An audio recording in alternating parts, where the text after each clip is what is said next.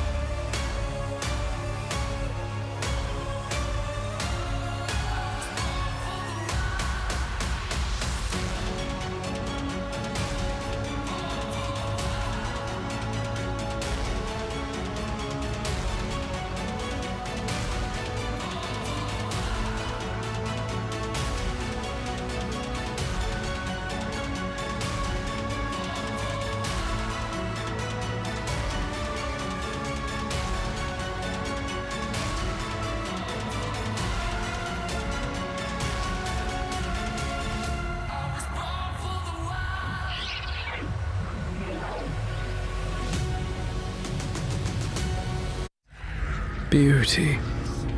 Merely the first breath of terror. Death.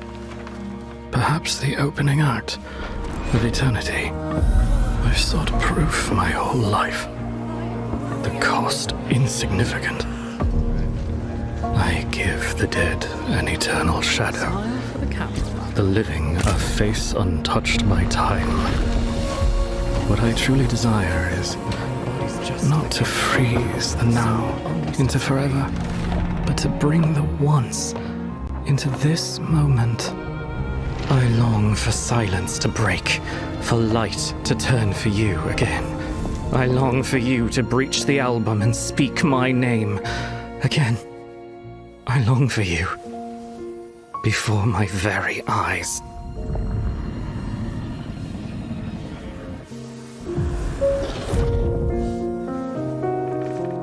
Joseph? Claude, I'm back.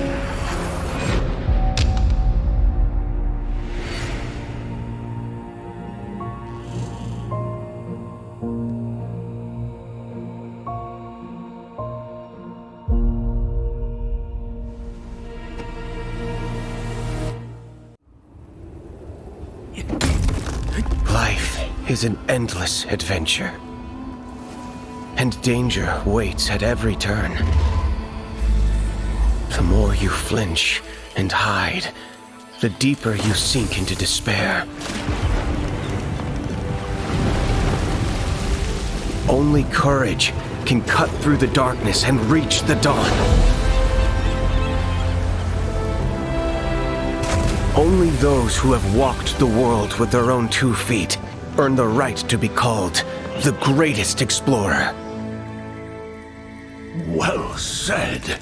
What a thrilling day we've had. Time to catch our breath. Shh. What is it? Wolves! Kurt, look out! Kurt! Get away from me, you filthy beasts! Get away from me, you filthy beasts! Stop him! Call the doctor! Hurry! I'm sorry, Kurt. I beat the wolves, but lost my freedom. Given your condition, we can't let you leave yet. Please rest.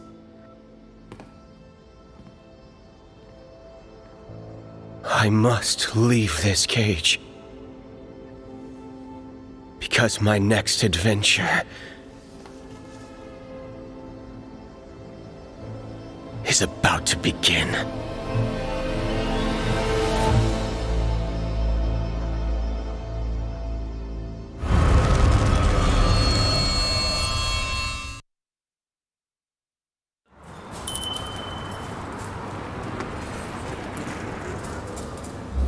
あれみんなまだ来てないじゃん。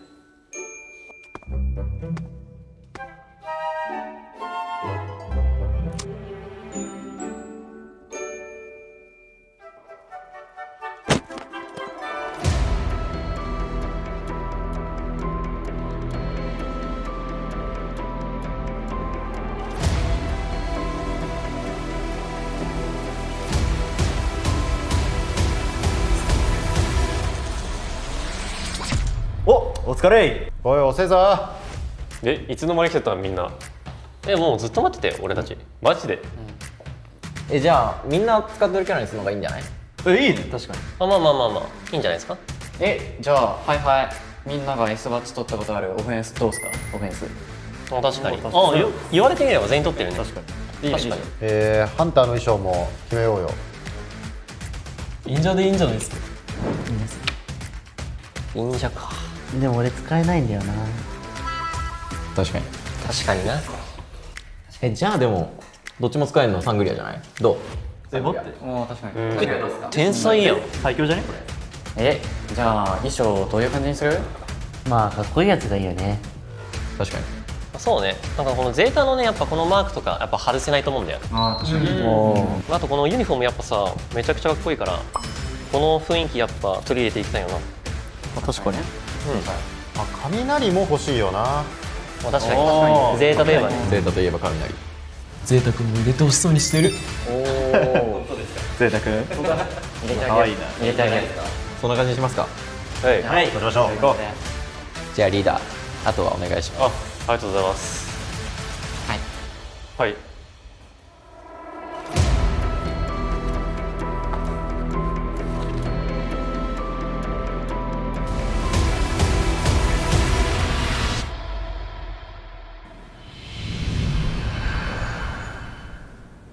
そうか、俺らの夢が叶ったんだな。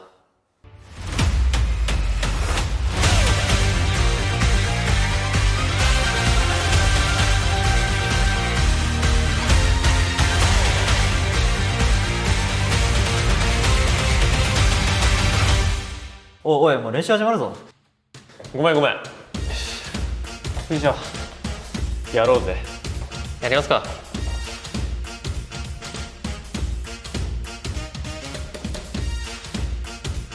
やべ、90は。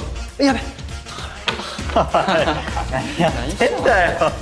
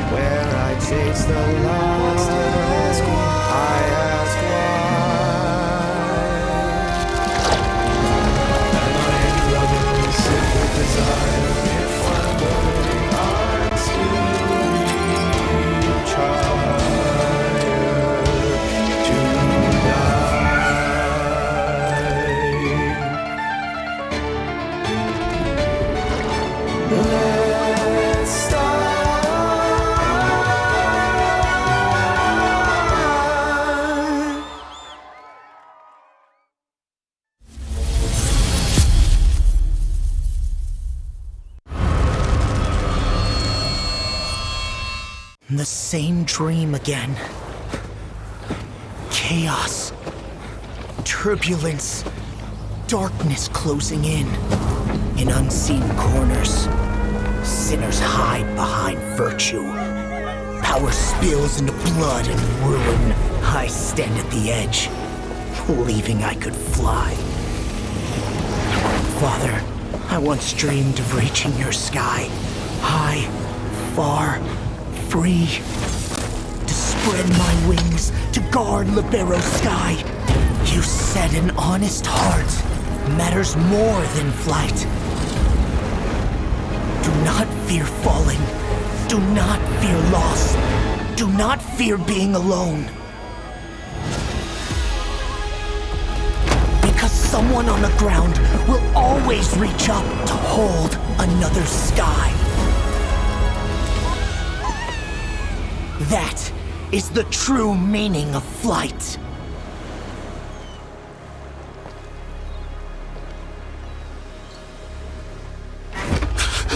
Father? It was only after the fall that I understood. Some losses can never be undone. Hatred is the only wind strong enough to make us rise again.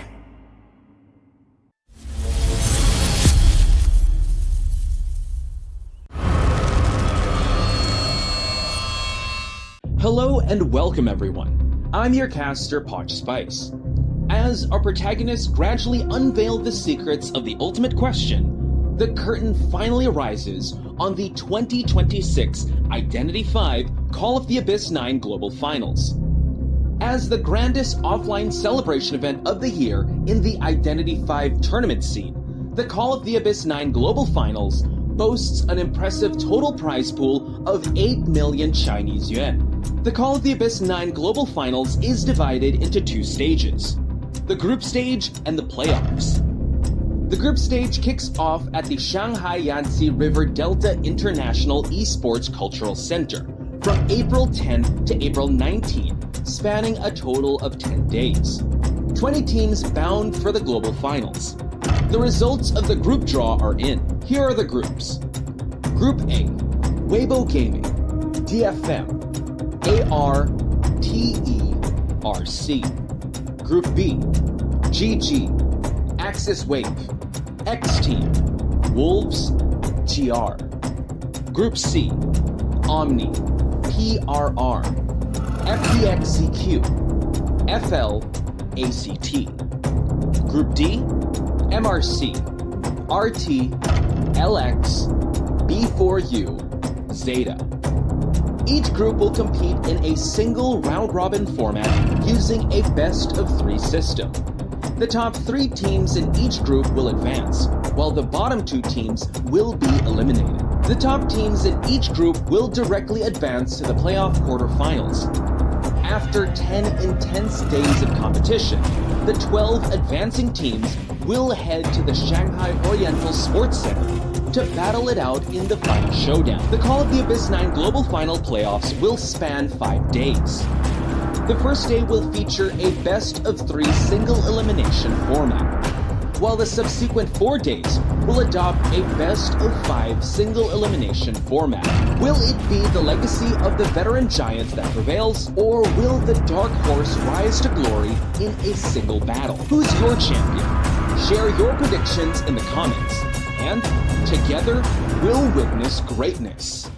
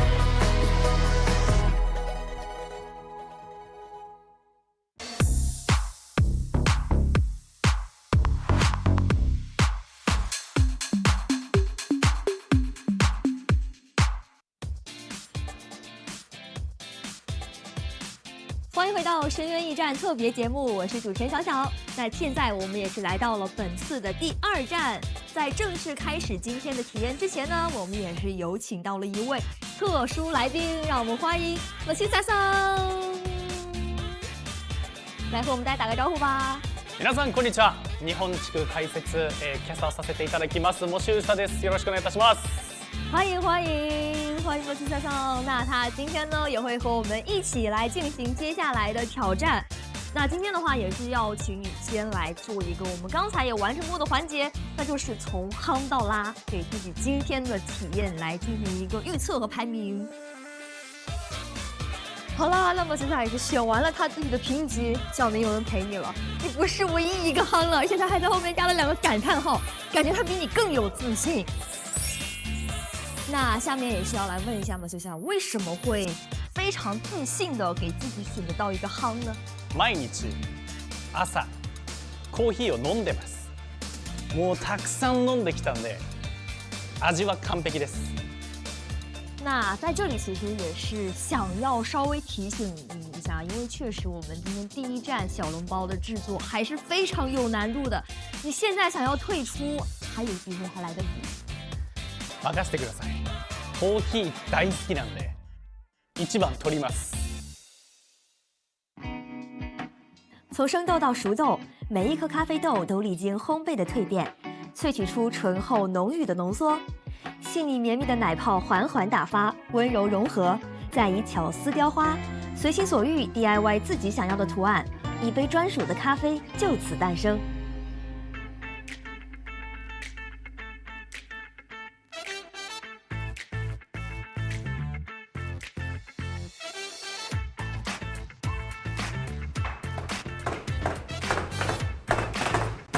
谢谢。あー、いい匂い。美味しいのができました。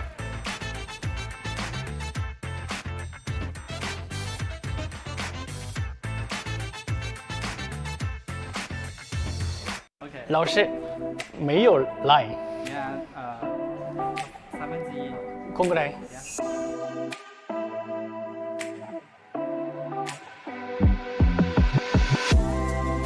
雪みたいに綺麗です。可以自己想画就画什么。对，你可以自己想画什么画什么。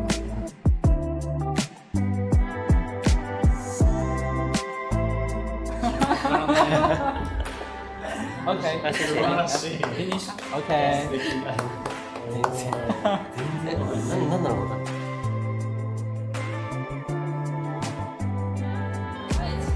Yeah, I'm enjoying it.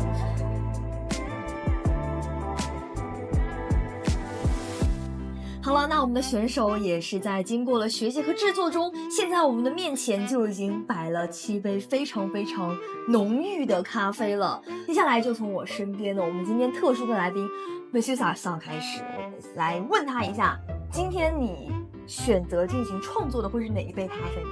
僕のやつはこちらです。どうですか？かわいい、かわいい、かわいいですね。かわいいですね。もうめちゃくちゃ美味しく仕上がったかなと思うんですけど、まあ絵力についてはちょっとこれから練習が必要かなって思います。S ランクですね。いただきます。あー、真好喝。哇，这趟没白来啊，没白来，又学了技术，又喝了这么好喝的咖啡，感觉AbyssⅨ今天的体验感完全拉满了。好，那下面问到我身边的 Yuki， 哪一杯是你的咖啡？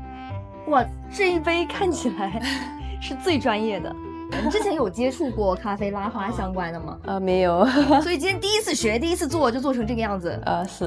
哇，那你今天在选择图案方面有进行一个怎样的思考？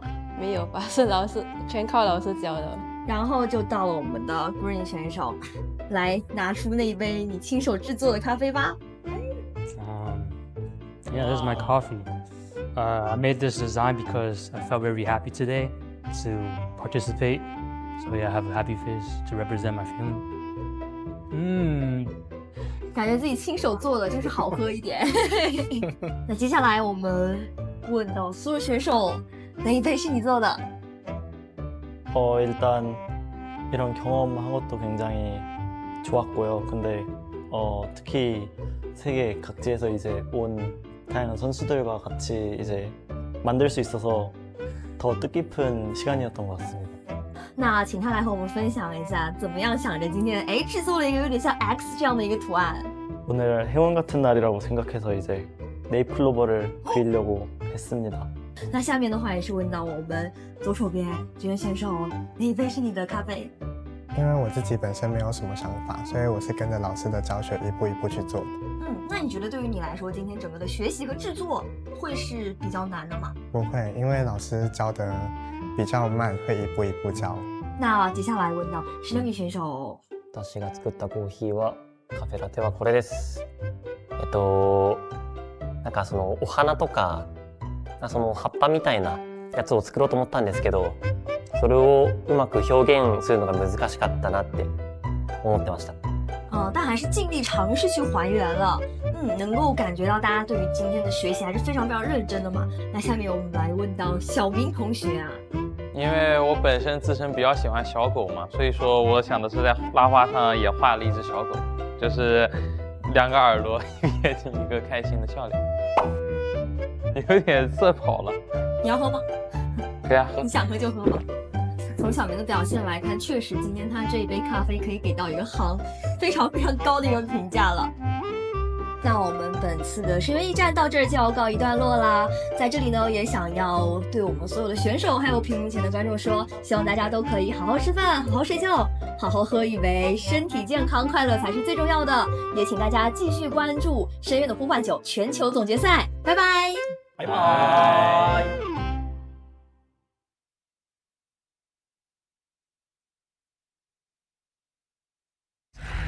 Beauty. Merely the first breath of terror.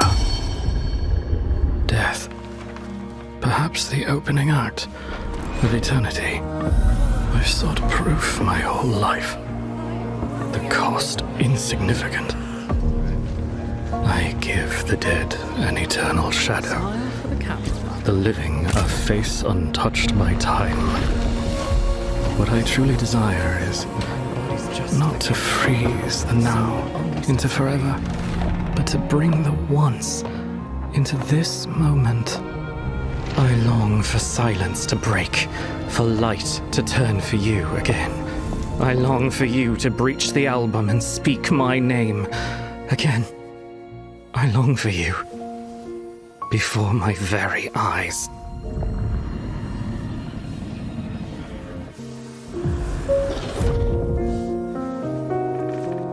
Joseph? Claude, I'm back.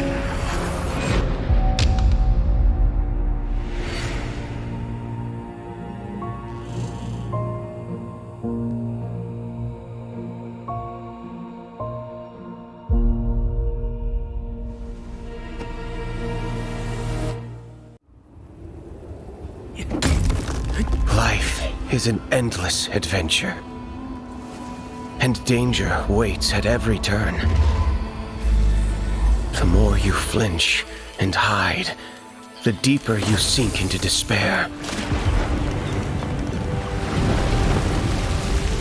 Only courage can cut through the darkness and reach the dawn.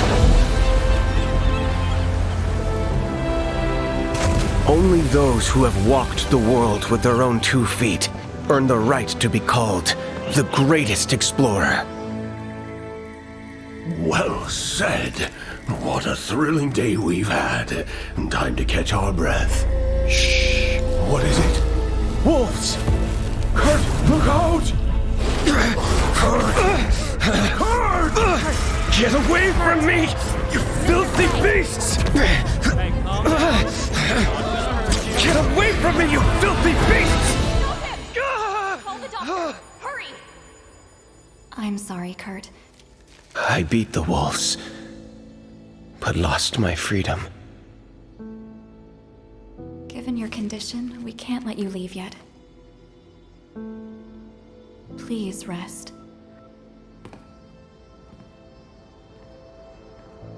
I must leave this cage. because my next adventure is about to begin. Are?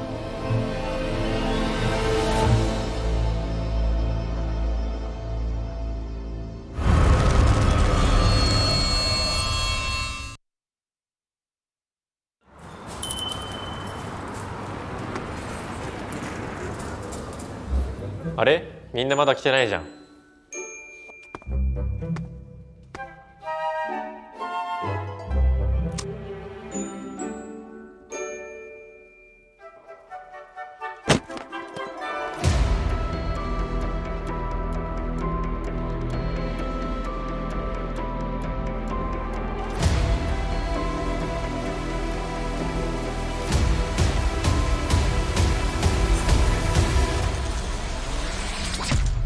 お疲れ。おい遅えぞ。え、いつの間に来てたのみんな。もうずっと待ってて俺たち。マジで。じゃあみんな使ってるキャラにするのがいいんじゃない？いいね、確かに。まあいいんじゃないですか。じゃあファイファイみんなが S バッジ取ったことあるオフェンスどうすか？オフェンス。確かに。言われてみれば全員取ってるね。確かに。確かに。ハンターの衣装も決めようよ。忍者でいいんじゃないですか。忍者か。でも俺使えないんだよな。確かに。確かにな。じゃあでもどっちも使えるのサングリアじゃない？どう？待って。確かに。天才やん。最強じゃねこれ。じゃあ衣装どういう感じにする？まあかっこいいやつがいいよね。確かに。そうね。なんかこのゼータのねやっぱこのマークとかやっぱ外せないと思うんだよ。確かに。あとこのユニフォームやっぱさめちゃくちゃかっこいいからこの雰囲気やっぱ取り入れていきたいよな。確かに。雷も欲しいよな。確かに。ゼータといえばね。ゼータといえば雷。ゼータ君も入れてほしそうにしてる。本当ですか？ゼータ君。入れてあげる。そんな感じにしますか。はい。行きましょう。行こう。じゃあリーダーあとはお願いします。ありがとうございます。はい。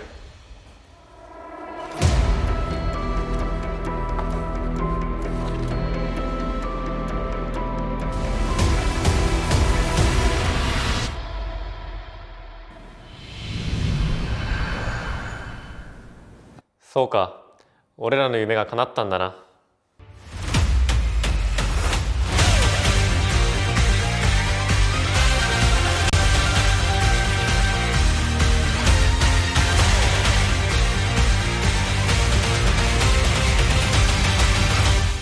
おいもう練習始まるぞ。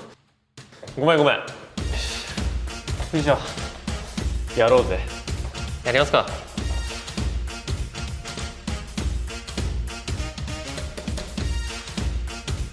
やべ、90は。やべ。何してんだよ。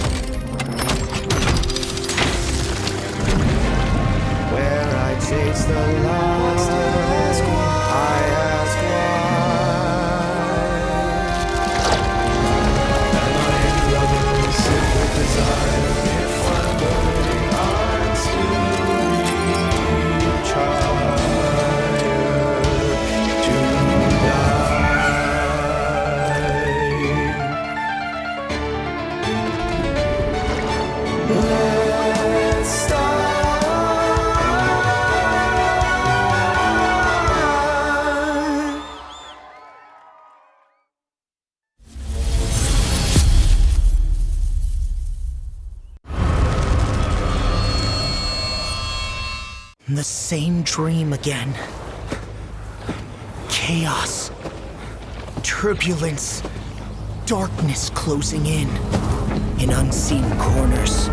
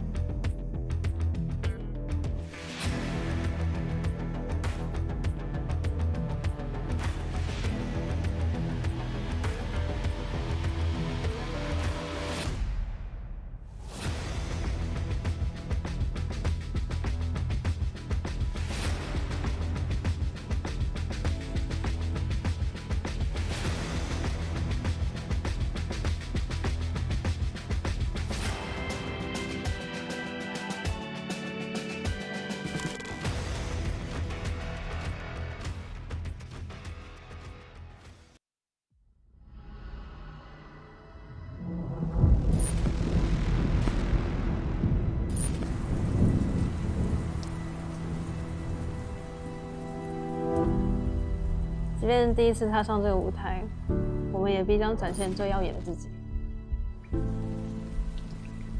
도전자인 만큼 이 무대에서 새로운 흐름을 보여드리겠습니다. Born bold, forged to face any challenge, we shall take the abyss stage head up. We have stood in the abyss stage before, and this time we will return to conquer. In skill and legacy, NAEU division to stand as a top contender in the abyss stage. Fueled by pure passion, my team and I set out once again on the world stage. Third place at IBS is not where our journey ends.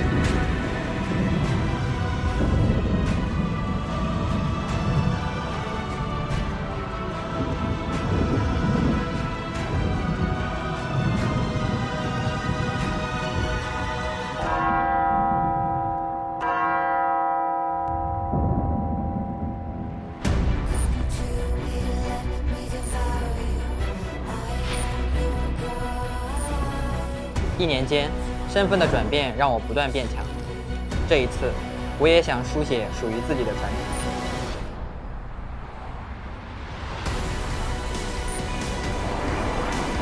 上海は僕たちが初めてグローバル大会の優勝を手に入れた始まりの場所、そして今、栄光とともに戻ってきました。僕らの前進は誰にも止められません。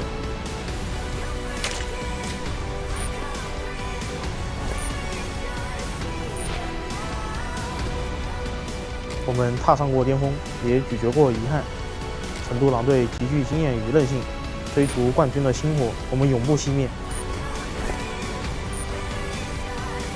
1年前、優勝に涙した思い出は今も鮮明に覚えています。日本地区は COA の有力な優勝候補の一つになりました。ゼータディビジョンはこれからもこの栄光を死守し続けます。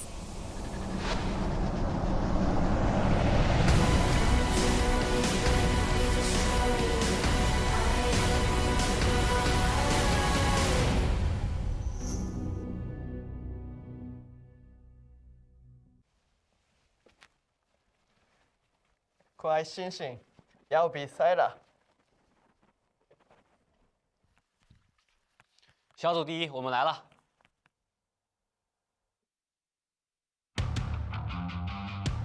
紧张刺激的比赛即将拉开序幕，让我们一起期待精彩纷呈的对决。首先有请日本赛区 Final。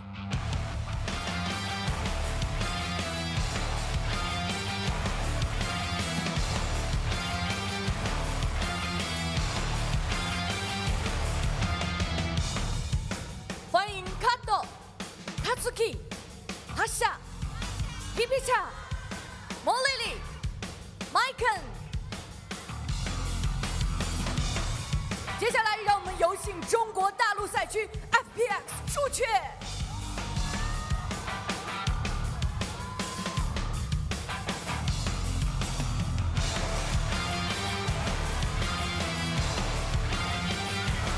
欢迎一花、袁、金少天、东璇、3岁、玉林。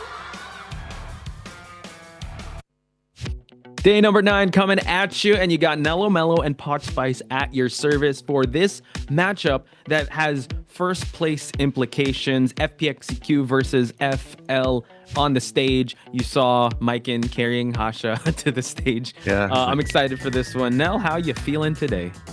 Yeah, I probably feel like Hasha. I probably need to get carried a little bit, like, you know, the heavy lifting. I'll hold your hand, Nell. Don't worry. I'll hold your hand. Okay. Here it is. Here it is. Yeah, as you can see, I'm drowning a little bit right here. But you know what?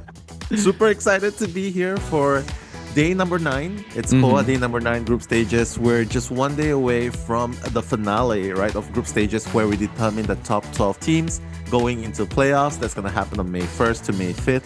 And of course, very happy to be commentating with you again today, sharing the mic with you and seeing everyone in the chat. So yes. Hello, everyone. Hello, everyone. I see Kaiden Davidson already with the FPX.ZQ Phoenixes. I don't know what we're going to give FL. I'm not really sure what emoji. But yeah, sorry. Give some shout outs, Nell, because we got to welcome the chat to day number 9. Of course, welcome Loboto, Bubbly, Salty Sugi, Horton Hines, Polypops. I also see Dovey Bird, Chill Yan, as well as Carol. Hello. Carol. And Hash Brown. Oh my God, Hash Brown, you're making us think about food right now.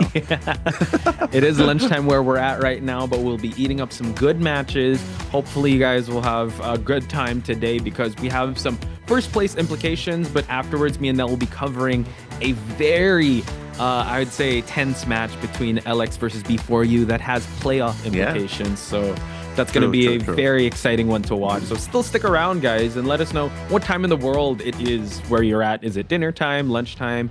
Or speaking of time, it's prize pool time, Nell. Talk us through the prize pool. Cha-ching time, indeed. That's 8 million yuan. I believe it's 550,000 US dollars for those of you who use the currency. Champions go with 3 million yuan, so on and so forth. And as you can see, the calendar itself, it's 10 to 19 of April. That's the group stages. We're currently on day number 9. The playoffs, where the 12 teams are going to battle it out, is going to start on May the 1st. And the grand finals to determine the grand champion is going to be on the 5th of May. Yep. And now the rankings, folks. Again, this is day number 9. 2 days left. Some are cemented in stone. You got Group A, WBG at the top, RC, TE, AR, DFM following up. And you got Group B, GR leading the pack against Axis Wave, Xteam, GG, and Wolves. Group C, which we're watching now, FL versus FPX.ZQ, ACT, and so on and so forth. Here we have it, GR, Axis, Xteam, GG, and Wolves. It seems like Xteam and Wolves have to battle it out for them to be able to battle for that third place spot. But as of yesterday, GR was able to beat Axis Wave. They have the most net wins, and I think they might have one more match, but they've already locked in that at least they've locked in that playoff spot. Yeah, we got that all from the Japanese analysis there, right? Because we know how to read Japanese. Sure, we don't have a script. What are you talking about? Of course. Sugoi, sugoi. But you know what? The implication is definitely there, as you can see, GG and Wolves, right, being in the bottom 2. So today, Xteam versus GG. Xteam obviously wants to stay in that top 3 spot, whereas Wolves... Xteam and Wolves. And it's crazy because this is the IDV versus... I mean, this is the first time COA, like, Wolves not in playoffs? What's happening? Yeah. That's crazy. What's happening is to be translated in Japanese later on.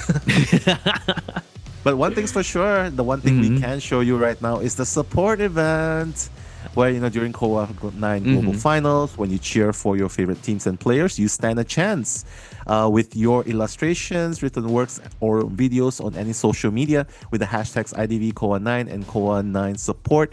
You stand a chance to enter into a lucky draw. I believe it's like a random draw. It's not really random, but the officials will be selecting 15 players to receive a NetEase Pay gift card valued at 99 cents times 10. So here's the question though, Poch, because I think the viewers asked as well, how are 15 people gonna share 10 cards? Well, that's up to you guys. You don't ask us. We're not the best mathematicians here, but what we do know are the matches for today. You got FL versus FPX.ZQ, first place implications. B4U versus LX, playoff implications. Then you got AR versus TE, same stakes. They are going to battle for third. And then our last match of the day, it's going to be Wolves versus Xteam. And Xteam primed to get into that playoffs, but it will be at the expense of Wolves getting their first W in the group stage. That is true. Who would have thought that we've seen a day that Wolves has not gotten a single W yet, let alone trying to make it to the playoffs itself, right? Which proves that a lot of the teams this year are really, really strong, right? Coming into this game. Yeah, so you cannot afford to let down your guards at all. But speaking of which, we are going to one of my recent favorite maps, Putch. We're going to go to Dark Woods. So FL using Dark Woods a lot in their map selection. Meanwhile, FPX.ZQ Survivors having a bit of trauma in Dark Woods, because if you guys have seen their matchup against PRR, you got Granny on the Axe Boy getting a 3-man elimination in this map. So hopefully they'll have a bit of redemption, but FL just reminding everyone, or like, maybe this map isn't for you, FPX.ZQ. Let's take you to that Dark Woods. Yeah, take you to that dark place, right? MZK from DFM took RC to that dark place as well, and they got a victory, a 4K victory with Granny as well, right there. So DFM's victory map, FNL thinks that this is their victory map as well. So let's see if Dark Woods is going to be the map FNL gets one over FPX.ZQ. The survivors of FNL is going to go first though. So FPX.ZQ decides that, you know what, let's send out the big guns first. Let's bring Big Brother Dongshen out to, you know, sort of set the pace first. What's scary here is that Dongshen met that Axe Boy 3K and raised a Dream Witch 4K, and that was the first Dream Witch he brought out in a while. And now I never knew that in Call of the Abyss. I remember before Dream Witch all the time, but when I saw Dream Witch, a tear fell down my eye. I'm like, wow, we're back to Dongshen Dream Witch. What a time to be alive, right? We're back at the height of his power, and he was able to get that 4K, a great moment. So that is also a hunter he can go with, but we can't deny the metas are there for a reason. Metas are there for a reason. Although Dream Witch is an older meta, it's still very viable in a lot of situations, right? Yes. So hopefully this is the map where they can sort of utilize some non-meta characters, you know, save those meta characters for the second round. Like maybe they can do that, right? Come up with something like a Peddler in the first round, come up with X-Boy, come up with Dream Witch. I mean, you could do that as well in this round. And then for game number 2, well, you can have more characters ready for you to play. That's actually very reminiscent of FPX.ZQ's match with ACT, because they saved the opera singer in overtime. Ooh, don't know if we're gonna get that. Brought out the Anne in hospital, still was able to get a tied game. So that could be also a possibility in this matchup. So don't leave it, don't put it past Dongshen to be able to save up the meta hunters for later rounds at least. True. It all comes down to strategy and how confident you are playing, right? There's no one wrong play. There's no one right play as well. So it all depends on execution of strategy and how confident you are. Starting things off, Kat, Katsuki, Hasha, Pipi-chan, Moririn, and Maiken from Team Fennel. That's the Japanese division team, whereas FPX.ZQ, Yihua, Yuan, Estienne, Dongshen, Sans, and Lin will be representing the Chinese mainland division team right here. Going up toe to toe right here, Dong X, the big brother, the boss, the final boss, the once revered scariest hunter at one point. Still very scary right now. Going Still up scary. first against Fennel. Yes, that is the president, Mr. President himself, Big Brother himself. President. Yeah, but we gotta move things on over to the survivor side. We got Mike in here carrying one of his fellow teammates towards that victory because of the average containment time he has, bowing to the audience. And also, I would have to say this, first survivor MVP of this group stage. Maiken, guys. Yeah. It's always been Hunter MVP, but Maiken and Nyan able to actually get that survivor MVP award.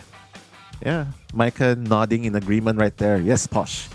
Keep speaking praises of me, sir. Of course. There's Kat though. Well, obviously he is the harasser of the team, has an enchantress and archer. He's like, yeah, well, I haven't gotten the MVP yet, but please root for me. I'll try and get it. And we've seen Vanny as well on the harassers, right? Getting such an amazing long kite. So you definitely have a chance to get MVP on Survivor side if you can perform such an amazing long containment time. That's Kat, ladies and gentlemen.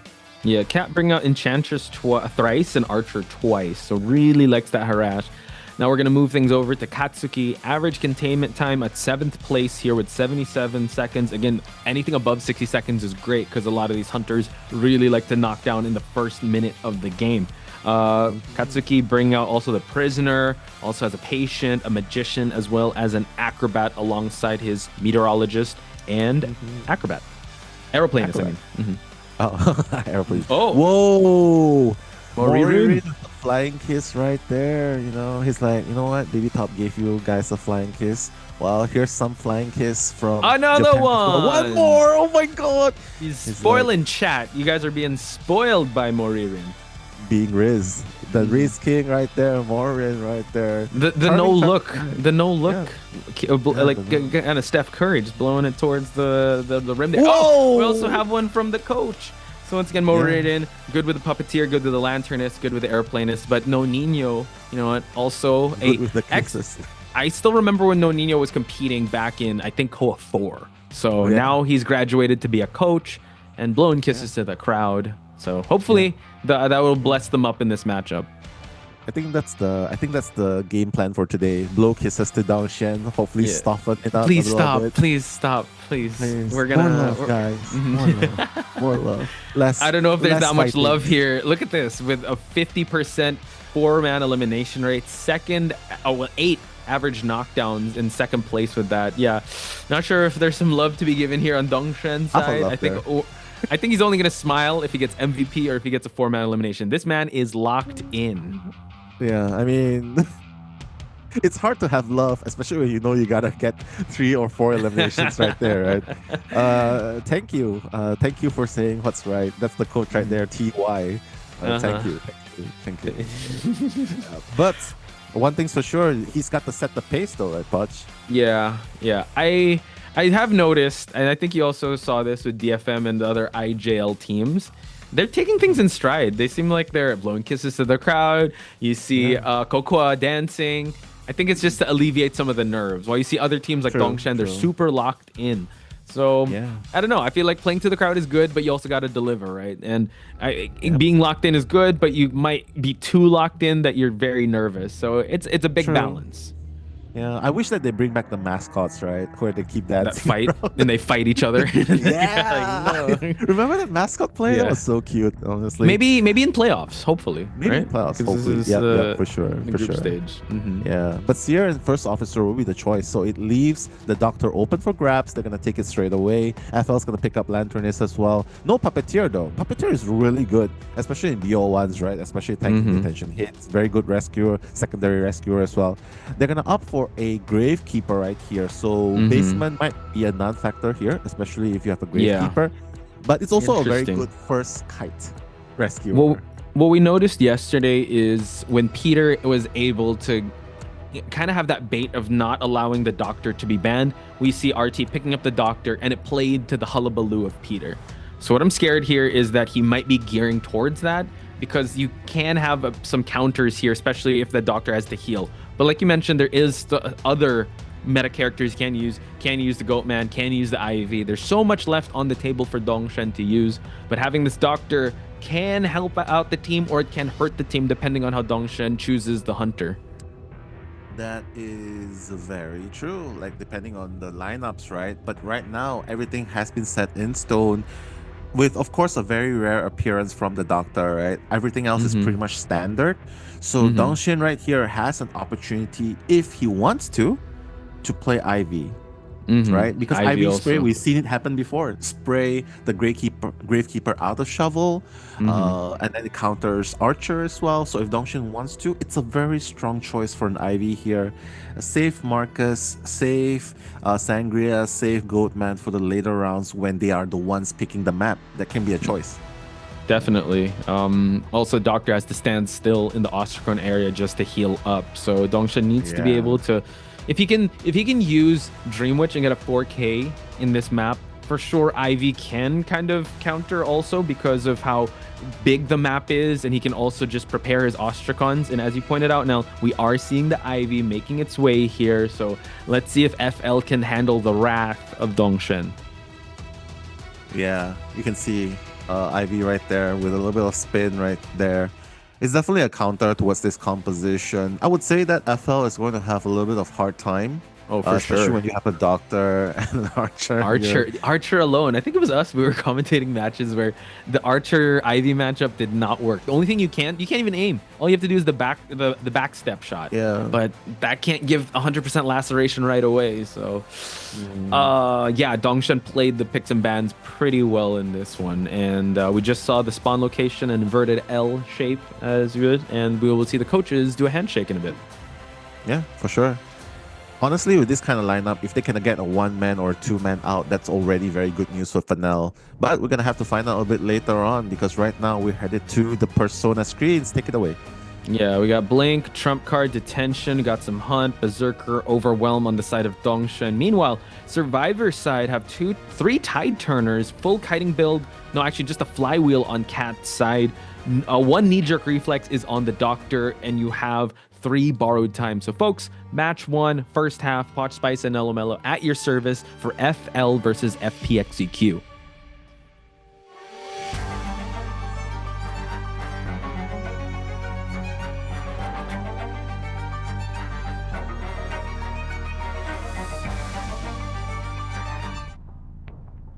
All right, Dongshin is the president looking for that first target right here, sending off the Phantom while allowing the main body to move forward. If you guys are here for the first time, welcome. This is COA⅓, the grandest stage of them all.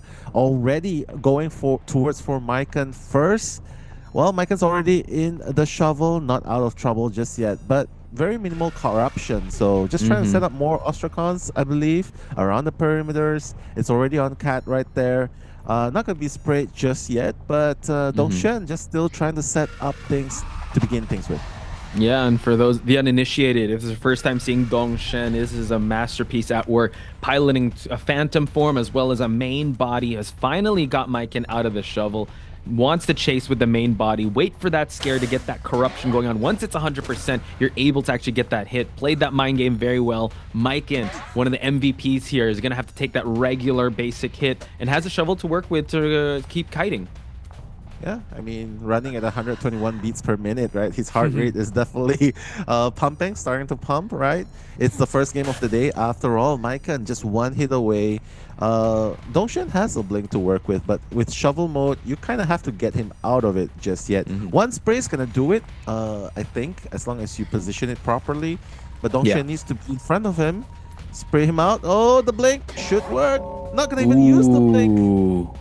Able to close the distance. Yeah, so now the trait is still unknown to the survivors. We do see Moririan in the area here. So again, I think it was a good idea for Mycon to save a bit of shovel just for the rebound kite, but they're working with two other tide turners, so it's totally fine. It seems like the lanternist is rotating lower left side of the screen, and Moririan will get spotted out by Dongshin's Phantom, and it seems like we are actually still gonna rotate away to get some Cypher control.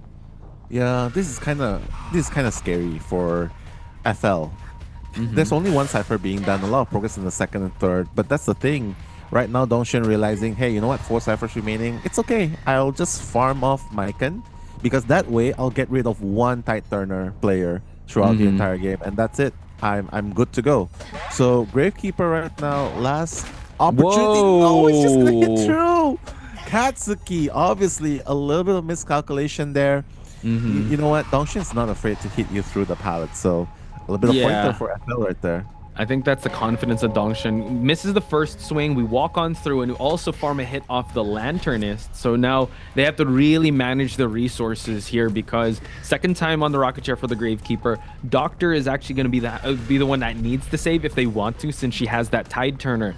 While Cypher progress still kind of distributed, so it's still all right, but we've seen how Ivy matches can really snowball towards the tail end, especially once he has his Ostracon set up on specific ciphers to put a chokehold on the Cypher progress. Yeah, I mean, this is already a very good start for Dongshin right here, right? Considering that he doesn't even need insolence to help him get the skill. So he will have access to trump card later on in the late game. But again, farming off Mycon. He's like, you know what? I don't really care. I don't need to even hit. I'm just going to farm him off. And this strategy is paying off, Poch, because Dongshin is getting all the presents he needs. Probably confident that he doesn't even need insolence. As a matter of fact, he's utilizing a trait that's not really common for Ivy. A 3/6. So, yeah, true. This is a Dream Witch. Oh, well, no, it's Patroller. But yeah, you want Trump card and Detention here. So now they don't even know what trait he has. He's already eliminated one of the other survivors.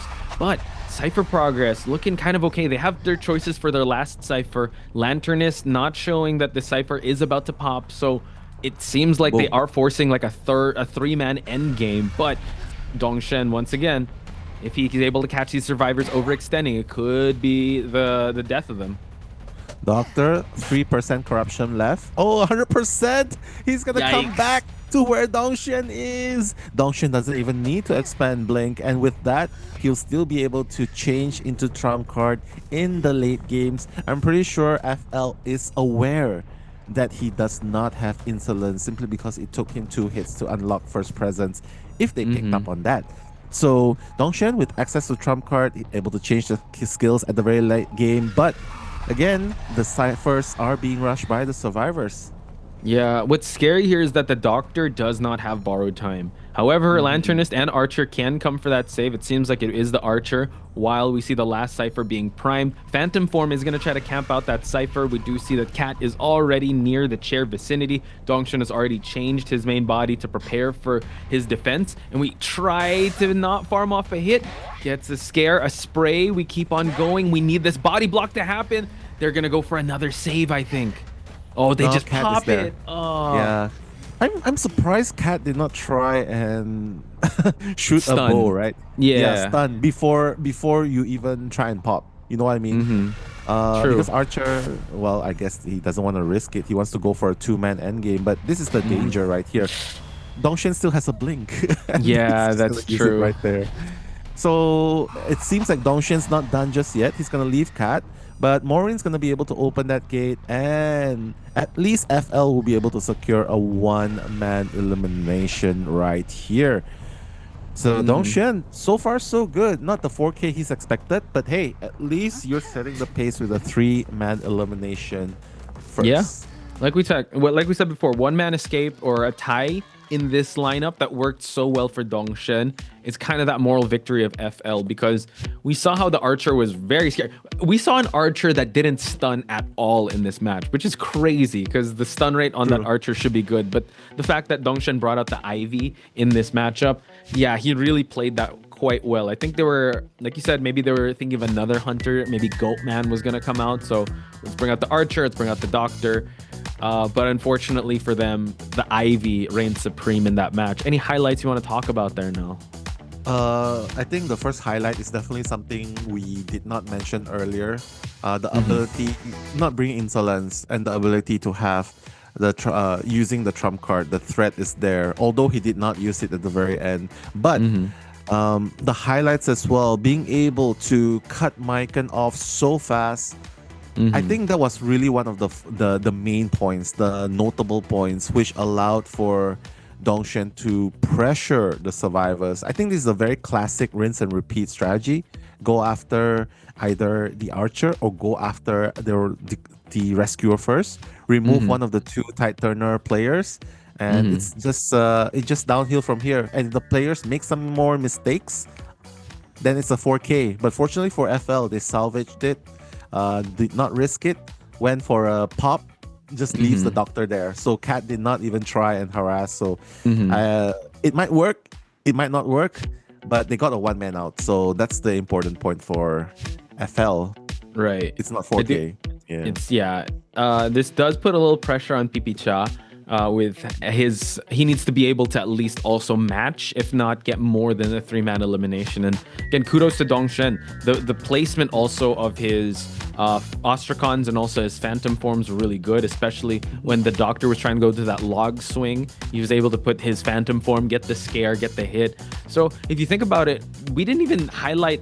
The only thing that was highlighted from the survivors were the shovels that just tanked those hits, but you called it at the start. The scares were able to take the Gravekeeper out of the shovel, and we didn't see any Archer stuns, not much Doctor heals. I think we only saw one. And the Lanternist, sure, but we didn't see her kite. So it was really a showcase or a masterclass of how to use Ivy in this matchup, courtesy of Dongshin. Yeah, I think they just played it the very safe route. Minimal harassments. Minimal harassments, make sure to get the rescue successfully, and that's it. Yeah, and just settle for, well, they got a one-man out. I think that's good enough. Although Dongshin could have changed to teleport at the very end game, but if he did not use the blink, I think Cat would have bought so much time right there. So same thing, either way. Hear me out too. I think that Dongshin won in the picks and bans because you're not going to see a Lanternist game 2 or game 3. You're not going to see a Doctor, so he doesn't have to ban those out anymore. So yeah, pretty good bans on the side. But we'll talk about that on round number 2, because right now in front of us we have Sans.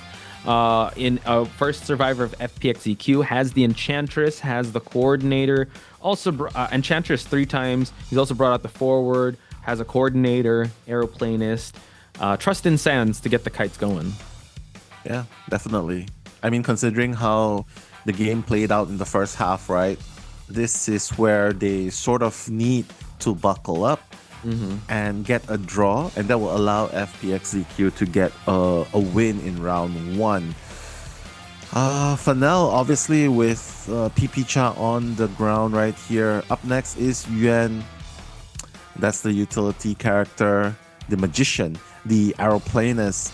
And mind you, though, 38% escape rate means, well, he's done his job more than enough and escapes half the time. And that's really crucial if you want to get more survivors out. 2 men out. Mm-hmm.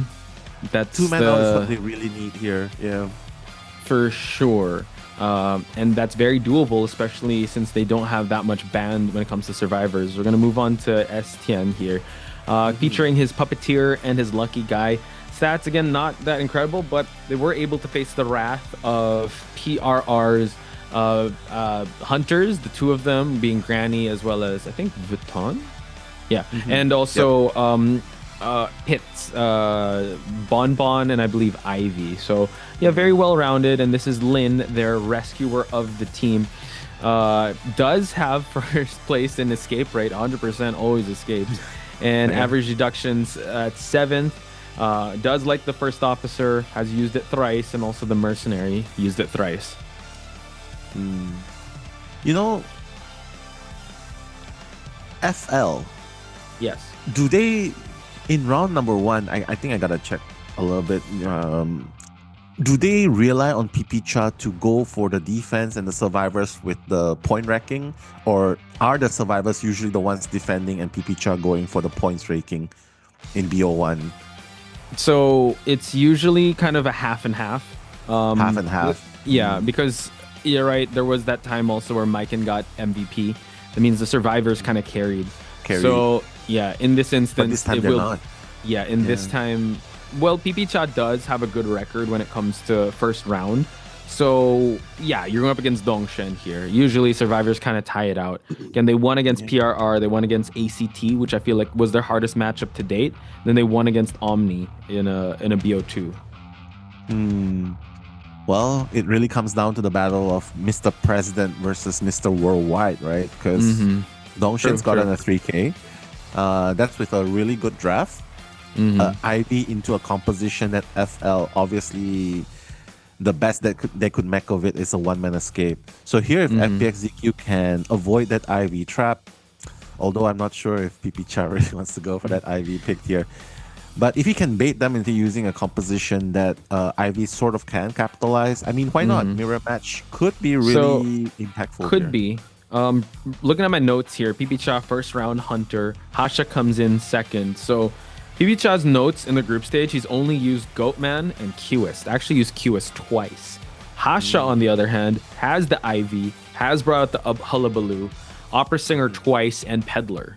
So maybe force him to think that an Ivy is going to come out, then all of a sudden, boom, QS. QS, yeah. I mean, regardless of which, round number 1, PP-cha definitely needs to carry the burden of trying to get a 3 or 4K, right? Maybe that's why. That's probably a foreshadowing, right? Let me ask you this, Nell. Would you rather be the first round hunter or the overtime hunter? Where's more pressure? I would say I would rather be the first round hunter. Okay. Because being a first round hunter, what does this mean? You're hardcore practicing 1 or 2 hunters that can sort of counter the same hunters, which means you are a specialist and you don't really need to spend more time onto other characters. You are practically mastering 1 kick 1,000 times. So I feel I would feel more comfortable if I can be that first round hunter with a specialty hunter that I practice 1,000 times. I think I would be more comfortable being in there, because being a round 2 hunter, round 3 hunter, you gotta play so many different characters. That's true. That adapts to what the survivors play. It adjusts as well, because what if they ban it out, right? More bans are coming in. So especially, I mean, kudos to the OT hunters like KKK and the ones that come in, Shaoma also, that from GG that comes in 2nd, 3rd round, because you're kind of setting up the first round hunter has the best possible shot because they don't have any bans, and like you said, just practice 1 hunter and just perfect it and just make sure that the bans will lead towards that. So hopefully PP-cha can come in with that, because right now the draft has been complete for the survivor side. Antiquarian, Lanternist, First Officer, and Perfumer now. Yeah, I mean, Perfumer, we've seen a lot of Perfumers, right? But just to finish things off, that's why you see Hasha being dragged by Maikon and not Pipicha, right? Because heavy carrying, right? Hasha. But yeah, I mean, we've seen Perfumer a few times, although not to the best results. Sometimes you get hit before you even utilize the perfume, so that's a high risk thing. Seems like Pipicha is gonna go for the granny right here, and I think it's a great choice considering, well, we've seen Granny got a 4K before in this map, and that's courtesy of the most recent MZK Peddler. So against this lineup though, okay, against this lineup, there are some counters. Yeah, there are. But as long as the Vine can counter Perfumer early, I think it's okay. For sure. Go after Perfumer. Hopefully the Vines hit. Get some metal affinity just to stop some ciphers from going. I'm just scared that the Lanternist is there, so they could just pop whenever, and Peddler's not going to know. You have a safety rescue on the First Officer. Note that FPX.ZQ kind of in the realm of just tying. They did have a perfect match, I believe, up against Omni, but usually, like, going back to their BO3 overtime with ACT, it was really a Hunter showcase. It was Dongshen versus Jinjinjo. So now, Peddler coming into this match. We've seen how Peddler can get the 4K, and we hopefully Pipicha is going to replicate that same type of performance just so that he can one-up Dongshen.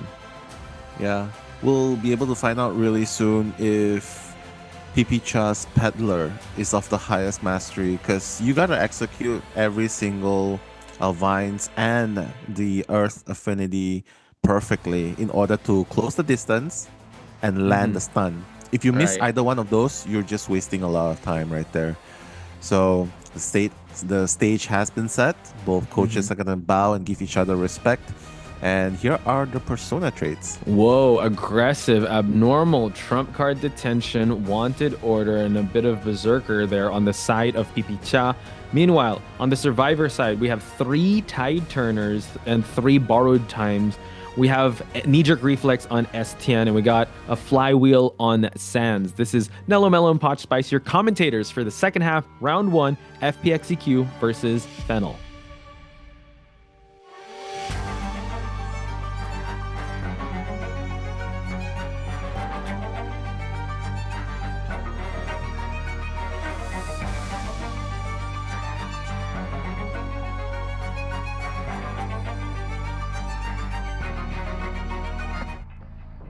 Pipicha, Mr. Worldwide right here on the Peddler. Needs to get a 4K to win round number 1 or a 3K to equalize right here.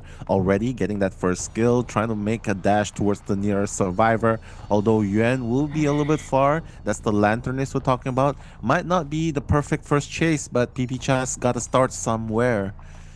True. He's going to get a bit of metal affinity just so that the hitbox can be extended. We're going to swing to the other side. And I agree with you, Nell. I don't know if this is the best first chase.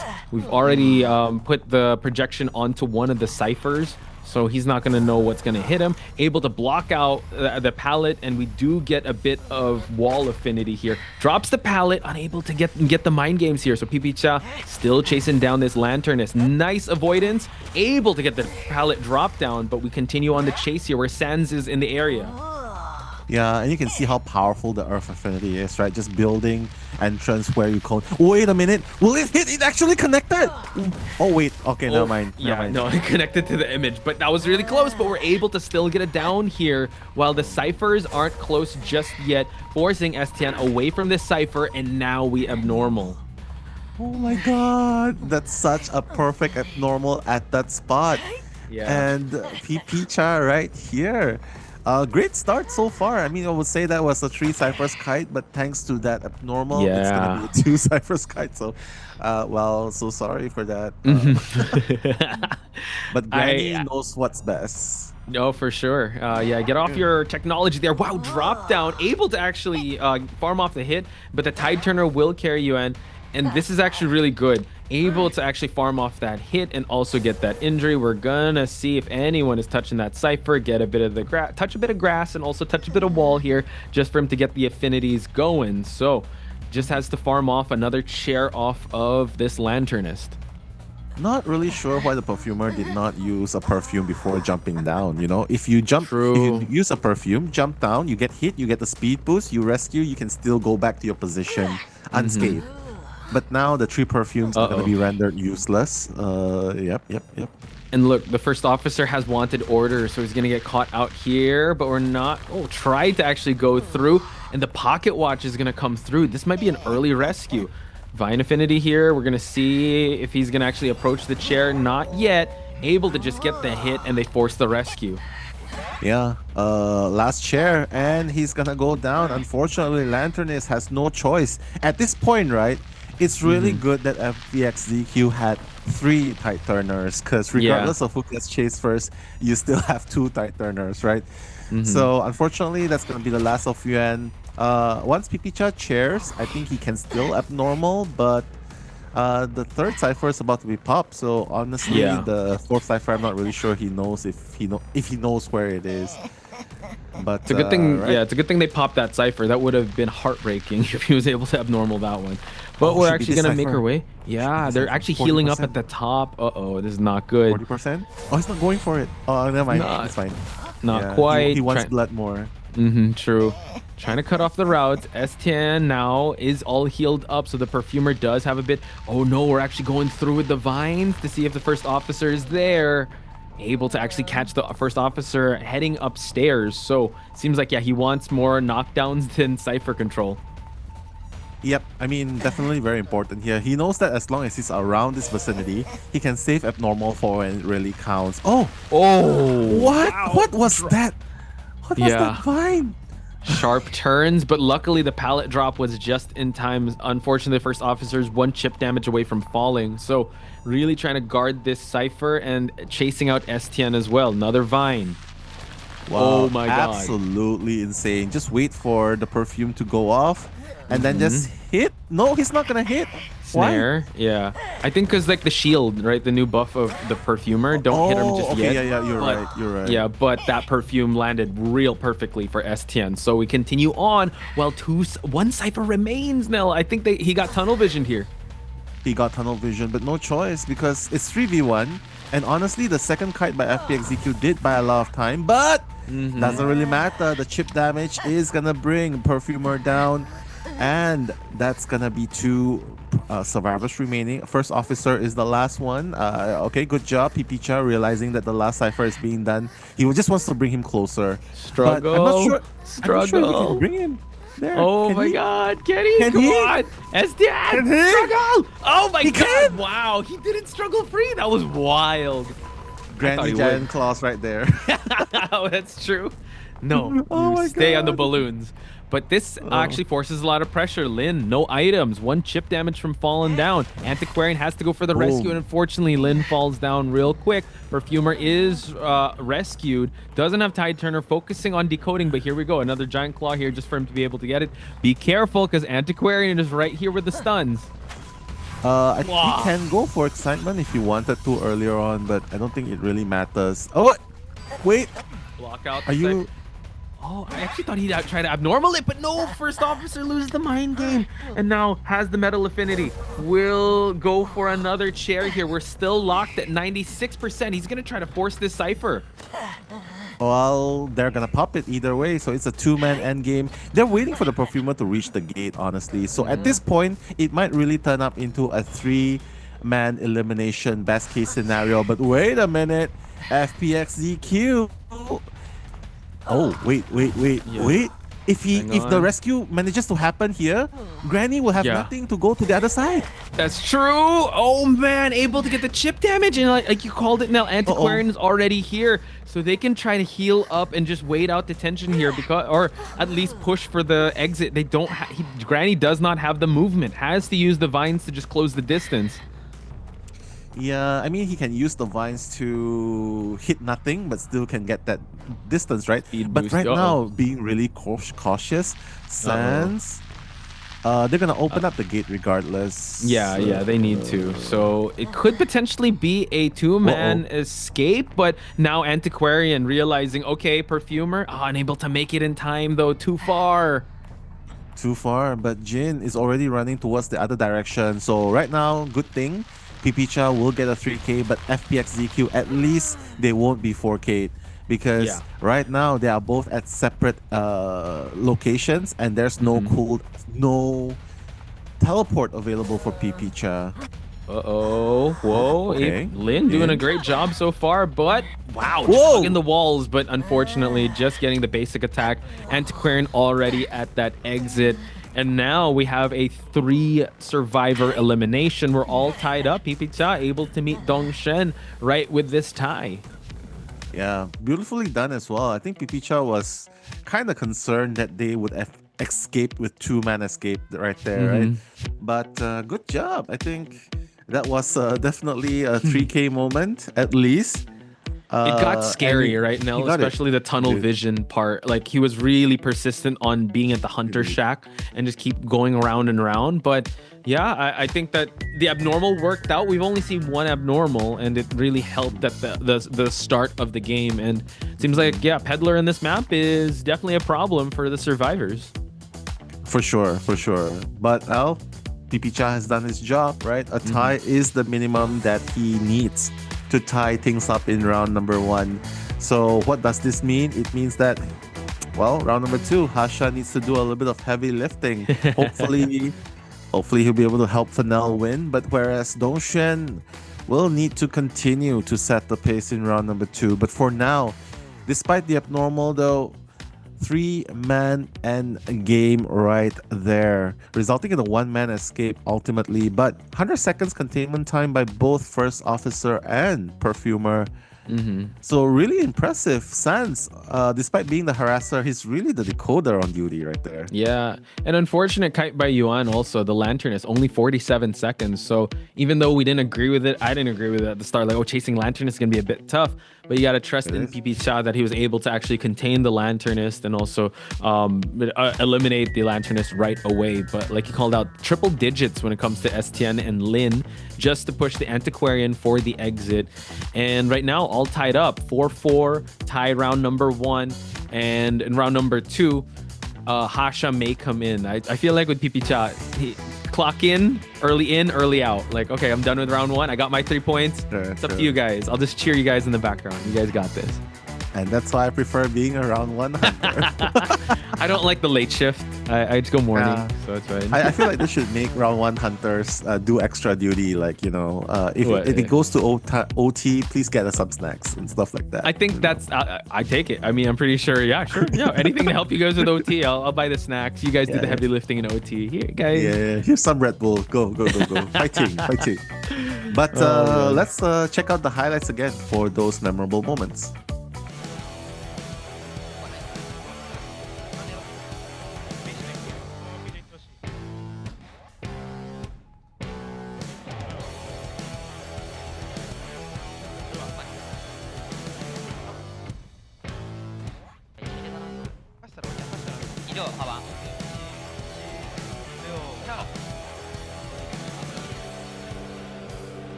And there you have it.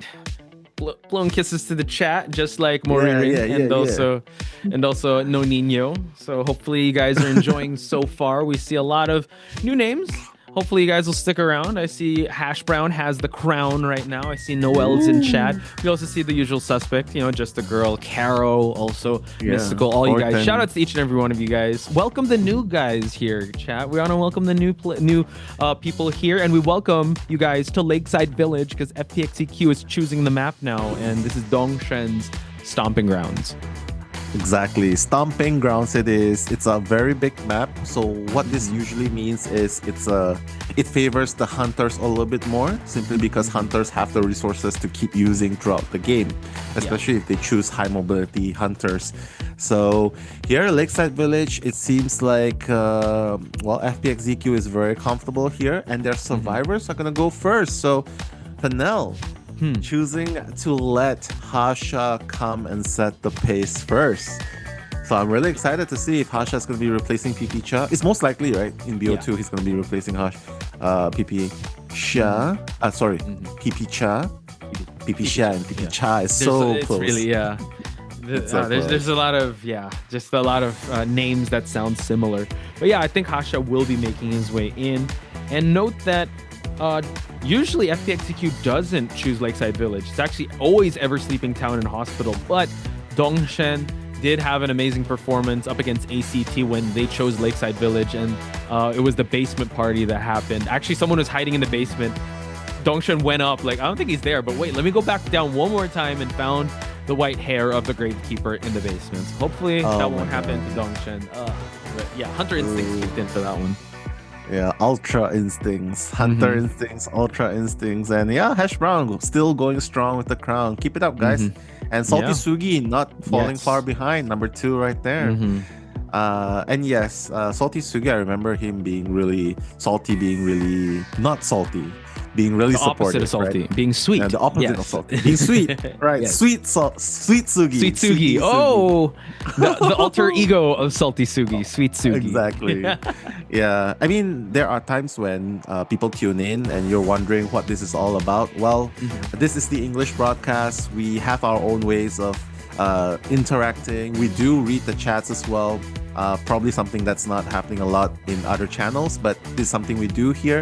So if you're here, do say hi and do say where you're from. You know, you can share a little bit about yourself and like where you're from and stuff if you're new here. And we'll definitely try and read it if we catch it. And yeah, this is something we have going on right here. So guys, let's keep the chat colorful. Yeah, and please, the usual suspects, please welcome the newbies or the new people in chat as well. I do see Polly Poppy saying basement hiding in Koa. Heck yeah, it's the hiding strat. We could probably expect a Kurt to come out here because it's Lakeside Village after all. But big risk, big reward if you're going to take that. So Hasha might have to be ready if the Explorer will come out. But looking at my notes here, I don't know if FPX.ZQ is known for bringing out Explorer in this map, but who knows? Who knows? Maybe Dora's far cousin Kurt will come to this map, right? But maybe. I mean, maybe. Besties, cousins, far cousins, whatever it is, this is going to be the map where it's darker. I mean, it's bigger, so it's advantages to the hunters in a way, but it's also darker, so it allows for a little bit of hide and seek to go on. And sometimes I would be really blind if I'm playing the hunter here. I might not be able to see as clear. So there's a little bit of pros and cons for each side. But as you can see, No Nino, are you gonna blow some kisses here? Oh, he's locked in. I guess dude. not. Yeah, he's Hasha's locked in, bro. Yeah, exactly. I think maybe he'll blow kisses with Moririn and the survivors, but I sense is the hunters are super locked in, like PP Cha, Dongshen. They weren't smiling. They were all like, okay, we need to get this 4K. We need to be able to get this W for our team. So hopefully we get to see the best out of Hasha. Yeah. I mean, being a BO2 and BO3 hunter is definitely very stressful. You gotta have a much larger hunter pool so that you can adapt to whatever they're choosing. What's up? Sorry, Hash Brown says hello from Huntington Beach, California. So wow, it must be like what time is it there? So it's like 2 a.m. Like, yeah, 2 a.m. or 12. But yeah, let us know where in the world you guys are from. Again, shout outs to everyone that is joining us from Argentina. Says Amixui. I hope I pronounced AMXIUI. And it's 2 a.m. over in Argentina. Hello. Thank you so much for joining us. All right. Hello. Windows Ventus is also from Santa Ana, California. A lot of people from California here. Hopefully you guys are doing all right. Get your 8 hours of sleep or just stay hydrated if you guys are still up. But if you guys want to stay up with us, we appreciate you guys and we'll keep you guys company all throughout the night. Yeah, really appreciate you guys being here. Prairie as well from Orlando, Florida. Wow. Yeah, Okay. yeah, really. And I know Carol's from. I'm not sure where Carol's from, but You're gonna dox Miguel de Carol. Latino right there. Noel coming in from Louisiana. We got Hasi Cookie all the way from Seattle, Washington, and we got Jade for the Sea Gang. So that's lunchtime over here for us. But everyone that's in EMEA and North America and everywhere opposite from where from, welcome. Wow, and even Egg as well. I don't know if I heard Egg, but Egg is from Santa Ana. That's in California as well. Yeah. So hello guys from Seattle, Washington as well. Oh my goodness. Everyone from Chile as well. That's Yusuke. Jane Sparta is also from Argentina. Just giving you shout outs while we're waiting for the band picks as well. And yeah, Dr. House visiting Mexico is canon. What? Polly Poppy is from Brazil, almost 2 a.m. Shout outs to people from Brazil. I see the Orichi, I hope I pronounced your name correctly, but you're from Singapore. But then, yes, we'll give more shout outs later on because the picks and bans are going on now. Seer, Doctor, and Florian out of the equation. Meanwhile, we have meteorologist, coordinator locked in for the survivors. They don't want to see Hasha's Goatman, but Hasha has the hullabaloo, has the opera singer, and also the peddler to use. Just to end things off, Marek and Carol from Mexico as well. Hola, amigo. How do you say like hello to like your like someone you really adore? Like, is there like a term of endearment, right? Please do share if you can. Yeah, okay, so that we can just say something more warm, right? But things are definitely heating up for the side of FPX.ZQ with a flare gun from the coordinator, right? There's a coordinator gun, there's the acrobat bombs, there's the Merc and the meteorologist as well. So except for the coordinator, obviously the gun is going to help with the distance, right? Everyone else has mobility. So that's a good drafting coming in, which sort of focuses on mobility to prolong your individual kites. Whereas Hasha right here, against a mobility character, maybe an opera singer here. Yeah, but it does get countered by flare gun. But everyone else is pretty good. Like, you can sort of chase everyone else rather easily right here. Maybe just deal with the flare gun with maybe an excitement, or just deal with it, at the start, and then just worry about it later on. Because Hasha has used the opera singer twice, and note that, Ivy, Hullabaloo, and are his other picks. But no, Ivy. I just mentioned Ivy. So Ivy doesn't want to deal with possibly like a long kite, or at least they have the transitional kite away from that area. But some of these survivors can actually pull some distance away from the Ostracons. So hopefully Ivy is going to have his Ostracon set up very well, because we know how Ivy can do. But we don't see that much Ivy actually in Lakeside. So this is going to be a very interesting matchup here. It is going to be very interesting, especially against characters that can sort of have mobility to kite out of your Ostracon jumps, right? But here's one, Poch. I'm going to say this to you because it's a term of endearment, and to all the Mexican friends as well. Te quiero mucho. Te quiero mucho. Yeah, it's what Carol taught us. Nice. To say. What does it mean? It means it's saying hi to your friends, but in a really endearing way, I think. Te quiero mucho. Thank you. Gracias. Is that gracias? I hope I got it. Don't ask me. I believe you're correct, but yes, I don't have the authority to say yes or no. All right. Thank you so much, though. And yes, Just a Girl is from England. That's why she likes to drink a bottle of water, right? So, but I'm so sorry for that. She's from Malaysia, that's for sure. But coming into the game number 2 first half, Persona builds, Poch. Yeah, we have a Blink, Detention, Insolence, Hunt, Claustrophobia, and Berserk. Meanwhile, Survivor's side has one Flywheel, actually a kiting build on Yuan, and then they do have some tide turners to work with. But we are going to head towards Lakeside Village. First half of round number 2. Poch Spice and Nello Mello commentating FL versus FPX.ZQ.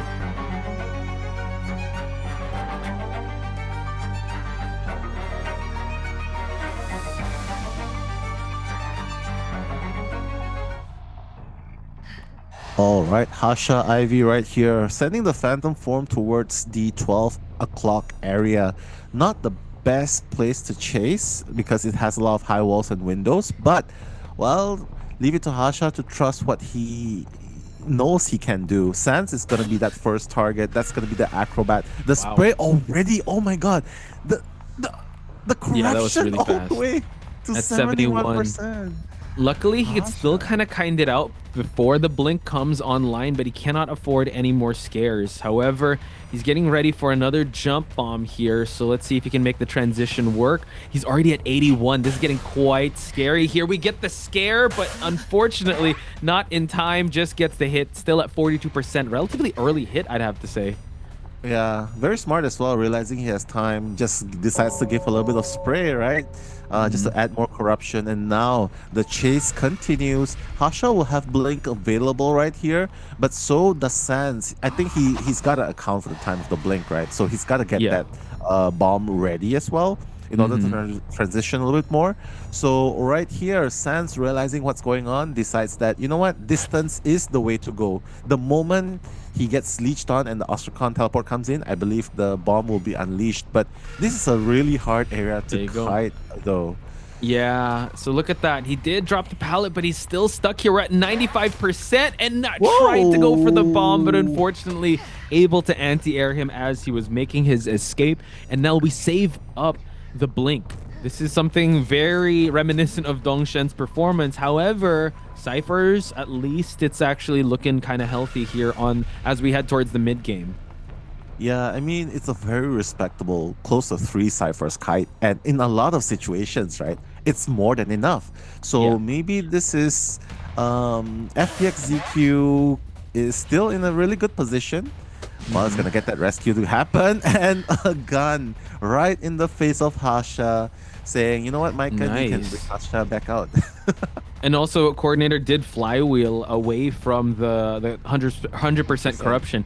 Yuan has to be very careful. He has 2 bombs to work with. He needs to kite by faith and not by sight, already leaping through the window just to get towards this mini boat area. Needs to get away as we start to build up a little bit more of the Ostracon areas. So great job so far. And Sans' side, but the blink finally connects. Yes, the blink to put a stop to Sans Gaming right there. Acrobat's gonna go down almost. He did buy some distance, right? So that's good. But the ciphers, though, the 5th cipher is almost non-existent, and this is the danger, right? First 3 ciphers, no problem. But the 4th and 5th cipher is always going to be a problem because there's only so few ciphers left in such a big map like this. Fortunately, the big boat is going to be the place where they're decoding the last cipher right there. So, okay, as long as he gets this rescue successfully, it will be great. But, oh my god, careful not to buy too much time. Uh-oh, 100% and a terror shock now! Oh my god! And not able to get it! Wow, Lin! Oh my goodness, bought a little too much time. He could have... And it's the mercenary, right? He could still get the rescue going and still get terror shock, but the worst case scenario did happen. He got terror shock and the rescue did not happen, and now it is all Hasha at this point. Oh my goodness, the terror shock, and we are in shock, right? But that's absolutely insane because they were definitely gearing up towards a draw, a 3-man end game right there, or at least a 2-man. But right now, nada is the case, and Yuan with no gun as well. Imagine using up everything, Potch. Even using up the flare gun, they have nothing for the late game. Hiya! This is gonna be a 3 or 4K. Yeah, it definitely will look that way. 2 ciphers still remaining, 1 at 83%, but that terror shock definitely was the one to just tip the scales in the hunter's favor. Now, Meteorologist is the only healthy survivor. Mercenary, not sure, will try to just buy some time here, but they need to just pressure some of these ciphers while STN is going to get some of the attention. Seems like we are going to switch main body, but no, back towards the Phantom form to see if anyone's here. See the Mercenary kind of decoding, but man, that was actually a really masterful play there by Hasha. That's true. And they're not even going to pop that 99% cipher because they know that this cipher is going to be guarded, right? So he wants to maybe catch Hasha off guard. But can you really afford to play like this? One person's injured, the other's full Oh my health, god. But oh my god, sorry. No more healthy survivors, Poch. No Yeah. more. And also, yeah, we spend the last Tide Turner as well. So we're still guarding that last... Well, it's not really the last Cypher. There's two. And unfortunately, Coordinator unable to get the flywheel in time. We've already spent the blink. And now we finally working on this Cypher at the top boat. Coordinator will fall down, has seated on the rocket chair. So, yeah, it's looking still pretty good on Hasha's side. It's looking pretty good. There's a lot of progress on the big boat Cypher, but rest assured, you gotta start running as soon as he's being chaired, right? Because meteorologist, nice positioning, the teleport, making Hasha drop down. Yeah, that's really good. But the chase continues, Poch. Like there are just two survivors remaining in this game. Yes, the Cypher has a lot of progress, but you're not full health. Yeah, that's and what's it's scary, just a matter of time before Hasha just goes back and forth and just downs everyone. Yeah, if again they do have borrowed time, which does help, but the numbers aren't in their favor. We see that the Phantom form is already here, and Lin has to stop Cypher progress from moving. So he knows where they're at, can keep just darting back and forth here. Guard the Cypher, guard the big boat, and just make sure that once someone is down, that is going to be one domino piece to fall in his checkmate scenario. That is true. And Hasha obviously can just play for the late game, just wait a little bit more. Blink is not up for another 60 seconds, so that's definitely something he can do. Maybe force out the survivors to be in a bad position, use up their resources. Mug still has 3 elbow pads, so he can definitely still kite. But he's already starting a 7 Cypher, so... He rotated towards the small boat, and look, the Phantom form is just constantly following it like a Guardian Angel or an opposite of a Guardian Angel, which is the Phantom form. And right now, Meteorologist, 100% corruption. We're breaking the pallet, and we continue on here to get a spray and hit down. It is going to be a slug game here for Hasha to get that 5 points for his team. Yeah, and it all started with that Terra Shock onto the Merc and the failed rescue on the Acrobat. So, that's painful. I mean, that was such a good decision by Hasha, and he pulled it off too, right? He pulled it off too against a Merc. Oh my god, definitely very commendable. But right now they are still fighting for their lives, still trying to clutch for a one-man escape. Although it is really hard to do at this point, Poch, because what are you gonna do when you're just one hit away? Yeah, he could just focus down onto the Meteorologist and then just really focus his attention on Mercenary, since Meteorologist has no more self-heal.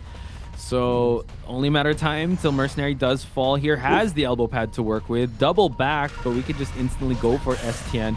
And we tried to get 100% corruption, and this Meteorologist is not getting up unless Mercenary can heal her up. That is true, but with so many Ostracons being set up anytime soon, right? Like you just keep setting it up, it's gonna be really hard. And Jin has no more items. Sure, he's running towards somewhere far away just to avoid tinnitus. But here's the thing, Hasha with the Phantom form can move really quickly to just scout out corners and areas, right? And without the self-heal, I think the best bet for FPX.ZQ is to just let Meteorologist bleed out and just force dungeon. Wait for the dungeon. Yeah. If that, if that does happen. Is this the first chair? It's not the first chair. I think it's right? the first chair. I think it's the first chair. Okay. Of the Meteorologist, at least. So, yeah, I think once he finds the Mercenary, chair the Meteorologist to get more time, and then go for this, because the Mercenary still has a knockdown, like cooldown, like he doesn't get knocked down right away. So now we get the corruption onto the Mercenary. We can chase him down, but he's actually making his way towards the dungeon. Can he bleed in time? Let's see if he can actually go. The bleeding's not in time. Yeah, and it's not going to open right away. Yeah. No, so wait, can it? Unfortunately not. Yeah, she's still, the bleed out time's not that long. And there you have it, folks. Hasha getting a 5-point game, courtesy of that Terror Shock and amazing camping. This is one of those times where you wish your teammates die faster. Yeah, get out of the game, guys. Get out of the game. Come on, stop living so long. I mean, so my question is, since we were talking about like where people are in the world, in the game settings, does it say terror shock, or is there another translation in different languages what it means? In Mandarin, what's terror shock, and what did the Chinese casters say? well, I don't know. That's the thing, I don't know, because I played in English as well. I even changed it to Chinese. Or But yeah, that's casters, a really interesting yeah. one. Yeah, so Yeah, let us know what is there a term in a different, or is it still terror shocked? But let us know as we look through the match stats here. Again, amazing performance by Hasha with his Ivy. Really thought the opera singer was gonna come out, but add his Ivy to his. He does bring round 2 Ivy a lot, so yeah, it really paid in dividends here. Yeah, Shadow 8, that game, the Shadow 8, right? And honestly, things were going really well. It's just the slip up from Lin right there. You gotta call it out, right? Because of that terror shock and that failed rescue, everything was used in order to rescue Sans. And because of that failed rescue the second time, well, they all of a sudden they find themselves in a pinch because, hey, no more gun. Of course, Mercenary still has 3 more paths, but honestly, what can you do? Yeah. It's at that point you're pretty much a fugitive, just waiting to be detained, right? Yes. As time goes on. So that's a 5-0 game. Polly Poppy says they unfortunately don't have Portuguese translation, so darn, that's not cool. But yeah, is it HC over in chat? Yeah, HC saying 恐惧真是. Yeah, So that's maybe the that is. translation. Yeah, I can't see the pinyin, so I'm not really sure if that's the correct Oh, there. pronunciation. Chocho messaged us if you can open up our chat. I can't read it though. But Okay, let me see, yeah, let me see. Go for it. Just All so we get right. A bit of a language lesson here, so we know what our other fellow casters in the CN side are saying. 恐惧真是, yeah. Well, I'm gonna stick with TS because that's 2 more extra syllables But to read. thank you, Chocho. Thank you. Thank you. But yeah. 谢谢, 谢谢. We know We this all, one. all I want to We say know is that this we can all relate to a terror shock. So that's why it's a very, For sure. if you play this game, it's a very visceral feeling when you get terror shock, or you're the hunter and you when you hit that terror shock. It's 2 sides of the coin. You feel elated, yes, I got it, but also you feel like, no, I got hit by a terror shock. True. painful You know, I think we cannot exactly expect that to happen as well, because so far the hunters don't waste time trying to terror shock characters. You realize a lot of the times in the competition they just go straight for the hit, makes that rescue, and then go for another hit or try for a double down, right? So it doesn't happen often that a hunter really camps for a terror shock. So maybe that's why when Hasha did it, Lin was like, wait, can't you just hit me and allow me this rescue? Why? Just Why are you putting me to this why? test? You're blowing kisses. Your teammates are blowing kisses. Why you gotta terror shock me, man? Why are you gonna test me like this? Why you Yeah. gotta put shade on me? Nell, you speak Malay, right? Because just the girl tried I to do. translate it, terror shock to Malay. I'm not sure if that's Takut right. terkejut. I'm not sure it's correct too. Takut terkejut. Yeah. Terror shock. Because it doesn't equate to the action itself. It's just more of a feeling, right? But takut terkejut sounds really, I would say that's the closest, but it is a rather awkward direct translation. Direct translation. I know it's Hash yeah. Brown. Yeah, you also tried to translate. It's all good. We just know the feeling of terror shock. Like it's we don't need language to understand what a terror shock is, because we all know. That's true. That's we true. got terror shock. Don't know. True. But yeah, really appreciate you guys trying to help us out, trying to figure out the translations in different languages as well. But honestly, that TS though, that terror shock was definitely not considered by FPX.ZQ, and for that, Maririn. whoa, The Riz what's Master going on? himself. Smiling. Yeah, is he gonna try and risk us? Oh, he's gonna do it. He's gonna Hand do hearts. it. Hand hearts. from Hand Maririn. hearts. And he should be happy, right? Because Hasha that just terror- helped them get a 4K. Exactly. I think that's why he got a big smile on his face. I think this Everyone. is. Yeah, I think the hunters are having like a really, you know that meme where you're riding that bus and then like one guy is like really sad, the other guy's really happy. That's like Fennel's hunters are on that side. It's like really like, ooh, business as usual. And look at this Survivor side. They're chilling. They're just they're fun maxing on stage. They're just having they're group stage maxing on stage. It's like, yeah, let's Orform here, guys. Yeah. It's fun. Yeah. But I don't know if you missed this, but even Kat, who wasn't really smiling earlier on, he was kind of grinding a little bit. He was trying to hide his smile right there. But I think this might as well make the most out of this moment. But yeah, you were saying no.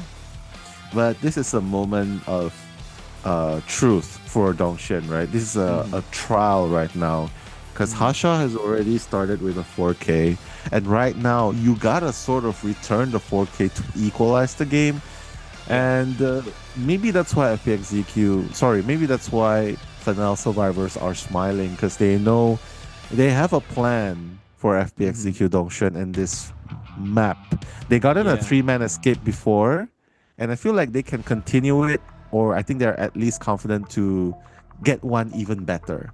Yeah, and the thing is, Mel, this is FPX.ZQ's map selection, right? So imagine the mental toll it's gonna take, right? And we have, you could use Embalmer, you could use decoders here just to put Dongshin out of his groove and his limit, but we're going Wildling and Antiquarian. Yeah, you can use it just for the whistle, just for him to be able to not have that tinnitus. But wow, Seer, Mercenary, as well as the Aeroplanist ban on Dongshin. Yeah, it's like enough mobilities, right? Enough mobilities. I don't want this to happen.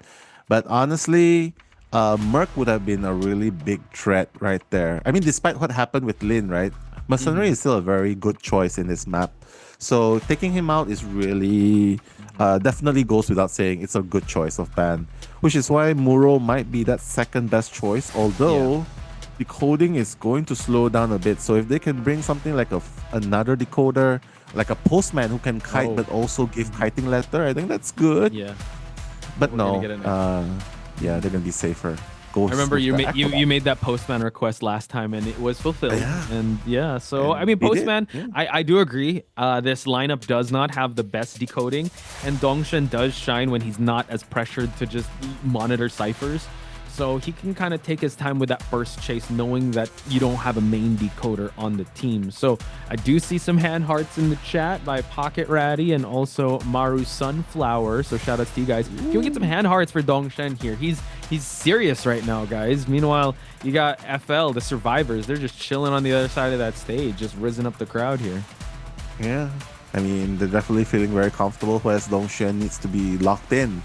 Unfortunately, he's not just a round 1 hunter, he's also the round 2 and round 3 hunter. So FL Pipicha can relax, but Dongshin cannot, because he needs to play it through until the very end. So the question is, what will he play here now that he does not have access to Ivy and Goatman? Because this lineup, well, a QS could be played. Looking at Dongshin's not the best lineup, Cypher Rush, so I think you can play it. Yeah, his Ivy's banned out. Goatman's not available. Qist is there. Opera Singer as well. That's Opera Singer, yeah. It's Qist Opera, like his most used hunters. He also has the Dream Witch, but I doubt he's gonna go with that. Oh my God! Why did I doubt myself? Why did I doubt myself? It's hard to Don't doubt the Dream Witch right there. Wow, second Looks Dream like the Witch. tears. Yeah. The tears are gonna continue flowing down our cheeks right there. Nostalgia right there. With a tear in my eye, Dongshin brings out a Dream Witch. Thank you, Dongshin. Thank you, Mr. President, right there. Okay, so Nell, here's what's scary. He needs a 4K Dream Witch, and he can. It's not the fastest decoding team. He can. Yes, but man, and we see Meteorologist pulls a lot of distance. We believe. Okay, I could see. I could see the vision. I could see I could see it happening. Antiquarian can disarm though, so that's a danger that he has to be prepared for. But Acrobat and Antiquarian are in a very good kiting spot, so I think it's still okay. And even if Dongshin unleashes the dog, the patroller, right?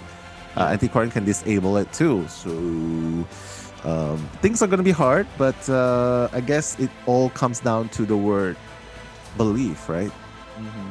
Dongshin believes it can be done. I think the chat's going to believe it can be done. So Here we go, Mr. President's Dream Witch right here. Yeah, this is Vanilla. This is the second Dream Witch that Dongshan has brought out, but we're seeing just a standard build on Patroller, Trump Card, Detention, Hunt, Berserker, Overwhelm. Meanwhile, on the Survivor side, they have 3 Tide Turners, a full kiting build on this Antiquarian, and only 1 borrowed time, and it's on the Muro. So FL versus FPX.ZQ, second half, second round, Potspice and Nello Mello at your service.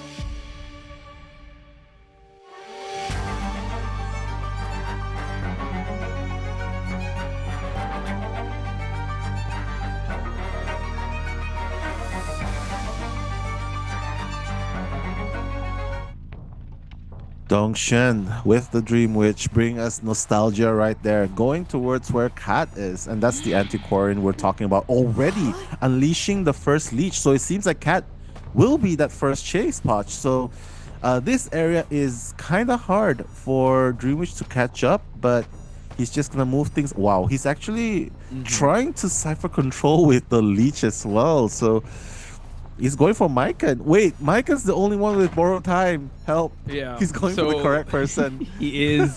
But will you invest in the Muro here? It seems like we've already got onto the boar. Main body is rotating around. Antiquarian still has not picked up the anti-leech or the anti-curse. And we are going to actually spread things out. Maybe just waiting for the Patroller to be ready, just for them to be able to have this early down. Dropping the Patroller. It's going to be the main body. Moririn in trouble here. Does have some pallets to work with, though. Does have it, but the bite timing is going to be a little bit off. Usually you want to drop pallets or interact when the bite happens, right? But here the timing is a little bit off. So unfortunately, that's going to be the first hit onto Meteorologist. But hey, you gotta remember, there's no leech onto Morin. Not yet, but there's one now. So. Yeah, true. Oh, thanks, Nell, for reminding me. But Antiquarian already is starting to remove the follower, so map pressure isn't going to be that scary. You also have some clouds to work with for Moririn. Maybe opt to use the push. Able to actually get it for him to transition towards this next pallet, but a Patroller is going to be ready. Drops the pallet in time. Another pallet mind game here. We're going to switch on over and able to actually transition a little bit further towards the big boat. Yeah, a little bit underestimate, right? Because he has that he has that pallet speed boost to work things with, so it did not end up like what Dongshan would expect. But Meteorologist, again, is a meta character, and with that resource, you can see how the Wind Gale even bought some more time, right? And it's the big boat we're talking about, so another Patroller might set things in stone. The Terror Shock is gonna happen. We did not see it, but it definitely did happen. And Meteorologist going down after almost a 3 Cypher's Kite Potch. So far, so good, though. I will say also, he actually forced out a leech hit, so you saw Dongshan had to leech the Meteorologist once again. Katsuki in the mix here. Meteorologist does have a Tide Turner build here and no more items, so Katsuki probably gonna rescue Tide Turner just to carry to a better part of this map, just so that they can prime the Cypher from the Acrobat. But it seems like Dongshan gonna drop a Patroller. Katsuki has to be very careful. He's bitten by the Patroller. He wants a 2-man down. That's a double down from Dongshan. Oh my god. Yeah, and the Meteorologist does have the leech, right? So he can afford the Meteorologist to go away. Now, gotta find the Acrobat just so that he can have a double down. So I like the proactivity of Dongshan forcing the survivors to act now that there's a double down. It is. But it is kind of dangerous though. The fast heal. Okay. Meteorologist with a push. And now Meteorologist out and about. Muro coming in with that support push. And now Meteorologist could possibly prime the anti-curse away. Acrobat now on this rocket chair. So Wildling has to come for the rescue. We do see Antiquarian helping out the Meteorologist get rid of that curse. Wow, this is definitely playing towards how FL wants it to, right? I think Dongshan got a little bit greedy there. I mean, it's a risk he has to take, but unfortunately, Meteorologist healed up so fast, and that's why now they have 4 survivors up. Sure, last effort's gonna be popped, that's gonna be Wildling down, but it's fine because ultimately you have borrowed time. Yeah, you have borrowed time. Although there's no final ciphers, one thing FL needs to be very careful though is they need to consistently prime the leeches. And make sure that not everyone is healthy. At least not everyone's injured is the minimum, right? So Dongshan is probably looking to pick up Maiken, but Cat in the area, okay. and Maiken will get chaired next. So they are taking turns on the rocket chair here, while we do see some priming of the leeches or the curses. So yeah, I like this. The proactivity is great, but FL just not a step behind from Dongshan's advancements, right? We had the double down situation, but you kind of lost sight of the meteorologist. Muro was able to push, and now Wildling gets to actually sit on the rocket chair while Cat is priming the rescue here. But now will actually get the leech onto this antiquarian, but does have a anti-curse to follow. And right now, Nell, it's going to get pressured a lot that they are opening up a backup cipher. Yeah, a slow start. Sorry, not a slow start. It's really highly stressful right here. It's high pressure at this moment. They're gonna make sure that they make this rescue happen, because Maiken is the only one with borrowed time after all. But even if they don't manage to, okay, they got Maiken out. Yeah, okay, Maureen's gonna take that hit. It's fine. It's fine. The good thing for FL is at least they have anti-curses, so they are able to anti-curse themselves. But here's the thing, Maureen... Doesn't matter if Maureen goes down here. I think Antiquarian can still come in for the rescue if he wants to. But a lot of people are injured here, and Wildling is also at half health. I think they gotta find some opportunity to heal each other up, but... Oh my god, this is a snowball moment for Dongshan. It is. So now back and forth here, but Dongshan always managing to find injuries on the board here, and now Wildling needs to, picked up an anti-curse, will try to actually go for a prime heal, but now it's Acrobat's turn onto this rocket chair, has already sat down. Meteorologist kind of priming up the heal here for the pickup, and now it seems like Dongshan will be camping out the Acrobat, so constantly 4D chess against these 4 survivors. Cat needs to get this primed and try and go for the rescue, but it seems like Acrobat might be well on his way. We see the meteorologist looking for an item. It's a magic wand, not a syringe. Muro forced to go onto his boar, and as this time is happening, no one is actually making their way towards this Acrobat, so Dongshan's gonna have his first survivor out of the game. Yeah, FL right now, right? I think they are slowly being pressured, using up all their resources, right? And everyone's injured. The one thing is, I think Maiken needs to anti-leech, and he needs to be the last person standing in this situation. If Dongshan manages to get all 3 survivors down, he needs to be the last person standing and kite all the way until the survivors bleed out or whatever, and then get the dungeon. I think that's the only way they can win at this point. But of course, simply because you see, like, they cannot touch ciphers at all. And as that happens, we are getting some heals. Antiquarian now does have a leech, has not been injured, has not actually sat on the rocket chair just yet. So possibly Muro will be the last one standing here, as that is happening here at the shore area. That can open up a lot of ciphers at the back area. So we flywheel towards the pallet, able to actually play a bit of mind games here, as I think the Wildling and Meteorologist are trying to find a cipher to prime here. If you're being sandwiched here, right, you might as well just get hit by the leech, but it's already stopped. So Cat, trying to buy enough time, has a flywheel, no more flywheel, right? So he needs to be very careful. Has a stick to work with, but I think he's not going to use it. He'll gladly take that leech hit. It's fine. But, well, Dongshan still has 1 more leech there. Yeah, on the Wildling, and actually this leech follower is close to that shore area, but they are priming that cipher over at the 2-story area. Cat, realizing he might fall down, will actually go towards that shore area to give Wildling that chance for that push. So now this is where it gets a bit dicey. What's Dongshan gonna do? Go for the pickup and try to find the last cipher, which is at 2-story, while we see that the Wildling is priming his anti-curse, but no! Wildling gets hit while he was trying to anti-curse here. It's okay. They just go for that pop. They just need 1 person out to win this round. That's cool. Meteorologist can go towards the first gate. If they decide to go after Maiken, well, he has his board to work things with. Obviously, the main body is here, right? So I think Dongshan should be just aiming for a 3-man. Yeah, possibly, right? Just He's trying to bring his main body to the middle, though. So, but the thing is, I don't think the followers can cover, the leech can cover the entire it's too big. map. True. Yeah. So now it's a foot race, but Meteorologist has already got so much progress on that execute. And Muro! True. Muro can actually also transition. No, it's actually Muro dungeon is almost there. No, can't. Antiquarian is not expired yet. Mycon is okay. Yeah, he's Maureen being out is the one person that they need. I mean, Hasha has already gone on 4K. Maybe that's why they were smiling. They're like, you know what? Yes, Dreamwish is scary, but I think we'll be able to squeeze one out. And Maureen's the one being squeezed out right there. Unfortunate for Dongshen. Win condition for our team here was just to get one person out, and considering how they played that, Dongshen being that Dreamwitch expert had to play I would say against meta survivors, being that meteorologist, and it was really tough, but you gotta admire how he played that, really constantly double downing, not playing conservative at all, and making sure the map pressure was there. But the fact that they got their win condition, which was one survivor out, FL played that very well.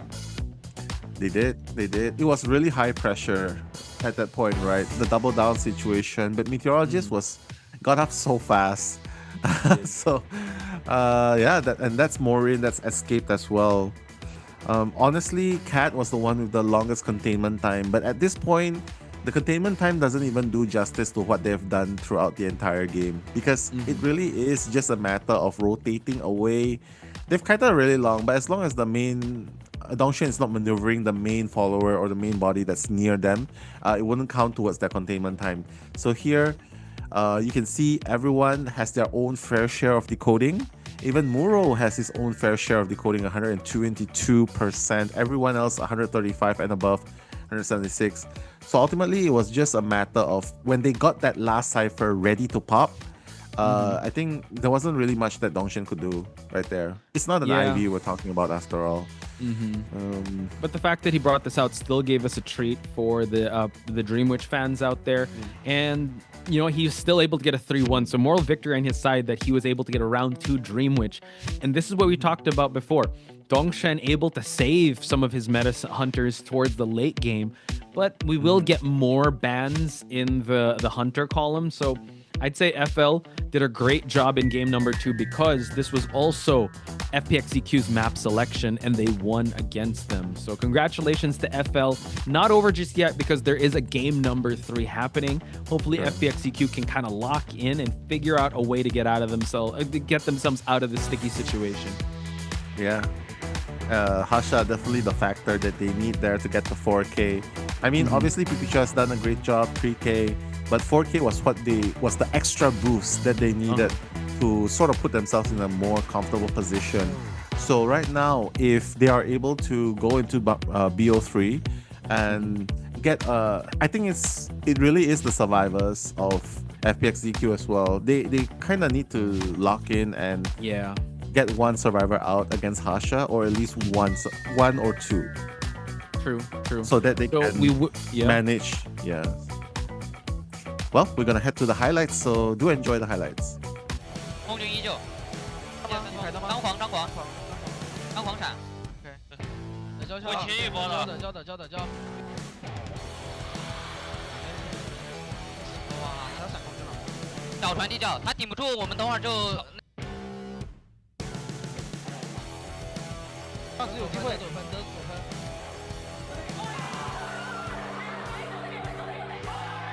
自分で取ってるからいいよ。回してほしい。いいよ。絶対 D 取り行く。や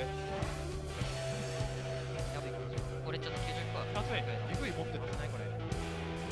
熱い。俺。される。最後見てし、2回頑張って。降りたわからん。負けちゃう。本当にいる。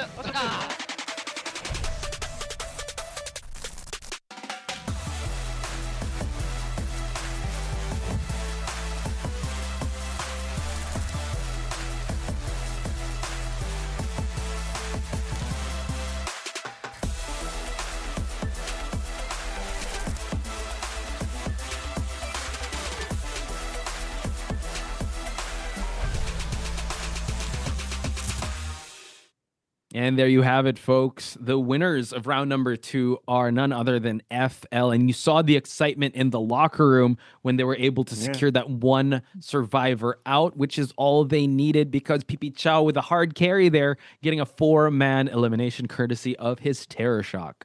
That's true. A roller coaster of emotions, right? Hands up, hands down, hands up, hands up. Again, one more play, up. One more. Oh my God. Keep going. So, yeah, you can see they're really expressive and they really had a lot of trust in Harsha. But of course, Fennell's survivors also did amazing, considering the odds are against them that they only had one borrowed time to begin with. But ultimately, they managed to pull one survivor out. So in round number 3, just to keep you up with scores so far, it's 3-1, 3-1. Both sides got a 3K in round number 1, making it a tie. In round number 2 that you witnessed just now, it was a 6-3 in favor of Fennell. Yeah, the difference in just 1K, but 3 points difference total, which is why 4K matters a lot. Definitely. And wow, just adding more pressure to our hunters over here and giving a little boost to the survivors. Fennell going to Sacred Heart Hospital, which Fennell kind of known for this. Likes Leo's Memory, like Hospital, and also likes Darkwoods. So they've always chosen this as like the difference maker in their matches, and now really ramping up the pressure on Dongshen's side. True, true. Sacred Heart Hospital is the Hunter Killers map, right? Yeah. Known as the Hunter's Graveyard, simply because it's so hard. It favors the survivors so much for a few reasons. A lot of kiting spots, no matter where you go, except for the T spot, right? Well, that's not a very good kiting area. The fountain area, not so good too, but at least there's 2-3 pallets around, so still good. A lot of kiting spots, and the hospital in the middle is just notorious, especially if you have a patient, you can jump back up. If you used to watch Kazuneko and Prospector like a few years back, or even the elevator scene, right? Pulling back up, perfumer, drop down perfume. A lot of plays you can do as a survivor here. So hunters are going to have a hard time here, but not to FL apparently. Yeah, it's going to be Hasha to still carry here. Maybe has a trick up his sleeve. Peddler is unavailable to use. We've already used up the Ivy as well. Opera Singer and Hullabaloo have been his go-tos, but right now we get 2 more bands on the side of the Hunter. So I don't think that he might have to go kind of deep with his pocket here for him to be able to get at least a tie, just to still hold on and maintain the lead. But cannot afford a 3 survivor escape, because that's going to even out the scores. So will this be the SOS that FPX.ZQ is looking for? Yeah, I mean, definitely down to this moment right here. Hash Brown, you're really distracting us with the burger. What's going on right there? You can see a few people loving the hospital. Orton loves the hospital. Salty Sugi, not so much. Yeah, if you're a Hunter main, you hate the hospital. If you're a Survivor main, obviously you love being at the hospital. Really strong area for survivors, right? But right now, coming into this game itself, it's going to be FPX.ZQ survivors going up first. And that's going to be up against Hasha right here. So obviously they have a plan right here. Going to hospital. That's Fennell's map selection after all. And yeah, I can see some people talking about Filipino food as well. Yes, Sakura Break is offline. I hope to taste chicken adobo one of these days. Yep. Hello, hello. Okay. I'm not really sure what's a famous Indonesian or Filipino food, but would love to taste it one day. Yep. For now, my tendencies are more towards noodles and chicken rice. That's what I tend to do so far. But thinking about food for a later day, because right now, before they can go for lunch, they probably need to end this in round number 3. Hasha going up first, Poch. What do you think? What has he played in the hospital before, though? I believe he brought out a peddler or opera singer. I have to go back and check, but my notes saying brought out Ivy, Hullabaloo, Opera, and Peddler, but 2 of those are taken out. I'm pretty sure they're going to ban out the opera singer. Not sure if they're going to allow Goatman to come in, because usually Goatman is used by Pipi Cha. So It's really up to them. Are they gonna go Goatman ban or Hullabaloo ban? And then maybe Pipicha is gonna surprise us with a Bloody Queen. Not sure. True, but Pipicha's not gonna be here, so it's gonna be Asha, to carry things up, right? But well, wait, why are you talking about Indomie right there, Jet Pierre? Indomie, yeah, I mean, since we're talking about noodles, right? While going to the band picks phase, Indomie is definitely one of my favorite instant noodle packets. Affordable, not that expensive, and it's yummy. And it literally takes 2 to 3 minutes to prepare, so that's good.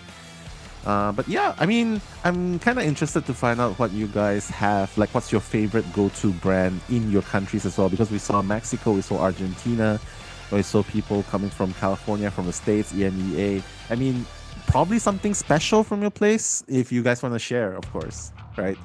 But Poch, what's your favorite go-to noodles brand in, or at least in the Philippines? Pancit Canton's really good, and also yakisoba is really good. If any Filipinos are out there, I do know that we have I just want to give a shout out to Apiari.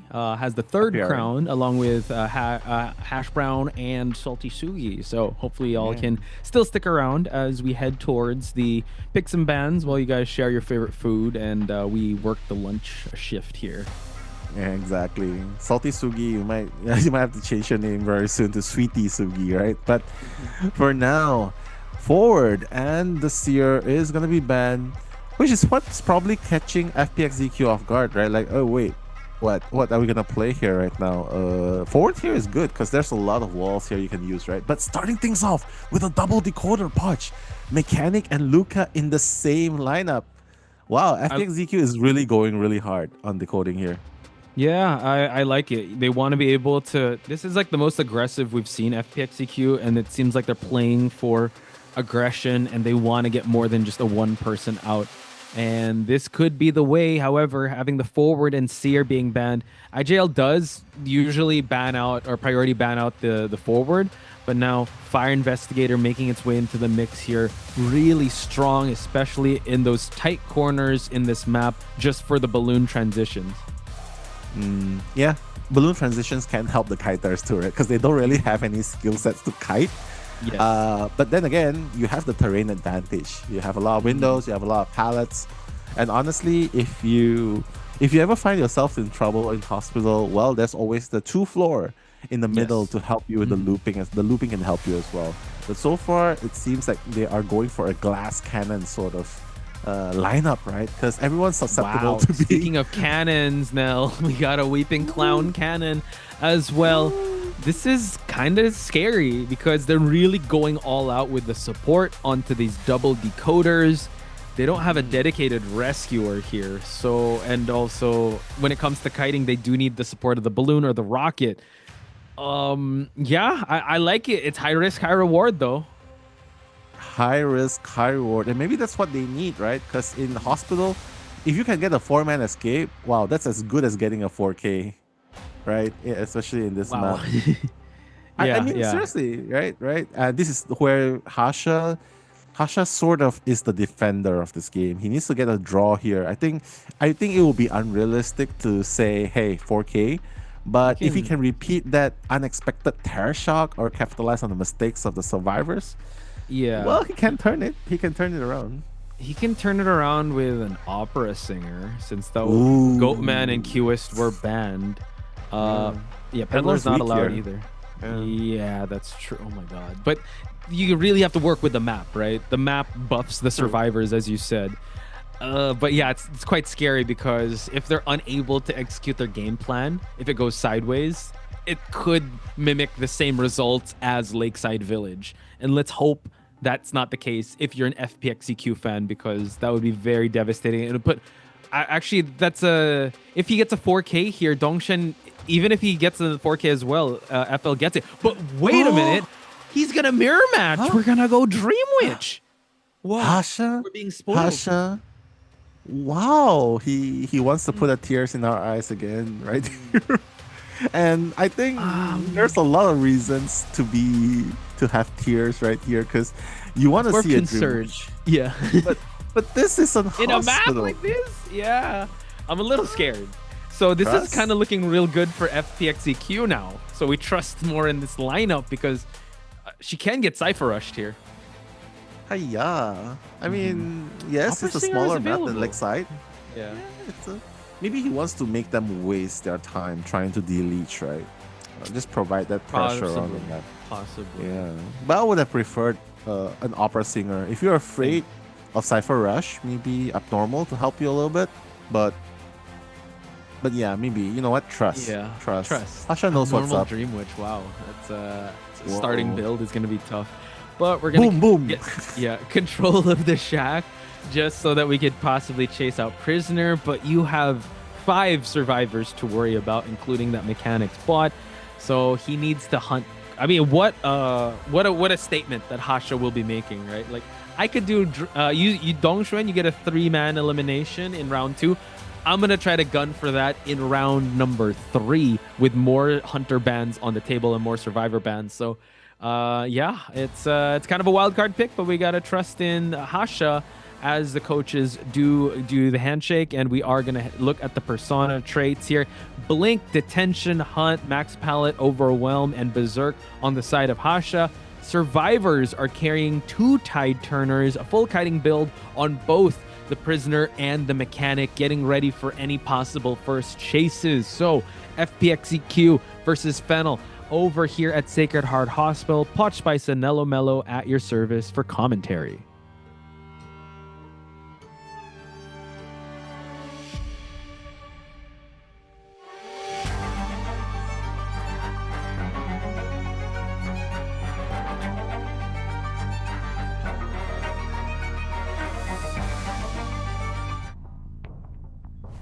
All right, Hasha, all or nothing. As you can see, only 1 detention, so he's pretty much stuck with the blink the entire game, which is what he probably needs after all. So Yuan is going to be in the vicinity. That's the Prisoner that's going to be taking that first kite.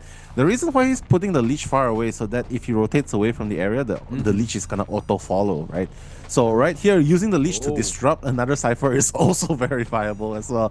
But now, very good starting point. Just managing, not being tunnel vision. But this is a very strong area to kite for a survivor, however. I'm just thinking maybe Hasha is playing more defense because, like you said, detention endgame can possibly help blink down to start. So it could be that he's playing more defense, but we force out a leech hit onto the Prisoner, and Hasha is gonna have to rely on blink to possibly down this Prisoner.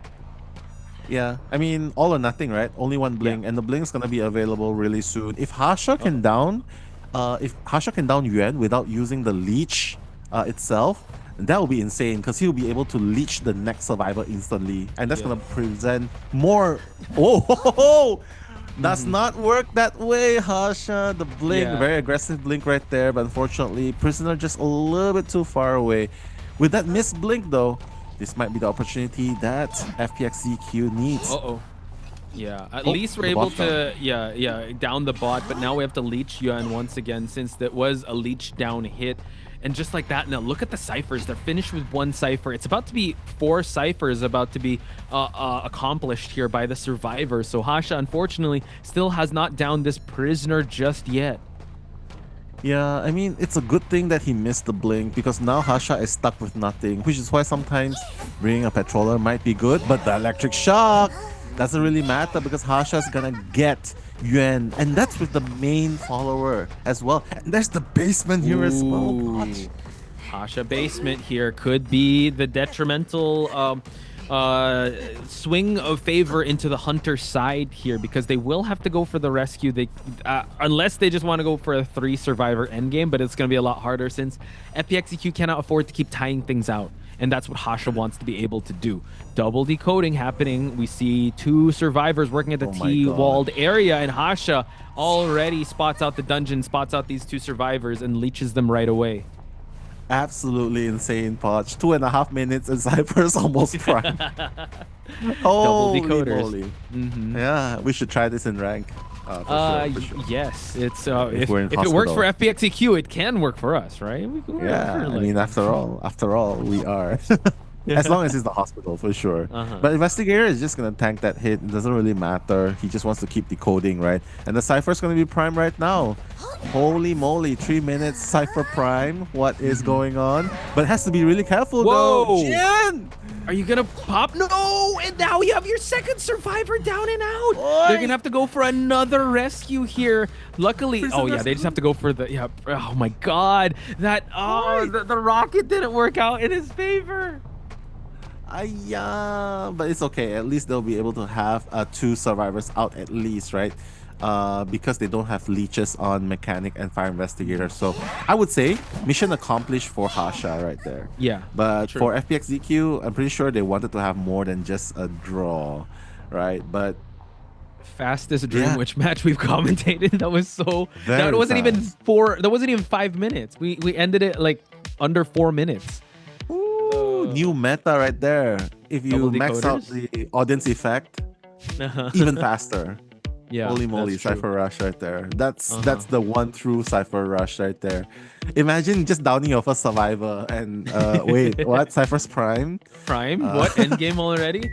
I think courtesy of Yuan's amazing prisoner kite, that really bought a lot of time. And I mean, it was a back and forth. Well, it wasn't a back and forth. It was more of that survivors really controlling the map. But if that Weeping Clown didn't get down there, I think we could have seen another possible outcome here, a 3-survivor endgame for our friends in FPX.ZQ, and they could have forced possibly more than just a tie. But then again, this is what FL wants, just to hold on to this lead. Just keep tying things out. Bro, 57 seconds kite, and that's already enough. That's already enough Cypher to pop Prime. the Cypher. Yeah. But there is one thing I gotta point out though, that we gotta address as well, because Yuan, good start, good kite, but it's very unfortunate that number 1, the basement was there, and he died in the basement. If it was not the basement, things would have been so different. Number 2, Lin was the only one who had the mobility to rescue, and the moment he got hit the first time, I feel like he should have already went somewhere else instead of pushing towards the basement. The moment you get hit the first time, you should already be running towards the hospital and pop, and you'll be able to kite there. You shouldn't be rushing towards the basement anymore. Forcing because you know that there's another leech right there. I mean, no point. They're not gonna pop the Cypher for you to run down to the basement to rescue. That's not even gonna be enough time. So yes, a little bit of miscalculation there, maybe miscomm.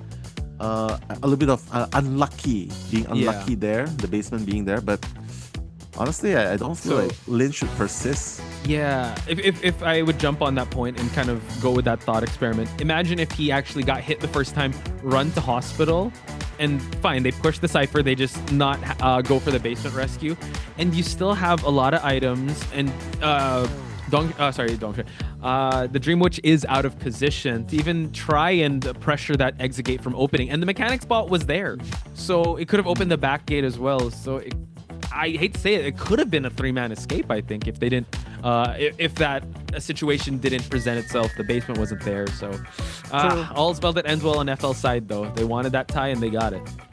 Yeah, I mean, this is classic example. Mechanic doesn't have leech. And the other person, Florian, doesn't have leech. Yeah, both doesn't have leech. So what are they worried about? Even if Weeping Clown goes towards the hospital, well, when you pop the Cypher, you kite a little bit. When your rocket's available, you can still dash towards the gate. It's a 3-man escape. It's a hospital. You don't have to worry about running out of places to kite. It was only the prisoner that took advantage of the terrain outside the hospital, right? So just a little unfortunate. Hopefully this doesn't bite them or haunt them in the end, because for sure these two teams will be making towards playoffs, right? They just want best seeding to have the first place, and this is the first time I'm seeing Moririn locked in here, not blowing any kisses here. They want to make sure they get this tie for them to be able to win, so we shall see if that's gonna happen. Honestly, I feel like it's not just gonna be a tie. It is Fennell's map choice after all. Coming into this map, I don't think they'll repeat that kind of mistake.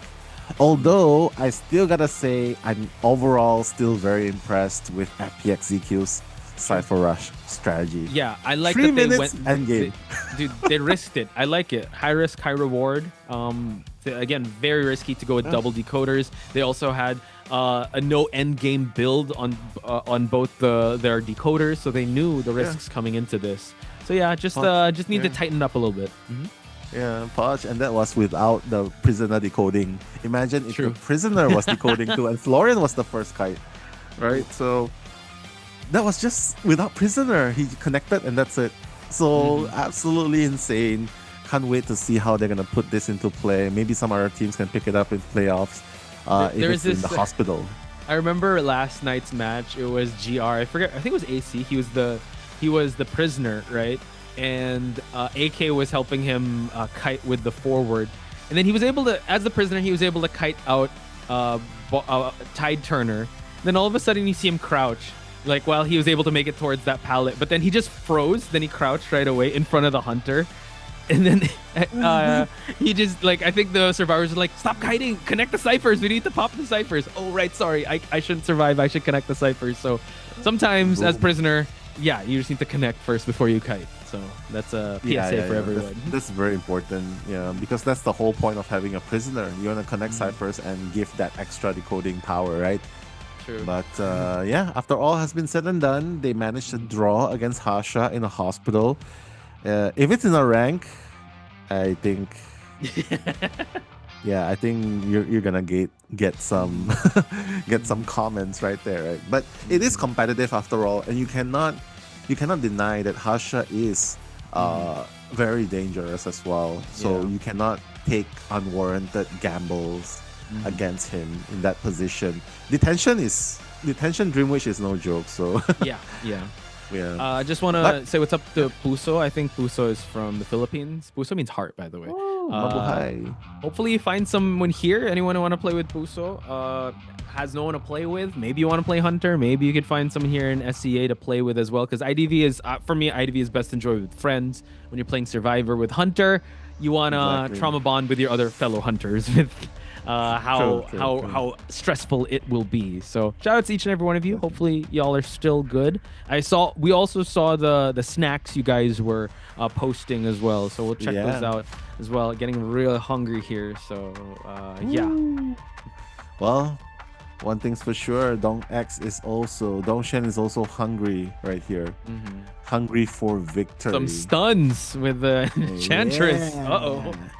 If he gets a 3K here, it won't be enough. He needs to get a 4K. And that'll tie things That's up. not enough as well.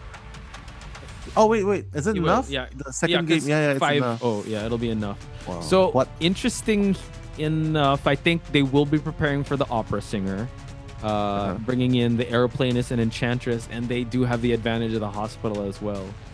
Oof. Tall task for Mr. President over here. Well, as long as it's not the disciple, I think Dongshen can get a 4K, 3K, 4K here. Maybe a peddler here is okay. As long as he doesn't have the body blocking doctor, that's fine.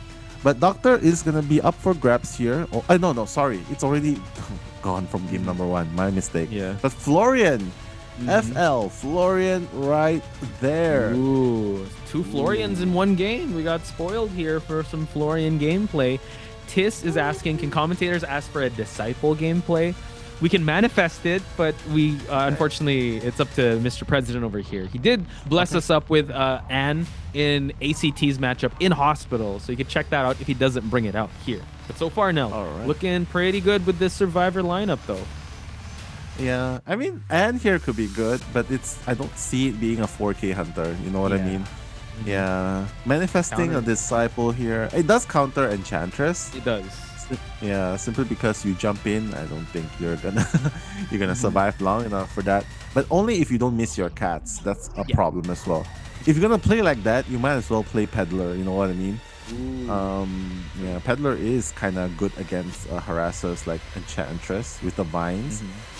But he needs a 4K, not a draw, and it's a hospital, so you gotta wonder, like, opera singer, more meta, fast and furious kind, or granny or disciple, stun oriented. Someone in the chat, I think it's Living, or I'm not sure. I was asking for a geisha. We still haven't seen a geisha.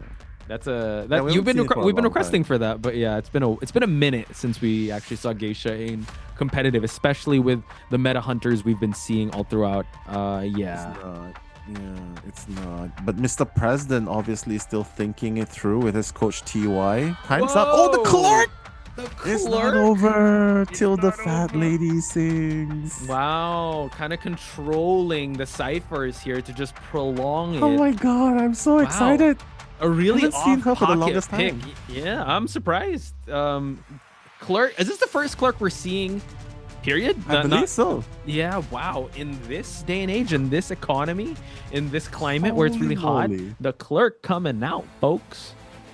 As long as it's not after the Enchantress first, because it's she's weak against mini stuns. Harass, which is why the first chase is kind of very important right here. If you bring excitement, well, you don't have Blink to catch up. So I think it's probably excitement. Probably Blink here. Florian's gonna be in the middle of the map. Well, top down, that's gonna be Patricia and Naib as well. Charles gonna be on the side. It's gonna form a cross right here, and the fat lady singing begins now on the left side. I have to prepare myself for a Clerk match because this could last a while, especially with Dongshen's map control that we saw in the previous match. So I think he has something prepared. Let's see if FL can survive the onslaught of Dongshen with this Clerk, and we'll also see the Persona build in just a moment, folks. So Dongshen's Clerk will have Blink, Trump Card, Detention, Berserker, Overwhelm, while we see on the Survivor side they have 3 Tide Turners, a full kiting build onto Cat. We have Knee-Jerk Reflex onto his Aeroplanist as well as Moririn, and we only have 1 borrowed time on the dedicated Rescuer, Maiken. So folks, will this be the last match of FL versus FPX.ZQ, or will there be overtime? Let's find out together. That's Nello, I'm Potspice. We are your commentators for this match.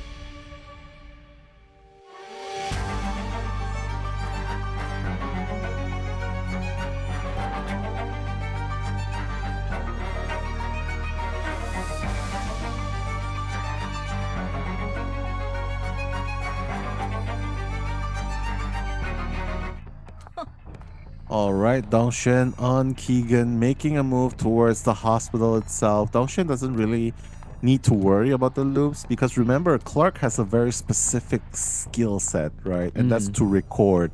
You can record, you can pull up pallets that have been dropped, and of course, you can disrupt ciphers as well. Maureen, very, very smart. Awareness of mind, just staying inside the birdcage. Like, hey, you know what? If I don't see Dongshen fall down, I'm not going to move out from this birdcage. True, and now we're able to actually force the vault to happen, and we could still make some rotations towards the second story, and also having the balloon here just so I'm able to make this rotation happen. And as this is happening, ciphers are kind of uninterrupted. Again, Keegan does have struggle a lot if she doesn't gain that first presence. True. Right now, still changing targets already. Playing it semi-hybrid way, right? Like forcing out ciphers and then moving towards. Oh, the blink instantly to catch Aeroplanist off guard. But here's the problem: Aeroplanist has dashes from the jetpack. How are you gonna catch up, right? Without blink, Keegan does not fly, does not lunge. She does not, unfortunately. She just records, and the Aeroplanist has already made his way towards this palleted area, able to vault in time. That was quite close, but we're gonna get some recordings going on here. But yeah, you just got to keep changing it up, dropping pallets, breaking pallets, and also going through the windows. And this is where the hunters really struggle, not just Keegan, right? We saw how the Dream Witch also struggled in the ruin side of that map, and Enchantress is here as well, so can gain a little bit of stack too. Are you really going to circle around this loop forever? Yeah, this is really hard. Until Blink comes back online. We also have the Aeroplanist, by the way, has the jetpack to work with just to change elevation. Okay. Is he going to use it? Kazuki knows what's up. Kazuki knows what's up. He's going to elevate, use the dash, goes back towards a really strong kiting area. And mind you, he hasn't even dropped down the strong pallet here just yet. Yeah, saving it.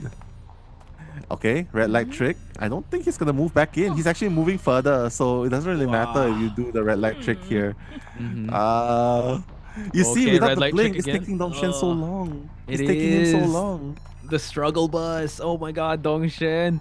It's look, 2 ciphers have already one more cipher is gonna be primed also, and it's only 1 injury on the board. And trying to record here, Katsuki using the last jetpack just to get towards the pallet. And still able to make it here. Dongshen kind of close the distance, but gets a pallet slam. Yeah, that's how you counter Keegan, right? You gotta pallet slam and not just drop pallets, because otherwise Dongshen can just bring up the pallet and hit you through it. That's how you usually play it. But Katsuki, 5 cipher kite right here. My goodness, Dongshen is really struggling. And now Kat is gonna be around. And finally, the first presence unlocked, Podge, after 3 minutes. Man. So now we're gonna chase after Enchantress again, but no, trying to backlight trick this.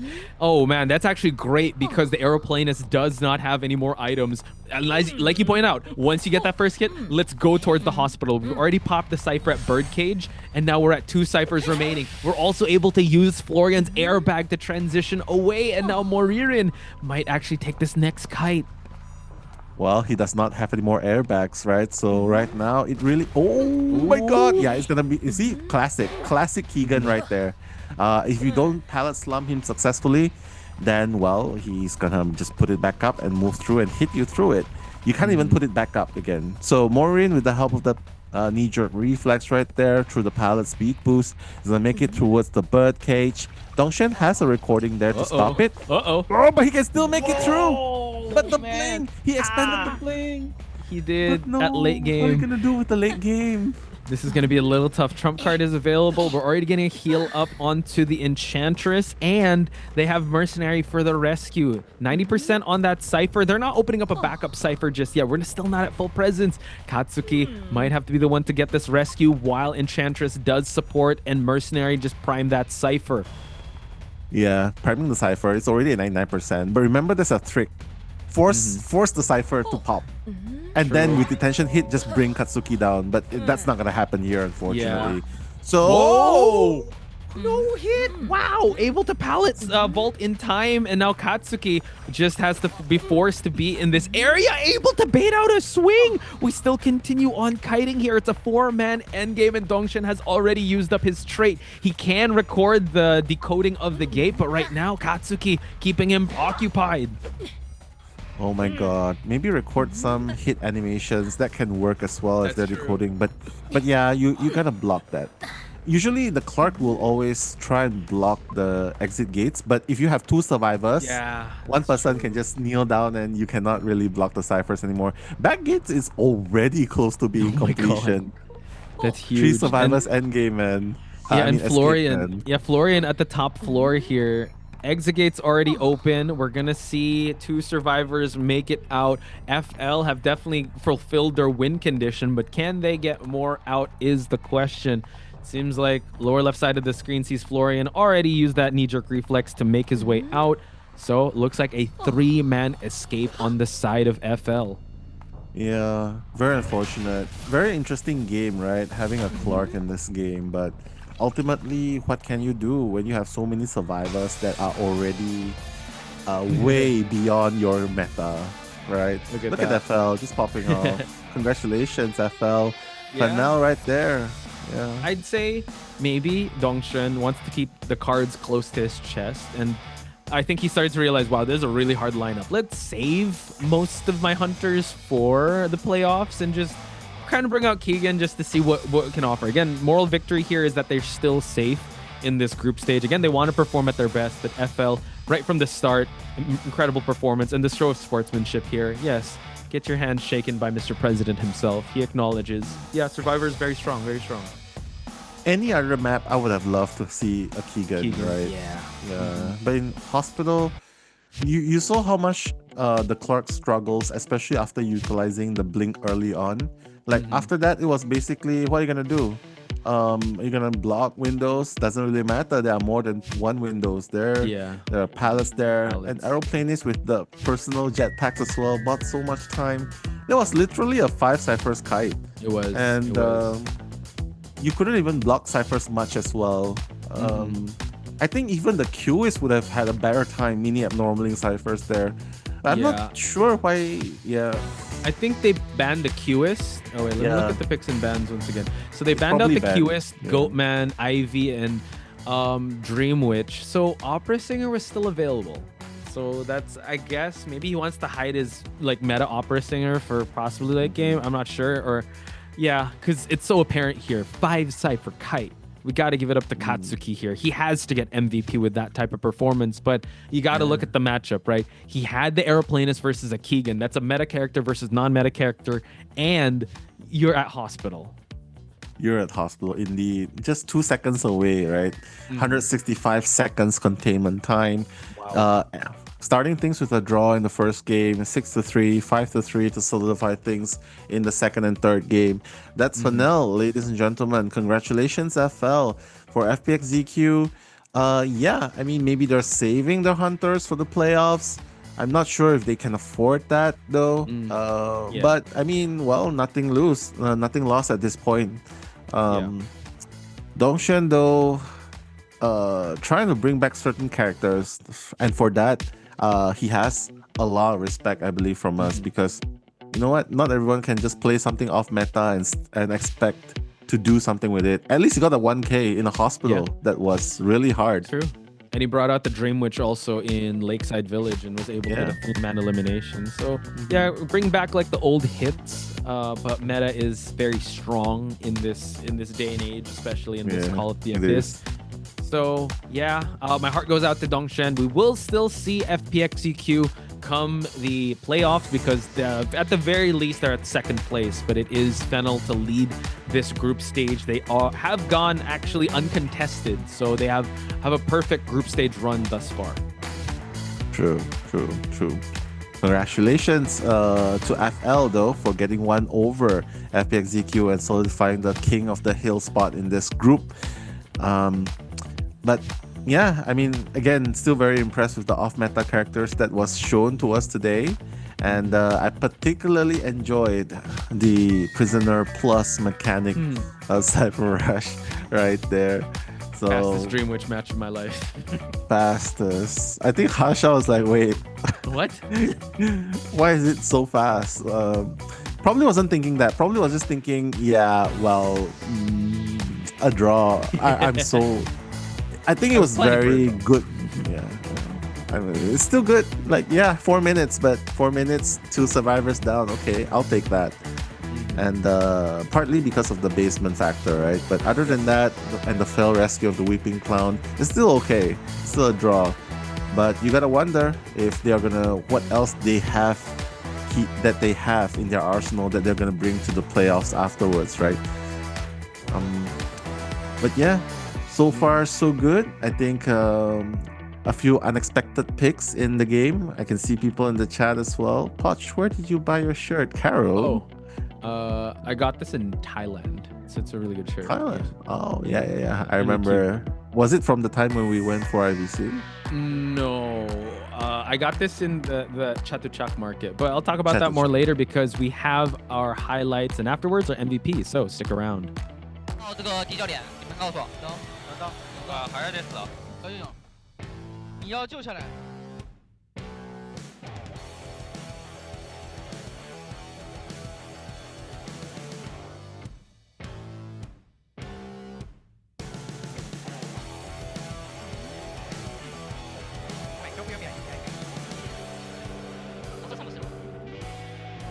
ナイス。置いてるよ、球置いてるよ。まだ来てないやつ。来てない。まだ。ちょっと有効ないんだよ。今出た。空気押せよ。これ一人正面。はい、行ってる。両逆でしょ。来てよ。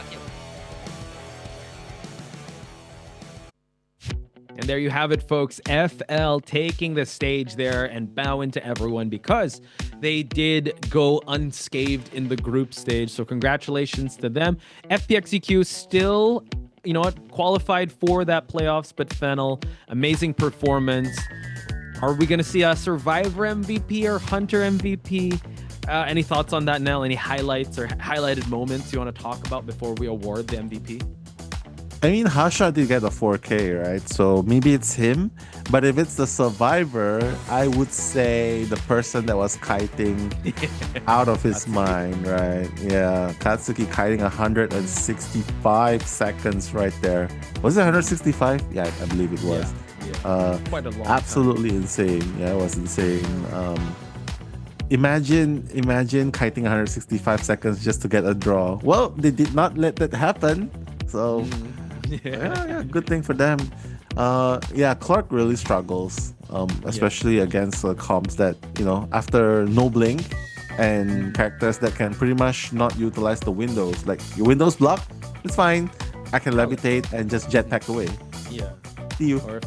Yeah, just the rotation was just so good, right? And really just all the stars aligned in Fennel's last game. And we're gonna get Hasha, as you pointed out. Whoa, look at the dance here. Whoa. Hasha with a victory dance, victory emote. Hopefully they put that. Is that a dance in the game? But no, they should.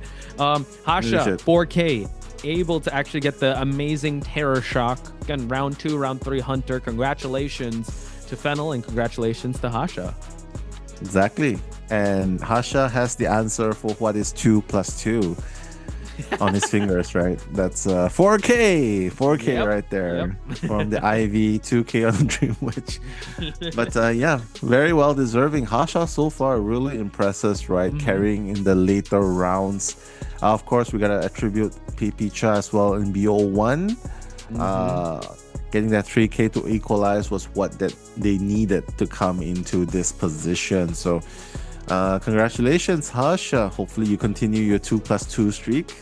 And as for the survivors as well, they seem very comfortable and ready to go. So congratulations and good luck. Yeah, so guys, we're gonna switch things on over to the stage, but I just want to let you guys know our next match is gonna be a banger because it means one of these teams will be headed towards the playoff while the other will be sent out of their group stage. The teams I'm talking about are B4U and LX. Both are tied up. The winner gets that 3rd place spot. And unfortunately, the loser will be out of the group stage and not guaranteed the playoffs. But now let's go towards the stage and take a quick break. 要拿下今天比赛的胜利，我们请到了哈夏和卡托来到赛后采访，请打个招呼吧。勝利おめでとうございます。ハシャ選手、カット選手、自己紹介お願いします。大家好，我是哈夏。欢迎哈夏。大家好，我是卡托。欢迎卡托，欢迎2位台下的观众也非常热情。这次我们是以小组第1的这样的一个成绩晋级到了决赛的阶段，所以第一个问题问一下我们的卡托选手，因为这是他第1次参加 COAⅨ 嘛，今年小组赛整个队伍有这么棒的一个成绩，他觉得团队的一些发挥啊、亮点啊会是在哪里呢？整个小组赛，では1位通過まずおめでとうございます。加藤選手、今年は多分初 COA だと思うんですけれども、振り返ってチーム全体的にはどこが一番良かったと思います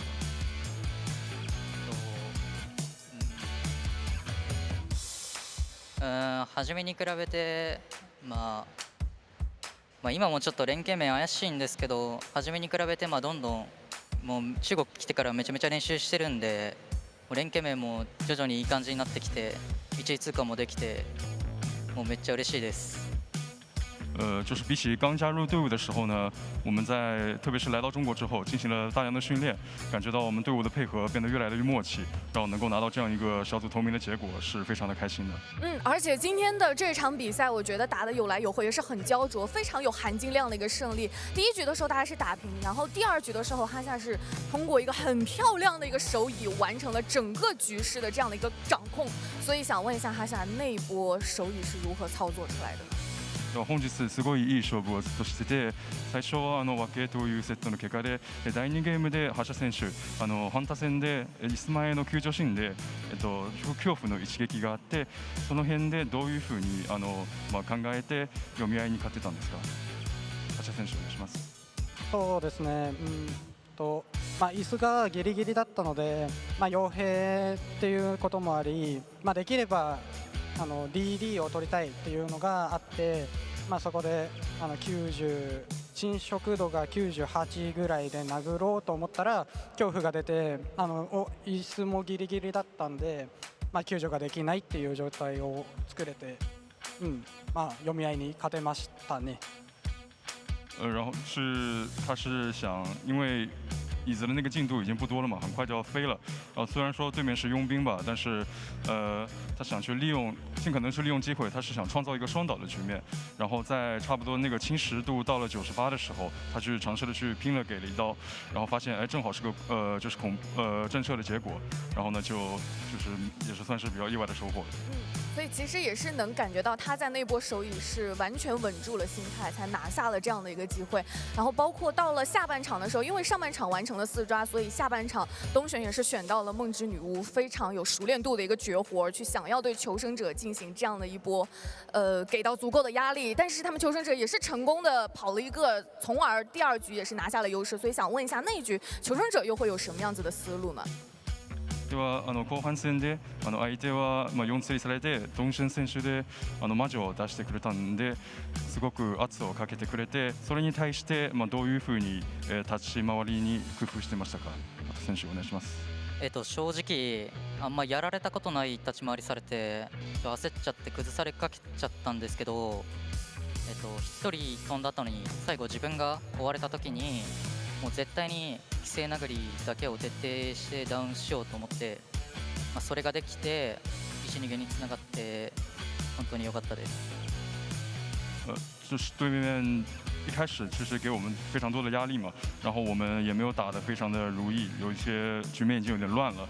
特别是在队友被挂飞的时候，已经场上的状况已经非常的不利，然后到了轮到我去做这个就是2锤的对象，这样的话，我想我就一定要拼尽全力去给队友创造出足够的时间，然后就去完成了这个非常精彩的这样一个就是拉扯的操作。没错，第2局真的是高手过招，很关键的一局比分上的领先。第3局的时候也是能够看到，在圣心医院这张地图，哈夏其实前期也是有感受到对面求生者给到的一些压力。但是地下室那波转折还是太漂亮了，就想问一下，挂在地下室的时候，他有没有构思一些手椅的方向或者思路，然后又是如何找到地下室的那波翻盘节奏的呢？では精神病院の一戦で橋選手、序盤は少し不利な状況でもありましたが、その後に地下の一戦戦いのシーンがあって、どういうふうにその椅子の守り方を考えてたか、でその後どういうふうに逆転のチャンスをつかめたかという質問をお願いしたいです。引き分けをやっぱり目指してやっていたので、めちゃくちゃ稼がれちゃって、もう本当に内心緊張というか、どうしようみたいな感じになってたんですけど、地下があってくれたので、なんか2人飛ばそうという思いでキャンプをしてましたね。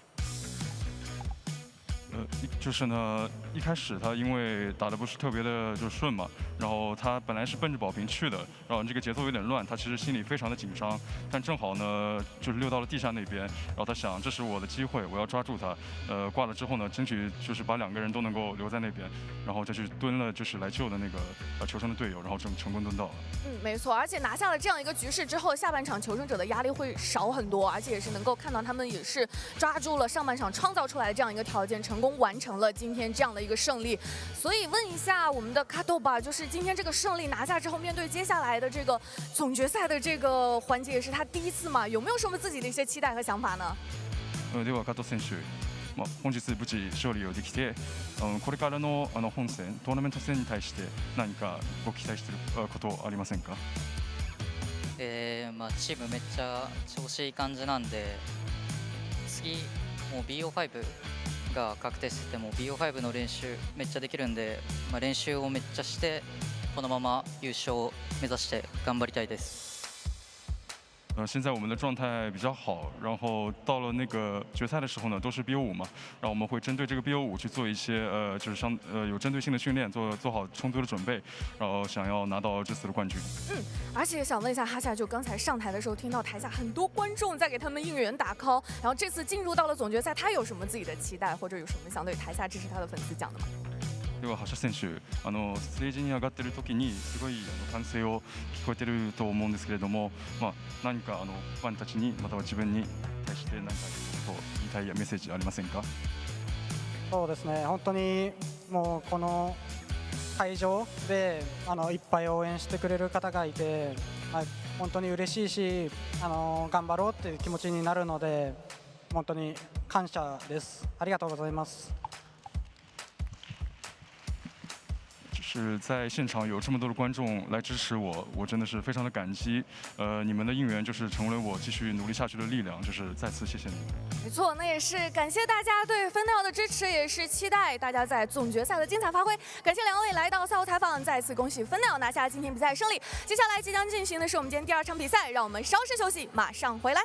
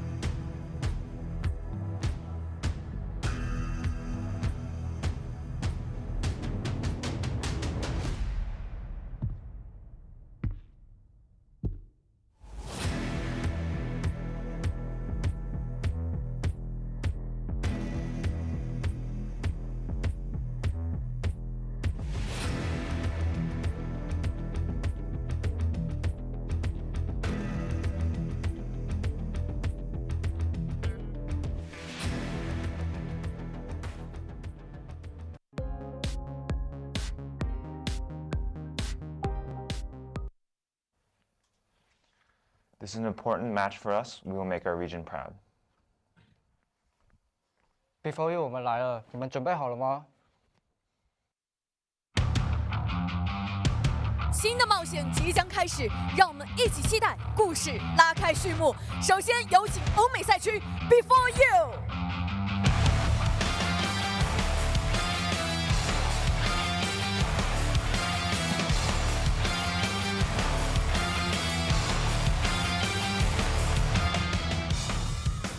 欢迎狼燕、Mylan、Roland、Schmitty、Spencer、Green、Anton。接下来，让我们有请中国港澳台赛区 LX 战队。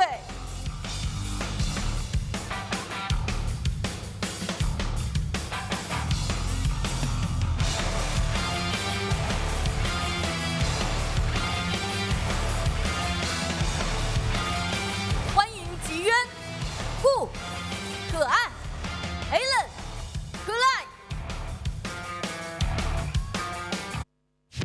And we're back, folks, with our match number 2. You saw it on stage. B4U versus LX. A bittersweet matchup because we will award someone with that third place spot, and unfortunately, one other team will be headed out. And it pains me now because both these teams are not professional teams. They're non-pro teams, not in the IVL or IGL circuit, and only one of them will be moving forward. Yeah, we'll have to see which team wants it more, especially in this game, right? Where stakes are so high as we head into Leo's memory and courtesy of B4U. And Sprinter is going to come out first, so I'm really excited for that. And yeah, I mean, this matchup with B4U, Leo memory really is one of the go-to maps that they really like. True. Good for them that they're able to get map selection and also have Sprinter come out, because I feel like if Sprinter dictates the terms of engagement and he's able to get that 4K that he's usually known for in round 1, it's going to give LX's Kurai a harder time. Even though Kurai does have strong hunters, I believe his Ivy was able to 3-man eliminate MRC survivors. And they also had 4K performances up against RT. It might be a battle of the hunters, kind of similar to what we saw in the first matchup. And if they're able to get 1 or 2 survivors out, that's already a good job on the survivor side.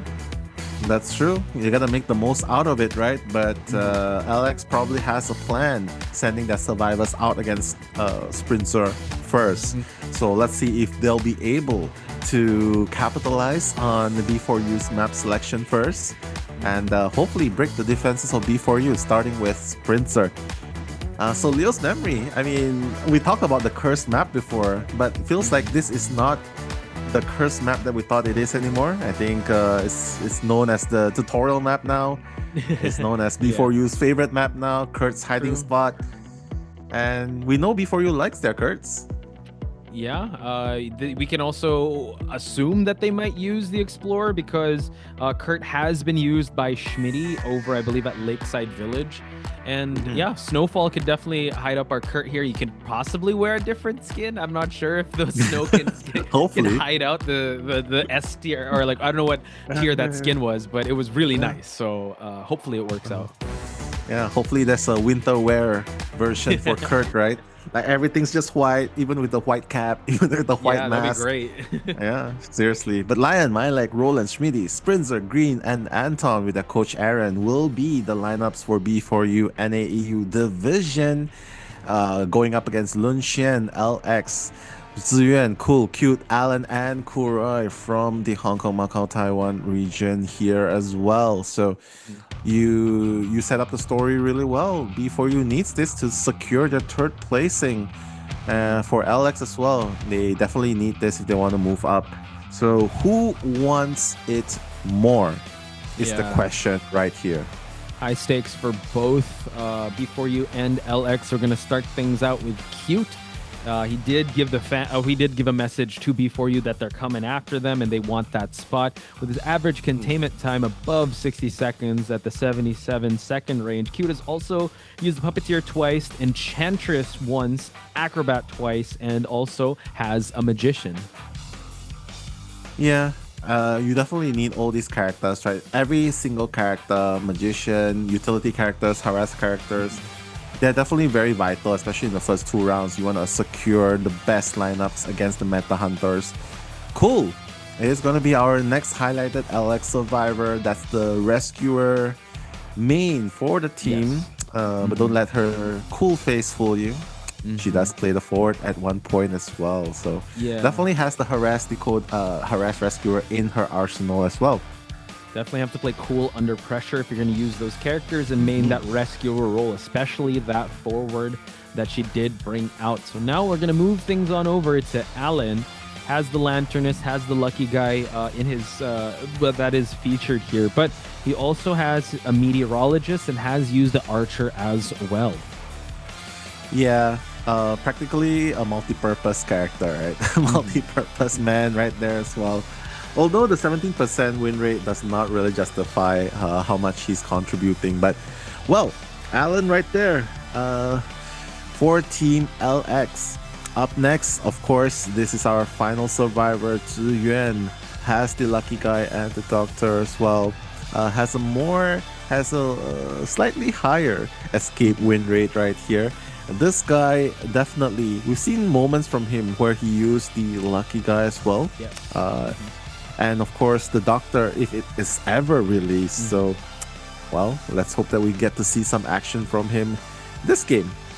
Trust in Ziyan because he's also brought out Prospector. So if you want to see action, he will guarantee it. If he has those specialty picks like Lucky Guy, also has brought out the Explorer. So that's something that B4U has to worry about since this is their map selection. And we're going to shift things on over to the other side of the stage to introduce Sprinter.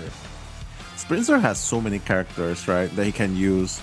Opera Singer being one of them, Wax Artist. But you name it, he plays it. Definitely all meta characters as well. Does not have the highest stats, especially when it comes to 4K eliminations. But the third place is average Terra Shocks. Well, at least he gets one every game. So that's actually insane. That's terrifying. One Terra Shock every game? Every game? He'll take it. Sure. We'll go with it. A Terra Shock a day. Yeah, since keeps everyone away, any rescuer away. So this is, we were talking about Aaron, the mastermind of B4U. But since this is a high stakes matchup, let's ask chat who they think or who they're supporting in this matchup. Is it B4U? Is it LX? Let's get some emojis down. If you want B4U, I'm guessing wings. But LX, what is? I mean, they have a sword, so swords versus wings here, because in their, I don't know what LX stands for, but in their logo or in their they do have a sword right at the center. So let your voice be heard in chat. LX or B4U, wings and swords. I want to see it because it's gonna be a good one, but I'm pretty sure that we're also gonna see a bit of a heartbreak too with one of these teams. True. Like even the supporters in the chat as well. And of course, supporters from the live venue itself. Wings it is for B4U, and swords if you are for Team LX. If you have a combination of both, totally fine too. But but right now, starting things off in Leo's memory, the first two bans, Seer and the Doctor, will not be able to see the daylight in this map. Lucky Guy and the Puppeteer, very strong two picks from LX. Puppeteer especially. Lucky Guy, very good utility. Yep. We've seen a lot of Lucky Guy first chase, so that really just allows him to just use out his first item, and then he's kind of just a bare minimum survivor. So not sure if we're gonna go with that. We get another pickup here of a good kiter in the Magician, but you ban out the Antiquarian. So not much harass. You can get a Coordinator gun for the Lucky Guy, but still so far, they're really boasting a lot of kiting. No safe rescuer just yet either, since the first officer was banned by Sprinter. And that's true. And first officer is very annoying with the pocket watch, right? But LX going with the Wowling. So, I mean, not the best rescuer with the fastest decoding. Although it is, we've seen this happen before. A Walling at the late game is definitely very hard to chase. Not the best chase, right? And the good thing is the resources do replenish. So that's the good thing about Walling. Although the slow decoding might not be favorable, but The stage has been set. No harasses whatsoever from LX. It's just pick and kite. If you're not kiting, well, pick a bot from the lucky guy in the code. That's it. If you think about it, it's kind of a tough guy meta, right? I mean, Magician can tank a hit, with his wand. Puppeteer obviously can tank a hit. Muro as well when it comes to the boar. Cypher progress isn't going to be the best. Stun potential, you can only rely on the push like you talked about. He doesn't have to bring excitement or anything. So I think Sprinter's kind of setting himself up here for a really aggressive game and doesn't have to go on the defense too much when it comes to worrying about what the survivors will do to him. Yeah, Opera Singer here, or even the Ivy here is okay, but there's no Archer, right? So if you're going to go for a fast-paced Opera Singer, it's totally fine here. Make them use up all their resources. You know, Opera Singer is very good at making survivors waste resources. Run, force out the magic wand, force out the perfume, force out whatever, and then jump back to the shadow, go back towards the initial target. Very good in that.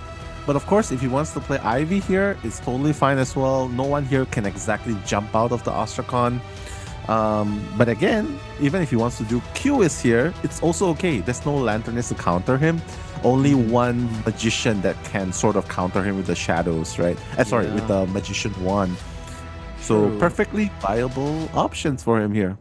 Yeah, and just to double down on QS, man, they're not going to be able to counter the mini abnormals that he could bring to the table. Yeah, no one could really Cypher Rush. Even if you have a mechanic bot, it's really half a bot. You can't really rely on the rush of the ciphers with a lucky guy. So yeah, I agree with you. Top two picks, in my opinion.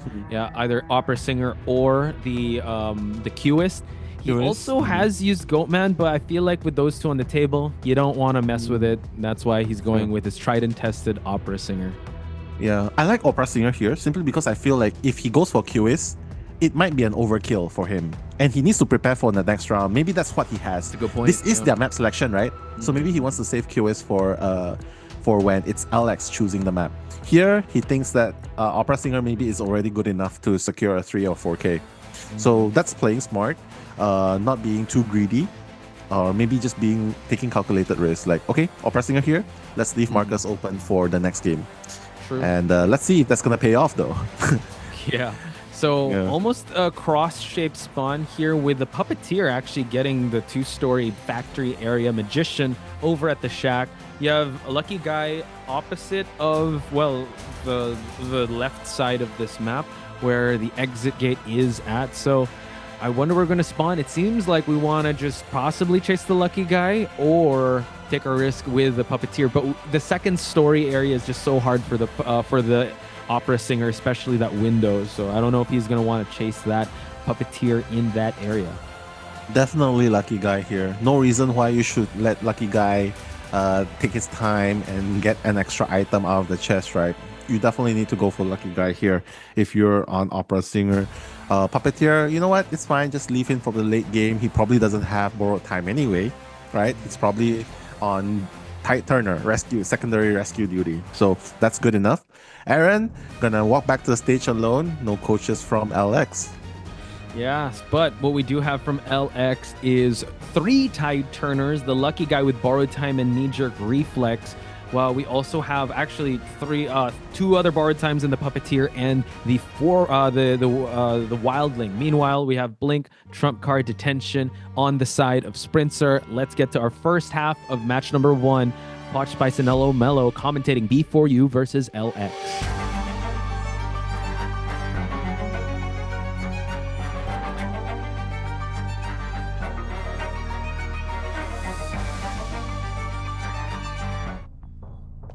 All right, Sangria, trying to find that first target. Obviously, the lucky guy is a very yummy target. He's trying to hide.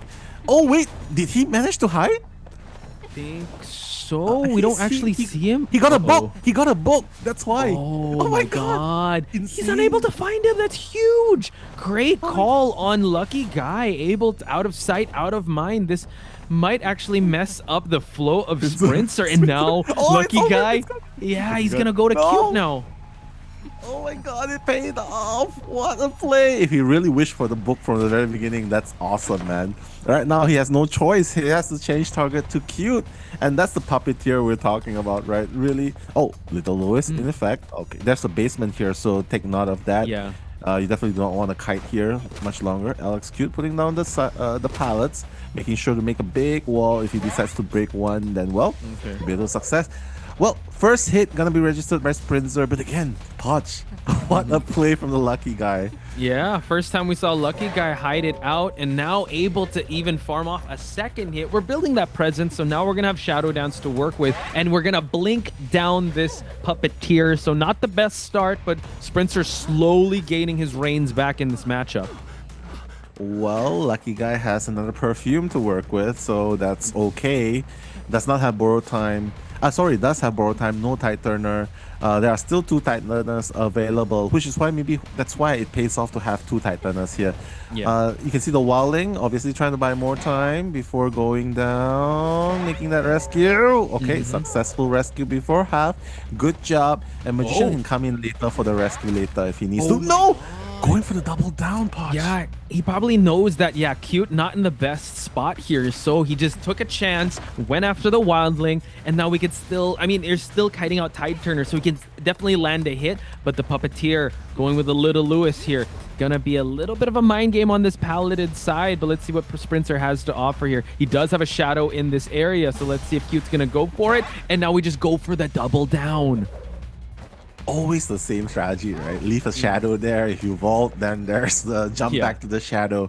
Sprinzer very disciplined with his dashes and jump backs. And that's going to be the second time Puppeteer is going to be on the chair. But Wildling being on the ground, definitely not helping in the beginning.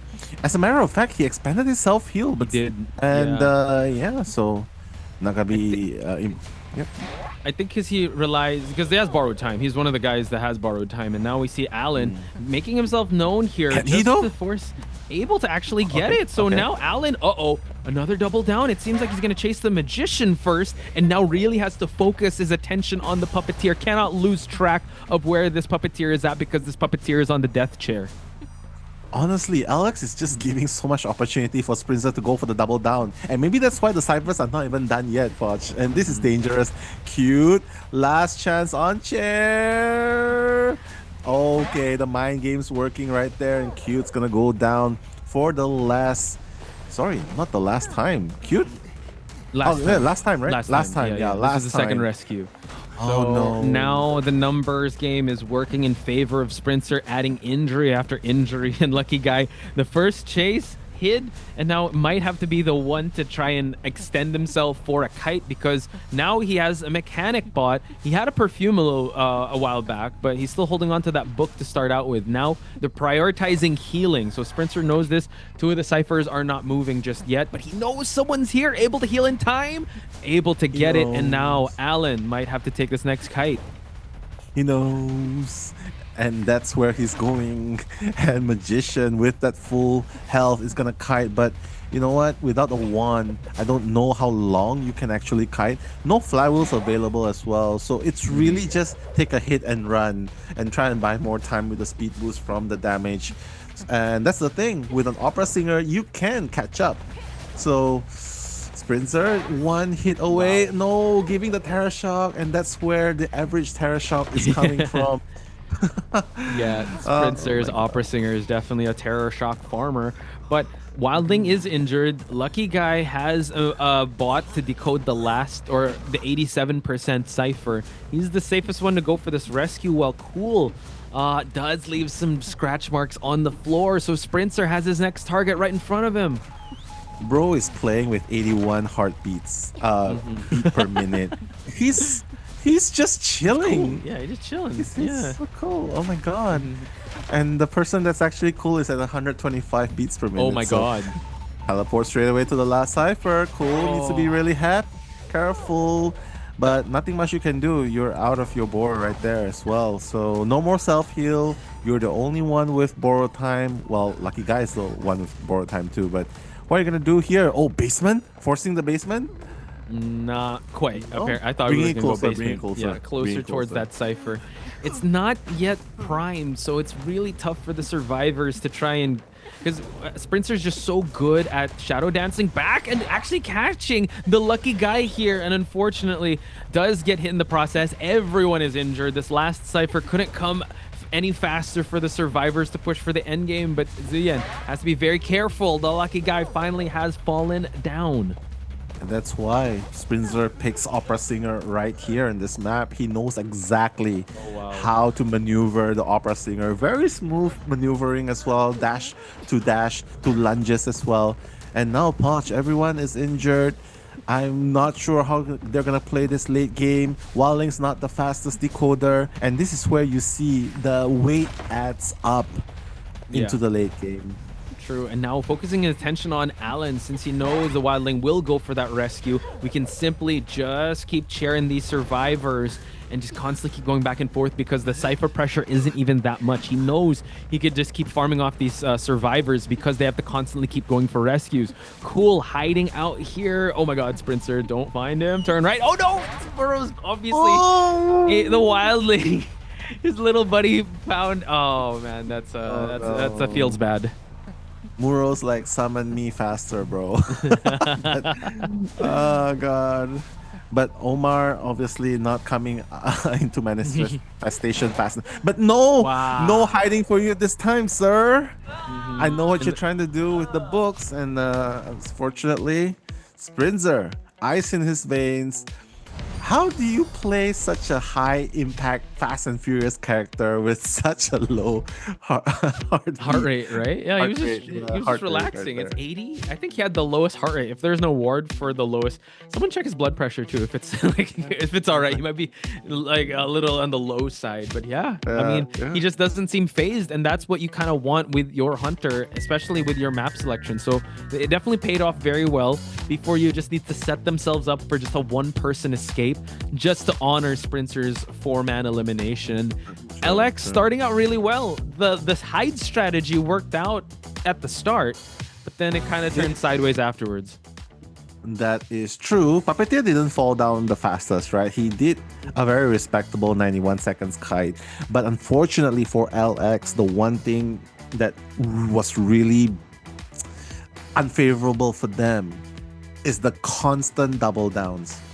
The constant double downs, right? Every single time one rescue happens, double down. And I think that's why the ciphers are not as fast as they expected to be. Which is why Sprinzer was able to capitalize. Ciphers couldn't even be popped at the very end. And I'm just thinking, how could have LX avoided the double downs? Because Sprinter's chairs were also really good that the rebound kite couldn't last that long, so that's how he was confident enough to like, okay, I could leave you in this spot, I'm gonna go chase down this wildling, hit him first, then come back for you. Same when the puppeteer got rescued second time, right? He was able to hit the, I forgot who it was, but yeah, he was able to farm off a hit. So I think it's also the chair proficiency and the map knowledge of where Sprinter knows these survivors are going to be at, and just that confidence led to that low heart rate at 80%. I don't think my resting heart rate is even that low. Yeah, I think I even caught some glimpse of comments in the chat as well saying, hey, watching this, I have an even higher heart rate watching this game itself. So you know what? You're kind of right. And you know, just checking, we're commentating. Maybe we should check our pulse as well. Yeah. Okay. All right. Okay, we're definitely breathing. We're living. We're not cyborgs. We're living creatures right here. But yeah, I mean, high stakes. Usually, you would say high mobility characters, right? Like hunters, like Sangria and stuff. You usually have more adrenaline rush. You know what I mean? Like, because you're maneuvering like dash, dash, dash, dash, dash, dash. So it's really impressive that he's able to keep his cool, which really shows that he doesn't really panic. He doesn't really get caught off guard. So when he really does, I mean, I think it's gotta be something really big that catches him off guard. But for now, all is expected from our king, Sprinzer, for B4U, 4K. Yeah, My heart goes out to LX though, because after that performance, they need to surprise Sprinter with something on the survivor side to just raise that heart rate a little bit to stress him out. So maybe we'll see that in round number 2, because right now, second half of the first round is about to commence, where Kurai will be taking the stage and B4U survivors will try to honor Sprinter's 4-man elimination. True, they just need to get 1-man escape, but you know what? They probably want to gun for more, you know? You gotta prove yourselves, right? You wanna honor Sprinter in a way with his 4K. But yes, the minimum is a 1-man escape, and that's Roland, guys. I wonder if Chihaya's here. Chihaya the Roland Sim is the full nickname.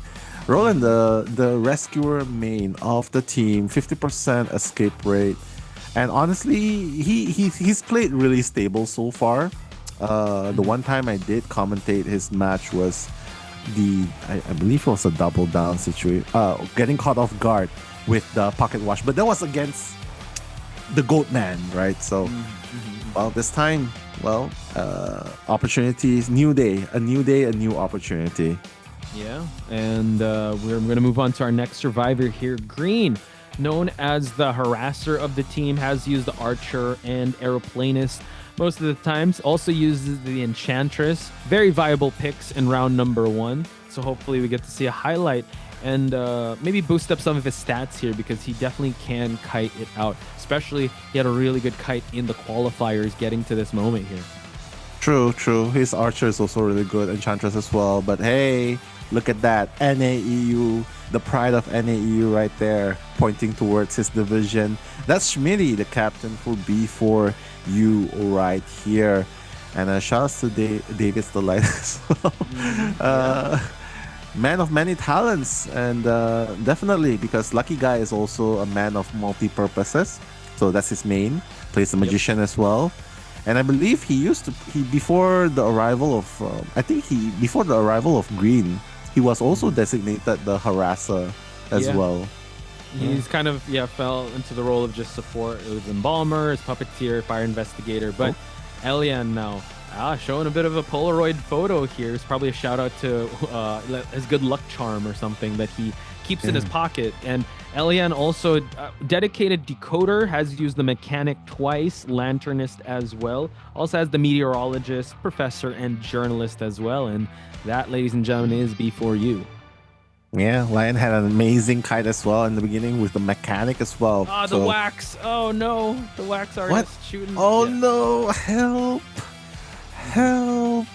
But then again, Sprinter did play wax artist, so maybe a tribute to him before you support towards the next. But next up is Kurai, and Kurai's no joke, ladies and gentlemen. He is a really strong hunter as well. Obviously, he needs to gun for the 4K here. Nice hair clip, by the way. Yeah, he was using the pink one while Peter was using a black hair clip. So those are the two hunters that we've noticed that, and it's usually the hunters that wear hair clips. I don't see the survivors wearing any hair clips. Yeah, I mean, aura farming, right? For a hunter right here. I mean they are a loner in a sense, right? You have no one to rely on. You can only rely on yourself. Any mistakes, any advantages, you got to work it out yourself. It's more in clip farming, I think. Yeah, clip farming. Yeah, probably. That's a good OOTD, I guess. For I meant like clip farming, like when you're streaming, you clip farm because you want to post your. Okay. That's clip farming. So, yeah. All right. Gotcha. Hunters definitely want to clip farm in this matchup, and Kurai has clip farmed a lot, going up against Miracle Crown. Getting a 3 survivor elimination with Ivy in Ever Sleeping Town. Note that Kurai does use up that Ivy in round number 1 and has a Qist as well. Can bring that out. Has a Goatman and also Hullabaloo. Basically, all the metas he can play. Now it's just going to be if he can keep up with Sprinter. Well, that's a question that's going to be answered in the second half because Kurai needs that 4K right here. So careful not to fall into the Ivy trap pick bans here. Yeah. Seer and Doctor is going to be banned first, and it seems like B4U is going to favor their first officer and Puppeteer. So Puppeteer, mirror pick. Yeah. Thanks. No first officer last game though. Yeah. counting the puns that I made. Thank you. Shout out to Paradox for catching that clip farming joke. Anyway, like you said, can't fall into the trap of the opera singer pick here. So yeah, just I would say, yeah, go with their comforts. Magician is going to be the third lock-in here. As you mentioned, First Officer and Puppeteer. They kind of need, maybe, I don't know if they want to go Archer here. They really have to prepare for that Ivy coming out. So they do ban out the Antiquarian. So let's see if they're going to bite and go for another Harass. Or maybe Meteorologist, maybe an Aeroplanist. Seems like we're going to go Mechanic.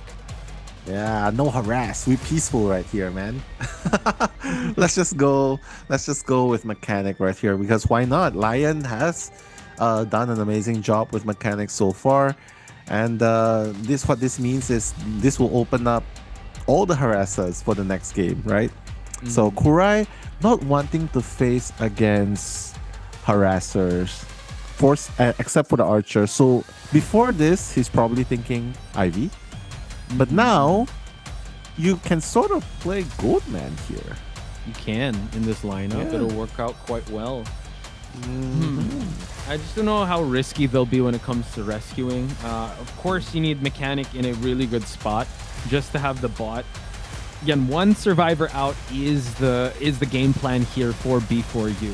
But as you mentioned, still has access to a lot of the meta hunters. Doesn't necessarily have to play Ivy. Can play Goatman and just try to gun for that 4-man elimination to carry us to best of 3 game.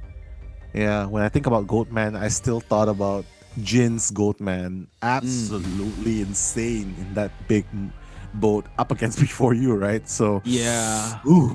Yeah. Experience the first-hand terror. Sorry, what's it? I think it's no. I think you're thinking of Chongai, and they're in a different group. It's Chongai and Jin. Oh yeah. Goatman Sorry, and my bad. Lakeside. Yeah. It's a different theme I'm thinking about. But Goatman is still very scary when it comes to cutting out the survivors, right? And here, as long as he can get the Mechanics bot out of the equation, I think that'll be more than enough. But hey, he's going to go with the Ivy. It doesn't matter if you don't play Archer. I'm still going to go with an Ivy here. And good luck trying to run out of the Ostrakhan jumps, right? Yeah. I think this is the best choice for Kurai since, you know what, go with your comfort. And he always goes round 1 Ivy. So I can't blame him for choosing this, even though he tried going for the bait out. Like, yeah, sure, I'll let Archer through. I think B4U, Aaron, or the rest of the team were able to snipe that out. It's like, no, let's just, instead of harassing, let's be a peaceful composition. We want to get out of Leo's memory. Let's go with the Mechanic and just survive for as long as we can. So I like this for B4U. Kurai is going to have his hands full because he needs to go toe-to-toe with Sprinter's 4-man elimination. 4-man elimination against this team. It's definitely doable simply because they don't have mobility, right? Yeah. But the bot is going to be a factor. So if Lion's the first chase as a Mechanic, well, he has to kite really long. If he's not being chased, well, the bot's going to be a very hard decoding factor that's going to be countering Ivy. So Kurai needs to take his poison. Like, he has to choose his poison right here. Yeah. Chat reminding us, I think the Goatman we were talking about was Bailu. So I think that was Bailu. Oh, Bailu, Shout out sorry. To yeah, all good. Bailu, Thank you so much, Thank Oats. And we're going to look at the Persona webs here. Blink, Trump Card, Detention, Hunt, Claustrophobia, Berserk on the side of Kurai. Meanwhile, Survivors are boasting 2 borrowed times and 3 Tide Turners, full kiting build on this Mechanic. So can B4U get 1 out the gate? We're going to find out in just a bit. This is Potch Spice, joined with Nello Mello. We're your commentators for this match.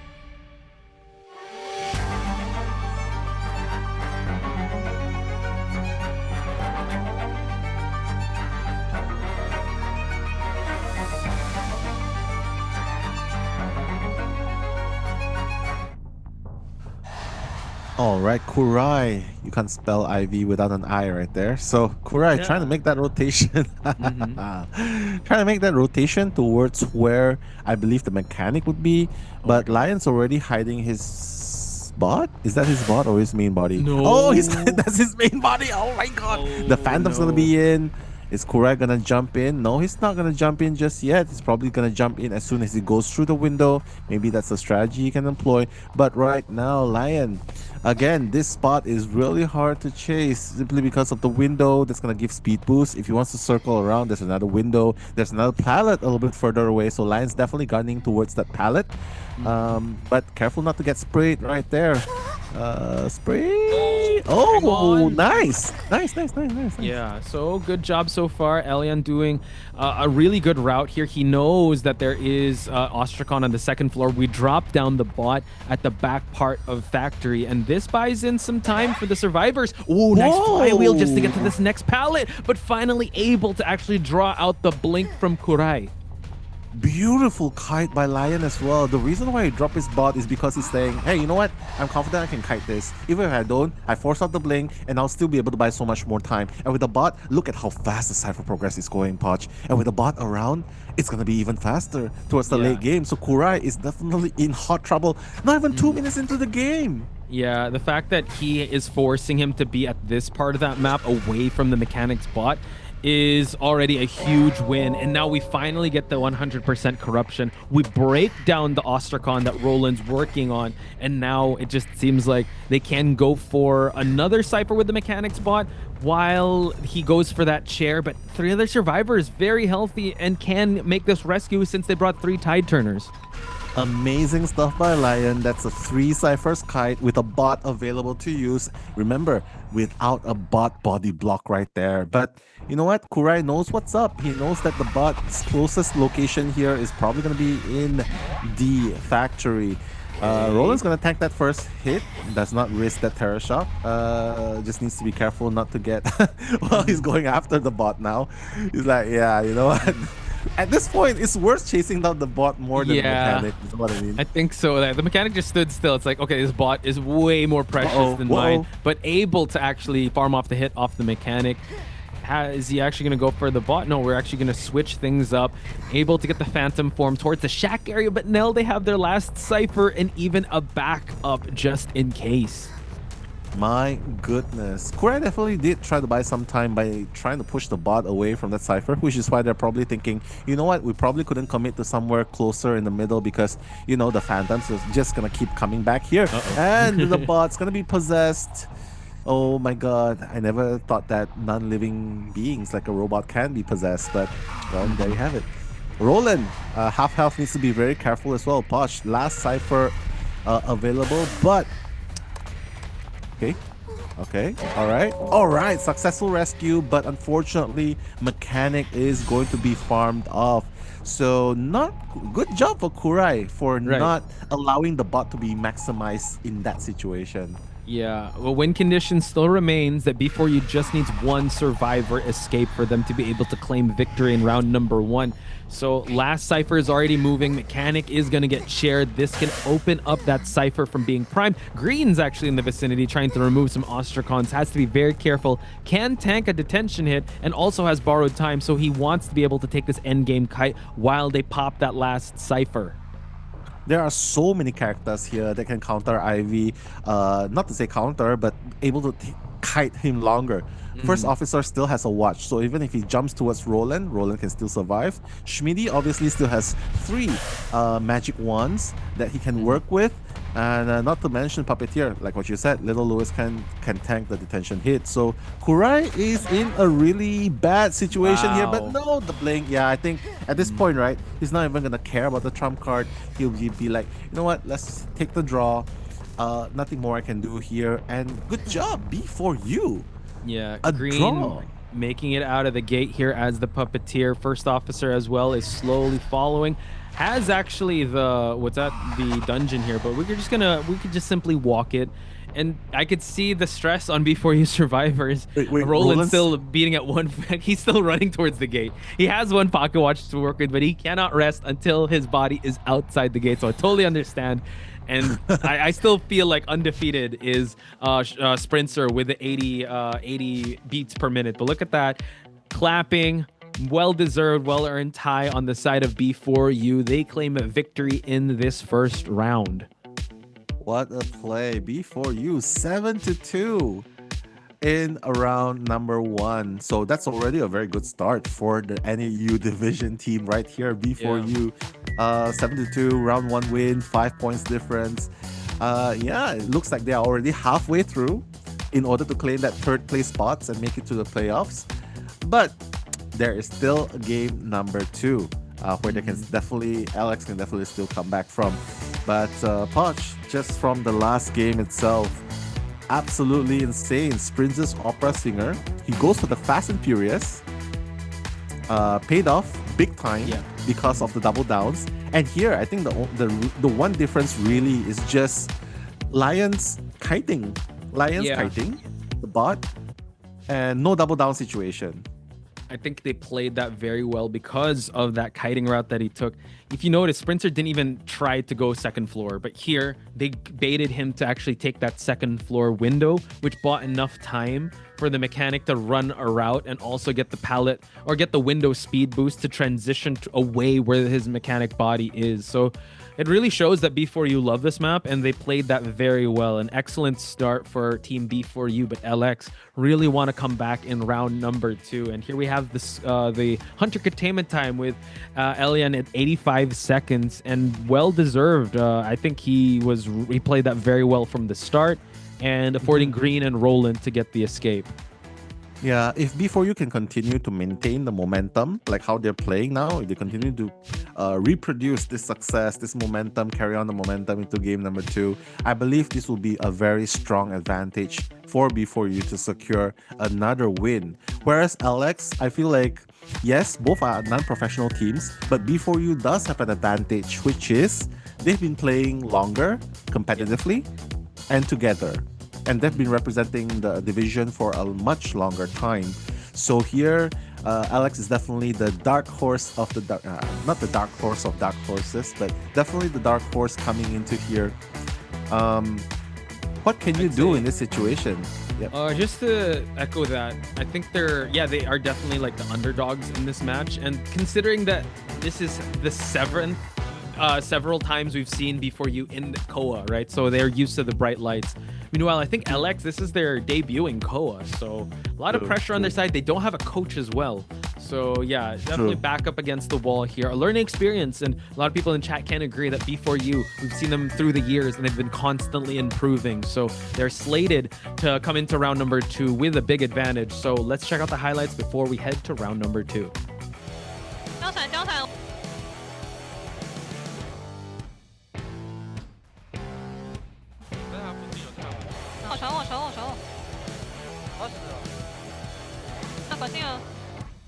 现在保自己，现在保自己。Tight line. You can look at that line. Right, yeah, he wants to blink here. You can look at that line. Blink. You're doing great, line. I'm dying. Bot. Nice. That's Lewis and Kate. Nice. Sasha corner. Can someone see Sasha corner? Queen false gate. Frank you. Ready. Frank you.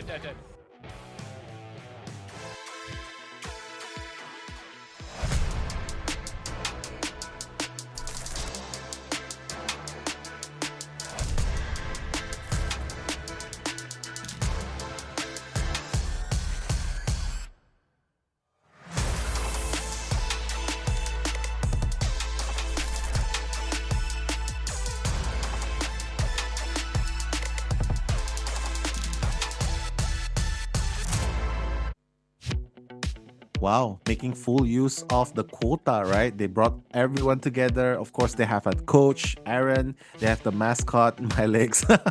I mean, that was what he said playfully, right, in his interview. But at this point, they really made use of all the facilities given to them. And let's see if they'll be able to replicate their success in game number 2 as well, as we head into Chinatown. Yeah, so it seems like B4U does pick Chinatown, so they are ready for this matchup.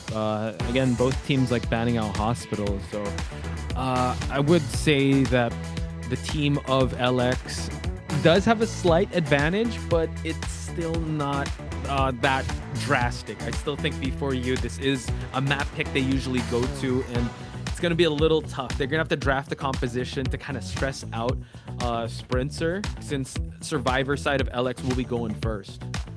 Yeah, Survivor's side going first.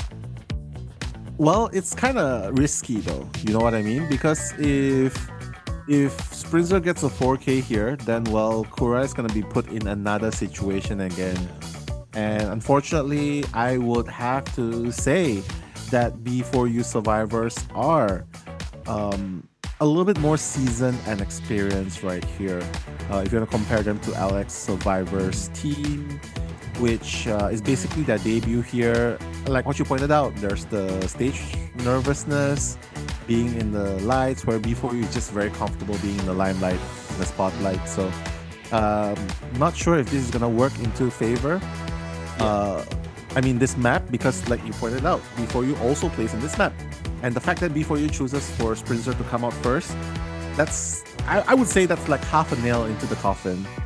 Yeah, I think Sprinzer, it's before you plays at their best when Sprinzer is out there to set the tempo and pace, and the survivors are there to kind of defend or just make sure that the points gained that Sprinzer has been would be like all for naught, right? They'd be able to honor those points. And something also that I thought of here is that LX coming into this, yeah, like you said, would put a lot of stress onto Kurai's side, and just seems like if we're gonna compare the survivors, before you a lot more stable, a lot more, I'd say refined with their kiting routes and what they plan to do. Hopefully we see a bit of a shakeup here from LX's side, because if things continue the way they are, we could be looking at a BO2 here, and with Sprinzer still looking kind of unstoppable in this against LX. They need to find a solution here while Sprinzer still has his meta hunters available to use. Yeah, LX definitely needs to break the pattern from B4U right now, right? They're so comfortable having Sprinzer set the pace. But again, LX did come up with a pretty cool play, an inspired Lucky Guy Explorer book play. Yeah. yeah, that was actually very creative, and it helped him. But they sort of need to work on their rescues. The double down, they really should avoid double downs. They got to realize their composition's limits as well. But well, Alex right now, this is their last chance to put a dent into B4U, because if they still get 4K, then it's going to be so hard for Kurai next game. Yeah, I do think that with that double down that you're talking about, I think maybe in the previous hunters, they respected just farming off hits, but you're going up against Sprinzer. He's not going to do that. He's going to make sure that he gets he plays so aggressive, and he makes sure that if there's a double down situation, he will gun for that double down situation. So hopefully the adjustments will be made. And what's also hard about LX's side is they don't have a coach, right? They don't have anyone to kind of tell them these macro decision making or the patterns that they're kind of running into. So it's a really uphill battle for them. I'm sure that they're learning a lot in this process, and also gaining a lot of experience as well. Yeah, if you notice as well, Leo's memory, right? If you notice, the battle takes place in a very open area. So maybe that's also a factor that Sprinzer took into account. Like, hey, I can double down you, and I can still see where you are running towards. Fair, yeah. That's right? True, I can still see where you're running away to. So that's a factor. But hey, this is the map selection for LX. After all, in Chinatown, might not be so easy to catch track of where the survivors run to. So Sprinzer definitely needs to pay a little bit more respect to this terrain, and maybe a double down here. He might have to reconsider a double down if he wants to attempt it again here. But one thing's for sure, the double down was a huge factor in the last game. If Alex can sort of bolster the defenses right here with a better pick, like rescue and at least have a resource to run away, that would stop Sprinzer. Last game, no resources available to run away. Like, you have a patient, rescue, run away. If you know that Sprinzer's gonna come for you, like for a double down, draft characters that can help you maneuver away. And unfortunately, Sprinzer did catch the wildling as he was coming in, forced to use the boar, and like he hit him off the boar, and he wasn't able to use that boar. So maybe draft like a mercenary, because mercenary could just use the elbow pads. First officer, but you need to sneak in to get the rescue before the pocket watch does expire. But we're going to find out in just a bit, folks. As standard bans on Sprinter's side, Doctor and Seer out of Chinatown. Yeah, forever banned in Sprinter's book, right? They're not going to see the light of day. Not that it's bright in Chinatown. Well, it's probably evening time, right? But Goldman is going to be out of the equation. Opera Singer does leave a few other choices. He still has Ivy. He still has COAⅨ. True. And if you want to follow in the steps of Dongshan and Tasha. In a huge map like Chinatown. Yeah. I'd love to see it. But I mean, as people in the chat, you know what, they're kind of rooting for Sprinter. I think he might not want to let go of this lead. So keep going aggressive. As you mentioned, still has access towards the COAⅨ, and I think COAⅨ would play really well here, as well as possibly an Ivy if he brings it out too. Yeah, I feel like this is one of the most perfect iteration, right, of what a coach can do here. I mean, I just like the way that the coach is handling, like, hey, you know what? Here's a handbook of all the strategies. This is what's going to happen. Alex is going to go with this. If they go with these picks, we can highly consider this pick. So really being helpful in that situation towards Sprinter as well. So we love to see it when that happens. And you can see very proactive steps being taken. And that's exactly what makes B4U very formidable. Like, they not only are they passionate, but they come well prepared. Yeah. Done their due homework. Aaron has been shouted out multiple times. I also spoke to him. The man can break down the game really well and works well with B4U because he knows the strengths of Sprinter and also the other survivors. So yeah, that manifesto he has. I mean, shout outs to all the other coaches as well that's on the stage, has all their notes, because now, remember how the drafting system was before? Here, it's a completely different ballpark. We go for the postman. Hang on, we just have to pause for a bit. But yeah, I'm just saying that the drafting phase, you really need a coach to keep track of everything, because you have to prepare yourself for the next round. You want to make sure that this lineup is still pretty good to go up against the meta. So yeah, coaches are definitely a big factor in a lot of team success. That is very true. 50% of the success comes from a successful ban picks after all. And with that, it seems like LX has solidified their lineups. Well, I would say I want to cheer for the postman, because Victor, my boy, right there. Let's go. Yeah, Biased no commentary. harassers. Yeah, Biased commentary. Postman. Okay, go. Postman. Yeah, postman number one. Okay, something like that. But there again, no harassers out of LX right here.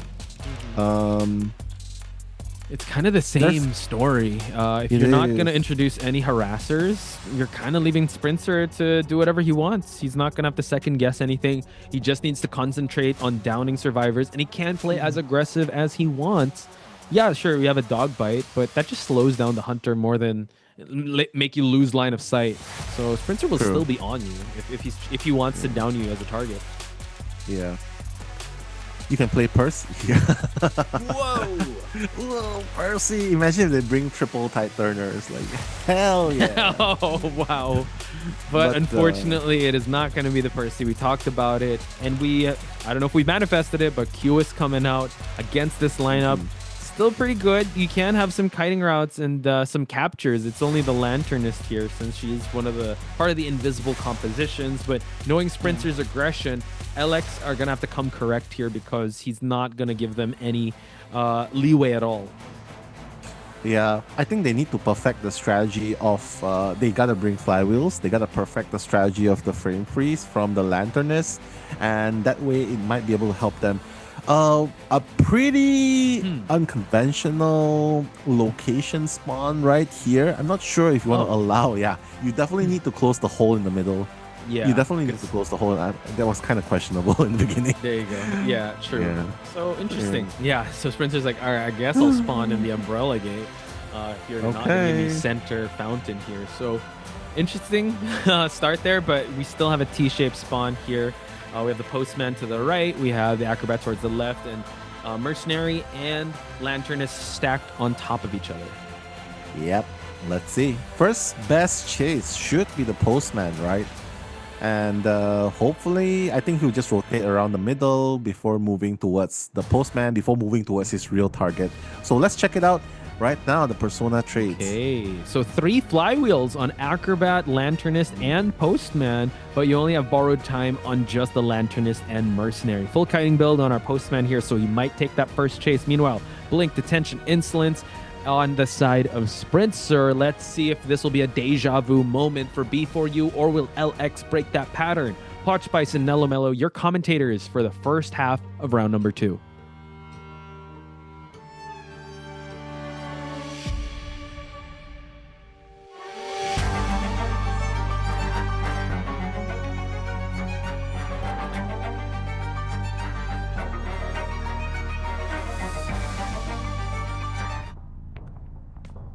All right, Marcus, played by Sprinter right here, trying to get out of line of sight. So that's smart.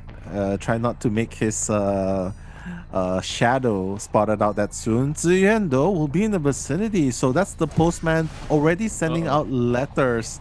That's going to be the window vault letter. Not sure if he's going to be that. Oh, yeah, he's going to be that first target for sure. Sprinter knows what's up. He's like, yeah, you know what? Why waste time rotating towards the middle when I can find the postman straight away? Yeah, already breaking down pallets here. Ziyuan in a pretty tight spot. Doesn't have full presence just yet, avoiding the dog bite here, and might give a free charged up hit. And now, since he did bring that Insolence, can unlock that black hole soon enough.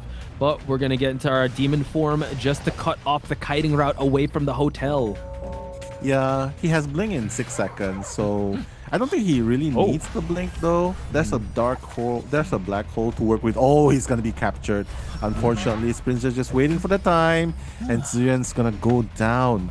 And in very fast manner as well. The basement's here as well. Oh no. We are going to go basement. And we saw also yesterday that if he's able to get a dark hole capture, you can actually put the survivor outside of basement once he's going to go for that rescue. Peter showing us against RT. So now cool on the case here.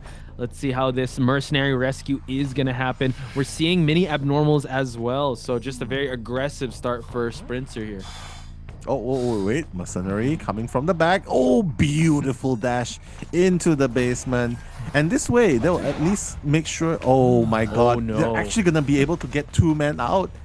Usually, Mug has to stay, right? Oh, wait. Yeah, and look at that capture. Yeah, able to get the capture. And now Ziyuan is going to have to play the mind game here, but we're still going to stick to the basement. Tried to get the dog bite, but yeah, able to actually get it. He's actually going to go to the corner. Yeah, I think maybe could have tried to persist since you do have last effort, but yeah, Sprinter's still on the basement here. If you do this, it's most likely you're telling Sprinter that, hey, we're just going to sacrifice him. So it doesn't really matter because now you see, it's just going to help Sprinter solidify. No one's coming for the rescue anymore. You know what I mean? But Alan seems to be here in this area, probably to feed tonight. He got caught out early, so it's gonna be really tough. And if you overextend here, could be a little tough. This is the Lanternist though, gonna get a hit as she drops down the pallet. So Sprinter dominant mid game here. 3 ciphers still remaining, 3 survivors remaining. So it's looking real good for our Qist here. Wow. Yeah, you don't drop pallets after the QS is just in the position to hit you. You pre-drop them, but yeah, and that's why you see like it wasn't. I think it was a little bit of slip up right there. But honestly speaking, what can you do when Sprinter's already at max presence and you are only playing 3 versus 1 and you only have 2 ciphers done? It's just a snowball situation at this point. And Sprinter is just going to keep mini abnormaling the ciphers. Just LX. A bit of deja vu moment from the first round. Again, Sprinter just not letting go of the gas here and just constantly pressuring these survivors. Again, LX uphill battle, right? You know, an non-pro team going up against Sprinter, one of the best outside of the IVL and IGL region. Cool, able to get a pad in just to get the rescue, but we've already spent the tide turner. So now we're going to see if we can farm off a hit off of Alan. Well, Alan needs to kite right here. Well, he's gonna give him a little bit more time. Not sure if that's gonna be long enough. No. Okay, wait. Never mind. He's able to. I thought that was gonna connect. Like he will pull back a little bit later, but looks like Alan's gonna be caught in a really awkward position here. But the flywheel, no. One more Terra Shock for Sprinzer's stats. Again, right there. it's the average, right? So this is game number 2. So he has to have his Terra Shock moment, and that was going to be it. So unfortunately, 2 ciphers still remaining. Lanternist is out of the game, so it's looking like a really dire situation for Team LX here, while Sprinzer still wanting to get a 5-point game for his team. Exactly. If he gets a 4K here, Alex COA⅓ will have very little to work with. Cool, still trying to buy more time here. Has only 1 pad. Did he just use up capture? The pad? Yeah. No. I mean, he I failed think the pad and then got captured, yeah. right? That's a big exchange there for Sprinzer, and now it just seems like Sprinzer has his end game ready for the team here. So not even 5 minutes, well, even before 5 minutes, it seems like Sprinzer was inevitable in getting this 5-point game. So yeah, unfortunately, it is at the expense of LX. Yeah, 86 heart rate right now for Sprinzer. Whatever he plays, he's just so chill, right?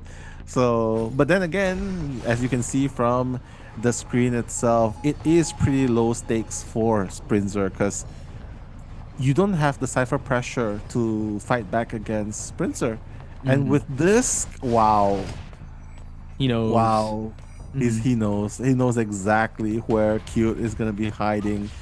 Cute has bombs to work with, but I'm not sure if that even matters. A blink to just get that first hit, but Cute right here. I don't think he really has anywhere to go. Yeah, the black hole capture is going to be in effect. We try to flywheel, but it's at the corner, so Sprinzer able to get the down onto this acrobat. Mercenary is still trying to crawl, but I mean, yeah, just bring closer, or probably chair if he's that confident. Actually, this is already a victory condition, so Cool is going to stand up. He already knows where the dungeon is at, so it's going to be a little far with no items on this Mercenary. Yeah, although he won't be waiting in the dungeon, right? Sprinzer knows, and he needs to get the Masonry down twice. So, running out of Q points as well. Q balls as well, contact point. Okay, the Nidus is gonna be sparked out, and he can see Cool running away out in the open. So Sprinzer, 2 more hits, and that's gonna be it. Acrobat already halfway through though, so Cool can. Just gets the hit, and that is going to be it, folks. Sprinzer getting a 4-man elimination for his team, still holding on to that lead. So congratulations, Sprinzer, still having a perfect game up against LX.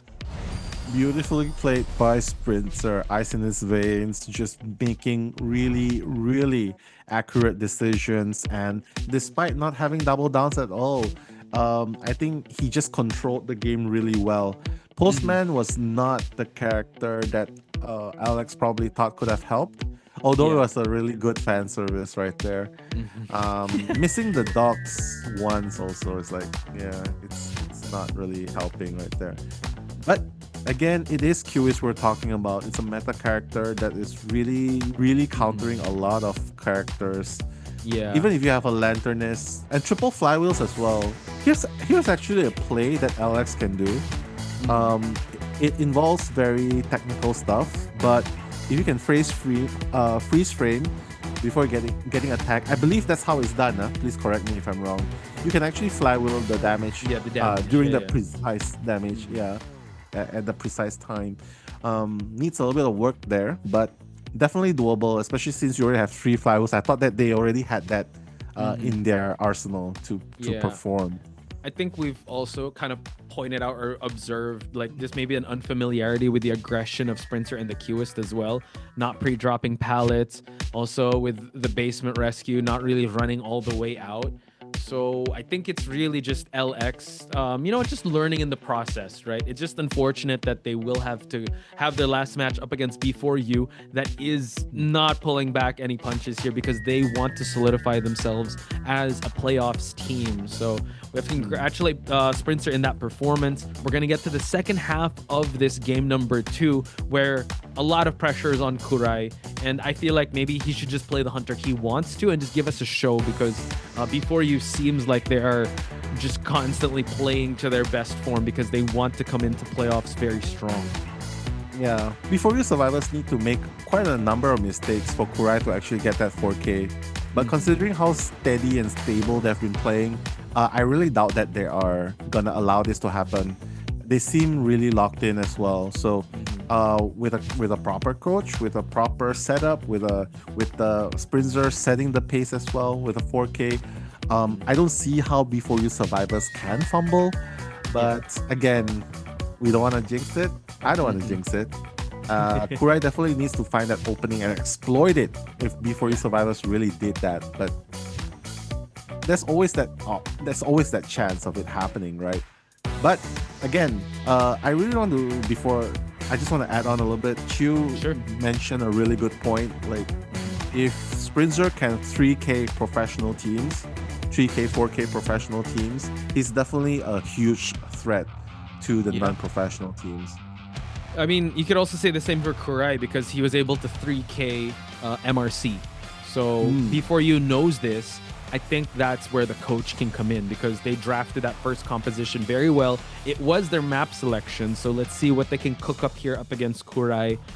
He does have the skill, he does have the potential, but yeah, as we mentioned, these are non-pro teams, so they're working with what they got. And unfortunately for LX, they don't have that support of a coach or like sub players. It's really just them drafting the compositions as they go. So again, kudos to them from the survivor side. We're going to see if COA⅓ can extend it to that game number 3, or will BeForYou be able to just win here and now and solidify their placings in the playoffs? They're definitely gearing up towards it. And if they can make it after this, they're in a position. This is practically match point for BeForYou. Can I just say, the next match is going to be AR versus TE. The winner of that is going to also qualify for the playoffs. So we're at least going to have one non-pro team in the playoffs between these two, but it could be 2 if AR makes it. Yeah, I mean, having more non-professional teams making it to playoffs is definitely going to be a moral victory to all non-professional teams out there, right? Oh, sorry, I forgot Xteam, my bad. Sorry, because that's Chinese mainland. I feel like that's pro. Yeah, I mean, but here's the thing, right? Although they are non-professional teams, it's still a Chinese mainland division team. I'm pretty sure they can still get access to a lot of things. They do have a professional coach too, so I guess that doesn't count. Okay. Well, they're still non-professional, so. And if you think about it, yeah, by the standard. And if you think about it, Aaron has been really professional with his job as a coach as well. So I would say he's considered a professional coach as well. Definitely helping BeForYou with this decision, and it's looking like it so far. They're playing good. The coaching direction is clear, and you can see that he's not a mascot up there. He's really performing his duties here, doing his due diligence, and it's really reassuring to have someone that actually has an idea of how to help them on stage, right? For sure. Yeah. I think So- to have someone dedicated to just studying the game, and also they talked about it before, their synergy is unmatched with the other non-professional teams, and having a coach that knows your strengths and weaknesses really helps because he can draft the composition and also kind of motivate and also just give you the right direction coming into a match, right? So this is kind of BeForYou's hard work kind of paying off. And as Sprinzer said in his interview, this is not, the IVS is not the last you'll see of BeForYou. That's not where the road ends for them. They want to gun for more, and they want to reach greater heights, and playoffs is one of the stops to that. And a lot of this success and confidence, right, really comes from a place where they've stuck together for the longest time. Their names remain the same throughout the years, the core members unchanged. And it really is just building and putting in a lot of effort, love, and passion into a team that they believed in. And I believe if there are other non-professional teams out there, they really need to commit. You know what I mean? They really need to commit as much, because this is a lot of commitment. Staying together after all this time, it's a huge commitment in time, effort, and passion as well. So if there are other non-professional teams out there from other divisions like Hong Kong, Macau, Taiwan, Korea, Southeast Asia mainly, they really need to start sticking together and stop. I mean, it's been so many years. They really gotta find a bond and stick with it. True. It's been a lot of teams, a lot of shakeups when it comes to like competitive Identity 5, but one thing that remained like really constant was kind of the bond that before you had. They had some swaps here and there, but the core members remained the same, and they were still able to work it out in the end. So picks and bans have already commenced now. We're going to ban out Doctor, Antiquarian, and Mercenary on the side of COA⅓. Not having the Mercenary can hurt because they don't have First Officer anymore. But hey, it's okay. You still have the Gravekeeper. You still have Muro. Oh, well, you're going to use Gravekeeper. Yeah. I mean, Gravekeeper is an excellent choice. You don't have the IV threat anymore, so it's totally fine, right? You have you can get sprayed off of your when you're in shovel mode, right? So that's great. It does help you kite as well. One of the strongest rescuer kiter if you need to kite, right? So that's definitely in there for them. But now they bring out the big guns: Lanternist, Archer, I believe, maybe another utility character. Hey, Embalmer.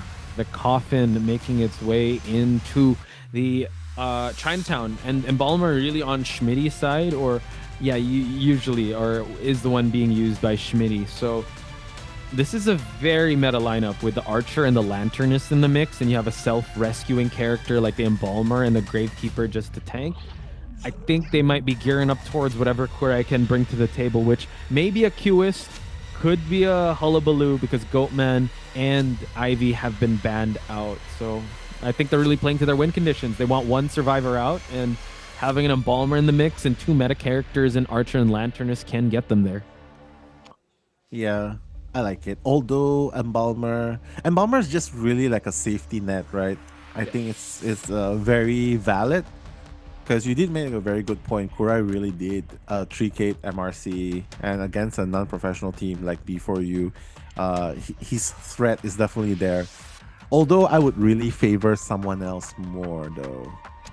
Any suggestions on what that other survivor could be besides Embalmer?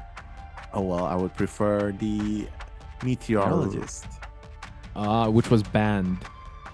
Which was banned. Aeroplanist. Or Aeroplanist, or Florian. I would say, wow, Keegan. Another Keegan? Chat, don't adjust your screens here. We have another Keegan in the mix here, but there's constant stuns. You also, this is going to be... If you can loop the Hunter the way... Again, if Aeroplanist was here, I think that would be a lot more dire for the side of Keegan, but maybe go after Embalmer. But he's going to go with a surprise pick. Seems like a Clark kind of day. I don't know. I thought it's Saturday. Clerks their days are off, but apparently not. But yeah, I think this is kind of in B4U's wheelhouse, right? They kind of want to go... They do go a little conservative, but if you do that, he can actually find an opening here. But no, I'm not sure. Keegan could be the way. I don't know. Talk to me. How do you feel about Keegan in Chinatown against this lineup? If they had Florian, I would feel much more assured.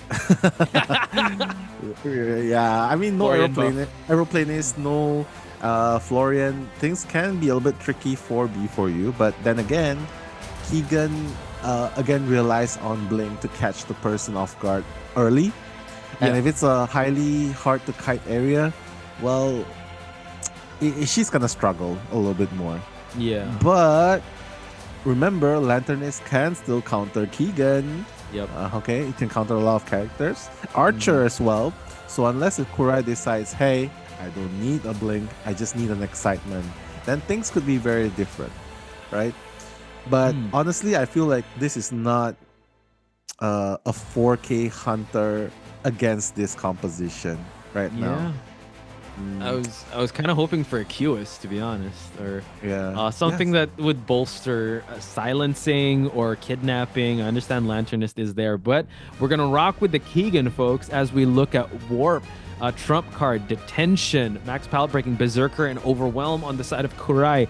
We have flywheels on Green and also Schmitty, and also full kiting build, by the way, and 2 tide turners on Lanternist and Gravekeeper, and also just 1 borrowed time on this Rescuer. So is Clerk the answer to LX, folks? Or will B4U reign supreme and head to the playoffs? We're going to find out in just a bit. That's Nello Mello. I'm Pot Spice. We are commentators for this match.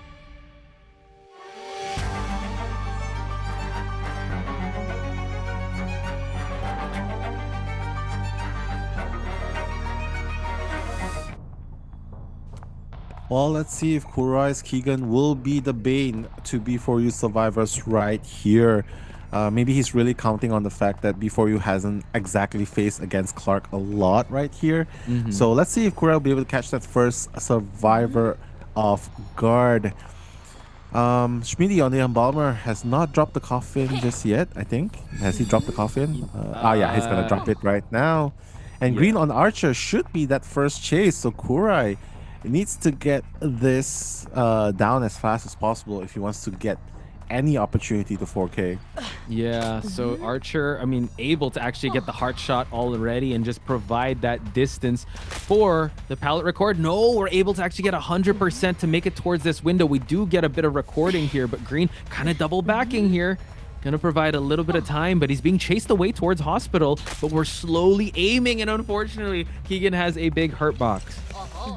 He does, but that's gonna be the second arrow utilized. There's 1 more to work with. Green, doesn't matter if you use up everything as long as you can. Whoa! Wow. Trade off, and we're able to get a down. So Kurai able to actually get the recording out of the way. So I'm not sure how they're gonna try to counter this, but now this is where Keegan gets very interesting because you can stop Cypher progresses from happening. Yeah, maybe this is the what Kurai was thinking about when he picked Clark, right? Because this is definitely a very good start for him. Archer's down, and with only 1 arrow left, I mean, definitely not the best kite. Roland coming in, already suffered a damage, and using the shovel, probably gonna use that to run away a little bit better. Green, though, is not out of hot soup right here. 100% laceration gonna work, doesn't really matter. Okay, Yeah. By time. Incredible, but Green has no more. Archer just flywheels just to get to the pallet in time, so we're containing a lot here. Has a window to use, able to actually get through in time. Warp is going to just close the distance even sooner. We're going to go for a charge up down, but we have a coffin now. Yeah, he's going to use the coffin straight away, I think. Well, he's might going to as pick him well. up before the coffin's activated. Well, okay, he's putting it towards the middle. So the good news is Kurai doesn't have any more warp gate. He has to walk. The bad news is the coffin's just up there. And there's no items to work with, right? So you might as well pull some distance away.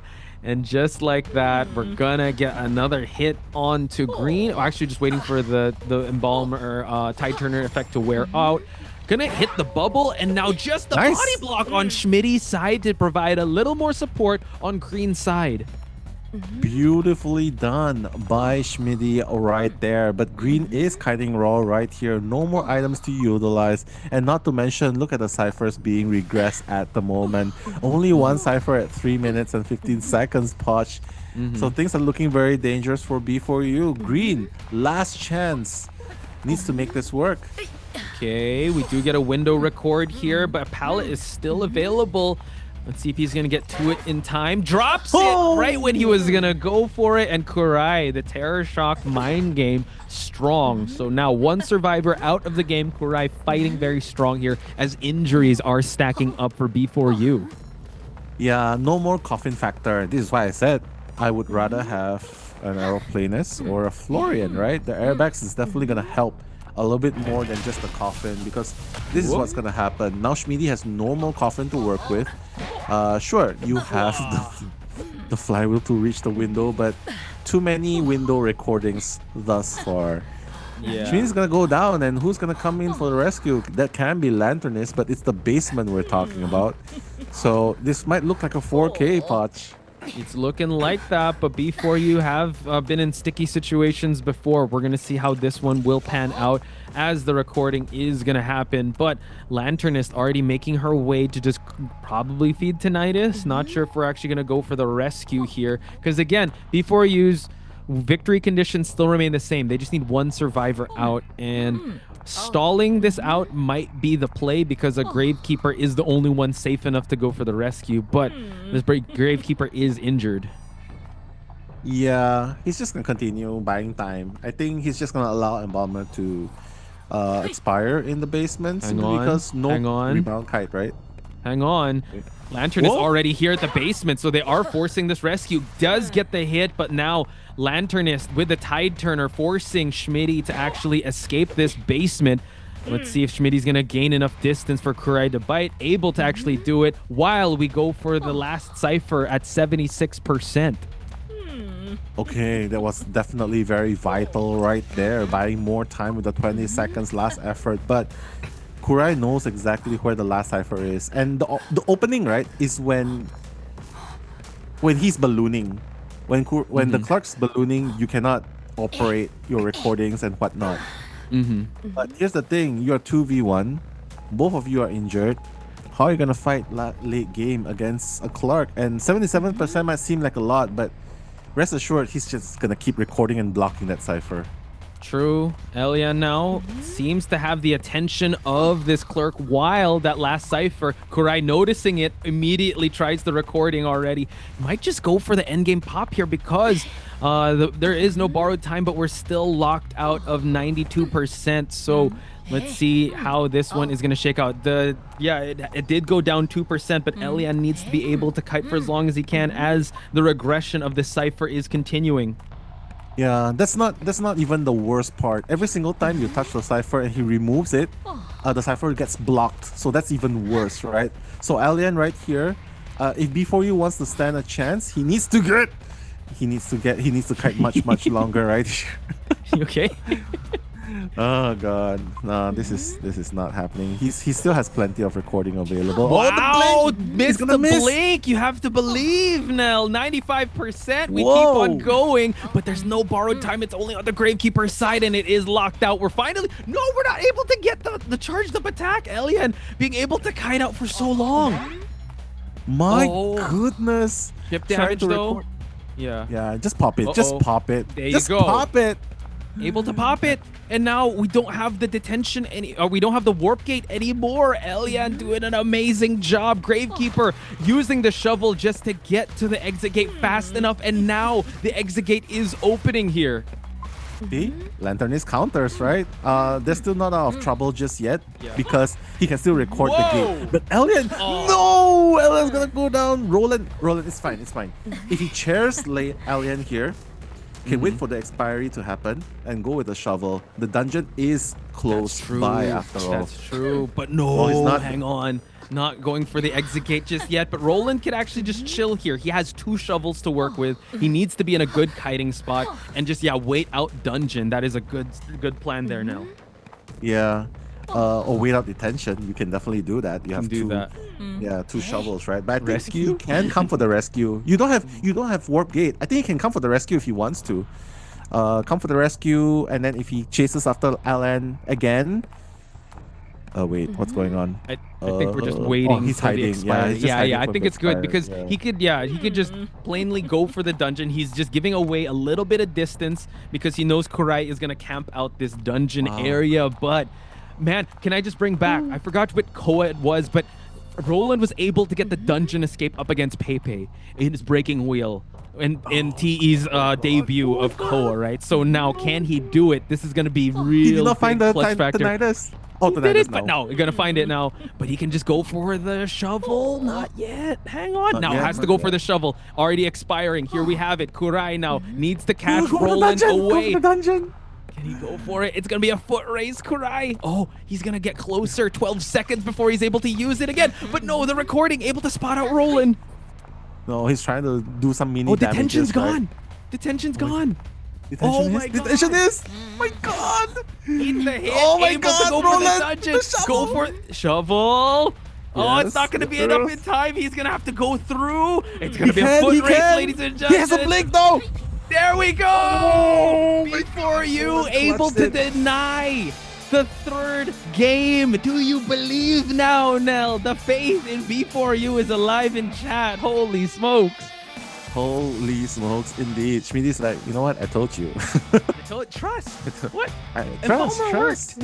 Yeah, I told you. We're different now. We're different from when we were back then against Clark, right? Can I just say, Roland has gotten so much dungeon escape in Call of the Abyss. This is the second time. He hit against Pepe's breaking wheel, I believe, and was still able to clutch a dungeon escape and able to get it here. But guys, kudos to Kurai bringing out the clerk. Seems to have surprised everyone, and just the handshakes are going to be given here before you making it to playoffs. But I couldn't find. Oh wait, no, it's actually Elian. Elian. Yeah, Elian. I was like, strangling Elian. Oh, but I think it's more of a Elian. congratulations. Like, go get him in playoffs, guys. You love to see it happen. True. Schmidt's thinking, whoa, I'm 2 heads taller than Kurai. But, that was a very good show of sportsmanship as well, right? You love to see bonds happen, despite win or losses. But if I was Kurai, I would definitely have given the hugs to Elian as well, because with the lanternist, again, the lanternist factor really kited so long. That was the much needed factor that B4U had. That was the last stand. I hope he gets the MVP. And also, shout out to Lycan Chu saying this is the first time NAEU has made it to the playoffs in Call of the Abyss, and it is B4U to be able to claim that spot. Elian getting the MVP, well, at least here, the best deduction award with how long that was a very white knuckle, edge of your seat kiting moment, and also bringing up what you said, Nell. That's a meta survivor for you. That's the lanternist going up against Keegan. Yeah, Kurai had the right mind, right idea with the Clark, but unfortunately there are meta characters that sort of counter her as well, and Lanternist was one of them, and winning very convincingly as well, 7-2 and 6-3, both games, resulting in a 2-0 right now. B4U, congratulations, making it to the playoffs, NAEU division right here, right now. Definitely marking a spot in history. Is this the first time that... Oh, wow, this is the first time going to the playoffs. Yeah. First time NAEU, because B4U has been constantly here, but they've always been kind of... they've fallen in the group stage. Same with other teams like Omni. They don't make it. I know last year it was Southeast Asia to be the first one to make it towards the playoffs, right? Yeah. But now, big moment for B4U. Congratulations. And what a game to solidify their moment in. Just the never say die attitude, right? Up against the Clerk. The matchup didn't work out quite well, but they're still able to make it work with Roland's clutch dungeon escape. True. With so many dungeon escapes, right? You might as well just name him the Dungeon Master at this point. And mind you though, this is definitely not an easy group at all for B4U to make it into the top 3, right? It's definitely not an easy group at all. So congratulations B4U, marking history for the first time, making it to the playoffs, and looks like the prophecy has come true. IVS third place is not where we end. As a matter of fact, it's where they begun, and the journey's already begun. Well, definitely a chapter in their book, right? A highlight for sure. And you just see they seem to be the strongest team that is non-professional, not counting Xteam, because I mean maybe they'll face off against Xteam, but it just seems like they're the strongest non-professional team that we have seen as of late. So B4U has made it. Next matchup though, AR could cement that spot, but who stands in their way but TE, so it's a tall task ahead. However, the night, the moment, and the congratulations have to be given to B4U in their well-fought match up against LX. Yeah, can't wait to see who's going to be crowned the MVP, although we might have a pretty good idea who is going to be, right? But just to crown the survivors as well. If it's survivors, you definitely have to think it's Elian, right? Because first game Mechanic, second game Lanternist, he's been really impressive so far. Yeah, for sure. But mean, with how Sprinter has been playing, the man is hell on wheels. So wouldn't be surprised if Sprinter got the MVP, but if it had to go to the survivors, you have to give it up to the amazing kiting of Elian. So yeah, before you definitely making the right decision, picking him up. And here's the highlights for you to reminisce the moments.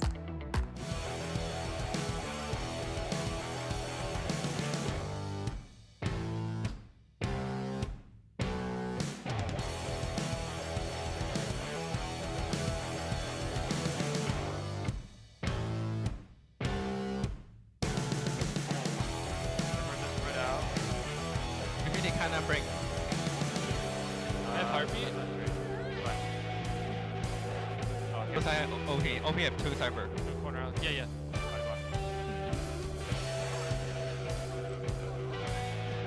It's attention, right? Yeah.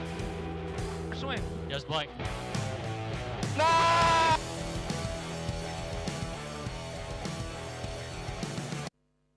And there you have it, folks. They look so happy backstage and also on stage. We will have the interview portion. I wonder who we're going to interview, but you know what? Congratulations. We have to give our flowers to B4U for making it towards the playoffs. And it's been a long journey, right? They've been constantly here in Call of the Abyss, and this is their first time making it to the playoffs. And for sure, they will make this moment count. And still got to give it up to LX, right? In B4U's journey, it's like chapter something. But LX, this could be their first chapter of many to come. So hopefully we see more of them and they stay together, because there are moments of brilliance on COAⅅ's side and also the survivor side that maybe they just need the right facilitating and the right coaching and the right program for them to be able to go even further.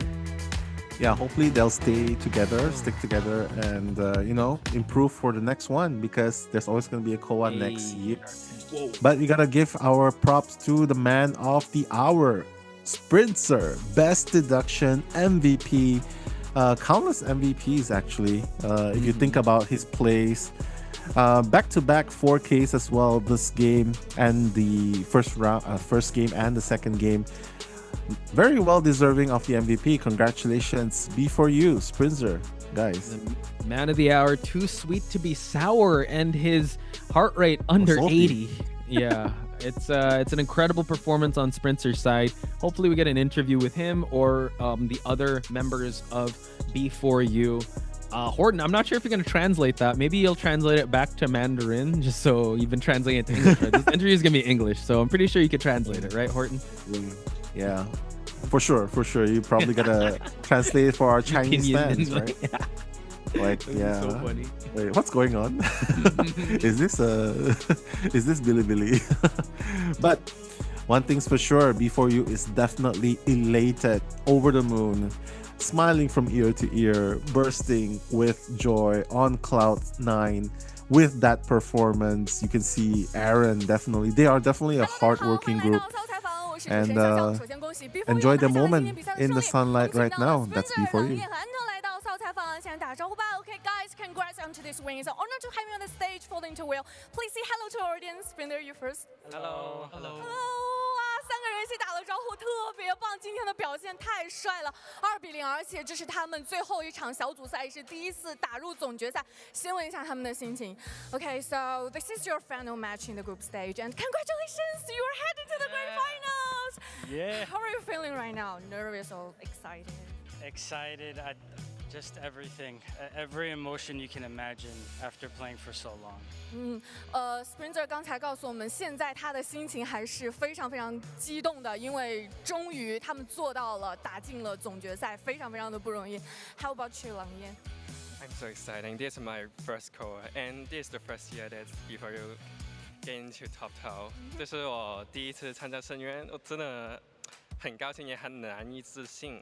我们终于成功进去了淘汰赛。Definitely, you guys really did a great job today. 刚才 Anton 也说你是 B4U 的最后一块碎片，那 Anton 呢 ？How about you? Your feelings? So happy that we didn't let fans down. 我们没有让粉丝们失望，我们也没有让支持我们的人失望。掌声再次送给 B4U 好不好？太不容易了，而且我们能看到，在这个赛年 B4U 的表现非常亮眼，不管是 IVS 还是这次的深渊，他们创造了队史。想要问一下安童，他们这个赛年完成了一个这么棒的表现，原因是什么？包括今天你会一直评价队员们的表现吗？今天也是要来评价一下。Okay, so what made your team play so well this year, and any feedback for today's performance? 我觉得 B4U 成功的主要原因是我们把所有人都当成了家人。The reason why we were so successful in these tournaments is because we viewed each and every teammate as family.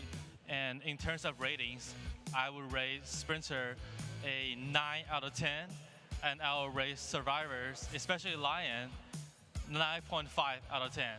我想给 Sprinter 一个9分，然后我想给求生者们，特别是狼焰一个9.5分。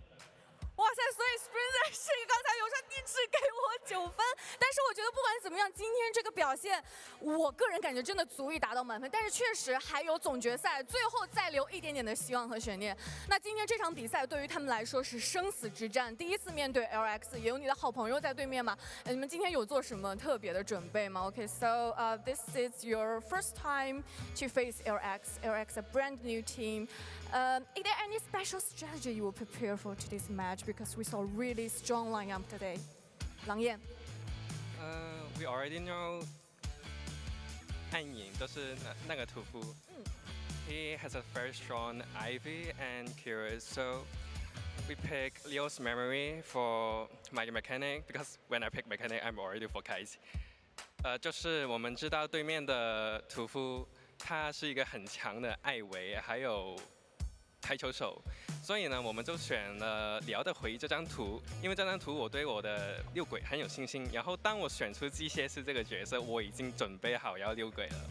哦，所以一会儿一定要好好问一下你刚才机械师的那个牵制，因为今天我们求生者和监管者表现都很棒，然后我们的 Sprinter 也是拿下了2把4抓，想要问一下他最满意哪一把，然后为什么 ？Okay, the next question is for you are today's best deductions. Congratulations and very amazing performance today.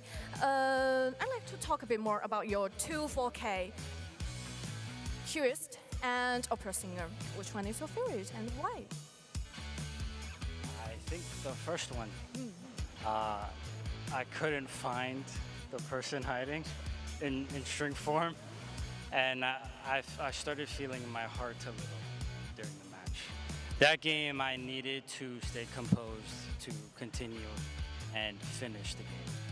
Sprinter 说呢，他还是更加满意第一把歌剧演员的发挥，因为一开始的时候他是没有发现找在那里那个人的，所以他是最开始有点慌，但是他还是成功的稳住了心态，保持冷静，最后拿到了那场比赛的胜利，所以他是感觉第一把更加的惊险刺激。那刚才狼焰也有说到，你第一把也已经做好了准备，那一开始你是有一个什么样子的一个思路呢 ？In the second half of game 1, what was your strategy when the hunter focused solely on you as the main fighter? Because of his pick Ivy already, so at the first game, I go to upstairs and rail to get lich.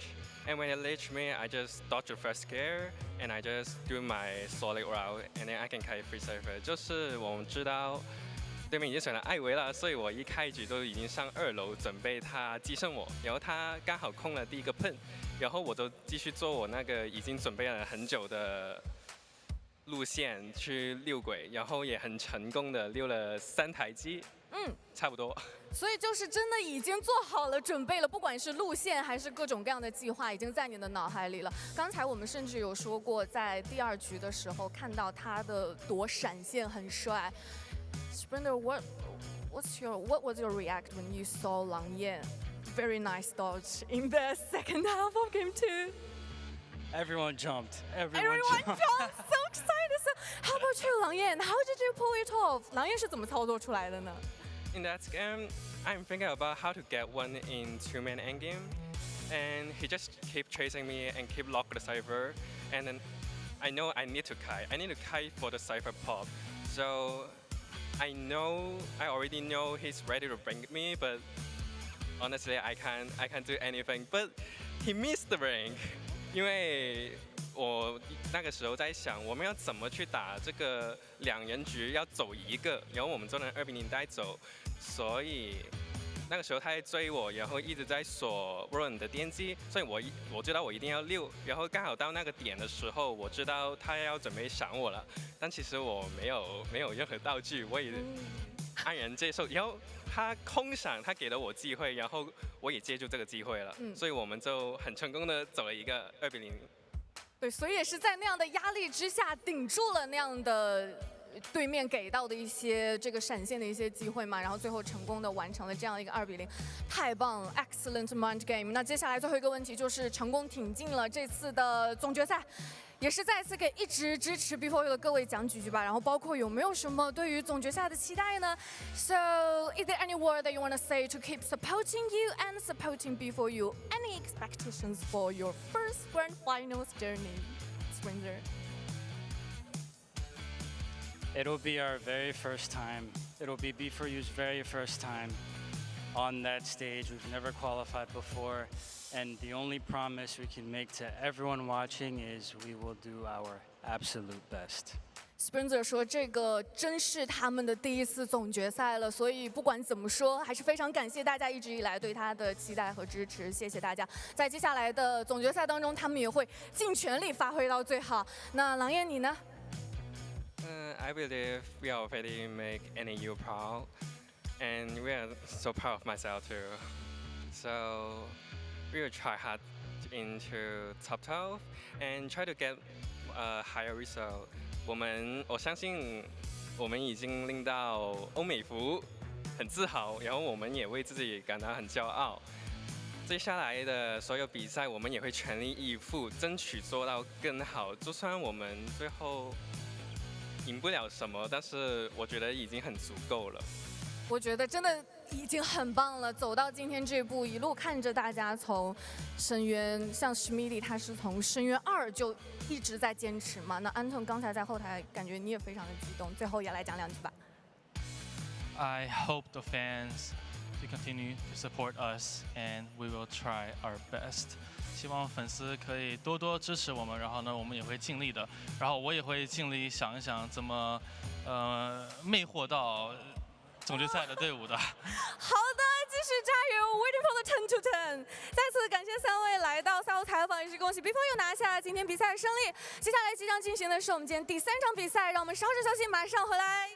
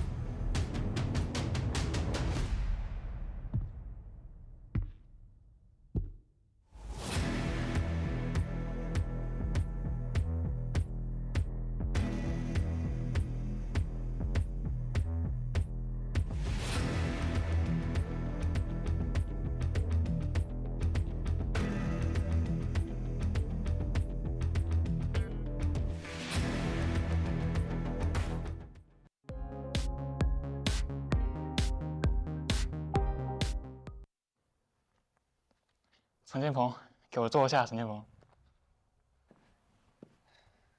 听说你叫贺神，我们这有配神。各位选手已经准备就绪，将在赛场上展现顶尖的竞技水平。首先，让我们有请东南亚赛区 Aquarius。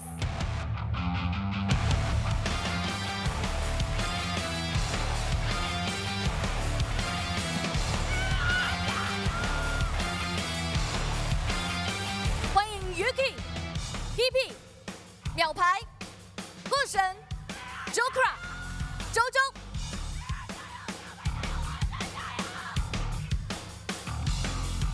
接下来，让我们有请中国大陆赛区 T 速。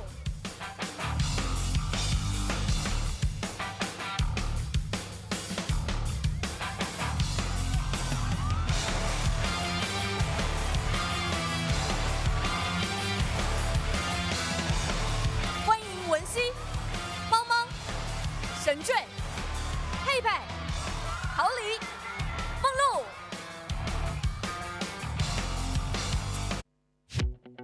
And all right, we're back with our matchup number 3 of today in Group 9 of this group stages we're seeing here with AR versus TE.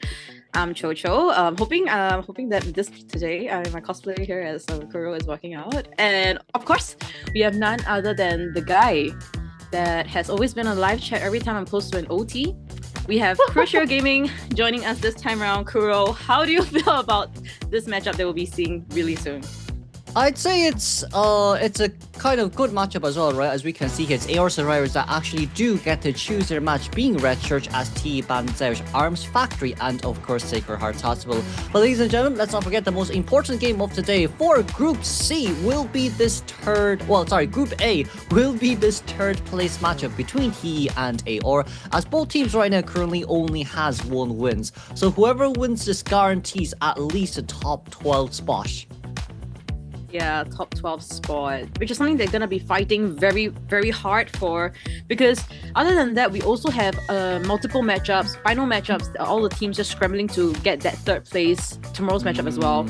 So that's something that we can look forward to. But at the same time, I think for the side of AR and for all of our apples right now, I am indeed quite nervous how this is gonna play out. You know, Kuro and I, we had some conversations right before this started. We are cooked. That's the word we use. We are cooked for this year. We are cooked. I am burnt. Yeah. My group B is gone, and my group A, which is this group, is also gone too. My group C might actually be in turmoil as well. But sure, look, I think the most important thing is that it's nice to also see a lot of turnarounds from different teams, and especially seeing AR being able to take the win from DFM as well. I believe for them today, they may also still have that chance. But once again, let's not forget possibilities. We've basically 2 matches left, right? So even if this doesn't go OT, I hope it goes best of 3. Even if the next game doesn't go, the next game should go overtime. I'm quite sure between Wolves and Xteam. However, I'd say today is more or less about death matches. However, good news here also at the same time is whoever wins this, there is no tiebreaker. So the winner of Group A will immediately go into 3rd place. As you can see, these are the 2 teams currently that are playing up against each other. Yeah, AR's introduction here, they don't need any more introduction because we've seen them time and time again. As for TE's side, similarly as well. Chinese mainly professional team versus an amateur team here, Team AR. This is going to be the matchup of the day, I must say, because do or die matchup for them. Whoever wins will secure their placing in 3rd place. Same for our final match of the day, Xteam versus Wolves. Whoever, I believe for Xteam, if they win, they will secure their 3rd place. But for Wolves, still very shaky, I must say. Group B, the death matchup, as we see Yuki coming in with a very cute banner as well. We're seeing the stats as well. Looking like there isn't any maximized stats for her, but meteorologists and psychologists as the preferred characters of not the best played characters, because we did see her psychologists against a previous team during the group stages have been pretty good. I'd say it's a lot. The psychologist in Lakeside Village, right, when it came to going up against DFM Hullabaloo, being able to get the double or triple pallets done in order to prolong the game and get that last Cypher machine done for the tie game. And now we're moving on straight towards our next survivor here, which is PP being the rescuer main of AR right now. Overall, still solid enough of a performance. Did have some failed rescues, but that's also because we went against top teams like WBG, like RC, so it's only to be expected sometimes as well. As we can see here too, it's preferred character picks of Mercenary and the First Officer in his arsenal. Yeah, so we could be expecting hopefully a better version of PP here coming into this matchup, as we have none other than the fans' favorite for sure. We have meowpie coming into the mix here. We're seeing him with a lot of veteran characters as preferred characters. Containment time, of course, 77 seconds. I believe that he's usually the first kiter for Team AR, just trying to prolong those time for those decoding, those cipher decoding. So meowpie's performance has been pretty consistent, I must say, and we hope that he'll be able to replicate this going against PP. Especially with meowpie having Lucky Guy as well being played quite a lot. I do believe they chose this map for him too, and also for Hessian to play his QS. As we now finally move on straight towards our final survivor here, Jokra, whose overall decoding progress stat here is 9th place with 193.83%, having been the main container, but also the sub-rescuer using Acrobat alongside with Aeroplanus, equipping the Tie Turner, is able to guarantee survivors to at least finish 4 Cypher machines before the first elimination. Yeah, hopefully we do see a good performance coming from Joker, because I mean, of course, having very good decoding progress, that is kind of the name of the game here, decode those 5 ciphers. So hopefully we'll be seeing that coming in from Joker. But now also the coach of AR, we have Kui. Very nice hairdo. And hopefully we will be seeing Aura giving those insights, and also BP insights for the survivors here, picking a good team comp against Pepe. And yeah, we can't forget the man, Pepe here. Other than that, Nahid being really iconic at Chinatown, I believe that terror shot in the early game, right? He has been showing amazing performance consistently, at least getting a 1K situation with the Wax Artist. But also, we can't forget the Hula Baloo, the Qist, the Goatman, the Nayet, getting all those 4K games for himself. So looking at the stats here, 2.62 average elimination from Pepe's side, and 63.83 seconds for the average time to down the first survivor. So relatively okay. Not going to be a full 3 cipher kite coming in for the survivors. So let's see if Pepe is able to work around AR's team comp. Yeah, and a lot of these decisions are also made by Alex as well too, right? As you can see, the coach of TE. So, you know, with the decision making of playing the Nayad up against DFM Survivor in Game 3 Chinatown was also his decision, especially knowing Alex here being a veteran hunter from the side as well, previous hunter of WBG. I would say who can help out TE quite a bit when it just comes to their overall strategy. But for today, especially from the side of AR and TE, it is deciding matchup between the two. But even with this deciding matchup overall, it is AR who did get the selection map of, Red Churcher being chosen, which I believe is more suitable for their hunter. So coming from that side note, then survivors will have to play as safely as possible to at least guarantee the tie game in order for their hunter to perform during the later rounds. Yeah, and I believe previously at Red Church, we did see AR perform, but I guess the performance-wise wasn't that ideal. meowpie was the first chase, and then it wasn't a extremely long kite, but it was sufficient. But yeah, I think the AR survivors, they need to try and get those ciphers popped, and hopefully get their escapes against Pepe, because Pepe's BO1 games, my goodness, very, very scary. But okay, mostly during the group stages, we've been seeing more ties than a winning game coming from Pepe. So hopefully, we do see the tie here from AR.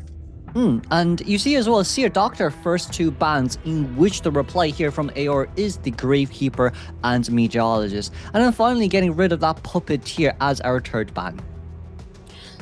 Magician getting picked up here as well. So we're seeing that a potential Ivy could be picked up here for Pepe here. The spray would definitely go up against the Gravekeeper Shovel, as we see a lucky guy again. You mentioned Kuro. meowpie really likes to pick up this lucky guy. So maybe that is kind of an opening that Pepe could go for, or maybe that's actually what's AR plan gonna be. They want Pepe to chase this lucky guy down, and let's see how the tides will turn here. Yeah, we banned out a harasser as well from TE side, but AR doesn't want to go for harasser here. They don't really have the urge to utilize, especially when Neopie wants to play lucky guy here as well. So with a team comp like this, I'd say it's solid enough if you consider the amount of pallets and the copious amount of terrains that survivors can use around. But since this is still just game 1, and knowing the fact that, look, you do have Magician to counter the Ivy, you do have Magician to potentially counter the Opera Singer, Q's is still very viable here, especially with us wanting to chase after Lucky Guy first and downing him before he gets his item from the chest. And honestly, you mentioned about the harasser, right? And the fact that from side Pepe, he didn't ban out the Enchantress. I feel like that could have been a pickup coming in from AR as well to have a more roundabout team comp. If Pepe doesn't go for Goatman, Qist, Ivy, that is a perfect selection. So yeah, from AR side, a little bit curious, but hopefully this team comp do work out for them in terms of maybe the Cypher Rush that can come through from this. But ultimately here, Pepe has so many options to work with. Any preferred one coming in from Pepe. Yeah, and not only that as well, I felt like a better choice from Magician's side should have been Aeroplanist just to, you know, fill in the gaps from Lucky Guy. Yes, Lucky Guy can get you that doll to decode, but he will always be guaranteed first chase there no matter what. And Magician being a slightly just underwhelming of a character compared to Aeroplanist when it comes to utility, when it comes to Kite. I just feel like if either one of these two does indeed get chased early game, for the second containment, especially after Meteor and Great Fever comes into rescue, it's very tough for them to be able to rebound and to recuperate on time before that Magician goes down. Yeah, Magician's fighting potential as compared to the Aeroplanist definitely does fall short of quite a lot there. The levitation coming in from Aeroplanians would definitely help them through all those top obstacles, as we see an Opera Singer getting confirmed by Pepe. It's okay. I wouldn't say it's the best, considering, yes, you want to go after Lucky Guy first. Yes, the pushback from Meteorologist or the wind from her side and the clouds does not really pull that much distance away. However, maybe in this potential, then we want to try farm off some additional hits for on Gravekeeper, especially at Red Carpet, where it's an instant catch up towards him, and quite literally, I'm sure that GK can only drop one pallet down. Yeah, so let's see the spawn locations here. Middle, we have the Magician, Lucky Guy at check. Red Carpet, we have Gravekeeper and Meteorologist at the dungeon area, if at the back gate area. So Opera Singer will be spawning at the middle broken area. So first chase Kuro. Could be Magician here, but I'd say, look, we're probably going to take a really long detour to chase Magician out and then go back straight onto Lucky Guy. More or less speaking, look, it's still going to be Melpai here, potential first chase. So let's honestly just hope that he can get the item he wants to counter this Opera Singer. Yeah, hopefully that does happen here. And if there's a basement over there, yeah, I guess there is another chance. I'm not too sure if that's worth the risk. As we look into the Hunter's Personas, we are seeing the Trump card, Detention, Blink, the Wanted Order, Destructiveness, as well as Hunter's Instincts. But Survivor side, we're seeing a single board time, it seems, audience effects on 3 of them, and double Titurnus. So focusing onto Lucky Guy, let's see if it's going to be the first chase here. BO1 first off between AR Survivors versus T's Hunters Pepe. Live commentary brought to you by Chocho and Kuroshiro Gaming.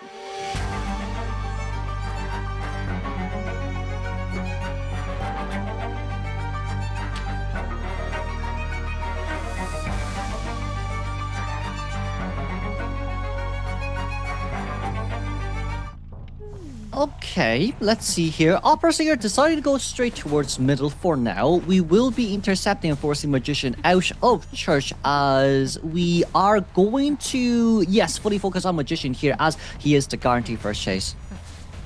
Yeah, Joker, let's see if this Magician's Wand will count here. Pepe thinks that he's just gonna mind game there, but nope, she's just gonna rotate towards the backside and play around this area. But bolting backwards here, the speed boost will allow Joker to survive for another time, as we see the second Magician's Wand. What a mind game coming in from Joker. Very nice Shadow Leap cancellation there as well, as we're straight into a second cooldown. However, right now, we do still only have one item left on hand to use here. So Jokra, thinking that she can't really want to use any of the items here at Graveyard, deciding to use the wand and get straight towards the window of Church for that potential knee-jerk reflex that he did not have, unfortunately, at the time. So first aid here should be able to be registered, as tries to cancel a Shadow Leap there once again, but was unfortunate that he could not be able to do so. Yeah, and Pepe does have Blink. Now we should be seeing aggressive Blink here to prevent an elongated kite here from Jokra. As we see Pepe, a little bit of the indecisiveness coming in. Jokra still in this area, missing so many swings coming from Pepe. Finally, forcing out that Blink. As we see the Cypher progress, almost a 2 to a 2.5 Cyphers as we're seeing, and Gravekeeper with this wanted order though. Oh, it's okay, because Lucky Guy has that additional dollar as well to decode his initial 50% Cypher Machine. Gravekeeper as well with that 9-second wanted order time as well. I don't think it's going to matter too much, especially knowing that it is Pepe, but without Shadow Strike here, it should be no damage rescue, at least for the Gravekeeper. Wanting additional hits out Gravekeeper here might be asking for a tiny bit too much, so this is a very successful no damage rescue from the side of AR. Yeah. Even with like that, right, we do see that Jokra is actually heading towards where Yuki is, and Yuki is the person with the second Tide Turner. So she'll be possibly coming in for that second rescue, or potentially giving that tonight as well, because Jokra does not have any items to work with anymore, and rescuing is just gonna buy a little bit more time for them here. We can see as well our Gravekeeper on the 5th Cypher Machine at currently 25%. Wanted order back on Magician, which is nice, but seeing he is decoding shouldn't give too much of an issue. But the one thing I do worry about here from the side of Meter is that she only has a flywheel here to use. So rebound kite potential, second chase potential here is very high straight towards Ontra, and she doesn't really have that much items to use compared to before. And of course with a shot dance back, it's Gravekeeper here for the backdoor rescue, as we may be actually able to farm Jokra off here, but the dash was a bit too short, and of course normal rescue comes through. So with this double rescue, it means that Cypher will be slightly slowed once again. Jokra, let's see how much time she can buy here. Seems like she will not be able to in this short pellet area, which is still fine. Cypher progress-wise is still not too bad for the survivors. PP needs to be a little bit more careful, head towards his teammates, get those heals from Meowpai, and hopefully we don't see a snowball situation for AR. Our doll is decoding towards the back, in which I think we want to use the doll to heal up the Gravekeeper, but Meowpai becoming the next chase here with no borrowed time, ladies and gentlemen. This can at least guarantee 3 case here from the side of Opera, but we do not see Lucky, as looking at which Cypher Machine is shaking, they're deciding to not teleport here instead and go after Lucky Guy instantly. That's a nice elbow pad out, but it is kind of now just waiting around to see if we will full commit. Yeah, Meowpai is known to be a relatively decent kiter in the team here, so we should be seeing a pretty okay kite coming from him, but he doesn't have any items except for a flywheel here, so Meowpai preemptively using the flywheel, missing that swing again. Pepe has been missing quite a lot of swings from the Opera Singer.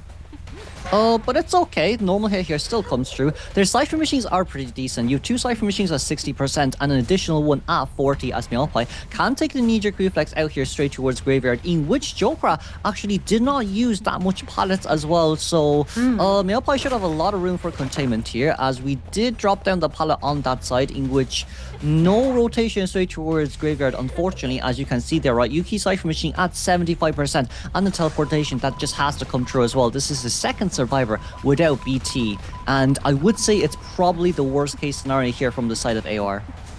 Yeah, but also from Yuki as well, she's not giving any opportunities. We'll be using the levitation wind, but the hit still registers. So coming in for that rescue later on would potentially be PP, and last Cypher is this recap at 1 at 93%. Oh, we are trying to get towards Meowpai, but that Cypher Machine at 93% alongside with Yuki here completely decoding a new one as well. I'd say it is a form of map control, but also at the same time, let's not forget we have used the chair in the inner depths of this red carpet area, as right now it does allow PP to play around this one big rock, but still just tunnel hitting Lucky Guy down should be enough to guarantee the 3-man elimination game at least, as we are around 48 seconds into teleport cooldown. Yeah, definitely a game that Pepe could still win here. So let's see how this rescue is gonna be here. This does have borrowed time though, but Lucky Guy does not. So if this hit does target onto Meowpai, it would be quite dire for AR survivors. A very hard late game because both of the survivors, all of them are actually at this side of the map. So a lot of rotation needed, but Pepe, you see him as well, very smart here, waiting for the teleport as we're playing Ring Around Rosie, but that's a nice tunnel hit down. Yuki cannot pop here, ladies and gentlemen, just yet, because Gravekeeper has another chance in the rescue and in the body block. We're cheering this a bit closer towards Yuki. If Lucky Guy does have max struggle here, there is a chance that we can struggle free, but I don't think it is enough as right now. Straight towards where Meteor is, it's our second chance into body blocking. Second chance. Let's see if it will work out for the side of AR for that 3-man endgame. Pepe not doing too much pressure here. No opening. Spirals through. And a hit still registers. They are forced to pop this time around, Kuro. And AR with 2 survivors in the map here. I guess if they both go to both sides of the map, there is still opportunities for them to open one of the gates. But Chocho, let's not forget this is Opera Singer endgame, right? So Yuki here currently in huge danger. We're at the wrong side of red carpet here as well. As we see where the footprints are. Yes, you may have one more cloud type on hands to use, but look at where Gravekeeper is. There's not enough time to make it towards the gate on time as we do have teleport. Now Yuki by herself, and let's not forget Shadow Dance is currently ready. Palette mind game did not win it. Well, did win it actually because of the fly, but once again here, as we can see, the fly out here from Clouds is just about going to be enough. But Yuki once again does not have enough distance here. So as long as we can get a hit down, the teleport comes through. Does we get hit down? We get in just so Yuki finds so much time here for Gravekeeper. But of course, can GK make it out? He was one last shovel left to use. The teleport comes through, but PP makes it out just on time thanks to Yuki's dodges. And ladies and gentlemen, the 1-man escape game, which is clutch for Yuki, will at least guarantee some form of flexibility on the side of Hessian. I really like that clutch kite coming in from Yuki. If she instantly down at that situation there without any jukes, the gate wouldn't have been enough for our Gravekeeper to open, and it would have been a definite 4K game coming in from them. So what a play from AR Survivor, still able to get a 1 escape amidst that potential 4K situation. Yeah. And if it wasn't for Yuki endgame here dodging 2 out of 3 of Opera Singer's hits, Gravekeeper definitely wouldn't have been able to get the exit open nor made it out on time as well. Especially knowing that he needs to get into shovel, not being able to decode the exit gates just kind of showcases how important those 2 dodges were at the same time too. We can see here as well with the match stats overall, Lucky Guy did do a good containment of 76 seconds for the second containment, and of course Jokra on 82 seconds right now. Yeah, relatively decent kite, I must say. All of them did what they could to kind of revive this matchup. We saw that kind of targeted hit coming from Pepe as well, twice in a row after Lucky Guy was being rescued. But honestly, I feel like the MVP of this matchup, right, it has to be that Lucky Guy's bot that healed up PP. If PP was kind of half health and the bot was not able to heal up PP, this game would have been a lot easier matchup for Pepe there. There is potentially no turning back coming in from AR, I must say. But overall, good job, well done coming in from AR. Now let's see how Hershen from AR is going to go up against TE Survivors. Yes, and since this is the map chosen by AOR as well, at least they didn't give the format elimination towards Pepe. So moving on towards the second half of game 1, it's up to Hessian to decide what character we play. But for all of us knowing Hessian as well, it's most likely going to be QSC. As you can see, the points currently 3-1. It is his best hunter as of now, but it's not like he also doesn't have a Goatman too. However, I would say big issue still comes with Anti-Current, Archer, Enchantress being very prominent and dominant on a map like Red Church. Yeah, and considering T's performance recently, yeah, they have been, the matchup between WBG wise, I guess there was quite a lot of back and forth. So yeah, in this matchup here, we should be seeing that happening here coming in from TE Survivors. I wouldn't say they are very consistent. There are times where they have a really long kite, like a 3 Cypher kite. Then suddenly in the next matchup, it's like not that kind of situation. But I guess one good thing about TE Survivors, there will always be that rebound kite. That is true. That is true. But I'd say it depends on what characters we choose as well. A lot of these that really depend on first chase. Joker did a very good containment during the first chase, especially when we were able to force the blink hish down. I feel like maybe from the side of T today, they are a bit more nervous than usual because it is trying to finalize that 3rd place spot here as well. So let's just hope T Survivors can perform as they usually have before and to not give Hessian the opportunity to exploit any of their weaknesses. Especially that the fact that the Hunter was already able to get that advantage. Let's see how they will consistently do it here as we see Mao Mao. We're seeing the Enchantress as well as the Fire Investigator here. Containment time, average containment time of being second place among all the survivors, 90.77 seconds. And yeah, overall, the stats are not looking too bad here. We've been seeing Mao Mao actually against the BBG taking up all the first kites, every single matchup from BO123. So he's been showing very much of that consistency. Even if there was a fast down against the BBG's Hunter, the Opera Singer, he was able to rebound kite because he was on the Enchantress. So we should be potentially seeing the Enchantress this matchup here against AR. Yeah, and then finally you have Libao here, right, the rescuer of TE. You see here 4 plays overall with average rescues being 1.38. A lot of these additional rescues just come from his no damage rescues alongside with mercenary half health rescues, but overall as well I would say being able to no damage rescue and give your survivors time to Cypher Rush instead of doing continuous rotations has definitely benefited TE way more than a lot of other teams within these group stages. So hopefully we do see a stable rescues coming in from Libao here. But it seems like our next player here, introduction, we have Drop. Drop previously, they also played in this matchup. He brought out the Perfumer, and luckily when they went up against the BBG's Nier, she was half health as a Perfumer, but luckily not caught out by Nier, and he kind of rotated out from the outskirts of the graveyard for this rescue, and they were able to, I think, tie that game. So yeah, I think it was still not too bad coming in from Drop. We should be seeing him coming in for rescues, or if not, a lot of those decoding, as we see him at 238%. Yeah, and it's, I would say, look, for T Survivor as well, knowing Drop 2, he might choose some of his pocket picks to be played, especially that Priestess that he plays, that he has been playing for so long. And then here, as you can see, to LC, L Confid, being first place right now in our group stages with 105.06 seconds of average containment time before the first knockdowns. But look at his 2 best preferred character picks there, being Aeroplanist and Lanternist. Having those characters on your side, especially being in the current meta right now, does help you quite a lot with those containment times and to prolong those Cypher machines to be primed. Yeah, one of his key highlights is definitely the Lucky Guy kite against COAⅅ. And yeah, he was able to flywheel the blink prediction coming in from COAⅅ, and also you mentioned the Priestess coming in from Drop. Exactly in that same matchup, we saw Drop's Priestess, long portals, trying to come in for that supply. I believe it was at Hospital, but yeah. Overall, we didn't see the effectiveness of that Priestess, but hopefully this time around we will be able to see it as we move on to none other than SCA's Proud Hunter. Here we have Hershen.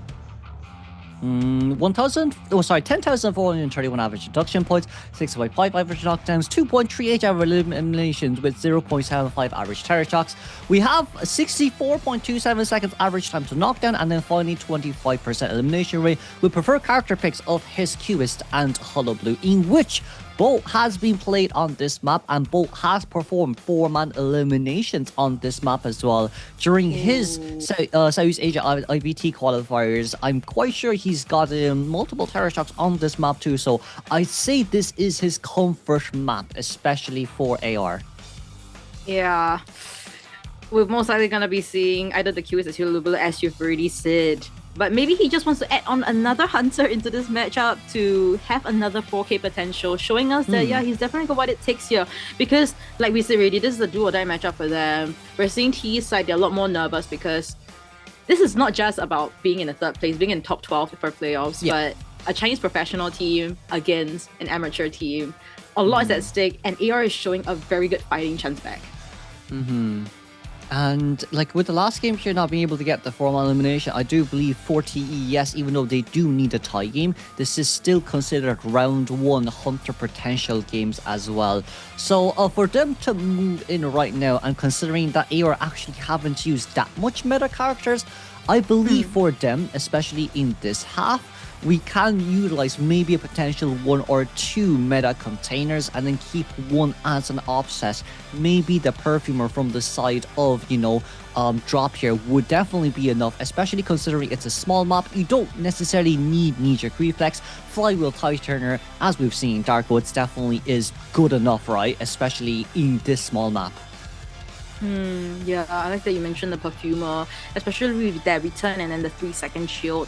A bit less than that, I believe. I think it's a bit less than 2 seconds. It definitely has been considered one of the rescuers sometimes, coming in very stably. So with this potential mindset that we hope that he could go for, leaving this kind of characters towards the backside, because it seems to be that these characters are more of a comfort pick rather than being part of the meta here. And you can see here as well, right? Doctor and Lantern's first two bans, getting rid of the hiding potential alongside with the healing potential, so that means QS might be a possibility here, as we do instantly come out with our Puppeteer alongside with Gravekeeper Tanky Survivor team comp. Yeah, you mentioned being them picking a meta Kaita here. Puppeteer, I think, not too bad here, as we see an Archer also coming through with those lacerations later on. And then also, that is a response to the banning of the Enchantress. So I guess, whichever, they were just gonna pick the other one. They banned Perfumer here too, so Arrow is not going to come out, as we're going to play Foul Lady here in order to inject the additional Cypher Machine 10% decoding progress overall as well. However, if I would like to give one criticism for this T ban pick is I don't necessarily think Archer is good on this map. I felt like it might have been better to play anti-Quarian, especially when you can fully utilize those terrains as well. But potentially speaking, look, Archer might just be for some long range distance harassment, or potentially speaking, just to go up against his Hullabaloo. Now, I'm not saying anti-Quarian can't do the same between, between Opera and Hullabaloo, and of course with Goldman, but I feel like for them, they prioritize in long-range distance safety rather than close-range harass. Yeah, especially quite dangerous, right? Persian suddenly swap it into an excitement. It will potentially turn things around for TE. So yeah, with this long-range support, we do hope that it will work out for TE. If hopefully the Archer is not the first chase here, maybe we might be able to see the harassment. But for Persian's side, question still remains, what Hunter is going to pick here? Yeah, because he did ban out Drops Perfumer, in which that was the final last ban. He has responded with Foul Lady as the pick, and it was given towards Drop as well. So right here, as we finally do see Hessian's choice selection in our Hunter, we do have the meta few, but it seems like he will have to go with his biggest comfort pick here, being that Qist. Yeah, Qist here. Not too sure how it's gonna go. I would hope to see a lot more Cypher pressure coming in from Hessian with those cue ball nettings. And yeah, let's see if T-Service is prepared for this, because flyballs will be very important here going against those contact points that Hessian would make it terribly hard for them. Yeah, a lot of close terrains that Hessian could work around with those contact points. As we look into the spawn locations here, Hessian will spawn at the back gate area. Nearest to him will be Feral Lady, followed by the Puppeteer. Gravekeeper is far away from this, followed by the Archer at Red Carpet. Let's not forget Hessian here spawning just by Shake as well, and it is Foul Lady potential first chase. But ladies and gentlemen, let's not forget Foul Lady can instantly cancel her cloak form and put it straight into cooldown. So if Drop here performs well, we will be able to time our cloak form to be similar to Blink hit time, or even similar to that contact cue ball time, in which when she's invisible, she cannot be captured after Blink open. You can see here as well, Knee-Jerk Reflex Flywheel with Audience Effect on Foul Lady, Tie Turner for both of our Puppeteer Gravekeeper, and Flywheel Knee-Jerk Reflex Audience Effect for Archer, as Hessian playing Instant Attention alongside with Destructiveness and Overwhelm with Blink, as this will be Game 1 second half between AOR versus T, with the professional commentaries being brought to you by Kuro and Chocho.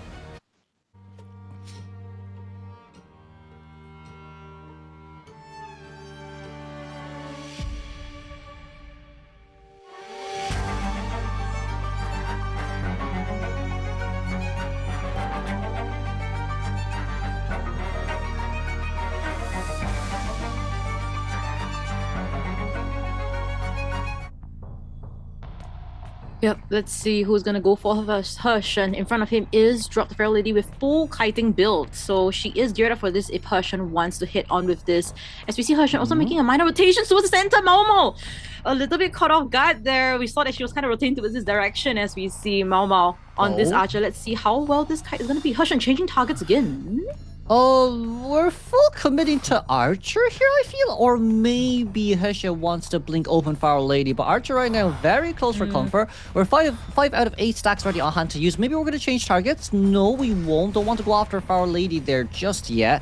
Before Archer, her rotation is decent enough, as Bow and Arrow here currently ready. Laceration stacks will manage to land, as yes, 2 second stacks of Laceration will be able to cancel inertia, as now target changing to Drop.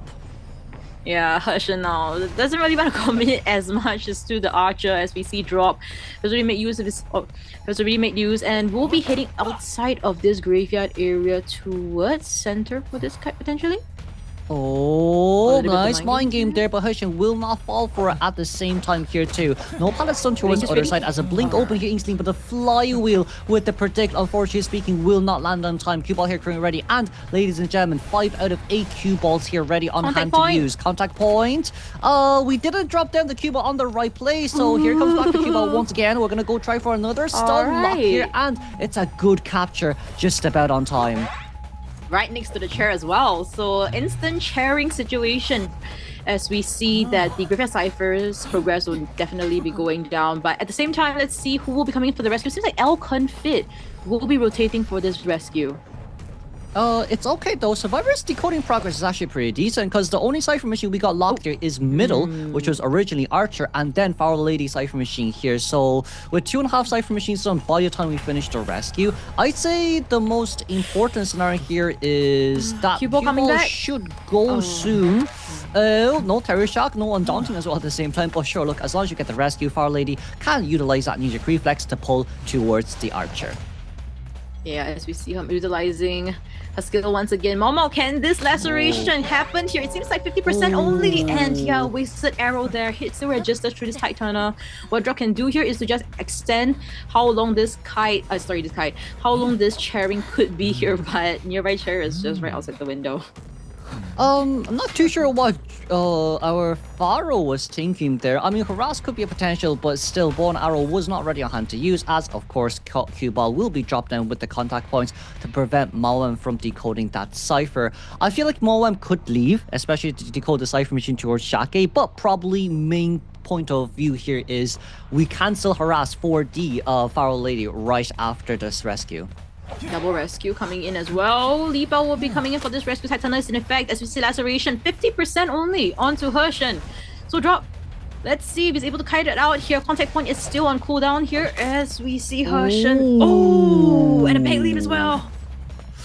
We don't have our king left in our hands here to use anymore, so the best thing for Drop here is to play mind games, but unfortunately speaking, you're up against the QS, so there's only so much you can do in this scenario. Contact point coming out, Cue Ball at the same time here too. If we get the capture, it'll be great, but if we don't, that's 4 Cypher Machines done before our Pharaoh Lady will be eliminated and returned back to the manor. Yeah, Momo will be trying to seek for safety here as we see Hershen. Let's see who's gonna commit to SPC. 2 of them are just hitting each other at the same time. So it seems like, alright, Hershen, he will be committing to leap out at the graveyard area. He still has 2 shovels to work with though, and a blink is available. But I don't think we'll be blinking here anytime soon. We're trying to lock this middle Cypher Machine yet again as contact point drop down to go towards this Archer, but we won't commit fully to it just yet. As you can see, the last 3 Cyphers, well, maybe not the last 3 Cyphers, but what Hershen wants to do here is to continuously lock the Cypher Machine at middle, which is at 71%, to force the last triple chain to be near the shack area of the map. Yeah, Suzy Mama will be decoding the Shack Cypher, which is moving. The only one that's moving, in fact, 40% at this point in time. And those mini abnormals that's coming in from Hershen is truly a headache that TE servers have to go up against. As you see, Mama will be seeing the Hunter's attention now, and Gravekeeper will be decoding a 6 Cypher. Flywheel on Archer. Nice backstep here, but Flywheel still need to be used. However, could not counter that initial hit. So right now, it's probably going to be contact point dropping out as 85% Cypher Machine on the side of LC. We will get a lock there on that side note once again. But the more push and pull you do here, I feel like the better it is for survivors, especially knowing the fact that Archer can get healed, especially knowing the fact that, you know, our Archer can also get additional items. And seeing Gravekeeper Cypher already at 50% here too, it's really not the worst case scenario, as Puppet did get captured and it's an instant hit down. Yeah, still alright, At least since the Debris got a 6 Cypher, this shouldn't be an issue here. But Gravekeeper will be coming in for the rescue, but he is quite far away. So I'm not too sure what the game plan here is coming in from TE, but Gravekeeper in shovel mode will be making a beeline for this, and Mama Cypher will be pressured. There is Blink ready, so it's not really the best for Momo to stay nearby. However, Gravekeeper can also make it just about on time as well, so we at least force that Cypher Machine Ashak to be decoded to prevent the triple chain. It just depends on whether or not QS can get this Q ball. We're in between, but it doesn't matter here as much. It's going to dissipate just on time as well. Gravekeeper getting out in time. Of course, no damage rescue. We tried to get a target hit down onto his puppet here, but right now chasing after LC once again. Blink here is currently ready on hand to use. But who says this puppet cannot just use his little Lewis right when he dismounts from his backspin? Let's not forget, ladies and gentlemen, Gravekeeper and Archer decoding and healing each other right now at Shack. As it seems like, ooh, it's a nice blink down, which is fine, but this should be enough here, especially with Gravekeeper additional shovel to make it to at least a 3-man endgame. Yeah, Mama will be heading towards the 64% Cypher. I believe it's at the top broken. No, it seems like on the bottom left, he's gonna hit for that 58% Cypher, which is in the middle outside area. So this is gonna add a lot of pressure, I believe. As we see Li Bao, he does have another shovel to come in for this rescue, but as mentioned, it's gonna be risky. We'll be seeing the Q, the contact point, not gonna be activated here.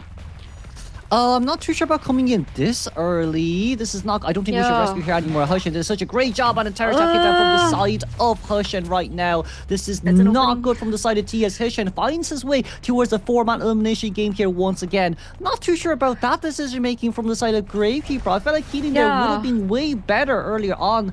But with GK still on the ground, we can slowly bleed out. But once again, AOR chose this spot for the 4-man elimination game. And for Hushin to be able to secure this 4-man as well, seeing Moem is going to be caught off guard here. Once again, Hushin finding the miracles. And of course, Blink not ready in another 82 seconds. But a contact point will be dodged in exchange thanks to the flywheel. But once again, ladies and gentlemen, there's nowhere else you can go. And Archer just deciding to go in towards the cue ball to buy more time for Gravekeeper to get out.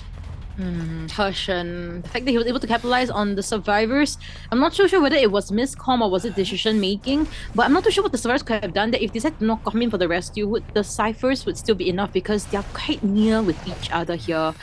So yeah, with Li Bao now having really expanded his self-heal, Hushin just needs to find this person, get him down, focus on Mama again, get them down, and it will be a 4K situation here. But for now, it's a stalemate situation, it seems. As we see, Mama will be standing up soon, and Gravekeeper is rotating slowly but surely towards Mama, so exposing themselves. Oh, we have to be a bit more careful here, especially with the walls that are being broken. But we see as well, Gravekeeper should be able to get a heal here on towards our Archer on time. But Yoni needs to knock Gravekeeper down here, however, though, so I'm not too sure about this. As right now, yes, Gravekeeper does go down 42nd time. But Archer's right in front of us here too, so we need to contain until we can actually get the heal on towards Gravekeeper. But this is, ladies and gentlemen, incidents. So self-heal rate currently at best is 60%. So for Mom right now, Blink being ready here, Blink hit down instantly as a beautiful 4K for Hushin to be secured. And there we go. Round 1, we are having AR 6-3 against TE. Which means that TE, they really have to buckle up here if they want to secure the 3rd spot for playoffs. Yes. And I'd say it's a really good job on the side of Hushin as well, right? We got 4 Cypher machines done by the time Pharaoh Lady did go down. So, and everyone got healed there as well, so everyone was 2 hit down. But it was that mid-game map control and, of course, survivors from the side of TE not really playing it slowly and safely, especially knowing that Blink is ready. It's kind of the issue when it comes to that as well, wanting to force that middle Cypher machine to be open and looking for harasses. I think maybe from the side of TE, during that initial Archer, harass when Our Lady rotated to her, that might be considered as an over harass, since, that Cypher machine there at middle just could not be opened at all. Yeah, it couldn't be opened at all. And if I remember correctly, I believe they had like 2 middle ciphers, right? One inside the church and one outside. So yeah, it was a situation that was quite tough for Survivor side, as we see containment time of our first one being drops, Pharaoh being 76 seconds. And from there on, Mama having the most containment time at 112 seconds. This inclusive of the harassment that came from her. So this is actually not the great start coming from TE, but definitely something that they can still bounce back from, because it's still a 6-3. And it's, look, sure, like we all understand that, yes, LC did get blinked open in order to counter the Lil Lewis's, but getting that contact point on just on time before Lil Lewis dissipates, and of course hitting him down instantly, but basically has so much time and so much map control. For T in that game, if only we actually finished off middle Cypher Machine there properly, maybe this wouldn't have even happened in the first place, as it was continuously pushed back from 90% down back to 50. As you can see there with the points now, 63, AR on the lead. Yeah, I like the fact that you pointed out as well, because they still thought that the Cypher was still decently close to being primed. Mamo decides to go for the Cypher, and then there was maybe that miscom thinking that it's probably gonna be primed and things like this, because we actually didn't see like the Cypher's progress being revealed by Mamo's side. So yeah, I think maybe of that miscom there, and then that's where things really went downhill from the side of the survivors. But once again, we've always been seeing the survivors of TE to bounce back from this, especially with the strength of Pepe coming in with those kills. So let's hope for the best for TE still. BO2 is gonna be their map selection, but let's head into the highlights first, guys. Yuki 你现在走吧，你去补大门来。7秒吗？7秒够啊。3秒。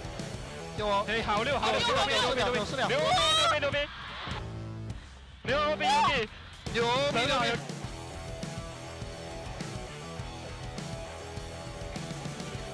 还没输，他推墓地的。3、2、1，救好！能射大吗？这波？爆射裂了。有兵的吗？可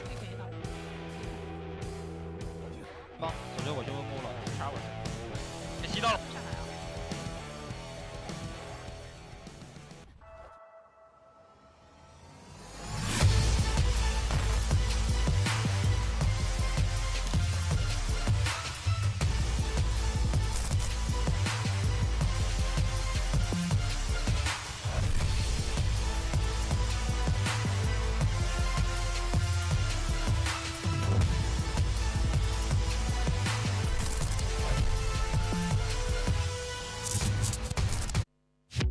Following the win for AR. Oh, hello, yes, Churchill. Sorry. Yeah. I think, kind of when we're looking through the highlights, right, we kind of feel that, I think Yuki, right, that really, yes, that was the most crucial kite of their lives, like, for her life, I think. Because if not for that kite, it would have been a 4K situation and things would have not been so great for AR. But now, with that, we saw that from the highlight, I think Yuki really deserves the MVP for that round 1 matchup. But now coming into round 2, there's still so many meta picks coming in from the survivors, and same for the hunters. So things are still not the end here, guys. If you guys are supporting TE here and you guys are hoping that your golden apples are also on TE, then you guys can still continue watching this. Definitely not the end here. But for AR, this is an uphill battle for them. As you see, TE securing the Mulibra Park here with survivors coming up first. In that case then, it's going to be T once again. Look, we saw last game what happened there, right? After the second rescue from the side of our lady, I felt like Fire Lady should have just pulled towards the corner, the corner Cypher Machine at the left data wall south near Red Carpet, in that case, look, instead of harassing, instead of buying time and knowing that yes, Fire Lady did kite after Ty Turner, but it was at the expense of the Cypher Machine too. So I feel like for T this game, I think they'll play more for themselves rather than for support and for harass. And you're also trying to keep a Fire Lady alive with no items on her hand to use as well, especially up against the Q, as I believe the last game was probably the biggest mistake that they have made. So then moving on towards the game 2 first half, where they are coming out once again. Hushim still having Color Blue, by the way, alongside where Opera IB available on his hand to use with Goatman. Tough, really tough. Very tough. Yeah, from the side of TE survivors, we do hope that when it comes to decision making wise, they are more brutal, especially when survivors don't have any more kiting potential. And in fact, running towards the center area to disrupt all the ciphers as well was just not the best choice of action here. So with TE survivors, let's hope that we'll be able to see a slight change in how their decision making will be, because BP wise, you've made your comments already. There seems to be certain changes to be made, but that's from the coach side. But in-game execution, that's just purely on the players already. Yeah, definitely. So now, as you can see, like, we're moving on straight towards second half of game 1. Game 2 of first half. Okay, might be reversed a little bit, but still, but still, sure. Look, I'm sure for T, it's not too much of a big hassle. It may be a 3-point difference, but it is definitely, you can definitely bring him back game 2 and game 3, but they just need to make sure that they don't allow Hushin to get that 4-man elimination and finish this matchup in just a best of 2. Yeah, exactly. Because if Hushin gets another 4K here, AR Survivors with a targeted goal that they just need to go for, I just feel that they will be able to do it. We've barely been seeing them, having a goal that they will just kind of flumble. We don't really see that. So, really, TE Survivors really got to lock in here and bring those points back. If you're unable to get those rescues, just forget it. Go for the tie game, pop those ciphers. In fact, a 1 escape is even better than just no escapes. Definitely. And especially now, like we know, look here, it was originally speaking Pepe who used Opera Singer in game 1, but he can also use that QS, that knight of his, potentially game 3, maybe not in this game, to try counteract the survivors of AR. But hopefully speaking, they aren't too stressed today. We also saw as well from the performance of Pepe, in which he did miss quite a lot of his normal hits. So I feel like for T today as well, it is for them under a lot of pressure. It is a lot of pressure, but you can see here too as well, it is, a huge crowd. Well, not the biggest crowd, but we do have a decent enough crowd from the side of AR if you compare it to T. Yeah, I mean, this crowd itself, relatively okay, decent size really, but imagine making it to playoffs and then it's just a surrounding stage full of audience. That will be even more awesome for them. And this is why they also want to hit for the playoffs here. Even if they don't make it for top 12, I also think that they still want to be there as audiences. So let's see what's going to be here as we see the coaches also getting ready for this matchup.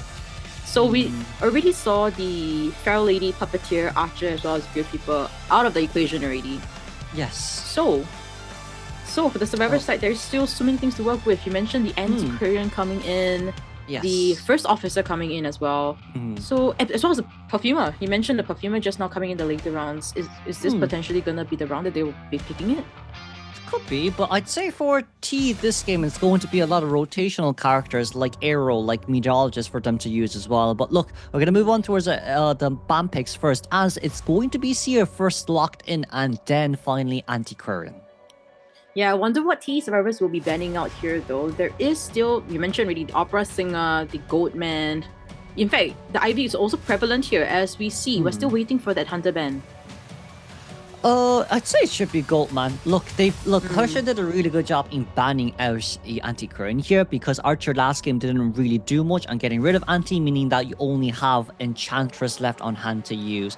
And she may be able to counter Opera Singer, she is available to be played. But for Hushin, banning out Fire Investigator instead, potentially speaking, looking for that Ivy gameplay as T just decides to lock in Patient. Yeah, you could potentially be seeing the Meteorologist at 4th slot. We've been seeing really good kites coming from Meteorologist, Levitation Wind to just play around that area. As we see, our last pick here being the Coordinator. More surprised we're not playing Arrow, as Arrow is LC's pocket pick here, but instead delegating LC to playing the Patient instead. Then I guess the question here for Hushin is we definitely will have to play Opera Singer to either counter the, Meteorologist or the Patient. But I guess from the side of COAⅨ here being chosen, it is just to give survivors a bit more of a break when it comes to trying to rebound Kai, or maybe mid-Kai harass up against an Ivy and Opera Singer during mid-chase too. But let's not forget, Hullabaloo is still a huge possibility, especially on a map like this. Yeah, Hullabaloo or the Opera. Either one of this possible here for Hushin. But for the Survivor side, yeah, I could potentially be seeing an image where Patient or even Meteorologist playing a lot at the 4th stop, playing around with Hushin there. So it's gonna be a very dire situation for Hushin if that is gonna be happening. The Coordinator's gun as well. Not too sure how impactful it's gonna be here. But if Hushin does pick the Opera Singer here, it could potentially be, coming in for that safe rescue, potentially. Yeah, and you can see here as well, Opera Singer now being locked. So, from prediction-wise, it should be Coordinator in 2-story, and then delegating either Patient or, the Meteorologist to 1 stop each respectively as well. But with Opera Singer here being chosen, it is just to guarantee somewhat of a tieable and winnable game, depending on how well T's Survivors here can perform during Game 2 first half. Ooh, okay. Spawning near the meteorologist at the first stop. And yeah, you've already mentioned double story, having the QOAⅨ, fourth stop being the patient, mercenary be taking the open air cipher at the bridge area. So first chase potentially gonna be that meteorologist. Or in fact, if you just go for the coordinator, that is definitely possible. But I feel like that rotation though is gonna be quite long. Coordinator shooting the gun, heading towards first stop, taking the tram. The roller coaster could be possible. As the coaches will be shaking their hands here, heading to the persona picture. So it's Fly Tide Meteorologist alongside with Tide Turner Knee-Jerk Reflex Patient, Tide Turner on a Mercenary alongside with Knee-Jerk Reflex, and of course Audience Spec for Coordinator as well. Trauma Detention alongside with Want to Order Destructiveness Berserker with Blink here equipped it from the side of Hushin as we move on straight towards Game 2 first half between AOR versus TE, with a professional commentary being brought to you by Chocho and Kuro.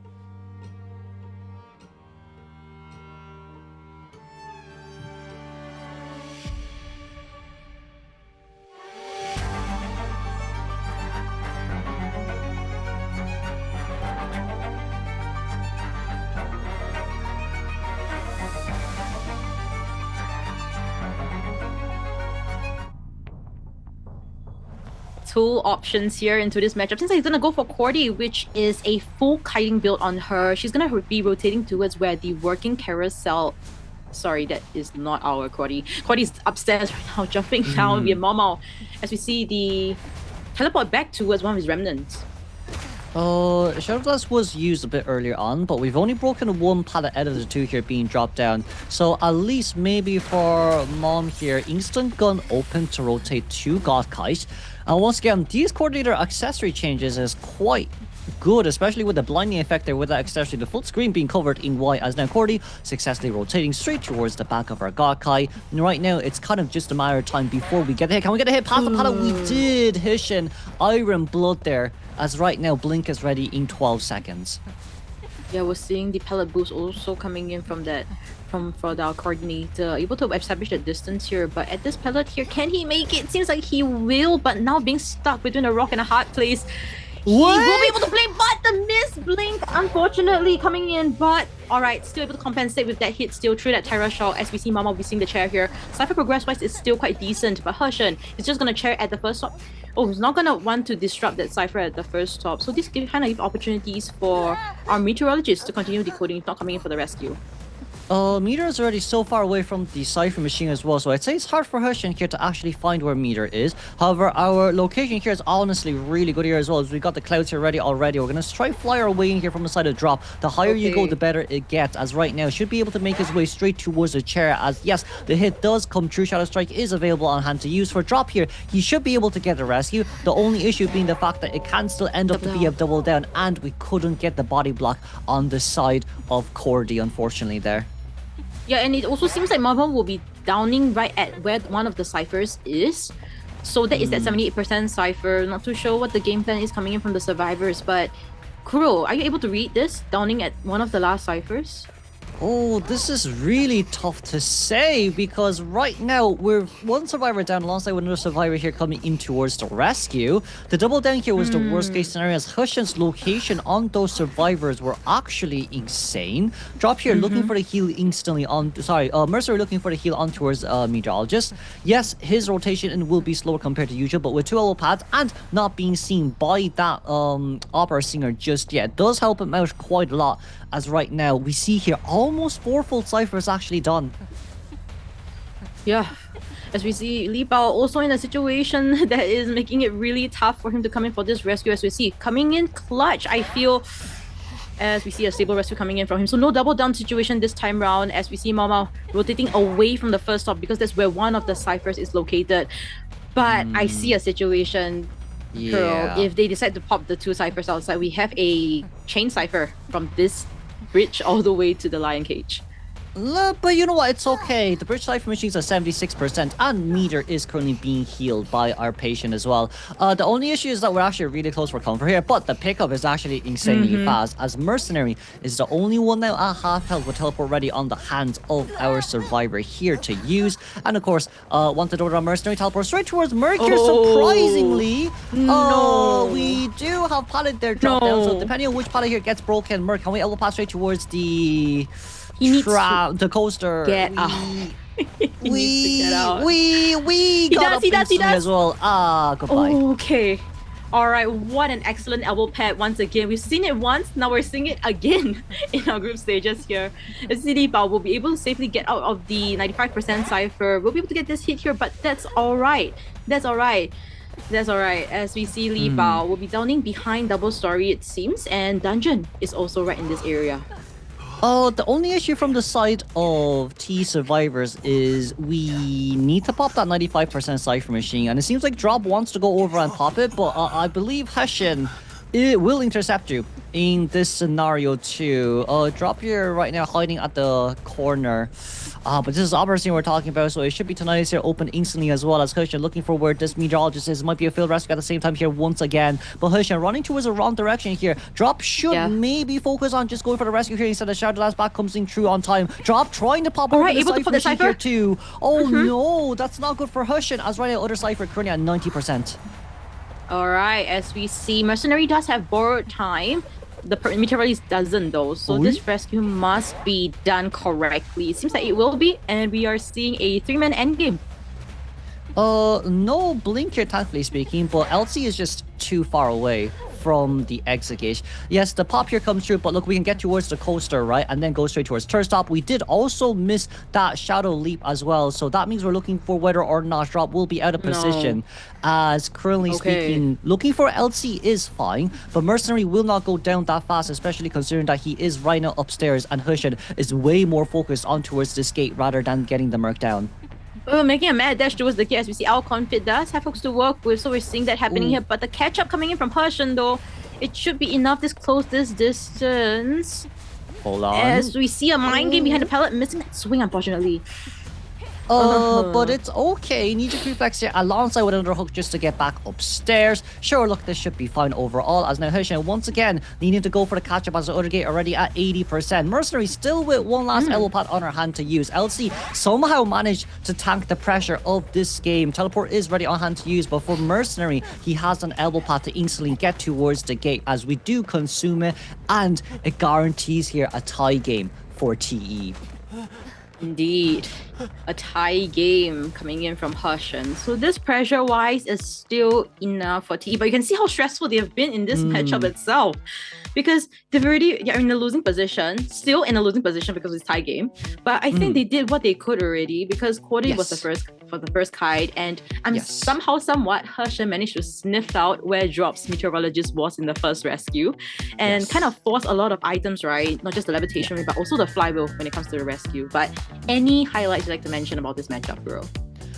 I'd say the biggest thing probably would just be the unfortunate fact that Hushin couldn't really locate where the meteorologist was, as she did somehow got the cipher machine done just on time. If it only wasn't for Hushin missing that last shadow leap on Mercenary, right as she was trying to go for the pack up an instant catch up, I believe this would have been a guaranteed 3-man elimination for Hushin, as we see with the match stats. Yeah, I think also another crucial play coming from Li Bao, able to clutch that elbow pad into the first stop, buying so much time and also away from one of the last ciphers is also a very excellent play as well. So individually, T's Virus actually kind of picking up the pace here. We did see also Confit against all that pressure, still able to kite out endgame detention.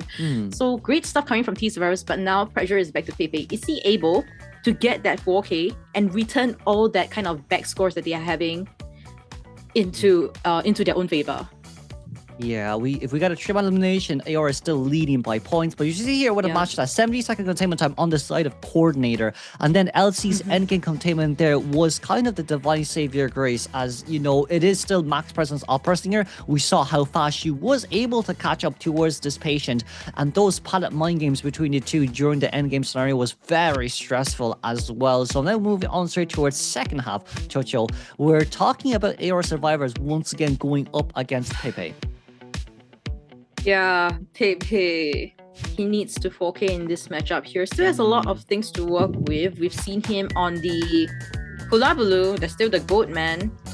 And yeah, QS is also still available because he only brought up the Opera Singer in BO1. So many options to work with.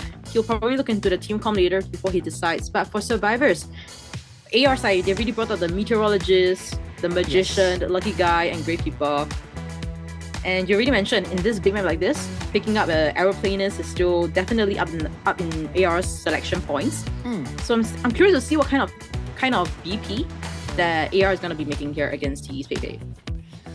Yes, and we also have to now consider AR does have more meta characters to use compared to TE. So with them using Lucky Guy Magician last game, most likely this game it's either going to be that anti-current lock-in, as we can just ban out Goatman as Opera is in permaban. So then there is still that counterpoint towards, you know, the IV, and then if we want to kind of just go for an overall counter here, you still have, look, you still Patient, Acrobat, Aeroplanist, and then just the meta characters overall being Archer, still having Puppeteer, and Mercenary probably instant lock-in as well for AR on this map. Yeah, so many things to work with. In fact, I've also seen Yuki on that Gardener before. If they really do want that protection coming in from the shield, that is definitely possible. Coming in for I mean, kiting wise also, it's been very effective. So, and especially, you know, coming in today, I feel like AR's condition is quite top tier today. We saw Joker kiting well, Yuki managing to kite out a detention Opera Singer late game. And yeah, very safe rescues coming from all of them. So if you're talking about winning today's matchup, I feel like AR definitely have what it takes. Yeah, and with T's map selection here, as long as they can handle this pressure, they still get map selection next game. So I do wonder what AOR can pull out here from their side note, as yes, it was a tie game.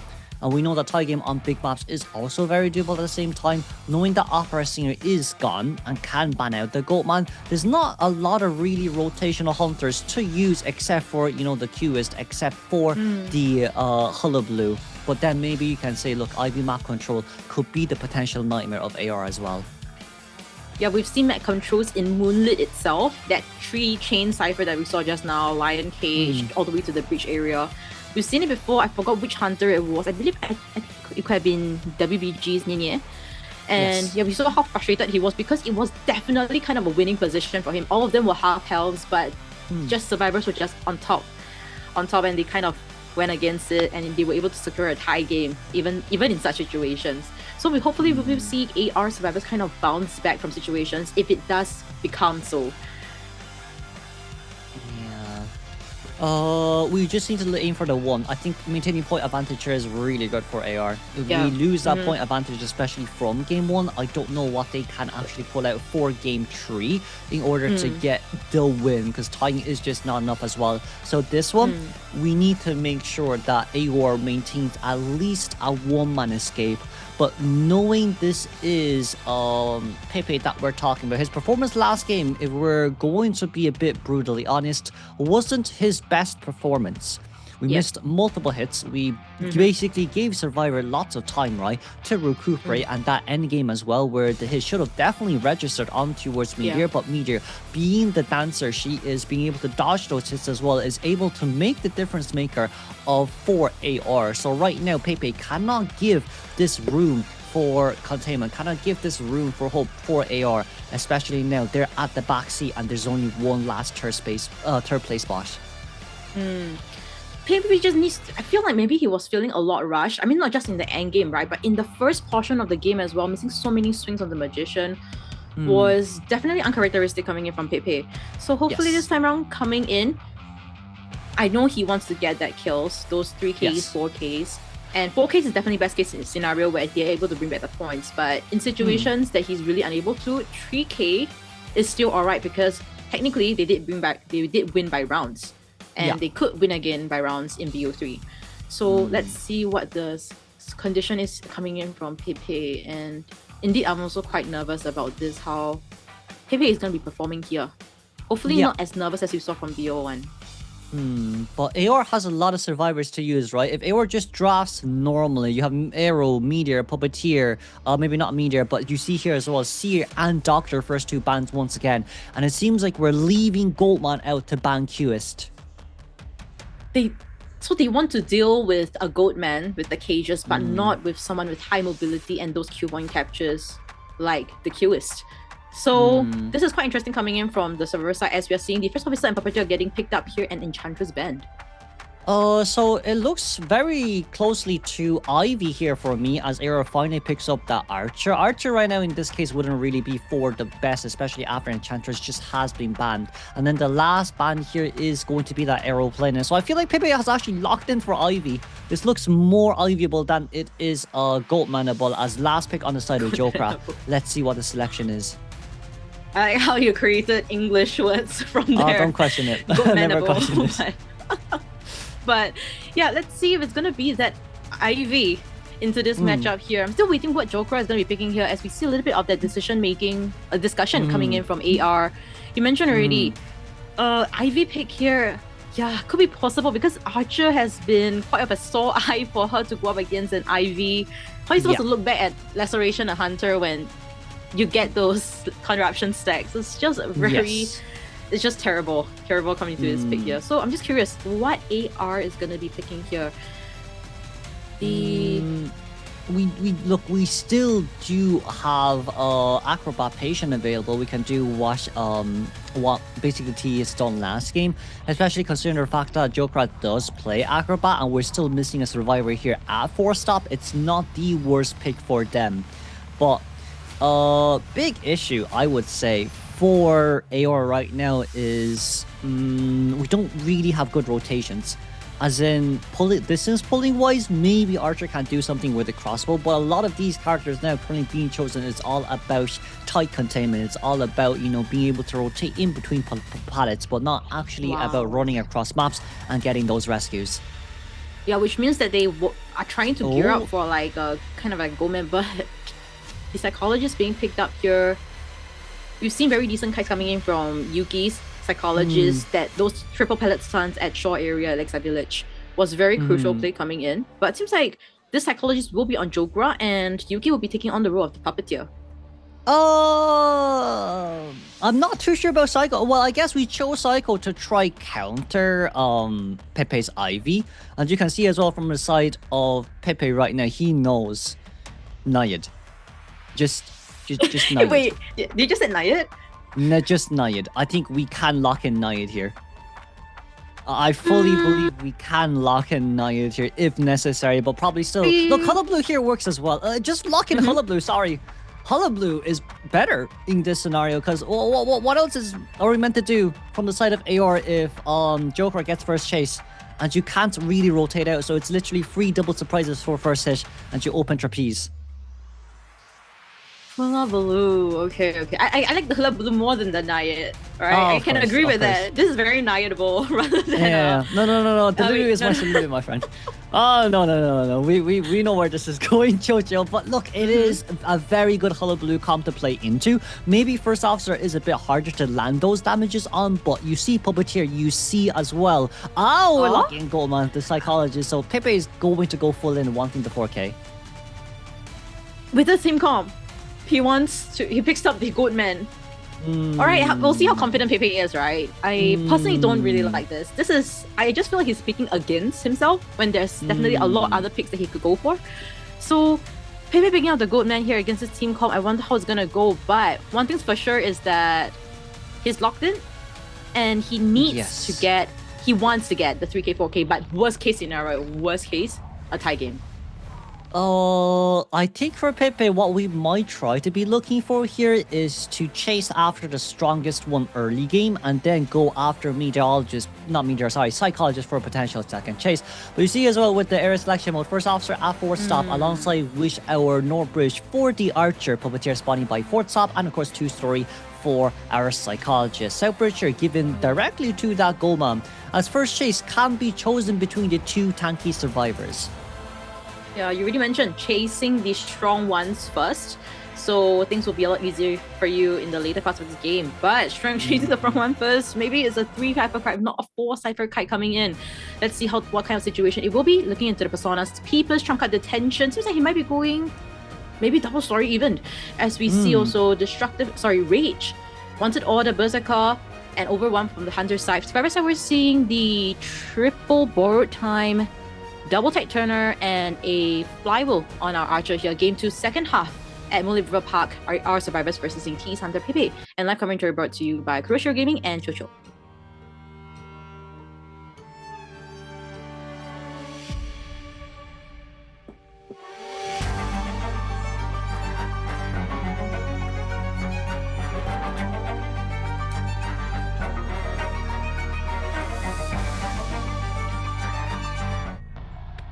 Pepe, ooh, going towards the bridge, looking for Archer first chase, as let's not forget, this is not excitement on our goat man. Yeah, peepers, and you mentioned Archer able to kind of go with that distance, the back lead, as well as the lacerations. I wonder how these people will be put into play here as we see Pepe putting down the first one. Cage is ready. He can do a basic hit will just be given like that on Beyond Pai.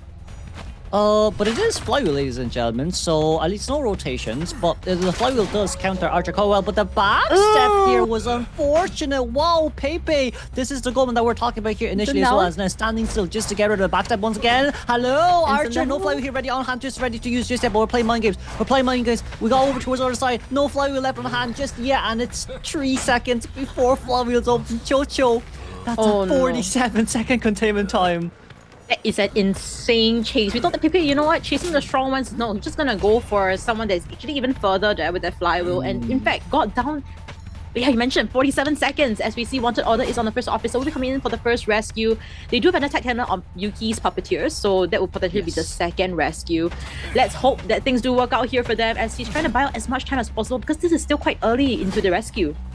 And I feel like for Pepe, this cage might dissipate just on time as well. 10 seconds here will not be enough as officer. Once again, we did get the rescue here, thankfully speaking.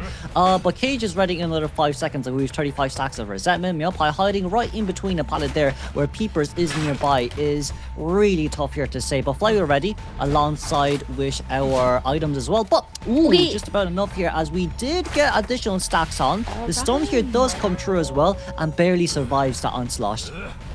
Yeah, the fact that he's able to kite out throughout Titana already, I think that's still good job, well done. Now, Meowpai, he just needs to buy as much time as possible for his team to decode. As of now, Cypher's are at 2.5, and he doesn't miss. The hit still registers, just that it's not 100% laceration movement for him.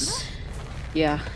But Jokra? Wait, Jokra? That's way too early here to be shown towards the Hunter side as well. I'd say Pepe, just force rescue. You don't really need to care about things too much here. As long as Jokra just gets it instantly, nothing really matters because you're not giving any additional time here on the charts. That's the normal damage that comes through as well. But Jokra not willing to rescue here just on time. But that means after this down from the side of Archer is really bad, as Jokra could be the potential next chase right now. The resentment stacks out of 75. Jokra at the same time too will take another chip damage as we get the rescue here just about enough as well. But Meowpai looking for that pallet camp. I don't think will be enough here as a lock here once again from both sides. Meowpai going towards the back. The bow and arrow will land here on time as well. And good night to Meowpai. It's only 61 stacks of laceration. Yeah, Meowpai will be seeing the mana right when she's chat. As you look into the ciphers, it's looking a lot more healthy. The fact that Meowpai was able to kite throughout Titana just now, seems like that was enough, and this rescue as well. Now, Joker coming for the preemptive rescue, that was a little bit surprising there because we thought that he was kind of hiding behind that obstacle. Suddenly she just pops out in front of the Hunter. But luckily for them, the rescue was safe as we have Joker on the right side of the screen with that tinnitus. Can Pepe spot her out? Seems like he will not. And we'll be heading towards the bridge Cypher. We didn't get the lock on Yuki there, unfortunately, but it's okay. It's still Lewis on the side, and we're gonna go back immediately looking for Psychologist here as she is out of position, being caught by Pepe. Instantly hit there. Cameron manages to come through. It doesn't there just yet as couldn't win the Pala mind game. And then Cage is currently ready on hand side Pepe to use Pepe. Can we get this one on time as the vault straight on time as well from the window? But it seems like that immediate reflex with total Palace here already being dropped down will not matter for this Pepe as Yuki right nearby. Cypher Machine at 99%. That can be popped. But let's not forget, PP is on the other side of the map right now. They have 4 Cypher Machines done, but Teleport is almost ready. Double Cypher Machines here at 50%, trying to lock can he make it? I think it's a bit far. Can she struggle? I think it's quite far. I think she can. Can she? Okay. I think it was like a sliver of that struggle as we see PP forced to use the watch here and Yuki trying to decode that Cypher. So they're trying to double pressure here as we see that the Peepers will be on the Cypher, so that will slow down Cypher decoding progress quite a little bit there as we see PP still able to get the backdoor rescue. That's great. And Cypher being pressured here. Well, first officer is dead with no items for endgame, so at least is somewhat of a guaranteeable 3-man elimination game. Nice hit down on that side, no? Cypher Machine's almost primed here. PP, can we actually get up here on time? Can we pop here? We decide to pop, but that's not. That's just about enough speed boost here from the other side, but a hit down here just now on time as well. Let's not forget, Teleport is currently ready. Joker hiding at 2-story area, but this is what AOR really needs. As long as they can guarantee this 1-man escape, they are still leading just by points. Yeah, what Joker needs to do is to just stay at double story area. That's exactly what's happening there. Force Pepe to kind of be that attraction there as we see Pepe heading towards the double story area. He knows exactly. Yuki is still making a mad dash towards the front gate, for the back gate area as we see on the bottom left. And Joker, let's see how much time she can buy here. Another cage can be used here for that hit. Oh, Joker will not go down. Goes out easily. Hold on a second. You can outside the map and teleport currently ready to use Pepe. Will not teleport here just yet. As we're looking, no, we're going to teleport here a little bit late here. But let's not forget here, Puppeteer with no items left on our hands to use as well. One last spell here to play Pallet Mind Games. But it's just a normal hit down we're looking for here. So Yuki needs to drop this ball down preemptively speaking. But the Ninja Reflex will come out from the side of Puppeteer. But that does not matter for our Pepe right now. Yuki, last hope here from the side of AR right now. As we're playing Mind Games here, we did manage to get over towards the same time as well. But that's an instant hit down there. Meanwhile, 66% self-heal rate from the side of Joker. We actually might be able to get up here on time, but the rescue could come true. We're actually pretty close, but Joker, I'm not looking for the rescue, or are we looking for the rescue here at the same time? 44 stacks of resentment right now. Joker looking for the rescue straight towards first officer, and I think we might actually be able to get this one just about on time as well. And Joker, we did make it. Okay. And of course, 2 survivors there can't split between the two, but 32 seconds left until the attention, ladies and gentlemen, means that Pepe has to be able to dodge this gold man. However, being able to see right on the staircase there instantly as well. Pepe can just instantly drop down a cage here to prevent this officer from taking the slide down. Once again, ladies and gentlemen, there is no downing here instantly as well, as another cage here will be dropped down a bit on time. But the XZ currently at 10% only. We've around 60 stacks available on hand to use. Pepe just needs to go over instantly looking for Joker right now. There is our coaster nearby. Let's not forget the attention is over. But Joker at the worst corner here currently have ever to be played around with. Can we get the double down instantly strikes on time as well, as Joker did use up self-heal here? Can we get through Joker? Once the Pallet Mind Game running straight towards the other side of it once again, but he will go down as it does not matter. Officer here still currently on the top of the staircase. He did manage to pick himself, but let's not forget, ladies and gentlemen, teleport ready in 12 seconds. Psychologist, no self-heal. PP by himself with a full 200-second bleed out as we go straight towards two-story looking for some type of rebound containment time. But can we actually find Officer here? Yes, we can. He's outside just of the cage scenario here, and the Pallet Mind Game will be lost. TE taking that 4-man elimination. Wow. This endgame played by Pepe was truly impressive because it was a 3-man endgame. We thought that maybe server side they could still go for that one escape, but I think ultimately Pepe understands what they're gonna do. They did exactly what's... Sorry, no. I was a bit confused because officers still had self-heal. Also, they just went for the... Yeah. Yes. Yeah. And Dungeon was near working carousel, so I was oh well, maybe you know what? It doesn't matter there as much. Probably there was enough resentment stacks on the hand of Goldman to use as well, right? So they kind of just ended the game early there. So sure, look, it's fine. I think we probably foreseen it anyways, you know, from the side of resentment. But sorry, Chucho, please continue. I kind of interrupted you there a bit rudely. Oh, no worries, no worries. I just wanted to mention that like we thought that maybe there was a chance. Yeah, Survivor side they knew exactly what to do. Like we predicted, right? One of them was a double story. The other one was making a mad dash towards the back gate. But it was just not enough. Kite-wise and also mind game-wise, Pepe just won it all. And Pepe, I think, compared to BO1, he's definitely a lot more comfortable now. We don't see any missed swings or misplays or like cages playing ultimately plays wrongly, because looking at our first kite, it was by Miapai, 75 seconds, but because he kind of kited out through the tight turner. But the initial kite though, 40 seconds into the matchup, that was dire. Yes. And like, look, you can see here Miapai with 75-second containment time as the Archer. The rewind kite there was honestly really good. It was just the early game, unfortunately, where Pepe got the upper hand and won quite a few decent amount actually of pallet mind games there too, towards the L pallet near the North Bridge.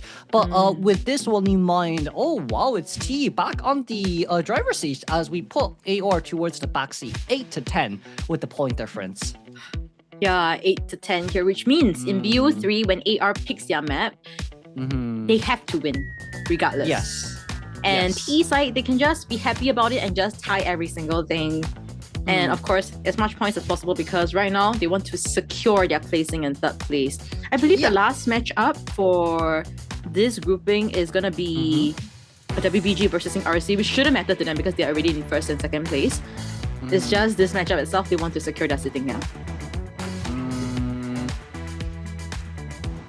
I think AR needs to aim for it. They really have to aim for it right now. Like, look, Heshen still has meta characters to use. We still have more characters compared to Pepe, because we did use the Qist as well during the first round phase to get that from elimination. But now with Goldman gone, at least, you know, we can say that we need to move on towards a highlight first and then talk about that in game 3.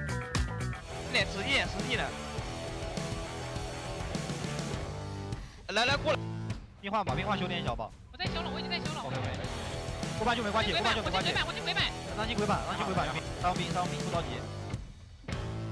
开死了，挂9，挂很久，挂多久？挂他。我有一个货。我直接冲，我这是心里要准备救人了。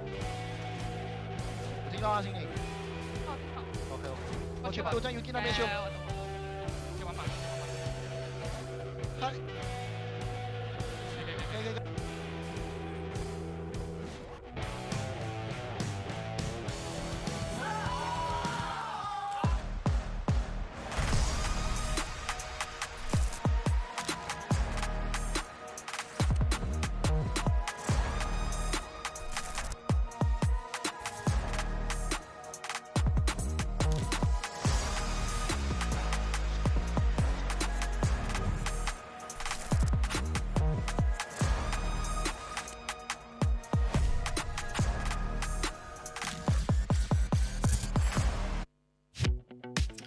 Yep, and as we don't see Pepe panicking anymore, we are seeing the AR survivors, in fact. Seems like they're panicking a little bit more.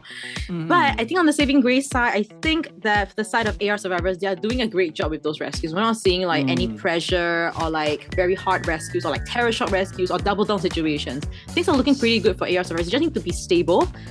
When it comes to the first kite, don't be nervous. Just do as you guys have been doing. And I believe they still do have a fighting chance coming back here. But question is, what is going to be the map? And which sites will be up first? Yeah, and but still, look, it's AOR who gets to choose the map, and of course one ban here on the side of TE. It's okay. Yeah. I'd say it's very, very, very okay here. They can choose maps that is suitable for both the survivor and the hunter. As like, look, AOR has more characters to play, but you see here, Arms Factory for game 3. We've been seeing a lot of Arms Factory when it comes to game 3. I think even that Elves' Bonbon was also in Arms Factory.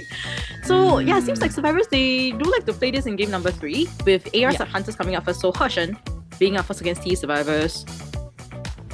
How are we feeling about this, Kuro? I'd say we'll have to see, won't we? Cause this does enable Hershen to play a lot of characters that he does have. Maybe not Opera Singer, but I'm quite sure that this should be the Goldman Ivy band. So this does allow his Hullabaloo to come out. This does allow his Peller to come out. But considering that we want the win, maybe we want Hershen to play his pocket picks, like the Hermit. Like the Hermit, like the Night Watch that we've seen him before. Gamekeeper was also one of them. Sculptor, in fact, was also one of them. Oh no. What? I'm not Fool's too Gold? sure about Sculptor. He's brought out the Fool's Gold, the too Geisha as well. I think maybe we'll just stay meta, especially when AR needs to win here for top 3. Yeah, I don't think Sculptor can work here, unfortunately. Like you were like looking that way, and then you look back. Nah, I don't. Unfortunately speaking, I don't think it is the way. But look, it is still AR sort of coming out first, so less pressure for the Hunter, as they did do decently game. Well, they did very well game 1, and then decently game 2, getting to tie game. But they need to secure a 3-man escape elimination at least, to say the very least, to put Pepe towards a very tough spot here as well. I believe Factory was chosen to counter Waxstars and Naya, to be honest with you, Chocho. So it depends on whether or not Pepe is gonna play a tie guarantee Hunter next game, or we're gonna force out either one of the two, depending on how this matchup goes. Yeah, I think, on the side, right, them trying to make it difficult for Pepe. I wonder if it's gonna also be making it difficult for our dear Hershen here. I think, of course, for the side of AR, if they're able, Hershen, if he's able to get a 4K here, that will be excellent, perfect for them. Yes. And AR survivors can just go for, I believe, a single escape, and then afterwards, AR would then advance and head over. I think, is it Hangzhou? Head to the next playoffs, yes. Yeah, playoffs. So I'm not too sure where the location is yet. But exactly, whoever wins here is just gonna make it there, and I feel like this half itself is gonna be the deciding factor. Well, it is a lot of horror stories on this map, ladies and gentlemen, in which we have seen as well Doctor is just way too strong here. So at least from Hunter's side, Doctor's here is going to be the first 2 bans no matter what. Unless maybe you say Hushin here will play Hullabaloo after Ivy is banned, but if we don't ban Ivy and play Doctor, that's just even worse. Okay, alright. So a lot of things for Hushin's side to consider, and yes, I think from the side that we're seeing as well, we're not seeing Aura giving a lot of opinions because I think Hushin's side, he knows what to expect from himself, whether when it comes to BP, what to pick best. But I guess Aura also there giving that moral support coming for Hushin is also really good. As we see excellent excellent cosplay coming in from the audience. Kids as well. Our Lady. Yeah, Our Lady, Miss Evelyn herself. As we did see Evelyn in originally speaking of Our Lady in round 1 during that Red Church. Let's see whether or not there's a possibility of her coming out here as well with us for game 3. Well, maybe not from the side of T, but from the side of Aor, could be a potential. You never really know.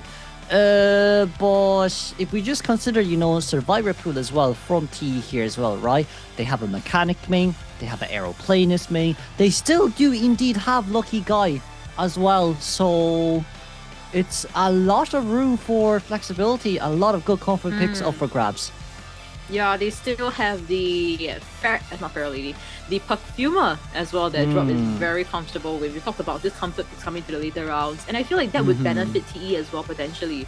So as we gear up for this BP phase here, I personally want to see somewhat, maybe during the playoffs, maybe not during the group stations, you're ending already, a Sculptor pick.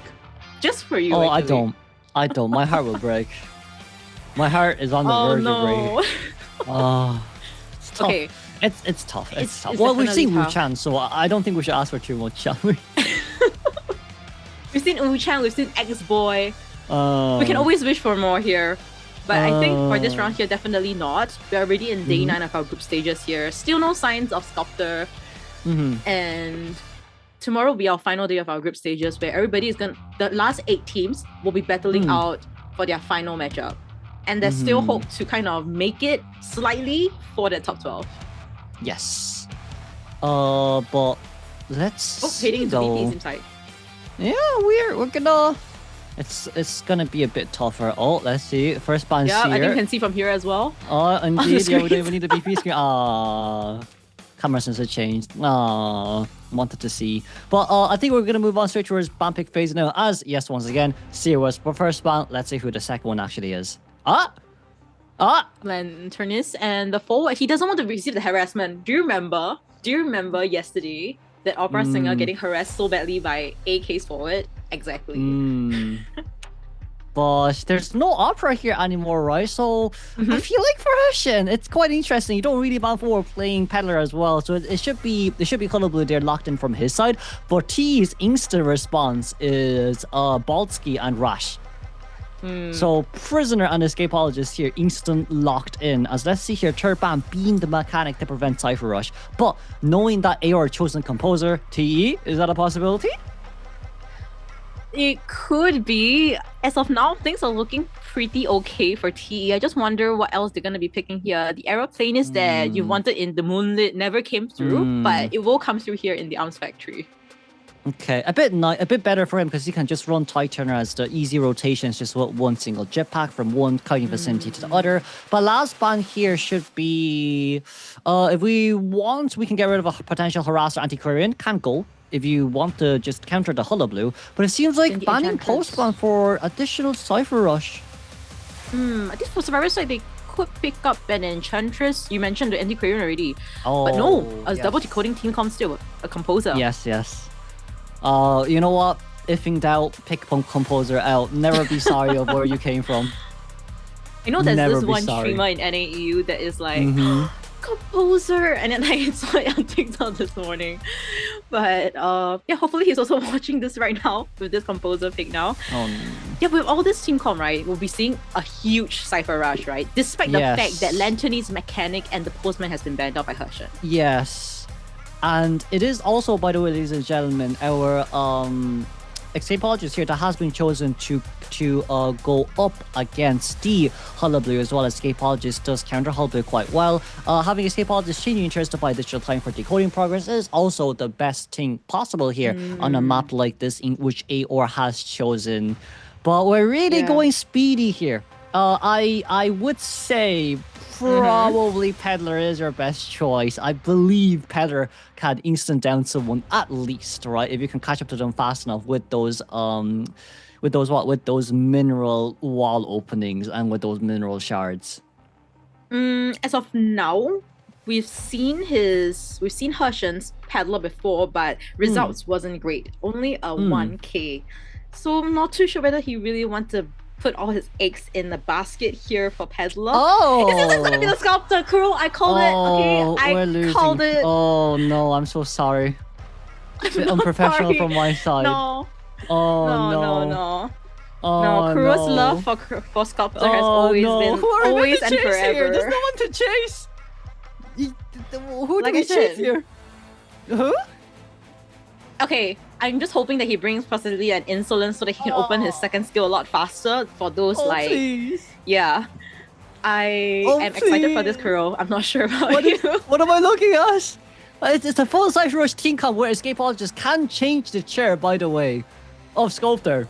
So we're just gonna chuck out. Oh my god, this is so bad because Escapologist turbo throw down. You can't even chair camp. You can't even chair camp with this one. Oh, okay. It's Sculptor spawning just by Moongate middle for Escapologist. Our composer at Shack, Aeroplanist at the entrance to Junkyards, and of course Prisoner can instantly connect Cypher machines as he's the furthest one away at Factory Gate. Oh my goodness. When in doubt, pick Sculpt. No, not like this. And I guess maybe Kashan also knows that maybe you're commentating right now, Kuro. He just want to show you. It's been so long. I don't think that's how it works. I don't. Oh, this is plain torture for me. It's been a while since we've seen Zelda, but the last time we've seen her Chocho was that Streamline Escape game, if I'm not wrong, in one of the regional qualifiers. However, as we do move in, it seems like it's going to be knee-jerk reflex here on almost all our survivors, 3 tie turners, and of course Sculptor, Trump Card, Insolence, alongside with Wanted Order, Destructiveness, and Warp, as this will be the final matchup between the first matchup between Game 3 first half between AOR versus TE, with the professional commentaries being brought to you by Chocho and Kuro.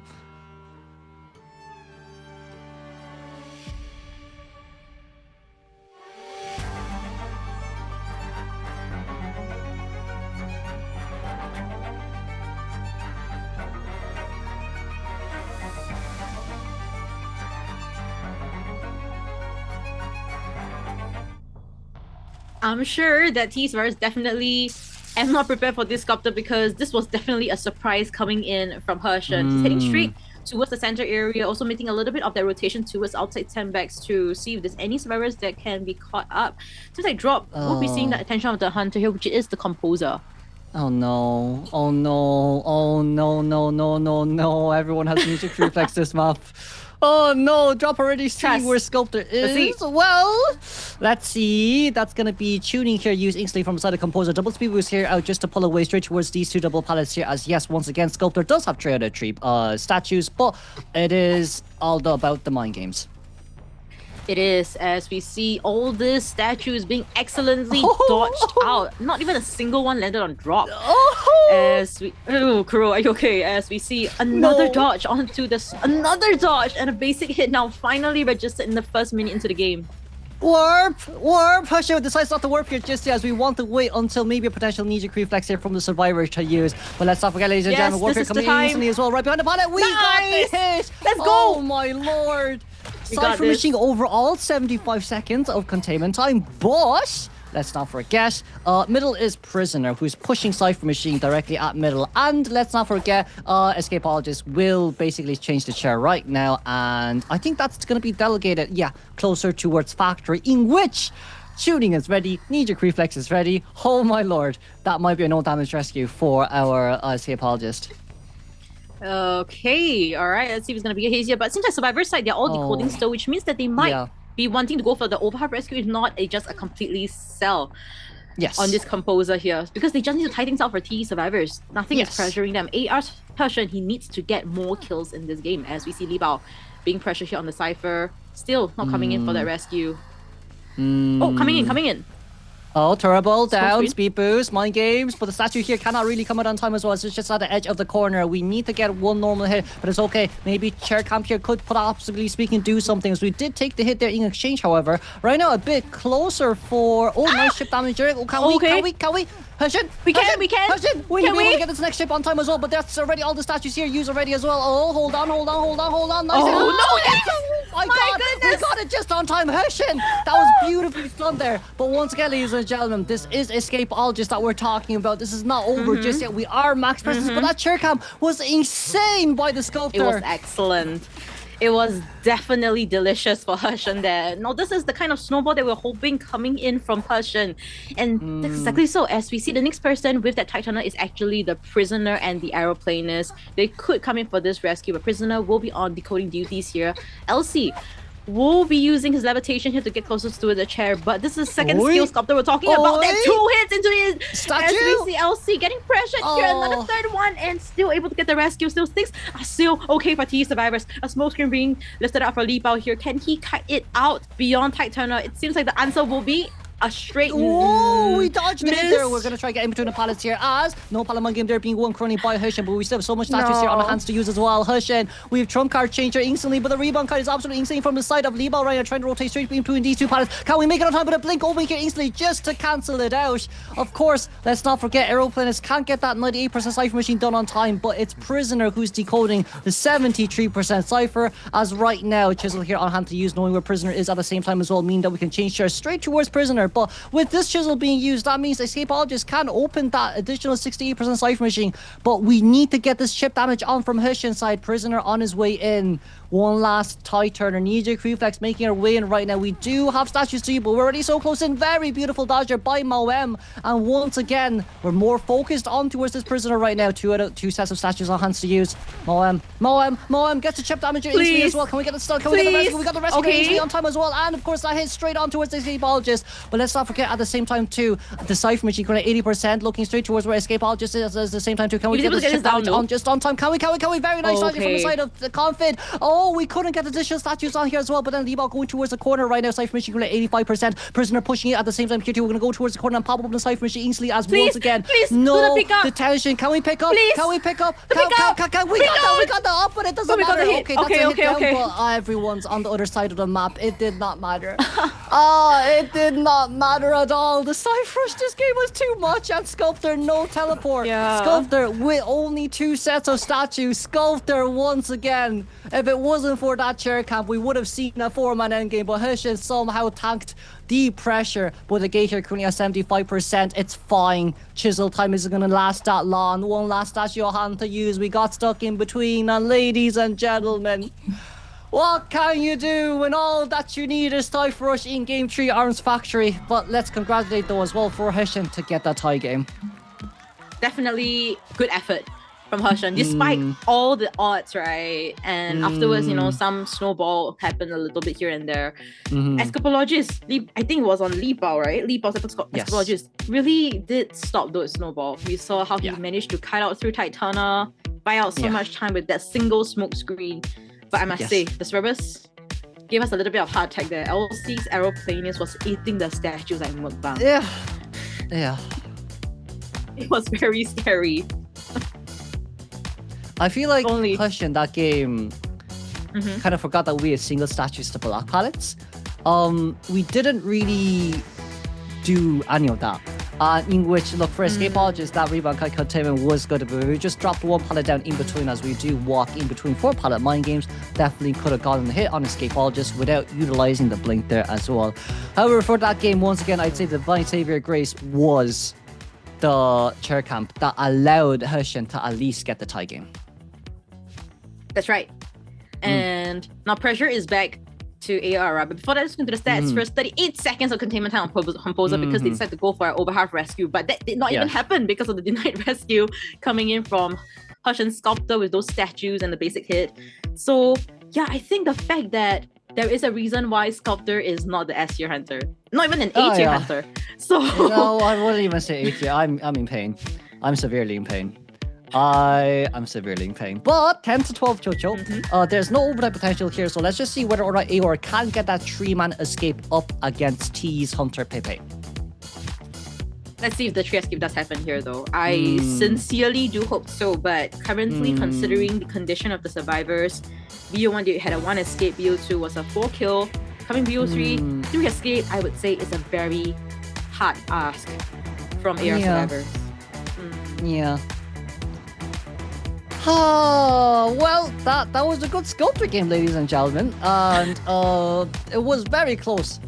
In a sense that that was kind of the chair cap was the decision making between a 3-man escape or a tie game, because if our escape archers actually did get the rescue there, it would have been instant tuning speed boost alongside with taking the window of factory, another another speed boost to pull out as well. So I felt like in that case scenario there, a really nice chair camp by Hushin, very good pressure being placed on the survivors of T, but T still managing to bounce back after that is insanely well done from their side.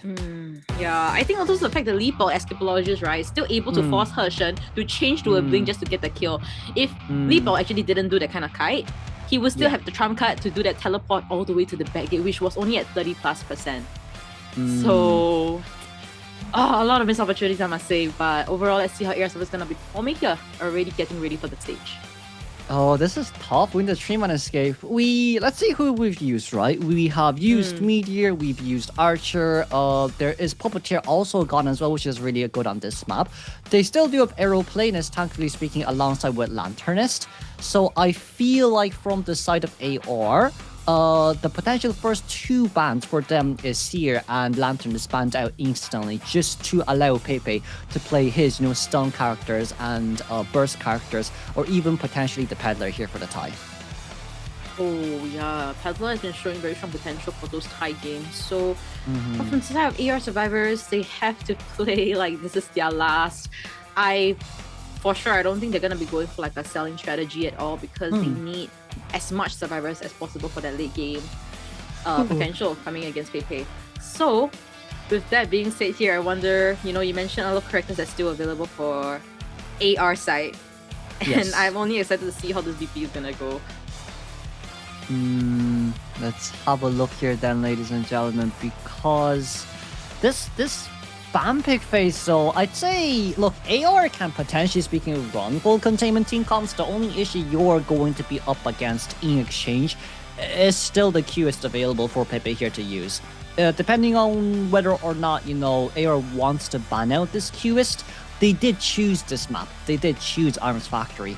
And knowing that QS is still available, I just think is not that good for them, considering that they can, ban out Ivy, they can ban out Hollow Blue, and ban out potentially another one of Pepe's good hunters. But with only 2 bans, I don't think it's enough. It's definitely not enough. Yeah, whichever they decide to ban, Pepe is just gonna pick. So a very tough situation for AR side, but they have to consider which hunter is best for them to go for a 3 escape. Give them the potential for that 3 escape. Yes, and let's not forget, ladies and gentlemen, TE only needs the tie, right? So AR needs to look for the 3-man, no matter what, as Jojo has said. But should we try Doctor? Really? Doctor. I mean, it worked. If that is released from Pepe's side, the Doctor here. Are you thinking about the GR matchup? Yes, but also at the same time, I'm thinking about if we lock in Doctor, it forces Pepe to play Nayad. Because Doctor needs to stand still. Yeah. So during body block scenarios, Okay. So then picking a Doctor will kind of will kind of create a situation where Pepe is kind of wanting to play that Nayad. And for the survivor side, they still need that harasser. As of now, they still do have...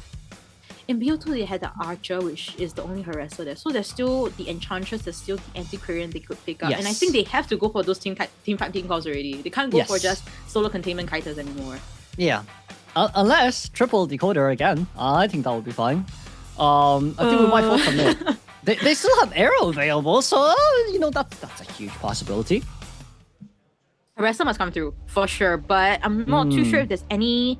We've seen PP played the forward before, but when it comes to proficiency wise, I don't think it's very like on par with like really good harassers, you know, like AK that we saw previously. And this is Pepe, a Chinese mainland hunter, professional hunter. As you see, I'm getting respect band here. Oh, really? Forward. Okay, camera for the blue aeroplanist. Okay, additional decoding speed boost on the Cypher machine. We can actually ban out Mechanic or Lanternist here, as it seems like Pepe opts for Lanternist.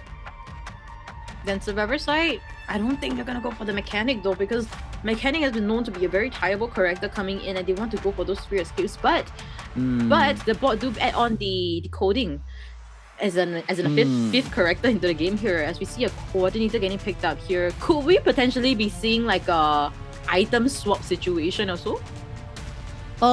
Potentially. I see cheerleader band, but I also see excitement. So peddler with excitement, question mark, ladies and gentlemen, because the 2 harassers on a team.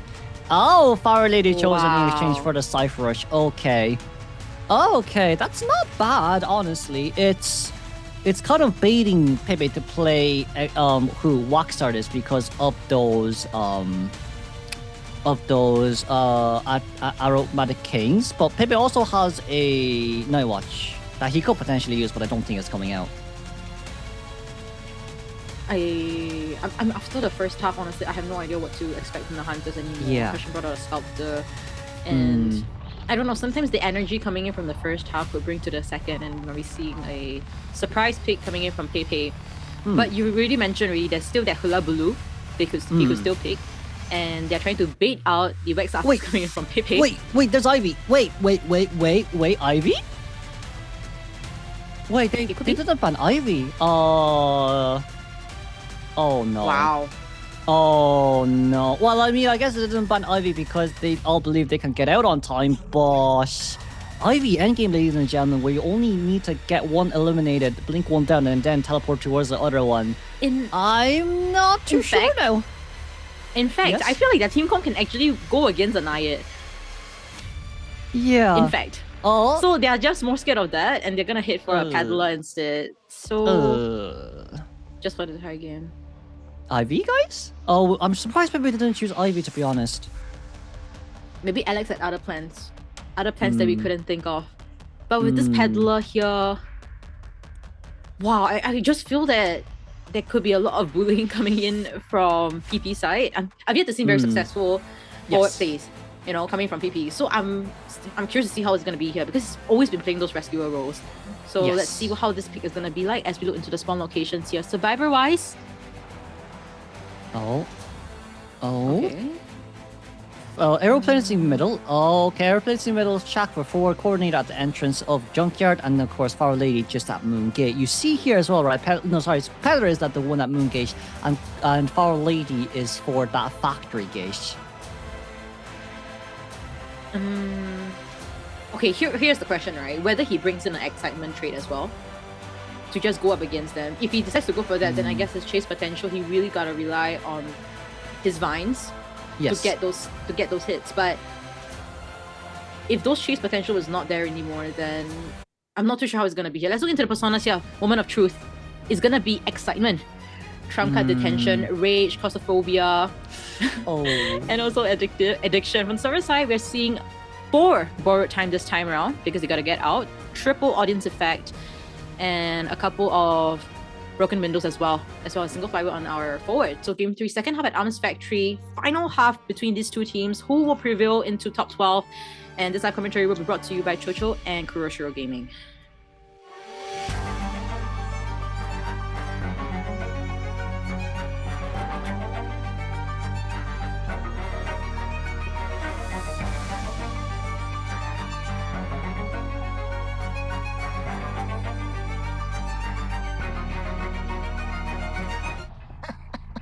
Okay, Peddler. First chase is going to be Yuki here, as long as we have just that one metal affinity, gun stun duration wouldn't really do much, especially with Rage and Addiction here on proc as well. Oh my goodness, as you see Pai also rotating towards that Cypher here. Yuki also giving that tinnitus here. So Pepe, seems like Yuki will escape death for a while's time here. No, seems like Pepe understands. He knows. Yuki as the coordinator with a single gun. Let's see how effective this kite is going to be here. As you see, the other two Cyphers is being worked on right now. Excitement up Petty soon. Kings. Yeah, Petty Kings available to you, so it's quite literally instant wall. Yuki, let's be very careful. No gun, Chip please. damage does not come true, but the normal hit in exchange, as we don't want to give gun, being very worried here about excitement. Exactly, as we see her also placing down that pallet over there.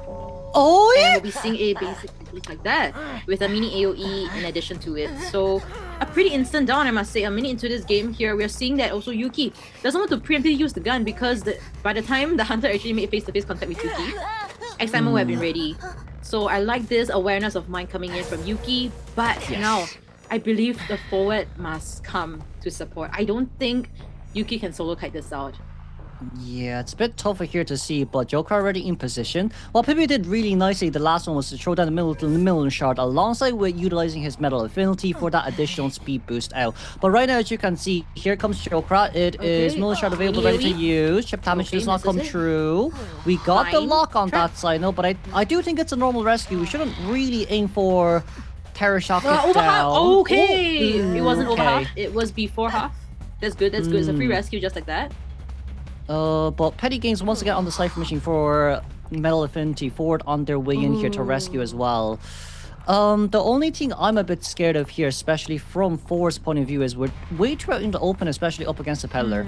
Now, of course, if you force out the excitement, it'll be better, but this is the worst case scenario now, as you can't stay in between the pallet. You need to be in a more of an open area here when it comes to Forward with that harassment. Oh my goodness. As you look into the Cypher as well, 2.5 Cyphers right now, and 4th and 5th have just been touched too. So let's see how successful this forward stun's gonna be. It must be. He does have a flyover, but he doesn't have tight turner. He can't rescue from the back. He must rescue from the front so that he can body block for our coordinator here. Seems like he's just gonna go from the... Okay, he's gonna go from the front. He's gonna go from the front, coming for the rescue stun.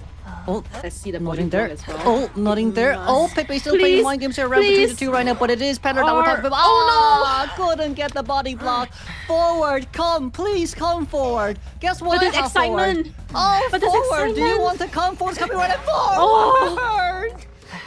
Oh, we take the blunt of the blade as Forward will be a half health, but still 3/4 of ball left remaining on hand as well, right? And an excitement. Oh no, I'm not too sure how. Maybe Yuki, maybe if she's kind of forcing out the excitement, at least there is still the potential for PP to go for those stuns. Maybe that was potentially the right play coming in from AR Survivors, but now Jokra seeing the Hunter's attention. Luckily, it was a free rescue because now Jokra is full health. Okay, well, okay. Chip damage comes through. Another chip damage will come through at the same time too, but you can't vault the window middle charge in 2 seconds, ladies and gentlemen. The instant leash, the instant middle charge. Good night, Joker. That's an instant second down, as now the only one that can't come into rescue is Paro Lady. Yeah, as we'll be seeing, Joker will be checked right at the corner of this map here. The last two Cyphers are actually in pretty good progress. But we're seeing this teleport here, which means that the 77 Cypher will be stagnant here and potentially an instant down at the Cypher too. Not unable to use that flywheel to extend the kite, so quite a big missed opportunity coming from AR Survivors. And the only slight issue here now is... Look, I do believe that Faro Lady can finish off a full Cypher Machine, but with the target change here and seeing where both survivors are currently rotating across two, it's going to be quite hard here to see Faro to be able to do much more, especially when you can use your vines to counter those aromatic kings. As you can see here right now, Jokra still 2 jetpacks left on hand to use as well, right? But the question here really is, can we pop open that 77% Cypher Machine in order to make it to a potential 3-man endgame, 3-man escape? Yeah. Jokra, half health. Let's see, Melpai also pressuring. Joker has been pressured here to use the jetpack here, so that's one less to work with later on Melpai. Let's see how stable this rescue is going to be here. She's trying to buy as much time as possible. We see a backdoor rescue right behind Pepe. And Joker will see the Hunter's attention here. These vine captures have been insane coming in from Pepe. As we see airplane. Sorry, is it enough? Guys, chip damage comes true. And I think fly. Oh no, fly need us. We do have a ball, but this is quite dangerous, Chocho, as chip damage. I think this can come through on time. PP, nice flywheel. But oh, just about no fall. Hold on, hit down, hold on. Can we pop? They must pop. Just pop it. We popped just about on time. Okay, now then, we should be able to rotate the gun. Forward, no. Okay. Just on time. All right, so this was such a clutch one coming in from PP, but will it be enough though? Because right now he doesn't have any items. Dungeon is not nearby as well. As you see PP kiting for his life here. Dungeon is at the factory area. As you see a Terror Shock connects successfully into PP. Both gates are being opened though, but what is the plan coming in from the survivors? There is no tech turner. Yeah, and Ford's gone. Ford is back to the manor. Exit gate not open just yet, so it's a guaranteed 3-man elimination, at least to say for Pepe, as we teleport straight towards Milpai for that Terror Shock hit down. And of course, Joker is able to make it to the one-man escape. However, in this game, it's just not enough, as Pepe right now gets the win, which means they do get a guaranteed 1 net win up, but it doesn't matter as this is only the fight for 3rd place. Yeah, which means that TE will be seeing them in the playoffs, whereas for AR, unfortunately this time around they do fall slightly short against TE this time, and we'll be seeing TE. Congratulations to TE for what a close fight, I must say. Because honestly, if not for the condition to 3 escape, I feel like the survivors would have played a lot, not so much pressure. Yeah, yes, not so much pressure. Yeah, you see Pepe there also holding his heart. That's a lot of pressure here to be dealing with as well, as we can see as well from the AR survivor side. It's unfortunate from their side too. The Trimo escape was hard, as you can see Milpai on the other side as well. I would say, look, this is the kind of toughest part as well for AR. They were very close for that as a defeat. Yeah, it's just tough, honestly. Yeah, because they were so close yet so far, right? Yeah. They were so close. Everything was actually still in order. There was like, there were a lot of down moments, but at least there were fighting chances where the Cypher popped, they had the gun, but just, it was those mini and tiny moments, minute details coming in, Pepe giving that handshake for Milpai as well. They also recognize Milpai as a really strong hunter, right? And now transitioning to the survivor side, he's also been able to show very strong potential. So congratulations to TE. Of course, what a great play coming from Pepe, but also do give your hearts and flowers to AR here. They did a good fight, I must say. Today's performance might not be the best of them, but they tried their best, and that's what that matters. That's what that matters here. Yeah, and we also made it to, the best of 3s as well, especially up against T2, which is formidable, especially from the side of AOR. And look, they were very close this time as 4th place. We were almost able to secure the playoffs here once again, but it was once again just T who did have the more upper hand and experience in compared to AOR. As we do know as well, AOR wish, it's still a fully new team, even though, yes, with veteran survivors. However, I'd say it's generally speaking the best we could have done in this scenario. It's up against T we're talking about. There's not much really that can be done after the 2nd game. Yeah, I think really what's going through Milpai's hits probably is something gonna be like, a lot of missed opportunities here and there. If not for this missed opportunity, maybe we could have qualified and bring the honor for SEA, for Malaysia, etc. Yeah, and going against TE, you already mentioned the Chinese professional team is really unfortunate here. As you see, 37 seconds of containment time on Yuki. We know that she has been a very consistent kiter, clutching those kites, but this time around falling a little bit short against Pepe's Paddler. And for the rest of the survivors, did a good job as well. We didn't see that this was not like the closest fight we've seen, but there was definitely the back and forth coming in from AR. Yeah. And well, I guess in our game 3 first half as well, with that sculptor, as you can see, 3-5, that sculptor could have been the game defining change, especially after the chair camps. But it really is once again just Cyphers from the side of TE, right? They knew which AOR choosing this map. They want to run the Cyphers comp. They know that it's more survivor sided than it is hunter sided, and they were actually able to utilize it to their full advantage as well. And now with the points being 15-11, but it doesn't matter with the points, as T is 2-0 up against AOR, who only has 1 win. Yeah, so with that being said here, as we mentioned, TE will be advancing to the playoffs, being in the 3rd place, top 12. we'll probably be seeing them versus another Yes. team that is possibly in third place or something. But Yeah. you guys can definitely wait for that after day number 10, where the brackets will be revealed. I'm super excited for that. But for the side of AR, these players, they do have Instagram and things like this, so do DM them and give them your encouragement. Tell them they definitely did put fight here. Definitely put a good fight here. Yes. And there is no need, as mentioned, there's no need to spread any hate or like criticisms, etc. because things have already ended for them. This is their final matchup. But before we hit to MVP, let's look into the highlights.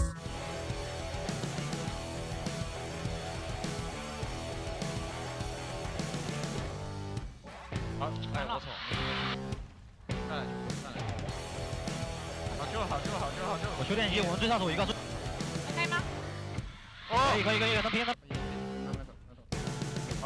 你别跟我站一块儿。好，救啊！可以。好救。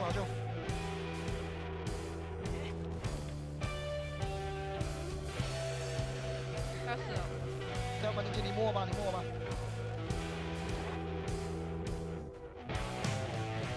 枪！我有枪！你讲应该要死啊，反个瞬时我死啊。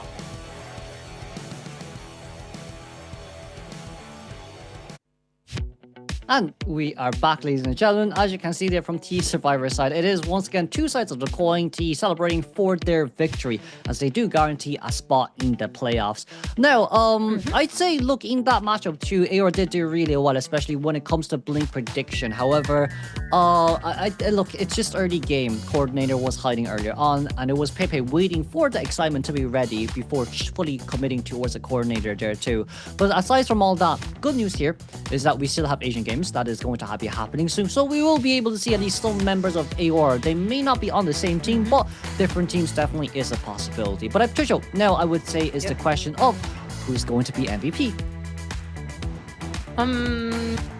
Okay, we had a 4K game with Pepe's Goatman, so that's probably gonna be Pepe. But if we're talking about survivor-wise, yes, I would say. Do you have any for survivors? I'm still looking. I don't, unfortunately speaking. I do think Pepe's performance was the kind of MVP deduction, yeah. Okay, yes. If it's a survivor, I would say Lee Bao's Escapologist at Arms Factory against the Stalker. Forcing out that Blink. I feel like that was kind of like a turning point that if Blink wasn't forced out, there would have been a teleport at the end. So I would say that. But of course, we have none other than TE's Pepe being the MVP here for, I believe, the second time. The average deduction points 11,966, average terror shots at 1.33, average knockdowns 9, average eliminations 3.33, palace destroyed 2.67, and best deduction twice.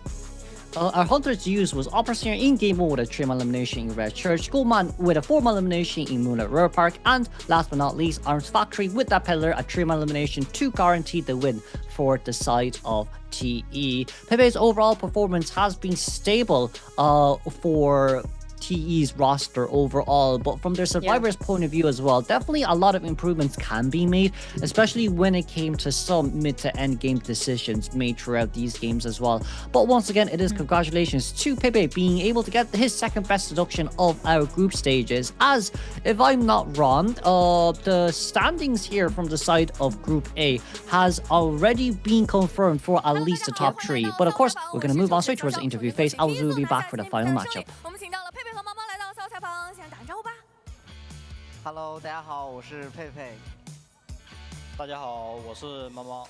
欢迎两位，今天生死之战也是鏖战了几局。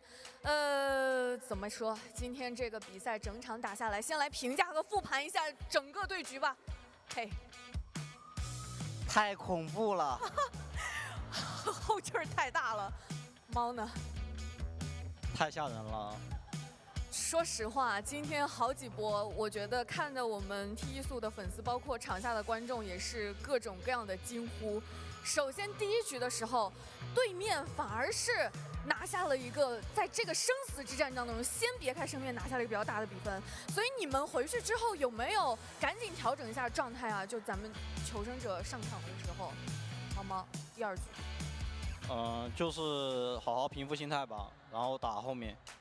那第2局的时候，首先我觉得其实对面真的还是有一个4抓的机会在的，就一度局势也是很危急啊，就像大家说的很吓人。那你有看到逃离那个护腕上车好帅的那个操作吗？那波我飞了以后，我就跟他说，他因为是传送追的他，然后我跟他说起点有车，你可以利用到，然后就是其实也算就是操作到了。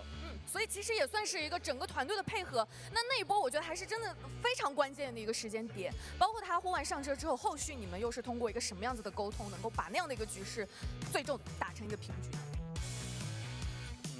就是让他远离最后一台，然后让那个中间那个人找机会把起点偷开了去救。还是在那样一张地图是需要整个团队的运营和配合，还是比较关键的。那接下来的时候，佩佩也是非常漂亮的完成了一个4抓，就感觉那个4抓，首先玩到跛脚羊这个角色的时候，会不会就已经是把这个4抓定为一个目标了呢？感觉就是地图方面，因为选择了月亮河嘛，这张地图的话，其实就是图会优势一些。我就想着，如果要是有不要羊的话，不要羊就好争分。如果没有不要羊的话，其实其他角色也是能争分的嘛。所以其实不管怎么说，就一定是要在那一局争分了。那你会觉得那局有一个大概什么样子的运营思路呢？因为开门战我觉得打的还是很精彩，而且很关键的。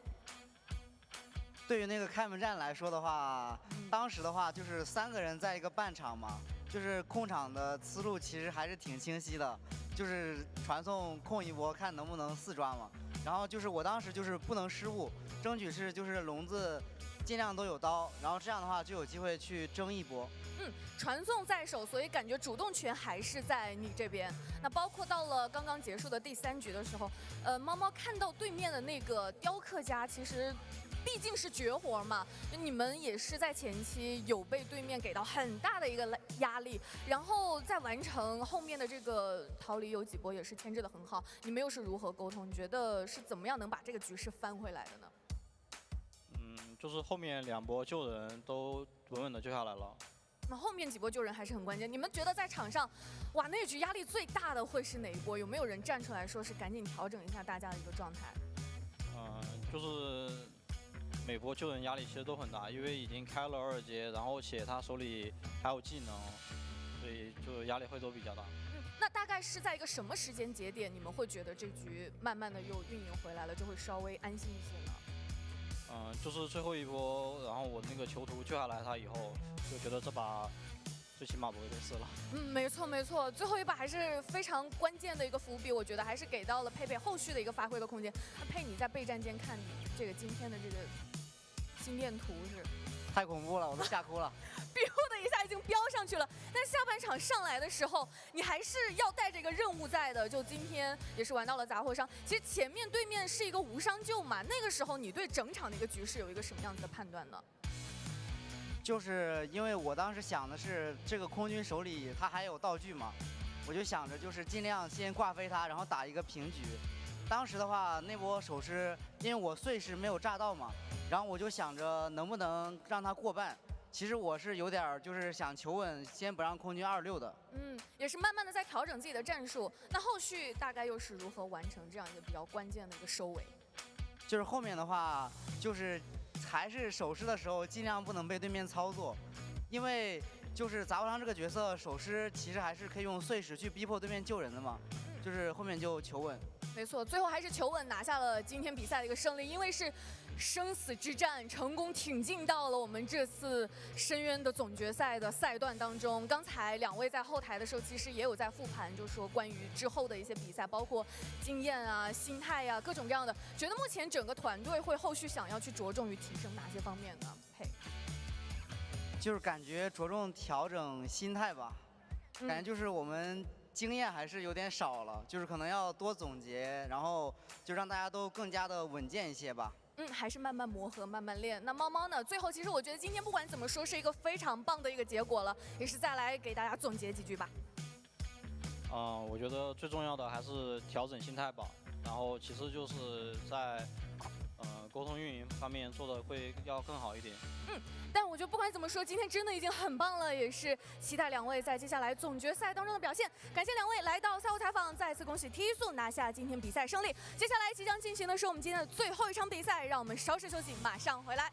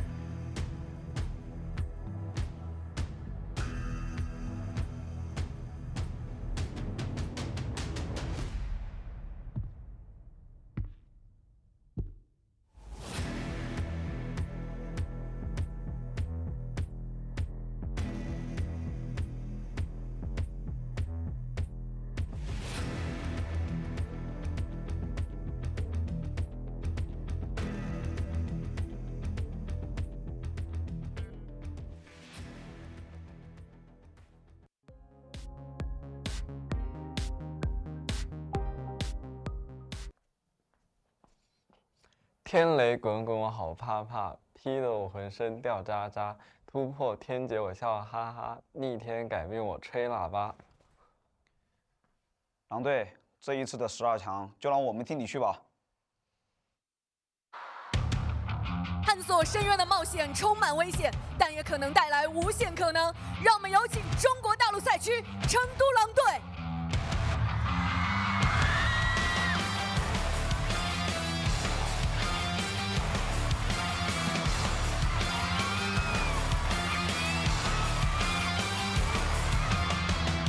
欢迎大柠檬、雨晴、小明、宠爱、小果冻、小天、夜雨，让我们有请中国大陆赛区 Xteam。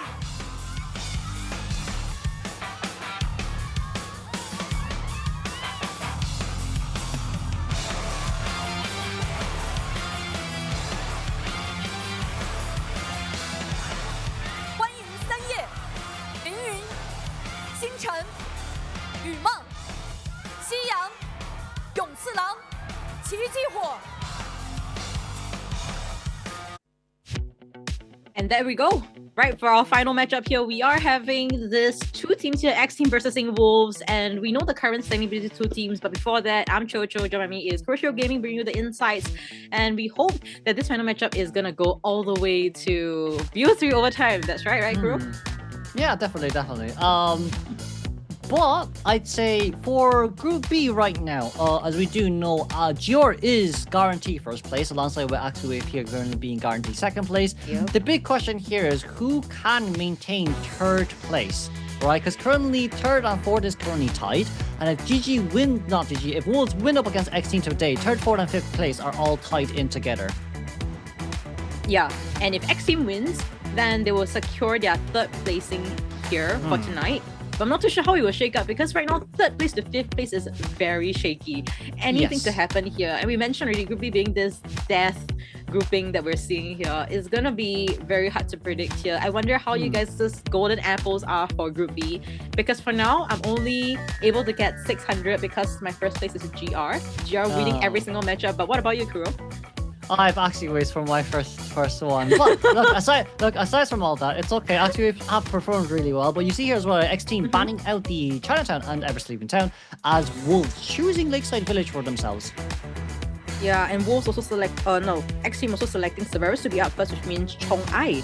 We'll be seeing Chong'ai first in the first half, and afterwards the Xteam's team's Hunter, which is going to be Yumong, which is Yums. So with all this being played out and stuff like this, right, we saw kind of like a pre-match toxic conversation or back and forth with the both teams. Xteam saying that they would take the place of Wolves and then represent the CN.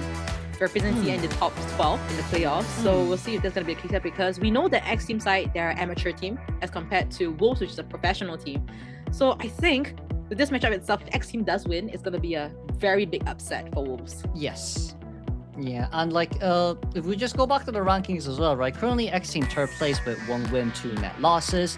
Alongside with GG being 1 win, 2 net losses. Wolves currently having no win on their hands as well. If they can win this, ladies and gentlemen, then it's 1 win for both Wolves, GG, and Xteam. And then if we do it based on whoever won up against each other, Wolves are guaranteed third placer if GG does not win up against GR tomorrow. But it's going to be leaning first survivor of Xteam, Gravekeeper, and first officer for power turret picks. And overall, a good enough, versatile enough of a stats wise from his side note too, as as the rescuer, typically speaking, just as long as you're stable enough, I think that's good enough, right? Especially when it comes to guaranteeing ties, guaranteeing wins for your survivor team comps. Yeah, and from the side of Ling Yu, other than the rescuers, right? From what I recorded, he also brought out the prisoner recently against X's Wave, and it actually was great going against the QS mini abnormal that keeps happening, right? Because with the prisoner with that long distance thing, it's really working out for them. So we'll see, maybe that happening, but let's see into Clover now. Clover with this puppeteer as well as the cheerleader. Stats-wise is not maxed out in any way, but at least a 71 seconds of containment time before his first knockdown. That seems to be a pretty standard kite coming in from him. Looking at my stats, there isn't anything that is too wow, but hopefully we'll be seeing a stable gameplay coming in from Xteam survivors against Chong'ai. Yes, and then you here see as well Xintan from the side of Xteam. Forward and Professor here prefer character picks. We see him play Professor quite a lot as well during these group stagings too, which is a big surprise considering the fact that there are definitely better characters to use. But his Professor has been definitely one of the biggest difference makers when it comes to getting that tie game or even the 3-man elimination game. So it would be nice to see him keeping on bringing out the Professor out, especially when Chong'ai is always almost guaranteed to lock in Goldman as his first Hunter pick. Yeah, the Professor Comfort pick was definitely something against GG's Hunter. But moving on to our final member here, YC. We're seeing the lucky guy in Aeroplanist here. I think potential-wise as well as stats is not maxed out in any way. But he did bring out the Enchantress previously against the Kiwi's Goatman, and the stacking of his stuns were really good. So we'll see how Xteam decides to go with their BP here. I'm not too sure if there is a coach for this team. Side there is Chengzi. Yes. Coming in with those BPs. I'd say probably the most important thing here for Xteam right now moving on forward is just guaranteed tying up against Wolves Hunter as well. For Chengzi, he did go up against Wolves quite a lot, but the only kind of one survivor left that is in Wolves that he do know very well is Jelly. Chong'ai is kind of the new recruit right after he retired actually, and then with these new survivors now joining in from the side of Wolves, I do believe, look, for Chong'ai, it's very definitely doable, especially up against the amateur team, even though yes, there is one ex-professional on Xteam, but still it's Chong'ai we're talking about. His Goatman, especially during the round 1 phases, almost always guaranteed a formal elimination, as we finally do manage to see his stats here. Yeah, we're seeing the the Goatman as well as the Peddler for the Hunter's Comfort pick. Average elimination of 2.3, so at least able to get the tie game here for Hunters, and for elimination rate at 10%. Yes. Typical, to be honest, right? This is Group B that we're talking about, so all the survivors from each region, well, there's 4 IVL regions and 1 IGL region, but like all of them, 3 out of 4 are professional teams. So even for Chong'ai here himself, it is a tough grouping. The stats is kind of obvious in that side of too, and then once again can see here Crazy from the side of Wolves, the coach of Wolves. Quite sure he's been with us here for at least 5 years now. He was there ever since I started playing the game too, so veteran coach to say the least. And coming in up against Xteam, I'm seeing them perform already during their past 3 matchups. I think Wolves is fully ready to face this and get the win over Xteam. Yeah, and for Chong'ai's side, at least the stats, you mentioned Group B being a very killer group here. Against GG X's Wave, Wolves, Chong'ai was able to get, among the 3 games, 2 wins and a tie game at the very least for BO1. So, with that being said here, we should be seeing that kind of situation here, and let's see how the BB is going to be here for Game 1 first off at Lakeside Village. Seer alongside with Doctor here first 2 bans, and the instant pick of being the first officer and our puppeteer. Decent enough tanky team comes here and trying to counter that Goldman round 1. However, third ban here from from Chong'ai seems like it's going to be Enchantress. Enchantress with Cyber side, they're not going to respond back with any harassers being picked here. In fact, responding with the Perfumer. We mentioned already, Perfumer coming in for those rescues could be quite stable, especially with that shield after she returns if she doesn't receive any hits. And now another harasser being banned here, Archer. So Cyber side, are they going to respond with the harassment here? Antiquarian potentially? Potentially Professor for the mini shell shocks, right? To go up against Goldman. Yeah. Like Ninu's kind of just talking with Chengzi right now, so I can I pick it, please? Is he? Oh, okay. Seems like it's not the case here. Aeroplanist will be picked here for the side of Chengzi. Actually, Chengzi has been known to be quite of like a strict coach, especially from the past few days we've been seeing him against group stages, right? Very serious, like as if he's scolding the members, in fact, sometimes. But I feel like he's just giving those advice. For the Aeroplanist, Xinchen, you just gotta play normally. Don't do anything that's very weird. just decode. Just decode, alright? Don't do anything weird. Seems to be the case here. I'm sure. But look, everyone can bring Ty Turner, right, on this team comp. Wow, we're actually talking to Xingchen a lot there. He's locked in, yeah, he's just locked in on Xingchen. Don't do anything funny. You're the captain of this survivor team, Xingchen. Let's not forget now. We need to win this up against Wolves to guarantee at least to guarantee third place right now. But look, you see as well Xingteng on the Perfumer there. I'd say definitely a lot of pressure on Perfumer, but definitely most likely a flywheel tightener for Xingteng as well, just for that additional tightener time that needs to be bought for the decoding progress. And seeing how big this map is too, I'd say if Puppeteer is not close enough or within a nearby vicinity, he really can't rescue, considering that you need to break so many cages just to even get close towards the chair. Yeah, so it seems like we won't be seeing any Goatman coming from Chong'ai. In fact, the QIST during the group stages, he brought in twice with this QIST and managed to get 3k consistently for both matches. So we'll see if he's able to replicate here against this Xteam survivors. But how do you like this? It's not bad. You could potentially blink open Perfumer and then get her down. However, I'd say the biggest issue with going up against Perfumer is you can quite literally use your Perfume right before cue ball capture. And then when you do get dropped down, you can instantly Perfume back as well, because Perfume kind of duration is 5 seconds for you to be able to reutilize compared to 3-second cue ball kidnap capture. So it's not the worst for Perfumer really. However, spawn selection we go. Quite interesting from the side of Xteam, as Perfumer Big Rock corners for the shore for our first officer, Shaq for the aeroplanist, and last but not least, Puppeteer. Small I wonder if they're trying to bait Hunter to spawn at the toilet area next to the first officer to kind of play this mind games at the shore to see that if maybe there is someone potentially for chase here. But it seems like it will be like Hunter will be spawning next to the Puppeteer at the little boat area. He could go for the Puppeteer, he could go for the Perfumer, and Aeroplanist at the shore, forcing their rotations. So this is gonna be it. We'll see if the Hunter does bring in those traits needed, the insolence, detention, as well as the blink. Let's just say here, right, from the side of Chong'ai, it's still considered a big map, so a lot of probably just walking early game to stack up for those contact points. But then, yet again, if we can see with the Persona points, all survivors, or at least 3 of the survivors, does have audience effects. So even for Chong'ai himself here, if he can knock someone down, I don't think it's going to matter as much if you can just get the 3 Cypher Machines done, with 2 of them having, the snooze effect as well. But of course, Flywheel on our Aeroplanist, Knee-Jerk Reflex for Perfumer, Insolence Detention with Destruction is overwhelming for the QS as we move on straight towards the first matchup between Wolves versus Xteam.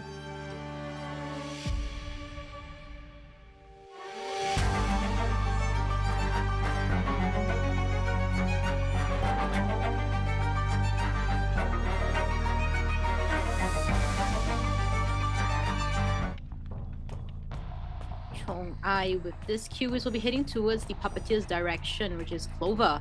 Let's see how is it gonna be here, as we see that all the survivors are kind of doing like a mini rotation before they start decoding. We want to make sure that there's no triple chain for the last 3 ciphers at least, but Clover is playing a long time all around this one single pallet, and Toy only has 4 out of 8 contact points right now after using 1, so Clover will be able to rotate straight towards the double window, or double pallet, window area. Pallet was dropped down on time, but we're kind of now just waiting around to force and see whether Clover will use this additional new Lewis during the transitions. Yeah, as we see Chong'ai, I feel like he has potential to try to go for another survivor here. We're seeing that he's kind of looking around the map rather than at the Puppeteer. As we see YCL will be chased away from the center cipher. A lot of cue balls to what we see Xingchen, the Perfumer, is inside double story area. Let's see if Cheng just nagging did work out here. Nice Perfume there, but we did come back a little bit late. Have a blink here, currently right now. Blink! To nose. Okay. Wait, did we hold blink?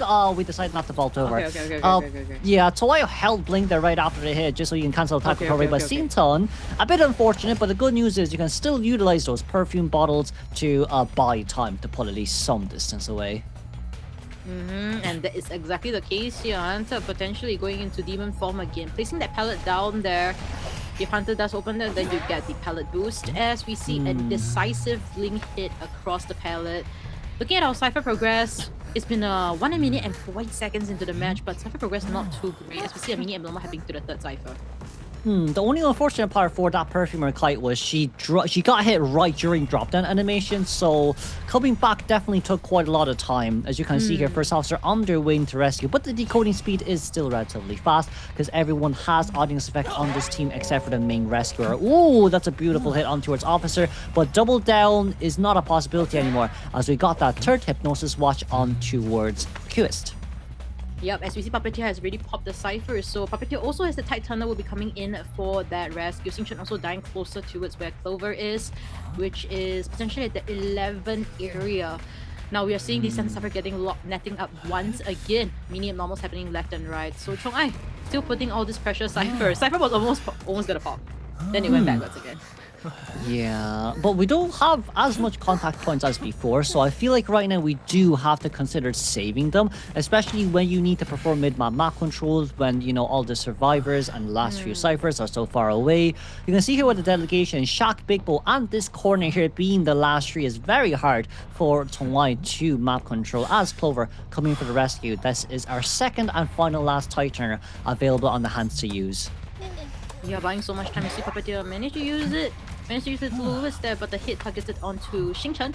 He will be seeing the last of this matchup here. As we see all the other survivors, we're seeing first officer saying help me, which means the healing will potentially be happening here between the survivors, trying to play that mid game. But Kuro, Cypher's not quite enough it seems. Fifth Cypher has just been touched.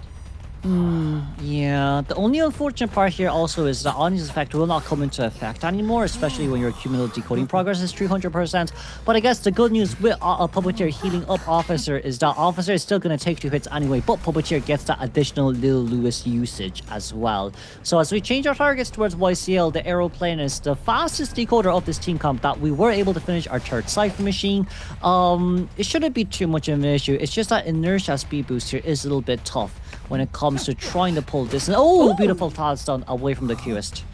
Yeah, what a play coming in from YCL. Now, he needs to be aware that Blink is ready soon. We hope to see a very stable kite. In fact, just accepting the Blink would be fine as we see Hunter changing targets now to Clover below the Big Boat area, netting that Cypher, but still, they want to pop this Cyphers as we see that kind of play coming in as Clover forcing out Little Lewis now. Doesn't have any items other than that.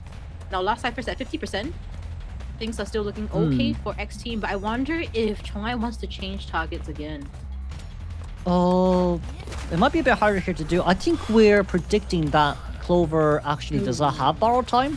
But seeing right now we've only 2 out of 8 contact points. It's kind of just a waiting game right now as an additional Cypher machine is open at the same time. But blink it down, it is nice. Officer does not have an additional Titaner, but he does have a pocket watch to kind of save himself after the rescue too. So maybe for Chong-ai, he's just gonna pick up the Puppeteer and then drop it down. I thought we were gonna drop it down to buy some time, I won't lie, but we changed positions. Actually, Ling Yun was actually decoding the last Cypher at 11. I just wonder why they decide to go for a swap when YCL can come in for the rescue and all of them at borrowed time. I'm not too sure it's kind of decision making coming in from Xteam because there is no difference. Whoever comes for the rescue. Yeah, so Ling Yun will be coming in for the rescue after receiving the basic hit. We're seeing the netting on the Cypher, so now Cypher is no longer enough as we see Cypher control coming in from Chong-ai. YCL running away. But well, to be honest, Xteam actually responded really well as we instantly started healing between the Officer and the Puppeteer. Instant hover jetpack out here to pull a bit more distance, but it is 3 stacks of inertia, ladies and gentlemen. So, Charjaki here, flywheel will unfortunately speaking fail. But YCL is still pretty far away as well from that last Cypher too, and Puppeteer basically full healed here. So I'd say YCL has done his job. And we're very close towards the last Cypher machine too, as quick group ball capture, instant knockdown. What a play. As we see Chong-ai, he's really trying to find opportunities to snowball, but Xteam survivors, they're not giving that opportunity. The moment you change targets, they will start healing up, and they don't give that instant down situation. And here's the thing, YCL as the aeroplanist, he has no items to work with, no flywheel for endgame, right? Maybe that's an opening they go for as we see a backdoor rescue. Clover Cypher once again being pressured. Yeah, we're gonna get the pushback once again. 85% now currently stuck on that progress. It will be pushed back by 15% here, which is reduced to 17. But you can see 2 survivors decoding the same Cypher machines, ladies and gentlemen. That Cypher machine tick is going up so fast. Already at 50% right now, up against a full health puppeteer. Basically, I guess as long as he uses his next Lil Lewis, it's a guarantee Cypher machine prime. As now we're changing targets once again. Yeah, the constant changing of the targets, it seems like survivors, as long as they kind of keep their items for first officer side, that's still fine. YCL though, he will be that kind of point, the angle that Chongai could go for. But looking at this, seems like Ling Yun, being the first officer, does have a watch, is near the dungeon as well. Both gates are being pushed right now. Kuro, this is a situation that we don't want to see. Preemptive use of the watch as well. Even if you blink, there is no chance. I think this escape... To be honest, the Cubal Capture isn't going to do much except for staying there. Activate Hypnosis once again, but QS needs to be nearby here to get the blink hit down. So last Hypnosis activation. Last Hypnosis activation. Officer will not be able to get a nice blink down. Bites wide, but it is to be expected. However, tie game up against QS round 1 when Goldman is still available is really good now for Xteam. Yeah, I think at least from the side of Chongai, he's able to guarantee a tie game because Xteam, they've shown the strength that they already have. They've won against GG, and in fact, I believe for Wolves' side, they lost against GG. So in some sense, maybe Wolves' side, they want to play a little bit more conservatively, and I think overall, good job, well done coming in from Xteam. But anything, any highlights or lowlights you have to mention about this duo? I think, to be honest with you, I'd say Xteam's done really well already. Up against the QS, we kind of did the basic standard format of how we should play and counterplay him. There wasn't really much more that Xteam really could have done. Maybe from the side of Smoy, the target change was just a tiny bit too much. But you can see here too, right? It's Clover here with 117-second containment time on overall in this game, in which it did bring Xteam to the tie game, especially with the instant heals as well from our puppeteer. Yeah, I like the fact that also, even though it was a short kite, right? Because it was such an elongated first half of the matchup, we saw him kind of rotating a lot. At least, even though it was kind of like a quote-unquote instant down, he was able to still force out certain skills, like the blink. So I think for the XT team, very fast reaction coming in from them. The moment the Hunter change targets, they start healing. And even if Hunter do change target, they also preemptively rotate. There is no instant down situation at all. And Xteam survivors, they are geared up for this matchup, I feel.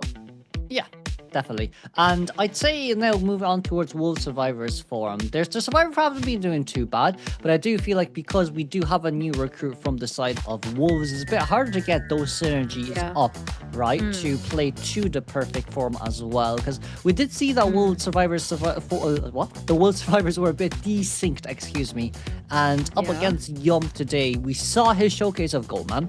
We also saw his showcase of Ivy as well, in which he has done really well up against Xteam. Yeah, up against Xteam, up against AbyssⅨ in that first round of Every Sleeping Town. Yeah, that's right. And also, we can't forget about the iconic, even though, the Gamekeeper, it was a 4K on the outside, but inside it was actually supposed to be a tie game because GG really needed to get those escapes, 3 escapes, I believe. And yeah, I think for that was definitely aura points earned with that Wu Chang, with the Gamekeeper. Other than that, I think going against Wolf, we'll probably be seeing Yumong with a more stable character picks, like what he did against X's Wave. But it is still Wolves Survivors that we're talking about, right? So you can see here XMX, 4th place overall average deduction points with 8,627.6. Meanwhile, escape rate here is 60%, being 8th place. And you can see the main rescuer of Wolves, which is the Mercenary and that First Officer as his preferred 2 characters picks. Yeah, as we see, they love to bring in the defense support through decorations on their own basis. So I love the art, definitely. This definitely takes time, maybe hours, not days to work on it. So Wolves, Xiaoming also showing appreciation for all this fence support. But other than that, Yeah, I think I kind of recall already what you mentioned about Wolves and their decision making, you know, popping that Cypher using the first officer watch previously at the big boat. That was one of the plays coming in from XMX. But we can't forget about Jelly. This member has always been with this team. Very consistent plays coming in from him. Perfumer, Aeroplaners. We don't see any maxed out stats in any way. And for him, he had a pretty good support, I believe, at Ever Slipping Town against the Bonbon. Xiaoma's Bonbon. He played the lucky guy, he shot the gun, got the flashlight to prevent the bombs from being placed. But unfortunately, the person getting chased, which was XMX, was eating all the bombs still. So it was an unsuccessful harassment. Yeah, and then, you know, you see here as well Tian, who's been performing pretty well here in Group B as well, especially with his Pilot Mind Games up against AbyssⅨ. You can see here, preferred character picks up Enchantress and the Fire Investigator now. It has been changed. I'm quite sure initially it was Anti-Archer or Enchantress Archer there, but it seems like Tian is moving slowly towards more of a containment role. Meanwhile, Lemon, our new survivor, is taking more of the harass role for the side of Wolves. Yeah, I mean, mention about harassers, right? We're seeing the coordinator, but also on the kiting with the puppeteer. No max out stats here, unfortunately, but one thing that he recently did do pretty well was against GG's Hunter, Choose Curious at Moonlit. He was using the Lanternist and 3 Cypher kited at a single area. At the end, the containment time was 130 seconds. So that's something that we should look forward to with Lemon's performance here. Yeah. And from the side of Wolves here, like you can see the support as well that is given to Wolves. To be honest with you, that was a bit fast, so I couldn't see which team was actually given towards to. But on towards Xteam Chocho, we see as well it's Yom here playing. He has been absolutely top performing during the past few days, and his he does have average terror shock 0.89, being 5th overall for the whole group stage. Yeah, 2.67 on average elimination and 22% on full elimination rate in Group B against such killer teams. In fact, this is a team of amateur players here, and Yumong is just showing us a different side. And I really like this because I think previous years, or maybe last year, ITZY with Bailu inside was really catching the attention of many Chinese mainland teams. And now this time round with Yumong, let's see if he's able to kind of shine through here, and maybe we might be seeing him in a professional team or professional setting here as we see them once again getting ready. The real question here, right, from the side of Wolves is the team comp that will be chosen. This is still their map that they choose, and I believe like Lakeside Village is a map that Wolves has been practicing quite a lot in.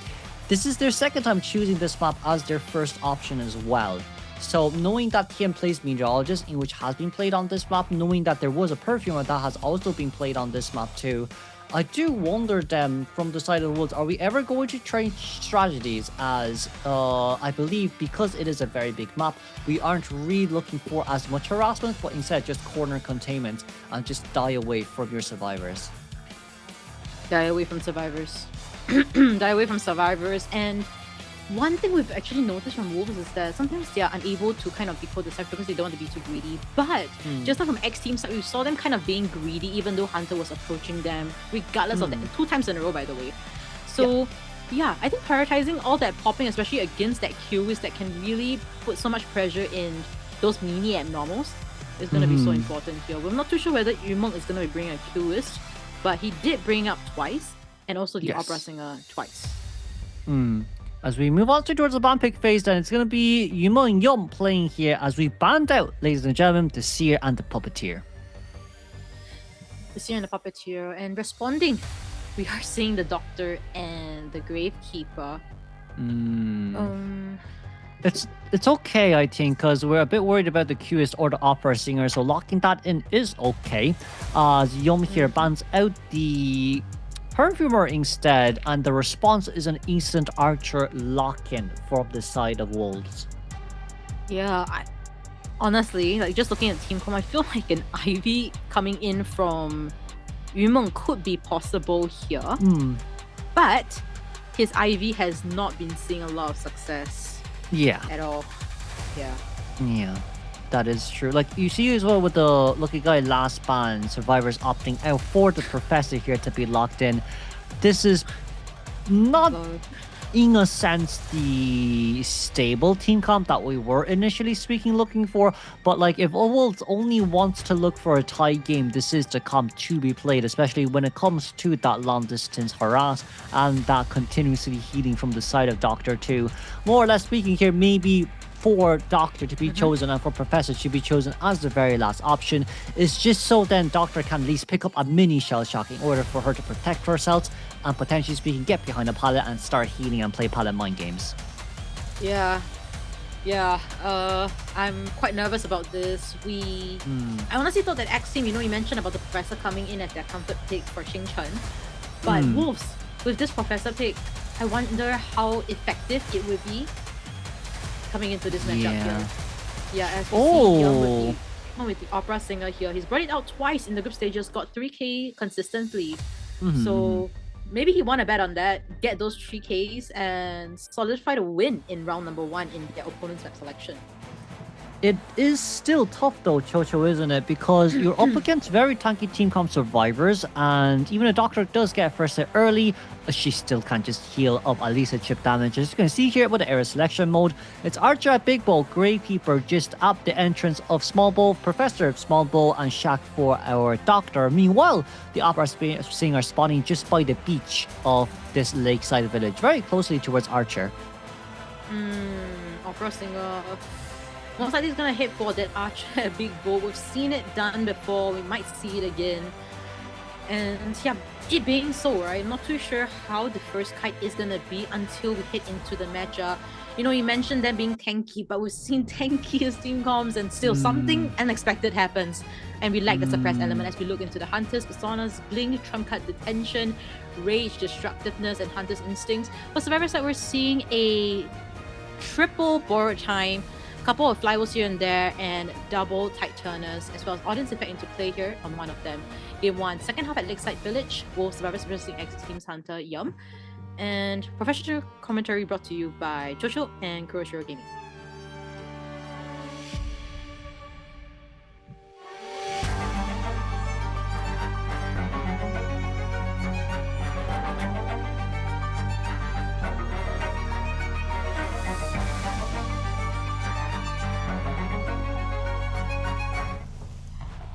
Okay, Opera, we're directly going towards Tian here. Okay, then that means our Archer has a really good chance of containing for a significant long time. As you can see here, Yum go just by coming up towards the staircase. Tian standing right on the side. Arrow has landed, but it's only 30 stacks of laceration as we do stand still to wait for it to expire.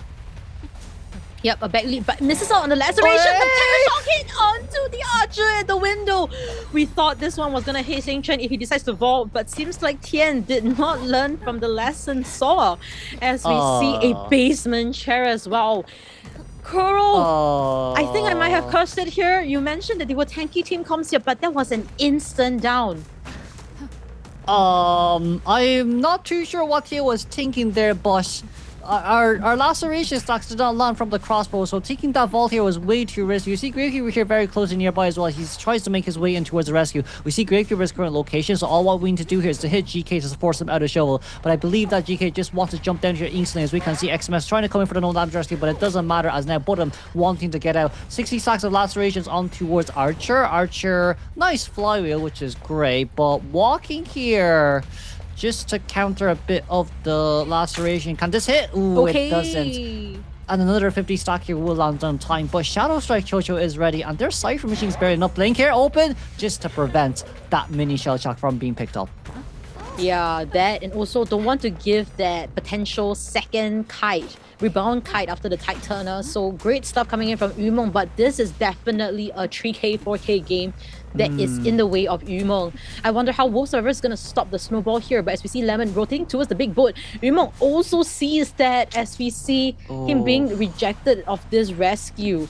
Lemon does have tight turner though, but with this blockage, right, it seems like they might just have to go for the cell though, but he's still coming in.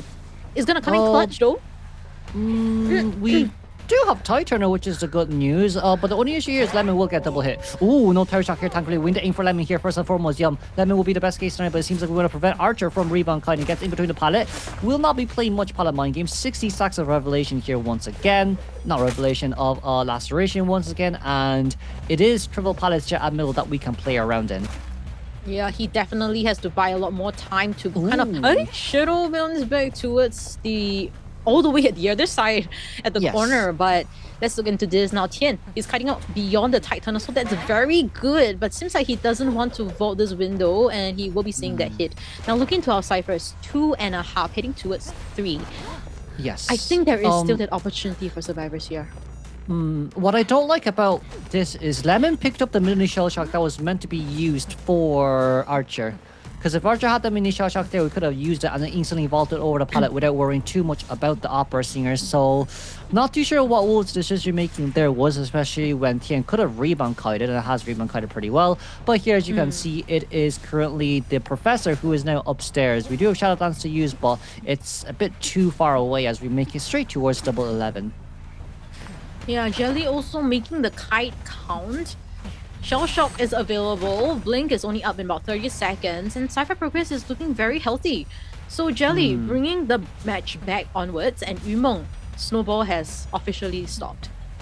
Yes, we basically hit our hard rock here as Shell Shock, the first one initially has been baited. Second one not just yet, as we still have a few more seconds, right, as we go in between a pallet. But of course, with the pallet drop down there, Jelly, even if he takes the hit here, his point, he's contained for such a long time now, with 4 full Cypher machines done, and the last one at middle being at 78%. Yep. What a bright game. As we see a Blink being expanded here, Trump Cut will change it into Teleport for that faster cooldown. But Cypher will be primed, so I don't think this teleport will be ready by end game, and all of them are so healthy.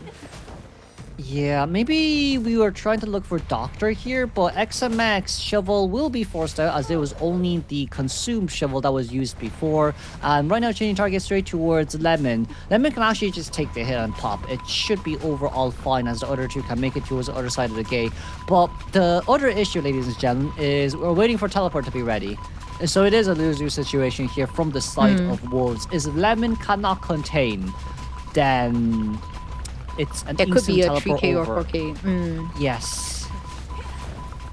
Yeah, seems like they want to do a little bit transition. Lemon will be heading towards the front gate, another Cypher at the back gate. Xiaoming with the borrowed time will be able to pop this Cypher, so they will at least be able to guarantee a 1 escape in a really, really bad situation. So they're trying to play that kind of game, but we won't.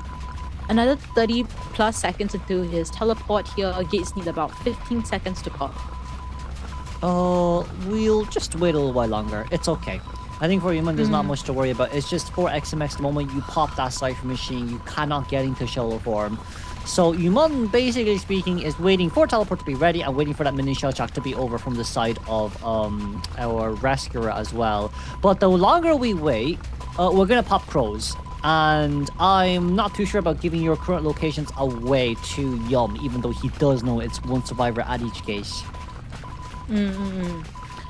Yeah, so, okay, looking into this, right? If anything does happen here, Professor does have Flywheel. Doctor just needs to be really careful. Yes. And Xiaoming does have the Shell Shock to work with. Yeah. So, yeah, I think overall, still fine. Yep, we are seeing the 3 best friends at the back gate. So, first location has already been exposed to Yumeng. Now, let's see if Doctor's one will be exposed as well. But he should know since he did see the Doctor running towards the front gate. But, yeah, you know, Kuro, previously we had a really long game. Oh, Cho. It was a Clark. What?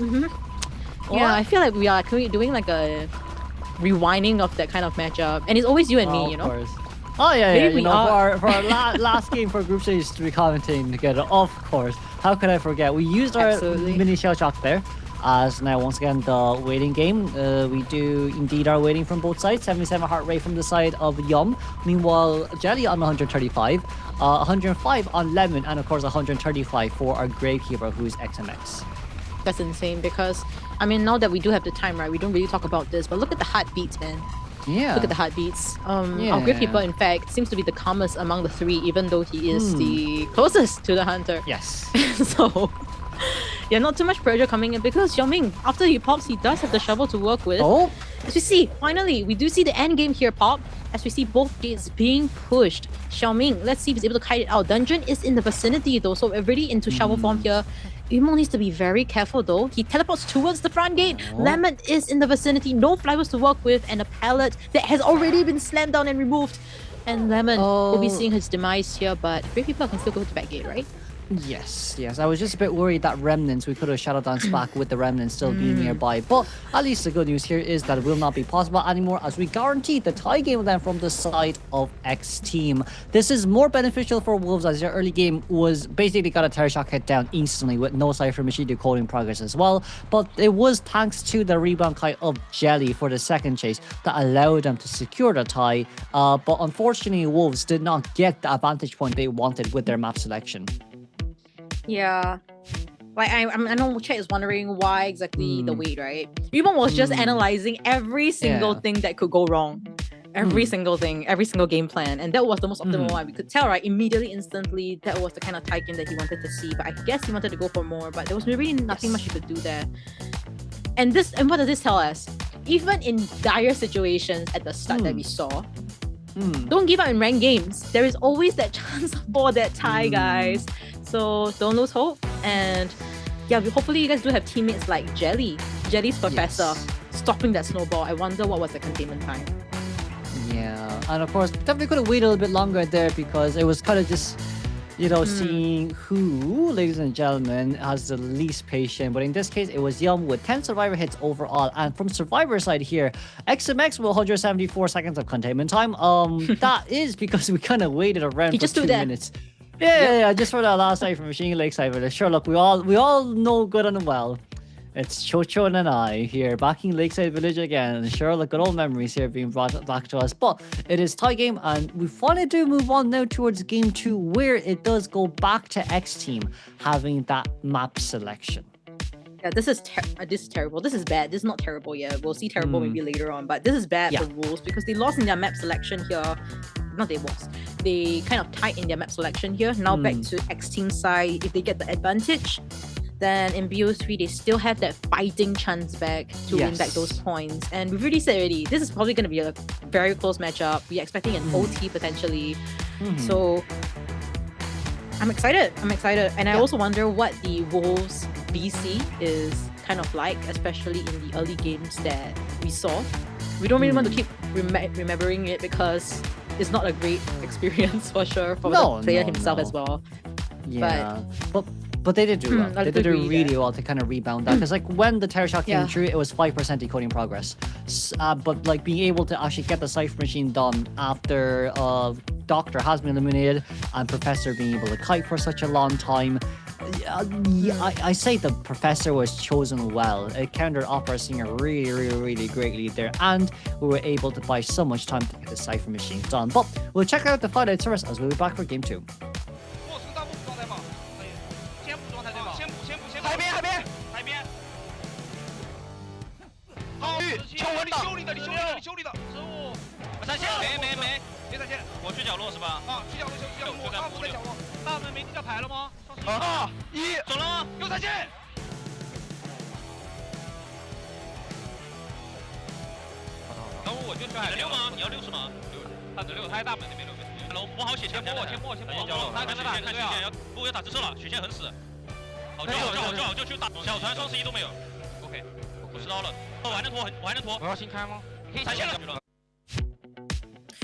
Jelly being the anchor of the team there, really solidifying why he's really like a professional player, a Wolves member, especially with that kite. We saw that it was only 47 seconds, but that was all that it takes for them to pop all those other ciphers and for Center Cypher to be quite wellly progressed. So this is actually a great opening for Xteam here for our amateur team to kind of work on it at Moonlit River Park, it seems. Okay, we see the Hunter of Wolves here coming out first up against the survivors of Xteam. So it's the same as what we've done during our first game, but the real question here for Wolves then. Toei still has Goldman, still has Opera as Qist was used. I believe Xteam chose this map for their Hunter as well, but you know, knowing that Goldman is going to permaban and with only Ivy, Hullblue, or Qist available to play for himself, I'm not too sure what we're actually trying to do here. It could be a potential Wuchang here being played by Xteam, but I don't think they want to do that this early, especially when everything has just been tied up for now. Yeah, definitely risky. I also would not like to see that. As of now, if he's able to go for other hunters, hopefully the meta hunters for this round, that will be more stable for him. Yes. Yeah, but for Wolves, not Wolves, but Xteam survivors, you know, since they're coming out first half, I think nothing really to kind of comment about them. They've been able to do good trades, even if there's gonna be trades. And Cypher Rush has been amazing. There's no instant down situations. And yeah, Xteam survivors, they are geared up for this to at least potentially tie game, or if not, get more survivors out if they do play the end game well against Shanghai. Yeah, so I would say now, look, you're probably going to go up against Shanghai's Opera Singer, which is more or less likely the case. You still have your Professor available, as during the first half, they chose more stable survivors, such as, you know, Timekeeping Perfumer, alongside with having the Puppeteer as well. They're being used with First Officer now being gone. But because this is still Moonwear Park anyways, Mercenary is usually the best option from the side of Rescuers as well, and it does seem like most teams do kind of lock him in here first. So Goldman has to go, I guess, would be the right way to say if you want to lock in the Mercenary. But afterwards, it is kind of dependent between whether it's Ivy or Opera Singer, because you still want the 4K after all. Okay. Alright, Ivy or Opera Singer here. That would definitely make sense here. Because there is no other choice here. Unless they decide to go for the Gravekeeper. That is possible. Aeroplanes has already been used in BO1. So you've mentioned that to be really good in Moonlit River Park. So what other characters could Xteam pick here? Because Professor is still up for grabs. Yeah, definitely. But I feel like for who? For Xteam, they also chose this map because Toei did get a 3-month elimination here with QS, especially with his immense map control, and now with QS in towards permabans. That's one less hunter to worry about, and it's a very big map as well. So even for Ivy Opera, when they do want the map control, it does take quite a bit of work in order to do so. Potentially speaking, what we should be looking at right now is what is the best case scenario here from the side of Xteam and for Wolves if they want to tie it out. From the side of Xteam, right, it's almost pretty much guaranteed that they're going to be banning out the Goatman, right? Based on stats itself, Qist after Qist, there is the Goatman with 4K and 3K played twice by Chonghai. Other than that, all the rest of the characters that Chonghai has picked has been just high, if not less. Yes. Yeah. And we see as well, right, during the last game between AR versus TE, you have to ban that Goatman here on this map no matter what. That formal elimination rate is way too high for a character like that to be allowed to be played. And you can see here as well by Toei, there is a lot of possibilities, there is a lot of baits. We do need the tie game, but I feel like maybe from the side of Wolves, they want to conserve as much hunters as possible for maybe overtime. And then you can see here as well, right, the fan service here for the side of Wolves. We really need this win to at least guarantee top 3 and to push Xteam down. Yeah. This is tough. This is tough for Wolves. Because, like, of course, they definitely do have the fan advantage, for sure. Them being in this tournament scene for a longer time. So, losing in front of the fans is definitely not it. Hopefully, the support do come through for them. But for Xteam, actually, you know what? You mentioned about, you know, keeping all the S tier hunters for the back parts of it, if it does happen. I'm just thinking. No. A clown. Okay. I denied you a bit early there. I knew it. Okay, sure. I knew it. A bit early, I think. Maybe towards the later on round, but it is a nice map to play, honestly. But just depends on the area that we're gonna play the Pala Mind games with. As you can see here, right, Jojo? See here, ooh, anti-band. See an anti-band out. I do hope they do not. Oh, they don't ban on the Goldman, they ban on the Opera Singer instead.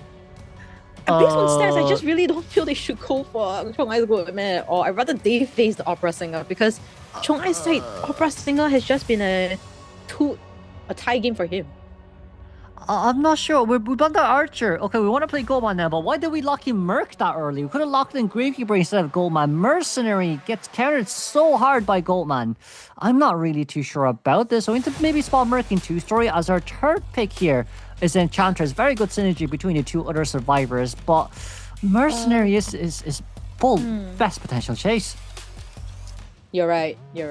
We've kind of really covered the grounds already. That Goldman was definitely going to be banned here, but the fact that Goldman is not banned here, it creates so much opportunities that we have yet to discuss. But also from Chongai's side, I am like, we are probably like 70% sure, if not 80% sure, that he's going to be picking up the Goldman here. Yes. And now the cheerleader. They like that team fight. Yeah. I don't know about this, but maybe we're saying cheerleader won't pop on 4-second movement speed boost. And with some mind games, can at least get rid of one of the cages. But what happens afterwards when the cages dissipate and just take one chip damage and the gate cage is ready again? That is the big turning point here for Xteam. It's not a... I think it's a decent enough team comp that they want to save a lot of characters for game 3.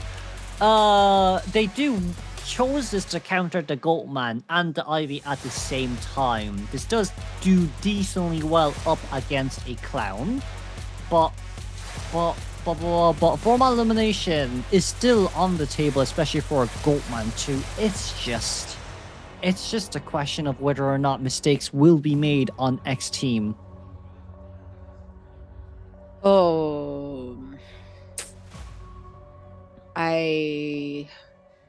I just feel that the BP wise was just...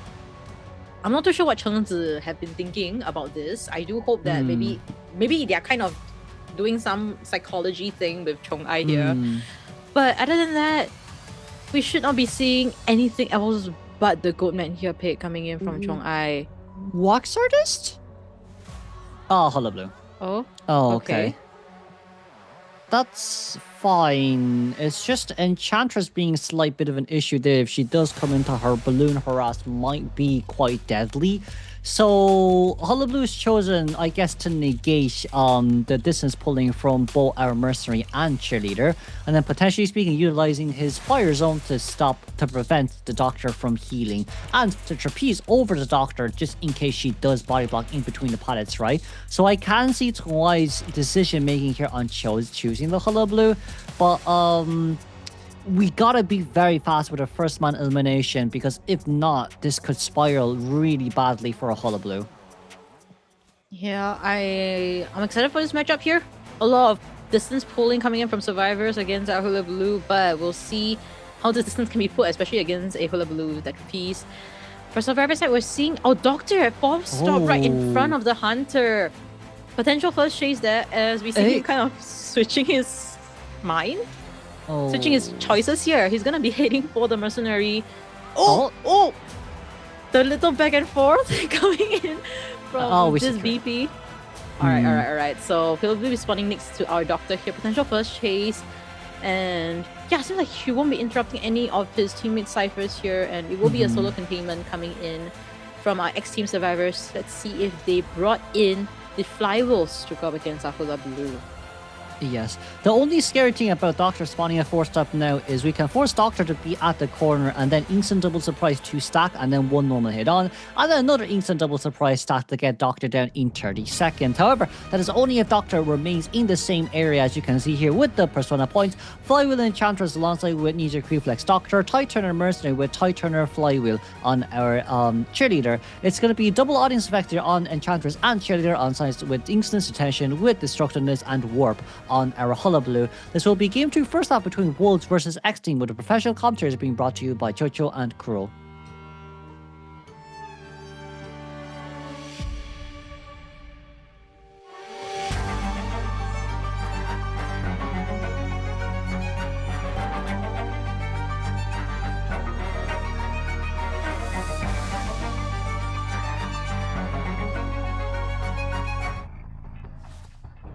heading straight for Clover. That is on that Doctor.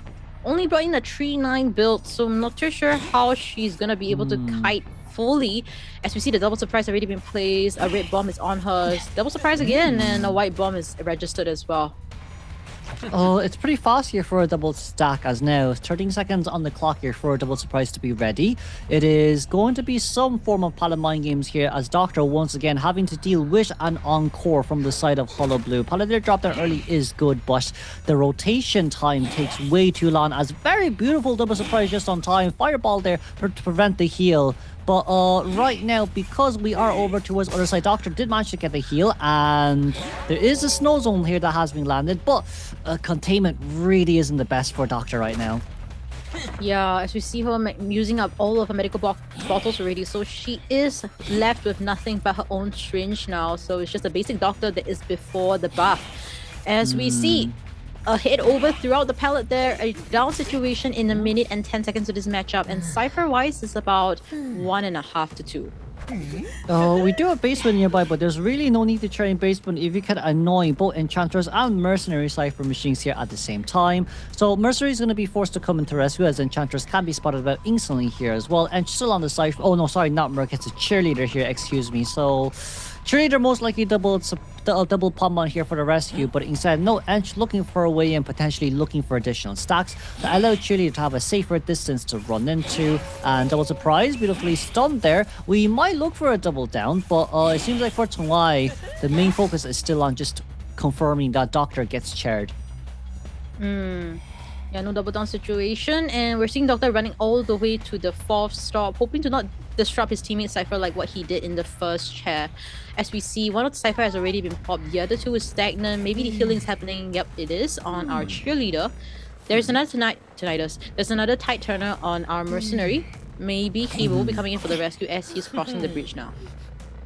We see Merc across the bridge. The working carousel is just between us and the Mercenary right now. Double surprise is ready as well at the same time too. So first snowball did not land, second mudball did land, and of course with the elbow pad in, it's at least somewhat of a guarantee rescue. And if we elbow pad out, it just prevents double down. Yeah, let's hopefully not see a double down because the situation is not great for Xteam as of now, as we see Lingyun not being too stingy there, able to get out of the area into safety. A free rescue seems, as we see Xteam's survivor, Doctor Clover, will be out of the manor after this Tide Turner ends. But looking at our Cypher progress, it's not looking too great. 5th Cypher has yet been touched and 4th one has just been started. Yes, and with Warp here available on hand to use, Mercenary one last Elopad on hand to use here as well. If Toy predicts correctly where Mercenary is, we could potentially see... Oh, wait, Toy instantly goes for it as well. Mercenary right in front of us as the Elopad here has to be consumed. But can we get a snowball hit landed? We didn't there just yet, but the mind games once again will barely be enough as... It did kind of just dissipate our double stack of mud and fireball, but once again, trapeze over, nice hit, and Merc with no items left. We just started the last cipher and now 30%. Yeah, and especially all the ciphers at the other side, right? Whoever's coming in might be prevented from crossing that bridge if Chong-Ai plays this right. As we see, Mercenary will be down at the 10th area. We're seeing the 70 ciphers being stagnant, and YCL. The Enchantress will be coming in for the rescue. Does have a flywheel, does have 1 stack. Question is if this rescue will be successful. Oh, it's so far away, and with double surprise here already, I think first stack can be used to double check where Ench is coming from, but with Tinnitus here, it's an instant location towards Enchantress, and hello Enchantress, we go, double stack there instantly, Mudball just waiting on it right now, Flywheel will not be activated here, as yet again, ladies and gentlemen, let's not forget a spin move will be enough, but if Tribute is over, will prevent the rescue. Fly wouldn't come in. Yeah, the moment this rescue fills, that is the 4K entrance that Chong-Ai should be coming in already, as we see a basement chair onto our Enchantress here. 70% on our last cipher is being walked on by Xingchen. They understand that he does not have the warp still on cooldown. So they're trying to force that cipher, it seems, as we see Xingchen at the entrance of the double story area. This double surprise locates instantly where our Cheerleader is, so now it's a fight against the clock. 2 pom-poms, 1 flywheel up against a max presence color blue with Warp here currently available at hand to use, and with the Warp it's on the outer side. Hey! Instant catch up. Twice insane with these locations, but Yeah, and also this double surprise isn't really bringing us anywhere, is it? It's not. As we see, another white bomb and Xingqiong will be getting the first hit there. Both pom-poms have already been used. Flywheel as well to negate that damage. But Dungeon is all the way at working carousel. First hit coming through now. The hit. Right, closing the distance here. Can we snowball? Ooh, Encore didn't fully spawn there, but that's okay because our double surprise was still on that other side there too. But wow, after the failed rescue, the survivors were just way too far away. And yes, Mercenary did utilize the L-Pot to get away from the survivors, well, to get away from the doctor after the rescue, but Chong'ai 2 warps instantly towards the survivors' faces. Insane. I have no idea how he does that. I don't know how he predicts that because from what we saw, there was no wanted order, right, at all for the side of Chong'ai. He somehow manages to warp in front of the mercenary's face. And then the second time was a double story. He didn't even make the rotation up to the second floor. He just knew, okay, survivor-wise, they're gonna predict my prediction. So I'm gonna predict their prediction, and that will be my prediction. So that's where we saw the second warp being so absolutely insane coming in. It was almost as if he was kind of like hacking, right? But it's definitely not because there was a marshal behind him. So what a game coming in from Chong'ai, and even though the Goldman was open, he decides not to go for it. Yeah, and I do think Color Blue wasn't the worst choice here as well. And of course, the spawn location helped out the most too. Letting Doctor stay at the corner was really not for the best, as it's easy for the double surprise to land. Yes, even though the containment time was 70 seconds, let's not forget, we delegated Mercenary, by the way, to first stop, which is the furthest one away. He had to make the biggest rotation across the map to even get towards that second rescue, and survivors all having to rotate towards Gakkai to decode was kind of where we only saw 3 Cypher machines being done instead of it being 4 after Doctor did get eliminated and returned back to the manor. Yeah, that's right. And overall, wise, Chong'ai, she's kind of getting the momentum already, and for some reason, Wolves can't win in their own map selection, but in their opponent's map selection, getting a 4K here was truly convincing. But now pressure is back to Xteam's Hunter. He needs to 4K back to balance things out in their own map selection. So now, with Xteam currently losing the vantage point of their map selection being Moon River Park, Xteam's Hunter do still have Opera available to play, so I believe Wolves should be banning that no matter what. And the afterthought of all of this, right, is a choice between the between the Hollow Blue, Ivy, and potentially speaking a lot of his other pocket picks, like the Gamekeeper that you've mentioned before as well, right? Gamekeeper can be played here, especially with the short walls and to counter the loop at first and fourth stop. Yeah, I guess surprising them with the Gamekeeper could be possible here. But previously, I'm not too sure. This is like, he needs to kind of 4K this game to make it an easier game for them to play in BO3 in their opponent's selection. So, okay, we're asking a lot from them. And both survivors, I'm not too sure whether they're able to secure a 1 escape. I'm not too sure if it's them previously, but I think when they needed to just go for a 1 escape, they really, it did not happen. Yeah. Yeah. I think for them, well, let's not forget, Jojo, right? This was the map where they clutched up against Kakiri. I know I'm putting a lot of I know I'm kind of putting a lot of emphasis on previous matches, even though we're focused on the current match, but you never really know. Because like last game, yes, even after the Terror Shock, still able to get the time was Divine Savior Grace. As you can see here, Opera Stinger alongside with Barmeat, both Eskin to support on the side of Wolves too. Camera Sensei recently has not been too nice to us when it comes to seeing just the audience overall, but I do, oh no, we're not even moving on towards band pick phase. Okay, so back to the audience maybe? Okay, maybe, but I think it's okay for us to kind of look towards what they have actually previously played, especially in such a depth group stage, right? Because this kind of stats that we kind of have is kind of like a predictive analysis that we're going to be having about them in this current matchup. So yeah, Yuma also is quite pressured about this. I'm also not sure what chance is going to be letting him play in this matchup, or at least advise him as the best option here. Because on the side of Wolves, right, what they can do here is to just go for a Thai team comp. In fact, double decoding also possible. Just pop all those ciphers, get one escape out. Even if there is a really like a dire situation like what we saw in B1 first half. Sorry, I think it was second half.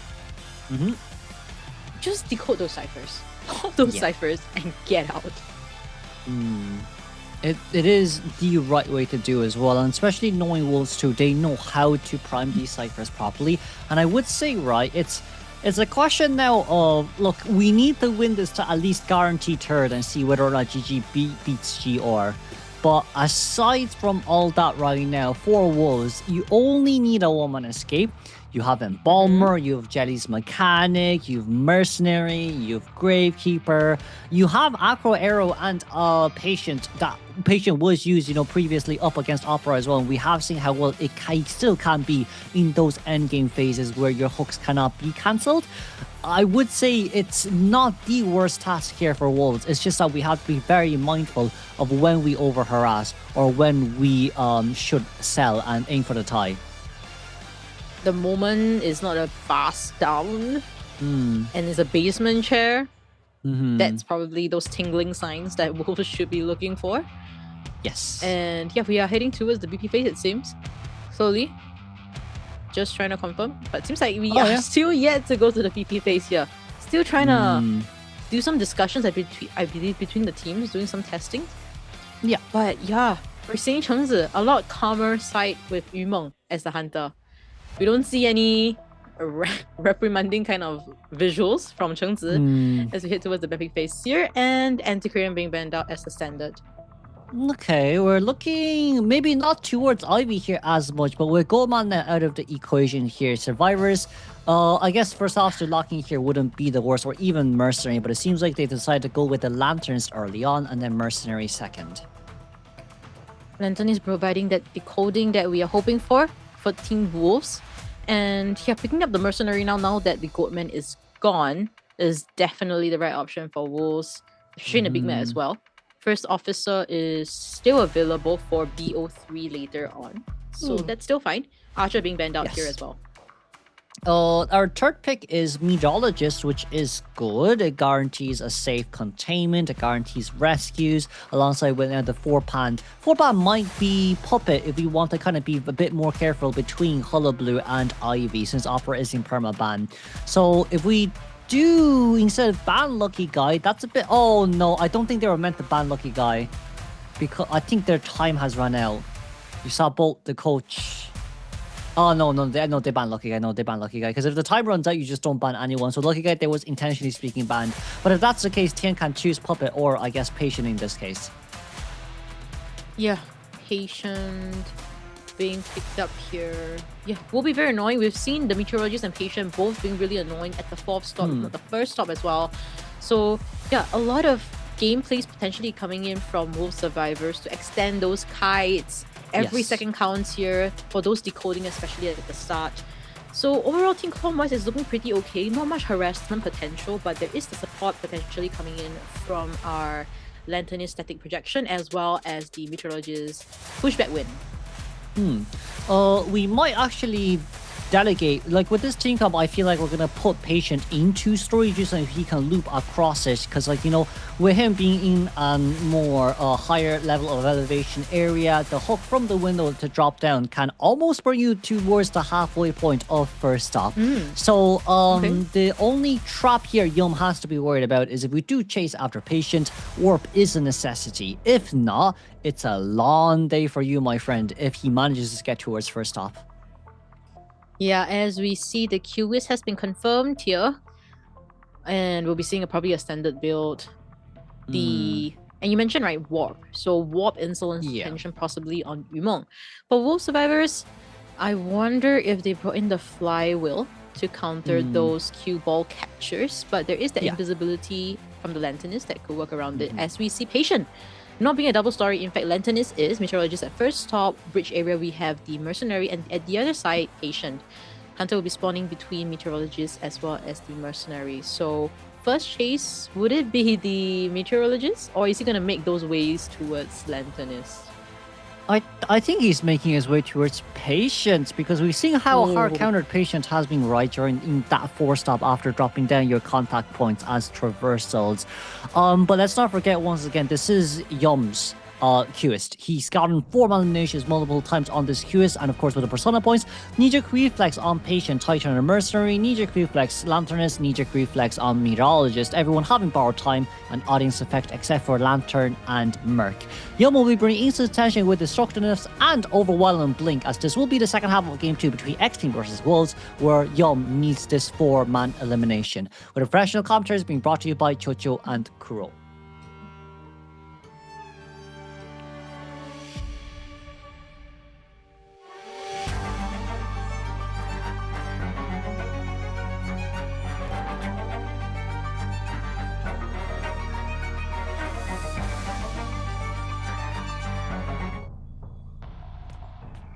Umong's Q is known to be very strong here as we see him heading towards the double story. It seems the Lanternist. He's not going to hit into demon form just yet. Just trying to scout it out and also recharging all those Q ball points to make it difficult for the survivors. As we see him entering double story still in a walking pace as he hits into demon form and hits straight for Tien at the Cypher. Tien has enough pallets here to actually play around with, but it is instant knee-jerk reflex straight looking for dash. Push back just to buy a bit more time here, but we can't even get on towards the Trump here anymore. Oh my god, we didn't get hit right on. Oh, that was so close. That would have been really bad there. If we charged that, would have been a 2-time situation. Yeah, that would be a 2-time situation by the same person. Okay, so they're playing with fire here, Tien. A little bit of that tricky situation. Hopefully we don't see that kind of situation coming from here as we see a hit through the pallet, no hit register, and push back win as well.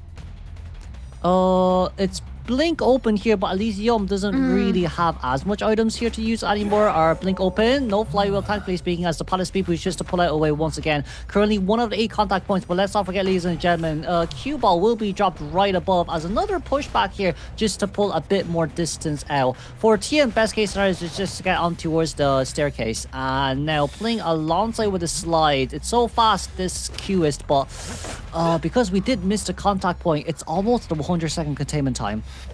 Yeah, we can see how...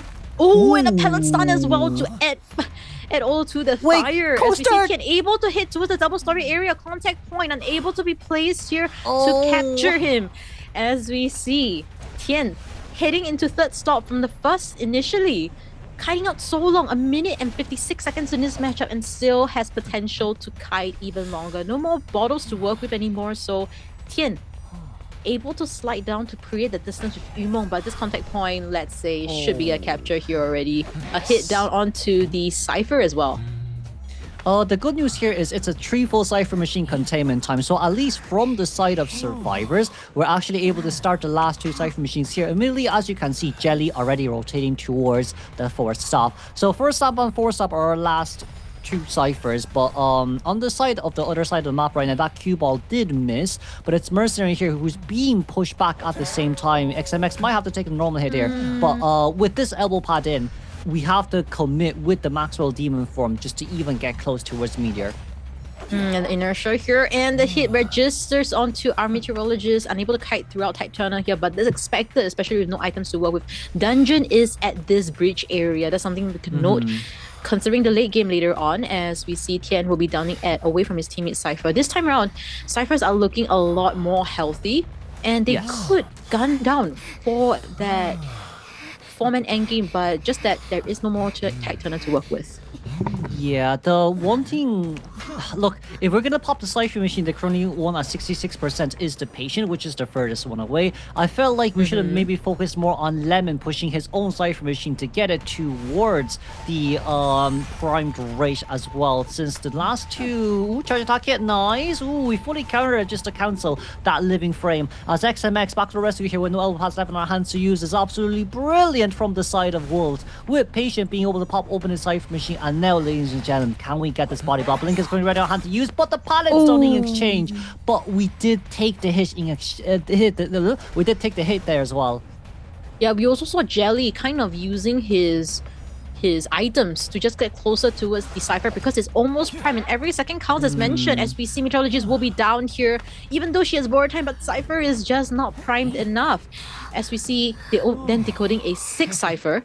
And yeah, this constant abnormal coming in is just very annoying for them. Yumeng able to secure a 1k game for now, but let's see if he's able to get more.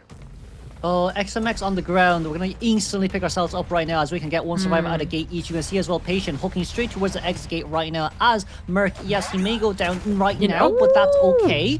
The gate is already at 25%, and with only 2 out of 8 contact points, it's not enough to get from the main gate to the wooden gate there at the back. So with Lantern is using up her living frame and putting it in towards cooldown, this should guarantee Wolves of at least a 1 escape game, but in this case, it should be at least a tie. I do hope so. I feel that she might be able to prevent Lemon from getting out clutchly. No, living frame. I believe in Lanternus endgame. Yeah.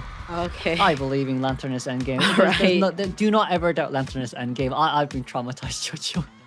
Oh, okay. Oh, we have the traumatized king here.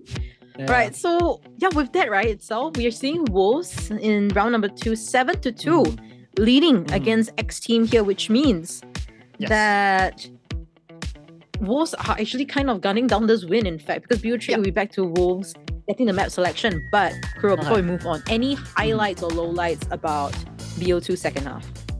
I think it's the COAⅨ there. Like, my lord, right? If the charged attack hit came out instead of a basic hit, that would have been an instant terror shock.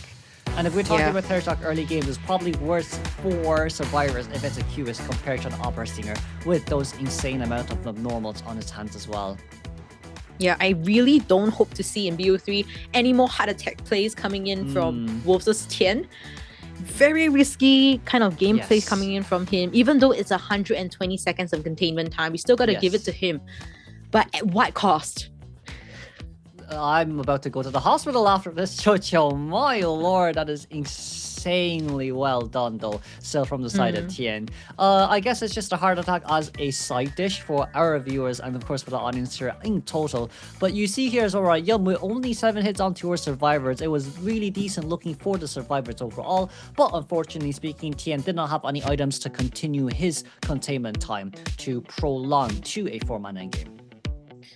Yeah, so we just played it really well. We saw from Xiaoming's side, right? The mercenary, he know that they just need to go for a 1 escape. So what he did was just to run to the first stop. You have insolence, you have detention, you don't have the trump card, you have blink all the way. As long as I just bring you away from them, Q points, contact points coming in will not be enough. As you look into the points difference here, Wolves 11.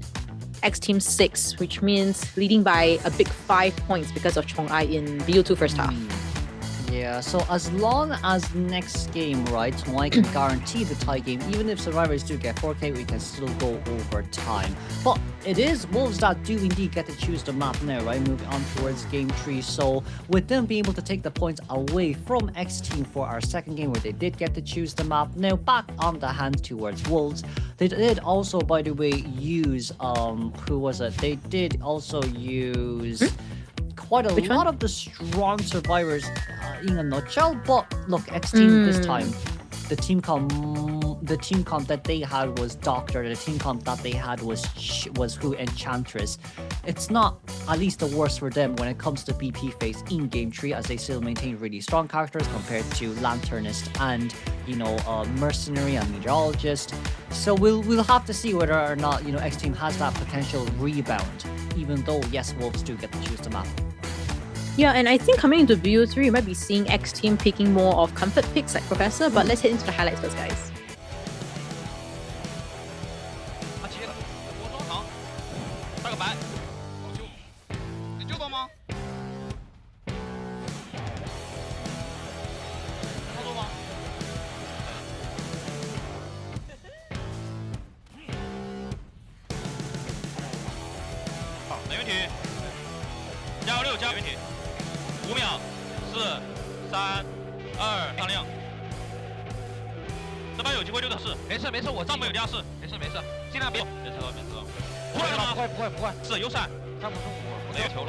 哎，放心，我再去新的。没多少球，真没多少球了。哎，我来了，能有一刀吗？有一刀，走了，没好。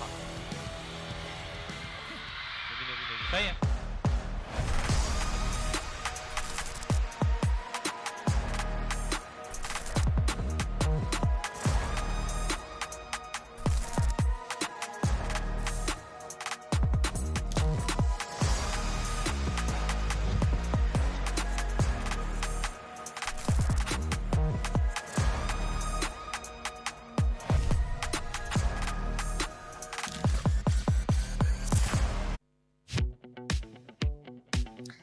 Yep. We're back. Yep, there and we go. are back.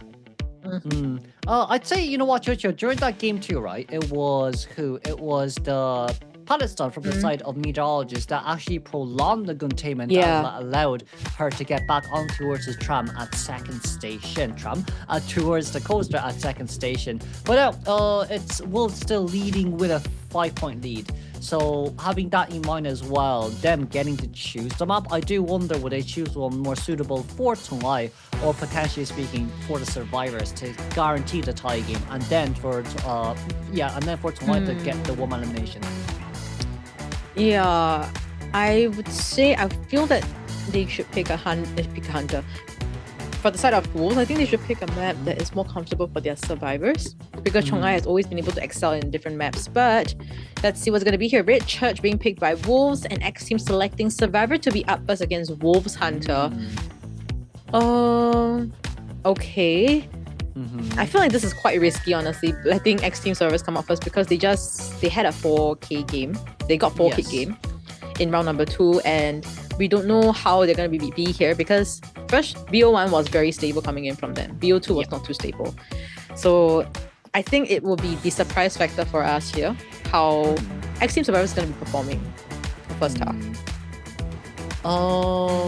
Then for Tonglai, then in our case, what did we use? We used up the Hullabaloo and of course the Operas. No, the Hullabaloo and the Qs, excuse me, for Game 1 and Game 2. He still does have Opera, Ivy and Goman available, and with there only being 2 bans available for the Hunter for the survivors to use up against the Hunter.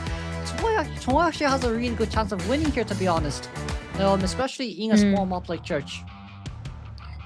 Yeah, this time around, Xteam wise, they should be still focusing on banning out all those meta hunters.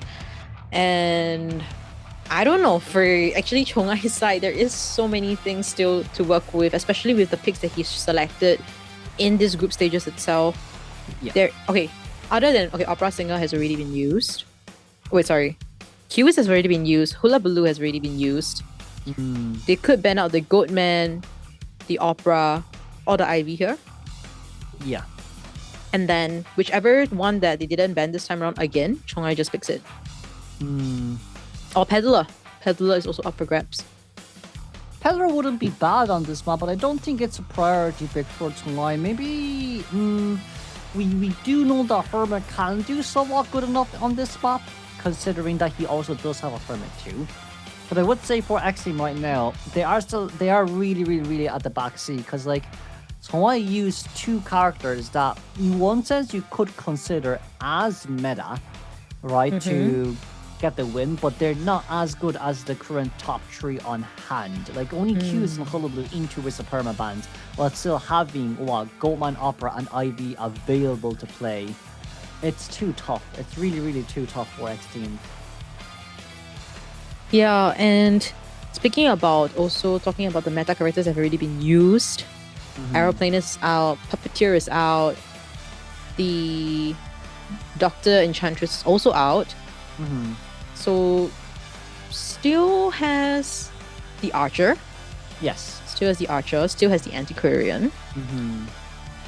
Rescuer wise, they do have the GK. If Gravekeeper gets bans out here, I guess they still have the Wilding. They still have the Wilding.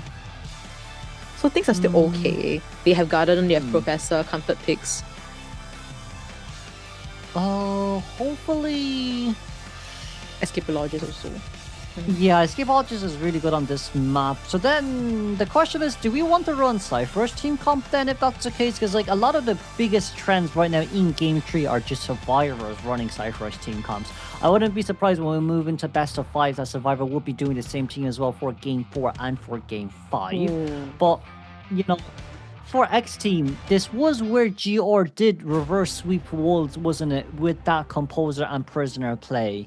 So there is still that potential we can get a 3-man escape from escape here, as the first 2 bans being Seer and Antiquarian.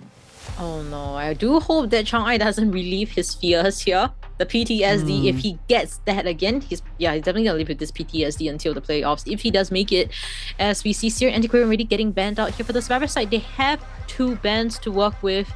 Xteam Survivors, they also have to make their BP smart, right, for the Survivor side for now, if there is the BO3 overtime, because whichever 4 they pick out here, it will be banned out again. So, Goldman, Ivy, Opera. There's choice between 2 right now. We're deciding to go Opera Stinger and Peddler, leaving Goldman and Ivy both available for play. What, are they not scared of Chong'ai's Goatman?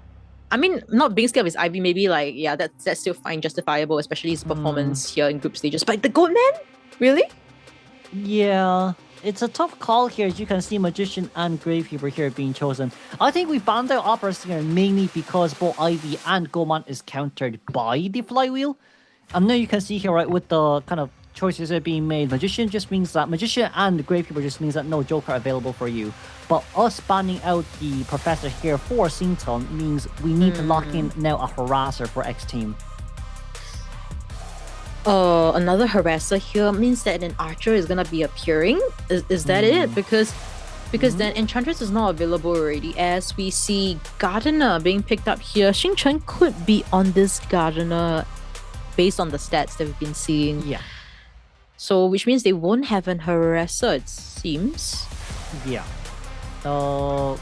I do wonder if Xteam chose this to counter Disciple Anne, in which I don't think is that big of a possibility. I mean, Doctor does, not Doctor Who, Gardener, excuse me, does counter Anne now. And then we find the last ban there on the Lantern is, I guess we just want to prevent that Graveyard continuously Pallets ban. And of course, Lucky Guy being very decent on this map, with around, if I'm not wrong, 6 to 7 chests available for item usage. Yeah, we could be seeing the spawn of the Lucky Guy near the chest area. Meter Broken area does have a lot of chests to work with.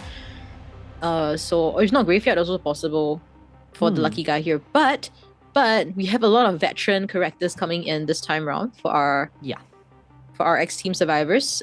I wonder what Chong'ai will pick here to go up against his team comp. No harassers. Ivy might not be doable here. I think it should be Goldman. I feel like for Xteam, they're running full Flywheel since everyone can tank quite a few hits. Especially with Magician as well, being able to pull out with just his 1 Illusion wand. But right now, Goldman would be his selection. Game 3 Goldman is not something you'd expect that often. I think this is our first time seeing Game 3 Goldman as well in our group stages, and this will be between Xteam versus Wolves, where if Chong'ai gets a 4-man elimination, it's a guaranteed ticket for 3rd place. Well, at least for now. I'm just afraid for Xteam survivors actually. They are not scared of the Goatman. They are daring enough to go up against Chong'ai's Goatman. They don't want to ban it. We've mentioned already in BO2's BP to ban it. But they have yet to do so, and they will not do so up till BO3. So with this being confirmed here, right, this means that if there is going to be an overtime, we won't be seeing the Goatman as we look into the spawn locations here. Survivor side, we're seeing a Lucky Guy at the dungeon area at back gate, Gravekeeper at Shack, Gardener at Red Carpet, and Magician at Middle Broken. Kuro, do we love this? It's okay, but leaving middle open for our last Cypher Machine might not be the best, as Goldman here spawns at Shack Gate. Most likely Gravekeeper just has to rotate to middle to at least decode the Cypher Machine that is nearby, but Lucky Guy being the very first chase here is probably the worst case scenario that Xteam is currently now looking for. Yeah, I don't remember or recall any chest being in that area, so this means that our Lucky Guy from Xteam has to only work with 1 single item against our Goatman. whether is it gonna be the perfume, the first officer watch, etc. Let's see how effective it's gonna be here. But Lucky Guy being the first chase here should be inevitable, as we see the coaches will be showing some sportsmanship here before the matchup. And this might be the deciding matchup as to whether Wolves will be able to be on the third place. You can see here as well, right? Double flywheel here for Gardener and Lucky Guy, and double Tightoner for Magician and the Gravekeeper. Knowing that we have 3 audience effects on the Survivor side, except for the Rescuer, which might bring Trumpet Attention, Wanted Order, Giant Claw, Berserker, equipped it with Blink. This will be Game 3 first up between Wolves versus Xteam.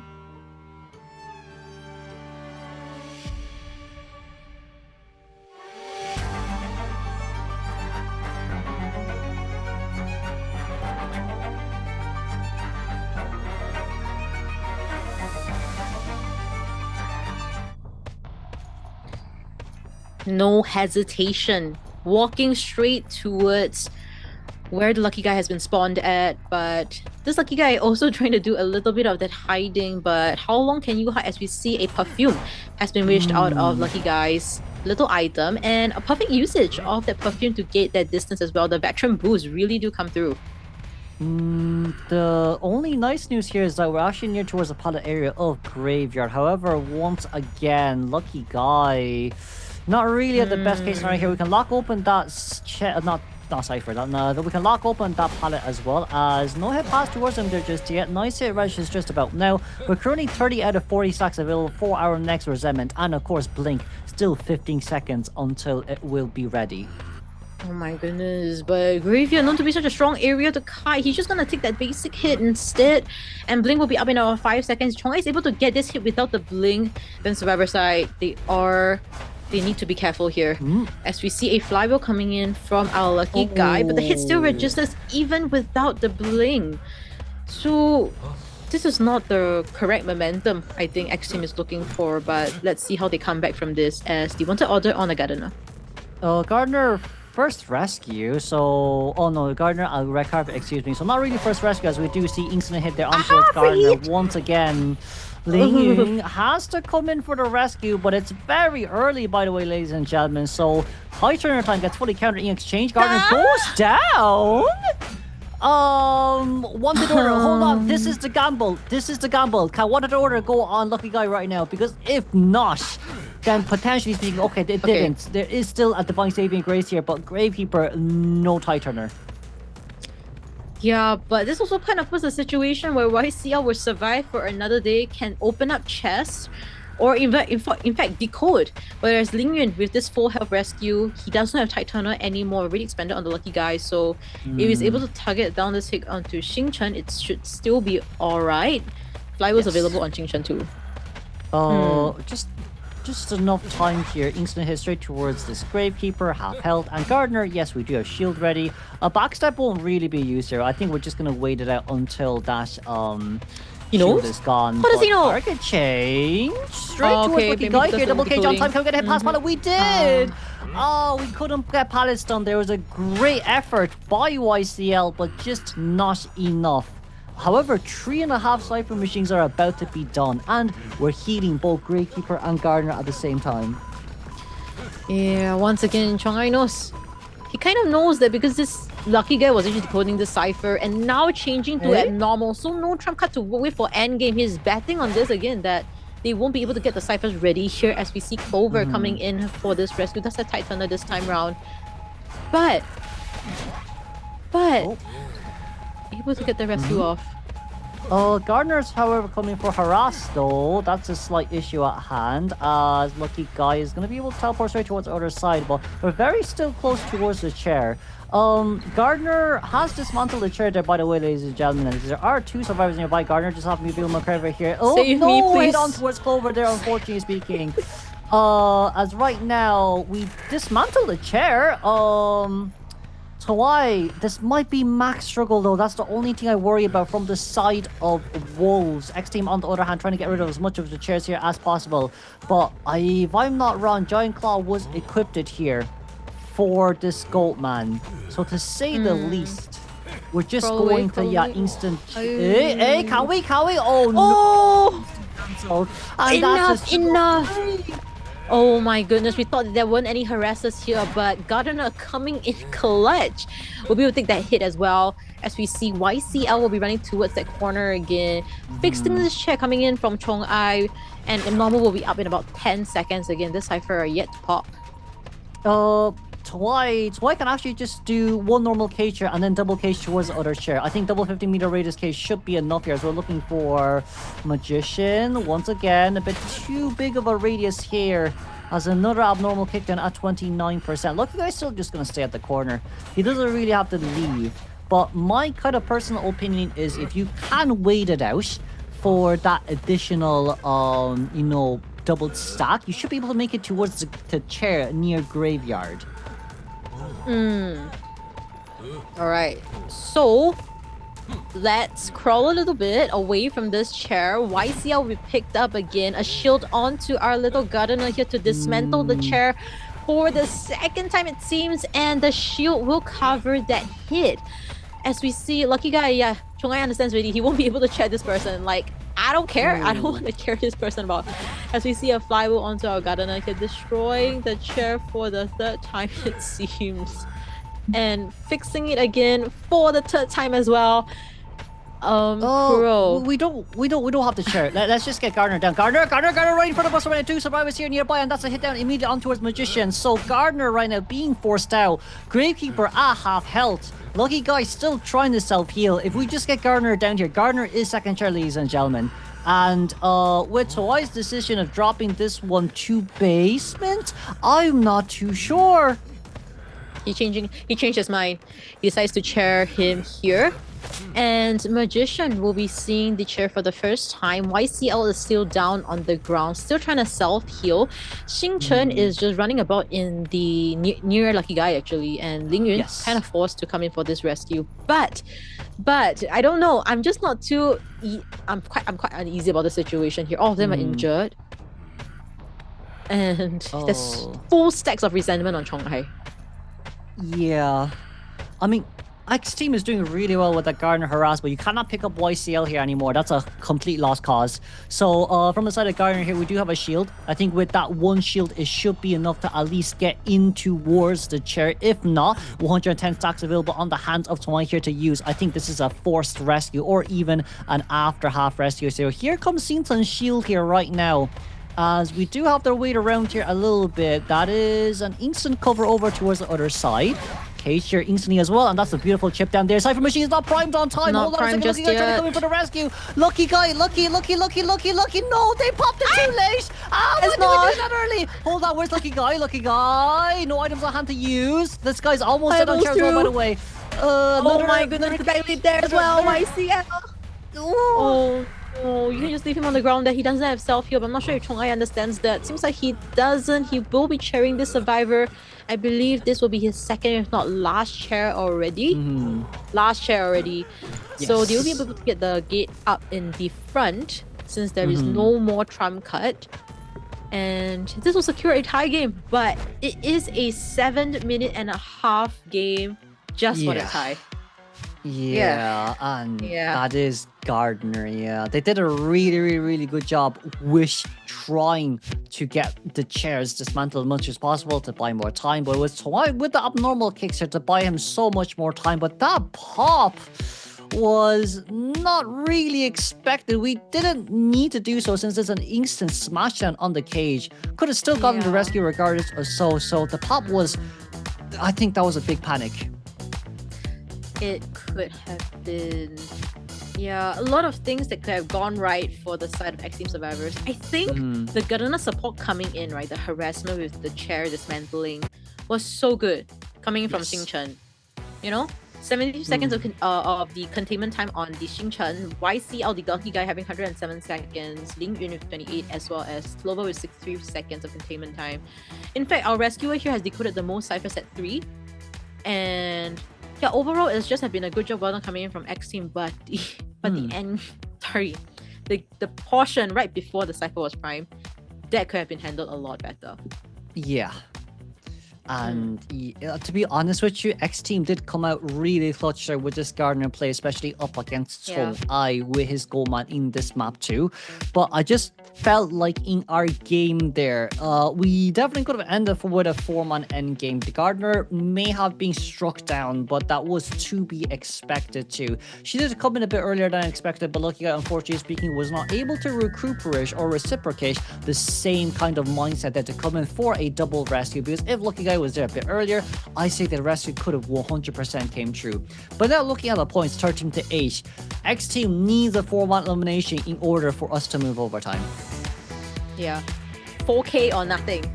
That is the rule of this game here. You gotta play this game and get those 4Ks. But what do we have left coming in from Yimong? There is still potentially that chance for him to still pick a meta hunter here. But I wonder if he's gonna be picking something different from what he's played all along during the group stages here.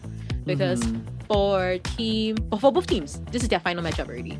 Yes. They definitely want to show a great showing of how they've been kind of, and how they want to have a great showing of the ending portion of their group stages here. Because one team will make it, one team won't. So it's gonna be a huge deciding factor here for both teams. But Yimong having a 4K here, I wonder what hunter it will be. But let's not forget, it is still game 3 as well. So Wolves, Jelly has a mechanic. They have Prisoner, they have Composer, they have Escapologist to use. They can run kind of the same team comps as before as well to somewhat guarantee our 1-man escape game. I wouldn't say it's hard for Wolves to guarantee a 1-man escape. There's multiple instances that you can sell. There are multiple instances that you can swap survivors away from Prime Cypher Machine.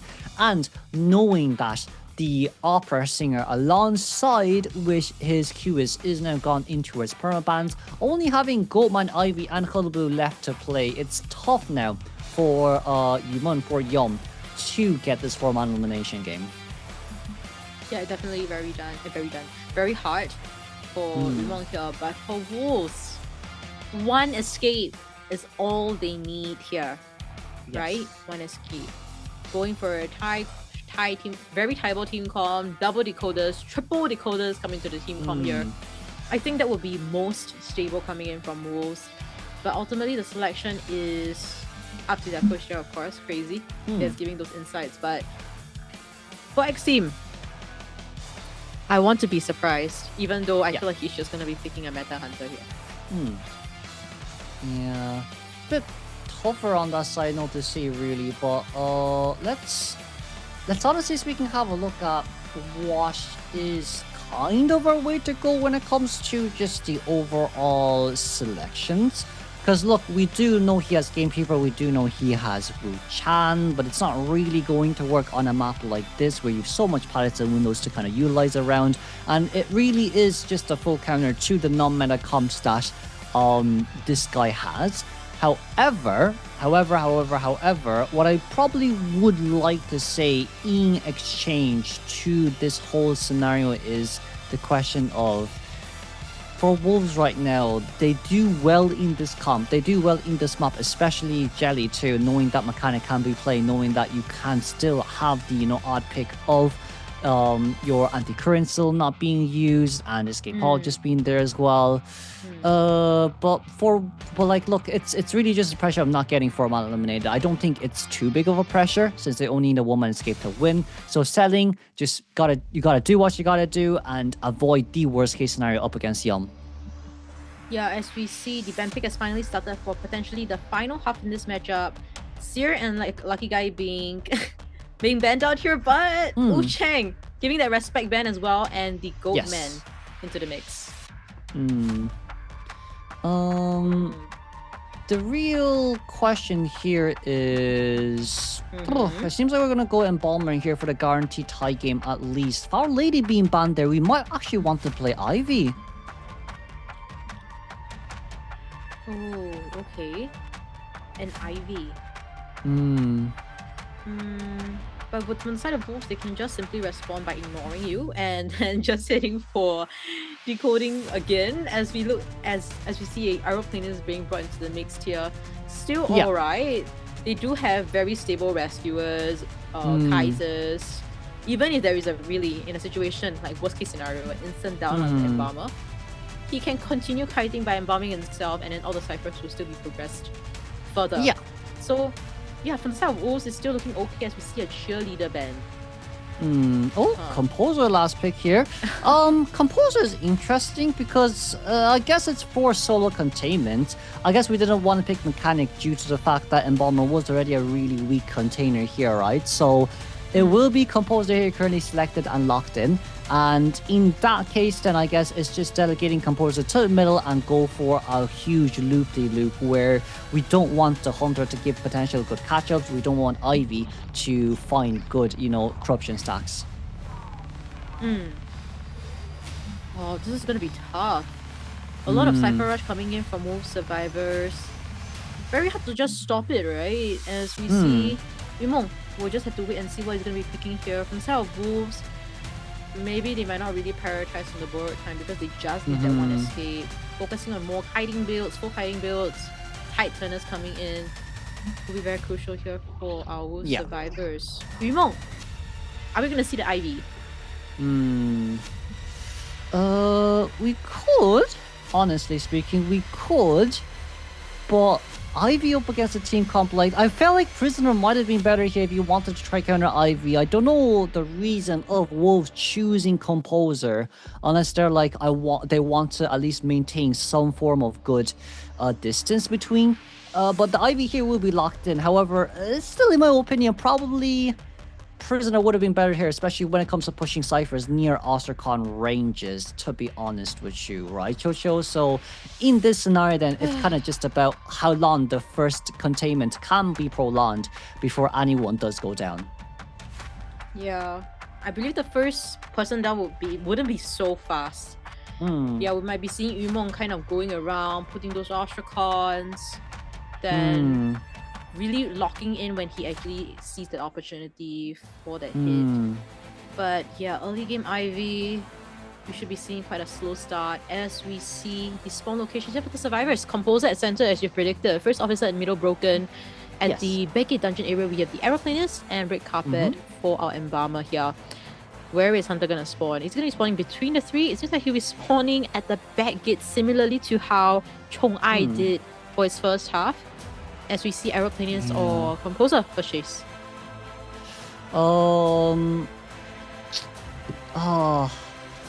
It's a bit hard to say, right, in a nutshell, because you could potentially say, hey, I want to go after the aeroplanist first, but really leaving Composer out there as the fastest decoder now currently on the survivor side.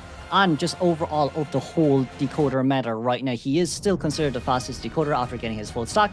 But you can see here, Flywheel knee-jerk reflex on both the Embalmer and Composer with Flywheel Aeroplanist and Tie Turner First Officer. This will be Insolence trump card, ladies and gentlemen. No detention, Hunt and Berserker on the side of Yum, as this could be the deciding matchup between Wolves versus Xteam.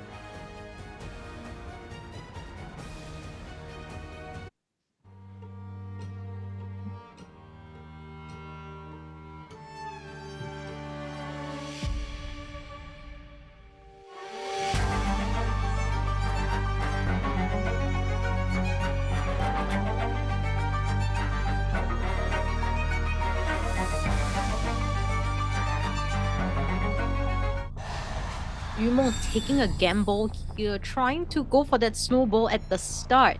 Hopefully he does get it here because he really needs that 4K or nothing situation. Wolves just need a one escape to win this as we see him just kind of do his phantom rotations towards the center, trying to spot out where our Composer is. You already mentioned, if he lets this Composer go, it will be a Cypher Rush.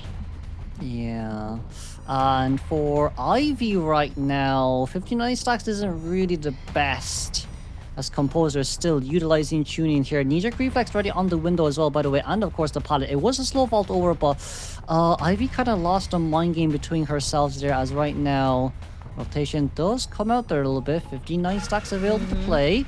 We did get the leech on towards Officer at the same time, and it is basically whole way out. Yeah, a minute into the game now, still not a single hit, but the hit will register after the spray as we see it successfully connects as what Yumong will want to, as we see Composer still running out of danger here. Not too sure where the basement is. I kind of missed that out, but Flywheel's out of the Ostracon area. Let's see if Lemon can cut it out. As we see, the first Cypher will be popped really soon. A blink hit, very instant. Yeah, and it isn't really the worst here. I guess Composer did what he needed to do. Tuning was ready, Blink was forced. It's just that we're still near 2 Ostracon ranges here at the same time after you do get the leech on the Rescuer, so I don't think that tuning is actually enough to pull away from the 60 stack here initially being stacked open by Ivy. But still, XMX, as our first officer does come in for the rescue, Pocket Watch can be popped a little bit early on just to prevent any additional Ostracons being deployed down, but it seems like they're actually not going to rescue this early after all. Though XMX is cutting it actually quite close here. It's going to go after half right about now, and we're really just rotating towards the back of shaft and waiting it out. Yeah, a lot of Ostracons all around the map here as you see XMX coming in ready for this end rescue, as we see Tian will be getting the 100% the revelation as well. Shaking the watch here, we should be seeing a stable rescue coming in. Third Cypher will be popped now as XMX still able to shake it for the second time. It's okay though. Composer only with 9 stacks. I think by the time we get the leech instant tuning on just to get away from the 20 stack, it might be a bit harder to say, but teleport straight towards XMX, looking for the map control. Target changing isn't really the way to go here, even though yes, XMX is forcing on that Cypher machine. But yet again, even if you do get this first officer down and the Phantom can go towards Composer, you're still forgetting about the fact that he can get away with 19 stacks and that the Embalmer is quite literally the closest one nearby. Yeah, so Phantom is trying to, like, along the way, trying to go catch out the Imposer. Able to Ostracon, the aeroplane is there, but seems like he has lost complete sight of Lemon now and will focus his attention on XMX, the new chaired person here. But this guy is on first chair here, and he's a first officer. As we see Jelly coming in for this rescue, no tight turners, but does have a flywheel. Able to get the safe rescue and a targeted hit onto XMX. Now, fourth Cypher will be popped really soon. And a flywheel to just prevent a revelation hit there.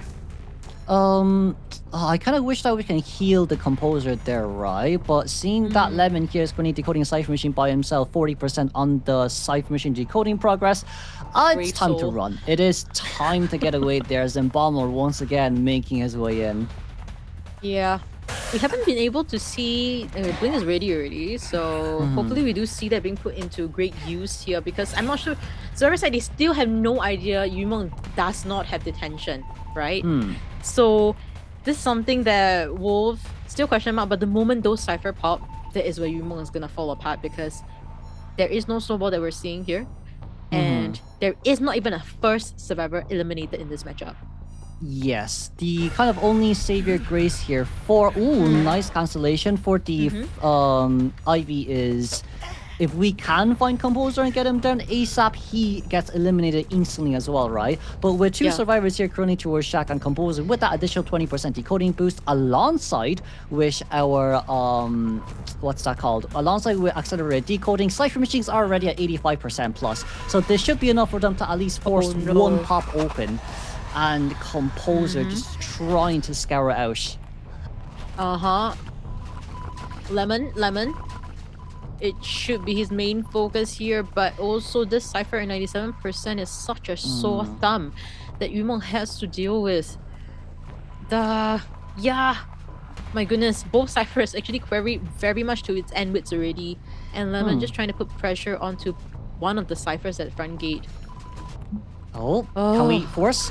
Are we forcing? Forcing here is a little bit hard, but it's Embalmer that we're talking about. Is there a coffin nearby? There isn't, unfortunately. No, the coffin's straight towards Shaq.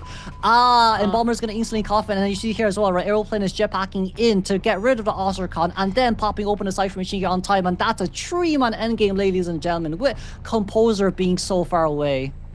And surprise, surprise, to our Wolves survivors here, Hunter do not have detention. So this is an opportunity that Wolves could capitalize on. As we see, one of the gates at the back gate is being pushed by Tian's aeroplaners. He does have jetpacks and flywheels to work with, so it's alright. He's full health. He can tank 2 hits off our IV here in endgame. So, girl, this is a very tough watch for Xteam right now, because it seems like they have lost their opportunity to retain their 3rd place. And in fact, Wolves, I think tonight they will be 3rd place in Group B, as we see. Yes. Them still trying to fight it out here. Yumeng.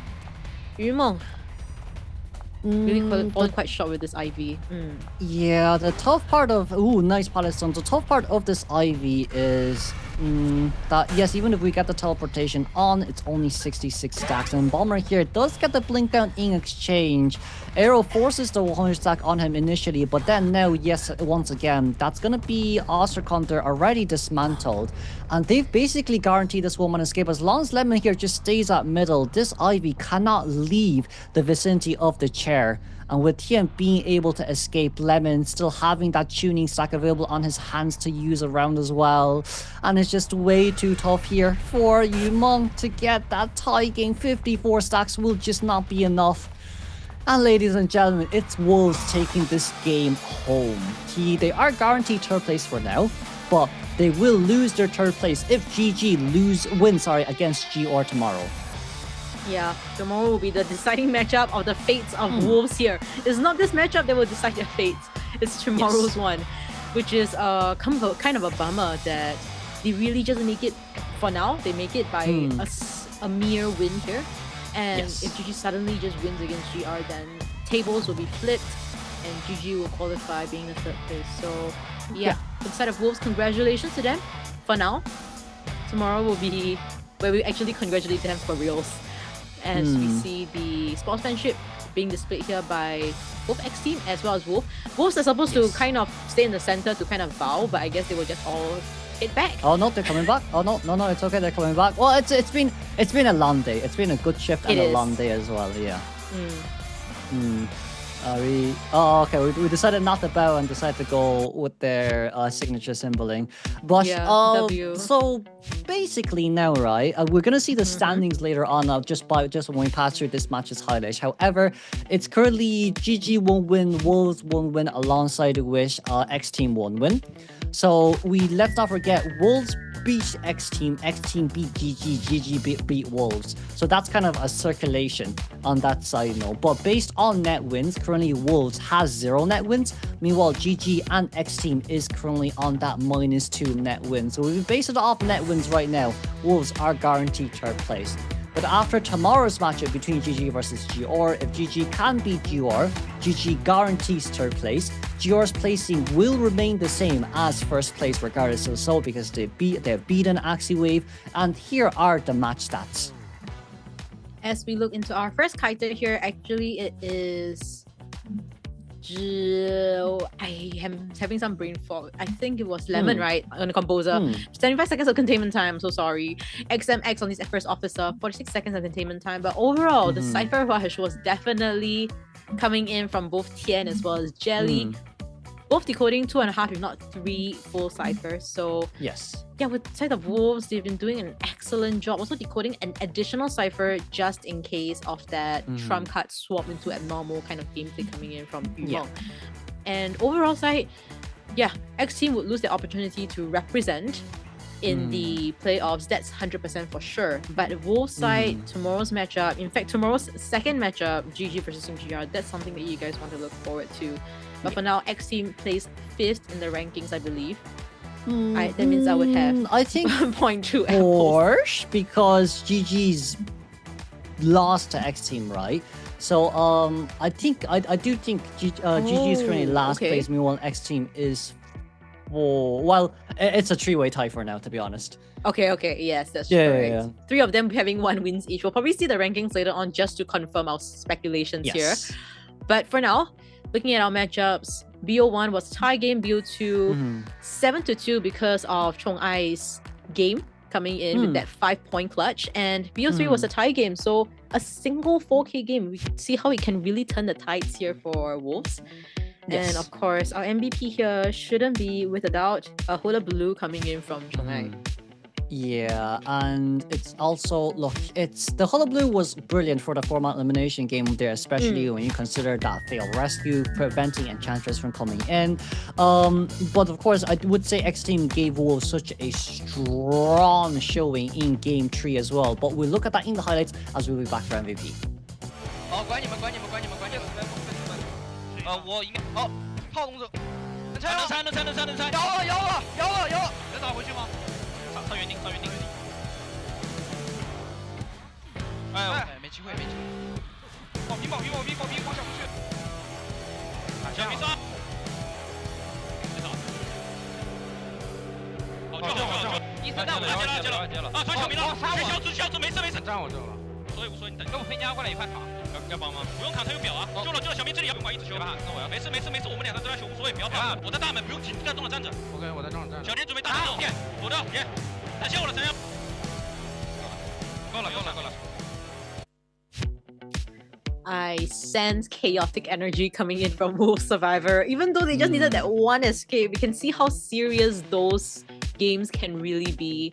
Yeah, but at the end of the day here, we really kind of predicted that Chong-ai is gonna be the MVP player.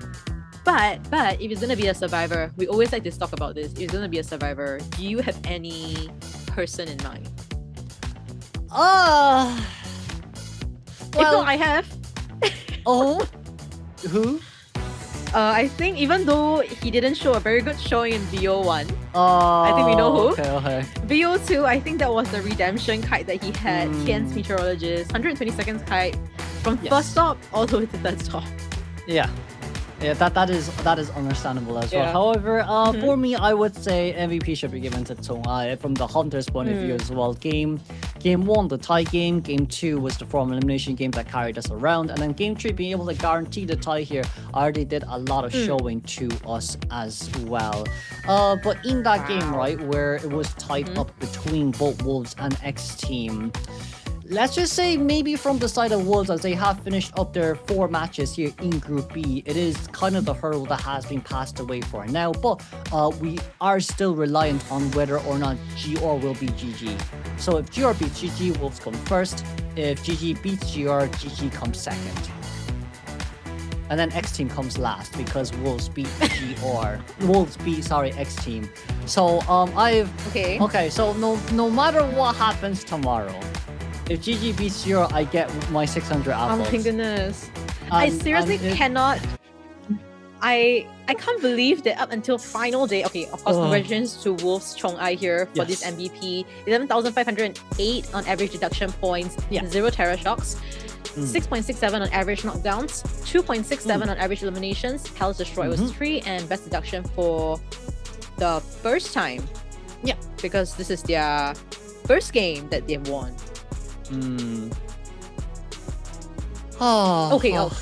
Okay, I mean, like, speaking about it, right, I just cannot believe that my apples are still so reliant up until day number 10 of our group stages.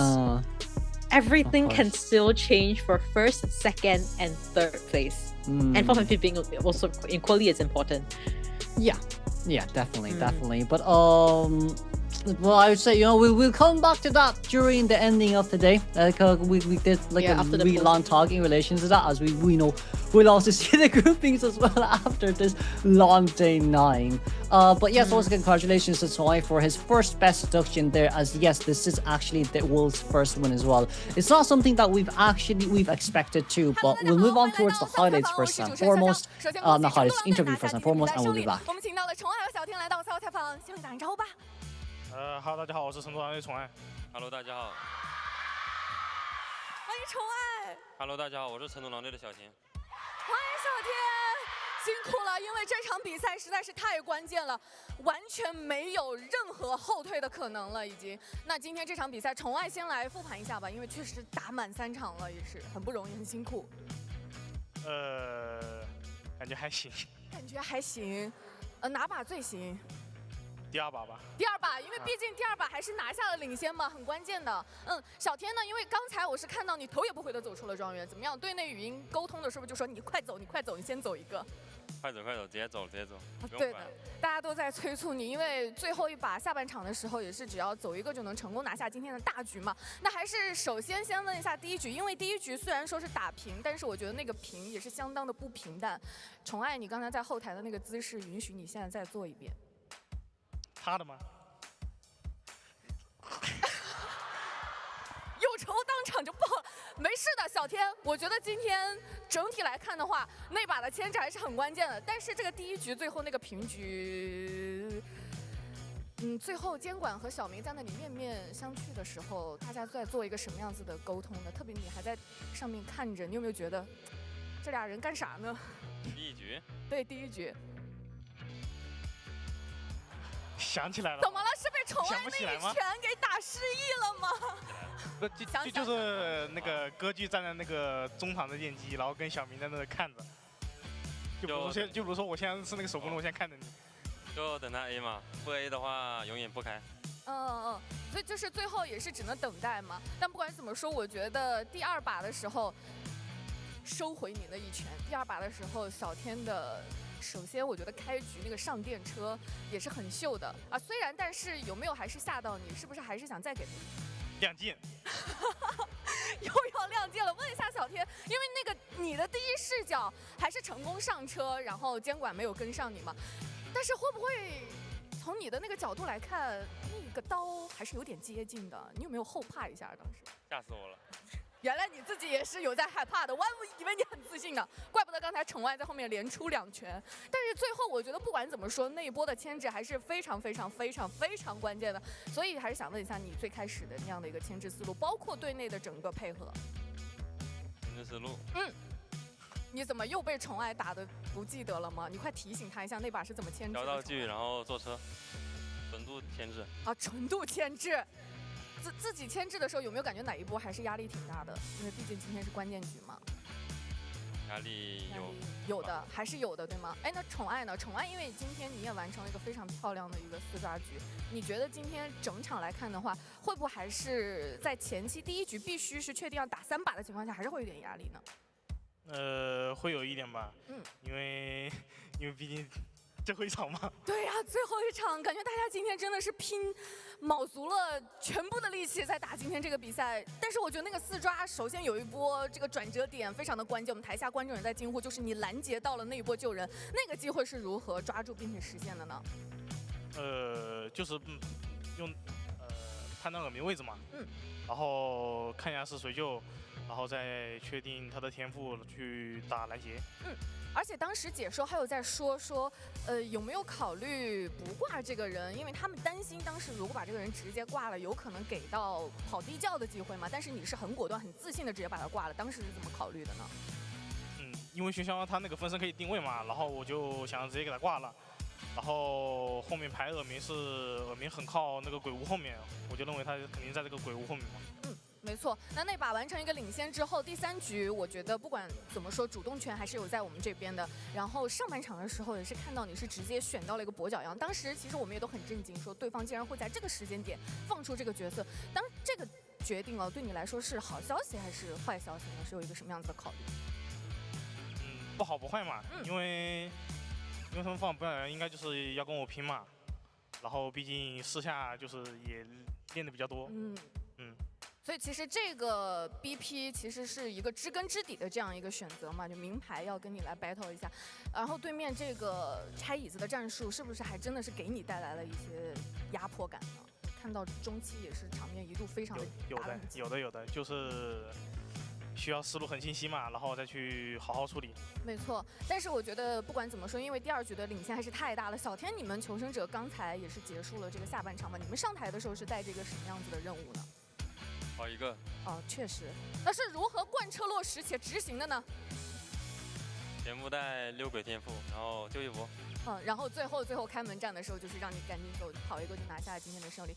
刚才宠爱也说了，这场比赛还是很重要的，因为确实是最后一场了。刚才在后台复盘的时候，大家是很感慨，就也是听了一下目前成都狼队的一个晋级的可能，要不要再来给我们就是详细的分析一下？因为我看到有很多粉丝目前也是在分析啊、复盘啊，包括最后一场比赛了，有没有什么话要对粉丝讲呢？就是不管结局如何，是好是坏，我们都招嘛。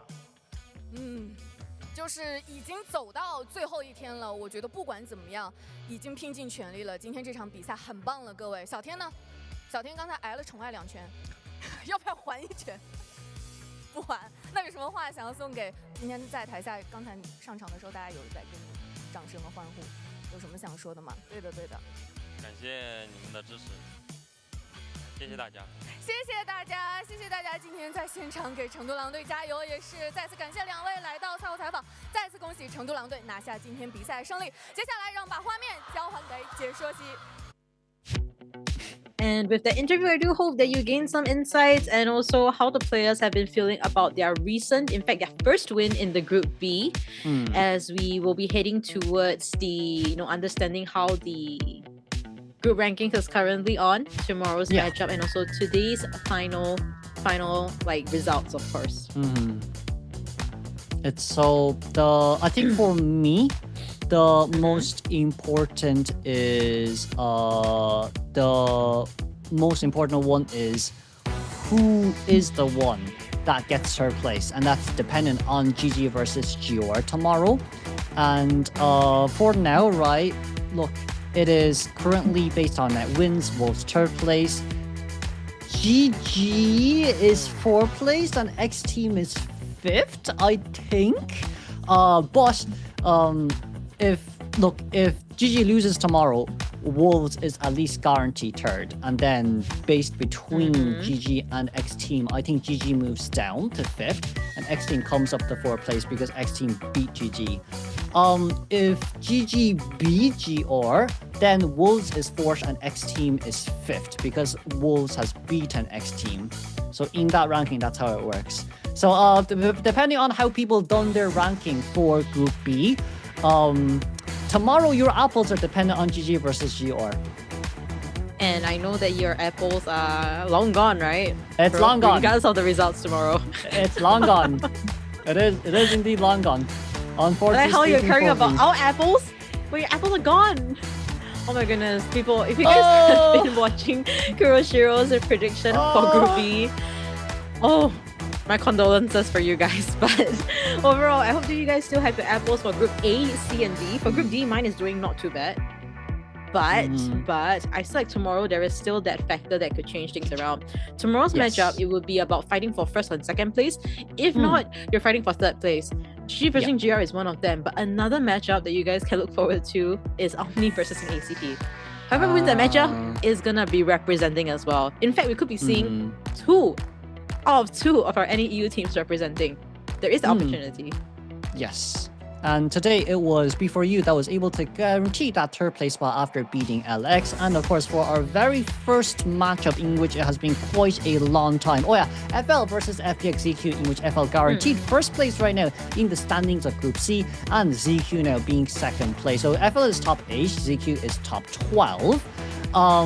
But sure, look, I'd say, now after day 9 has ended, we're going to move on towards day 10 soon. A lot of really interesting matches, alongside which unexpected reverse sweeps at the same time too, ladies and gentlemen, which is what this game is all about. I would say the nice thing, right, Jojo, is as the years go by, it gets harder and harder and harder to predict.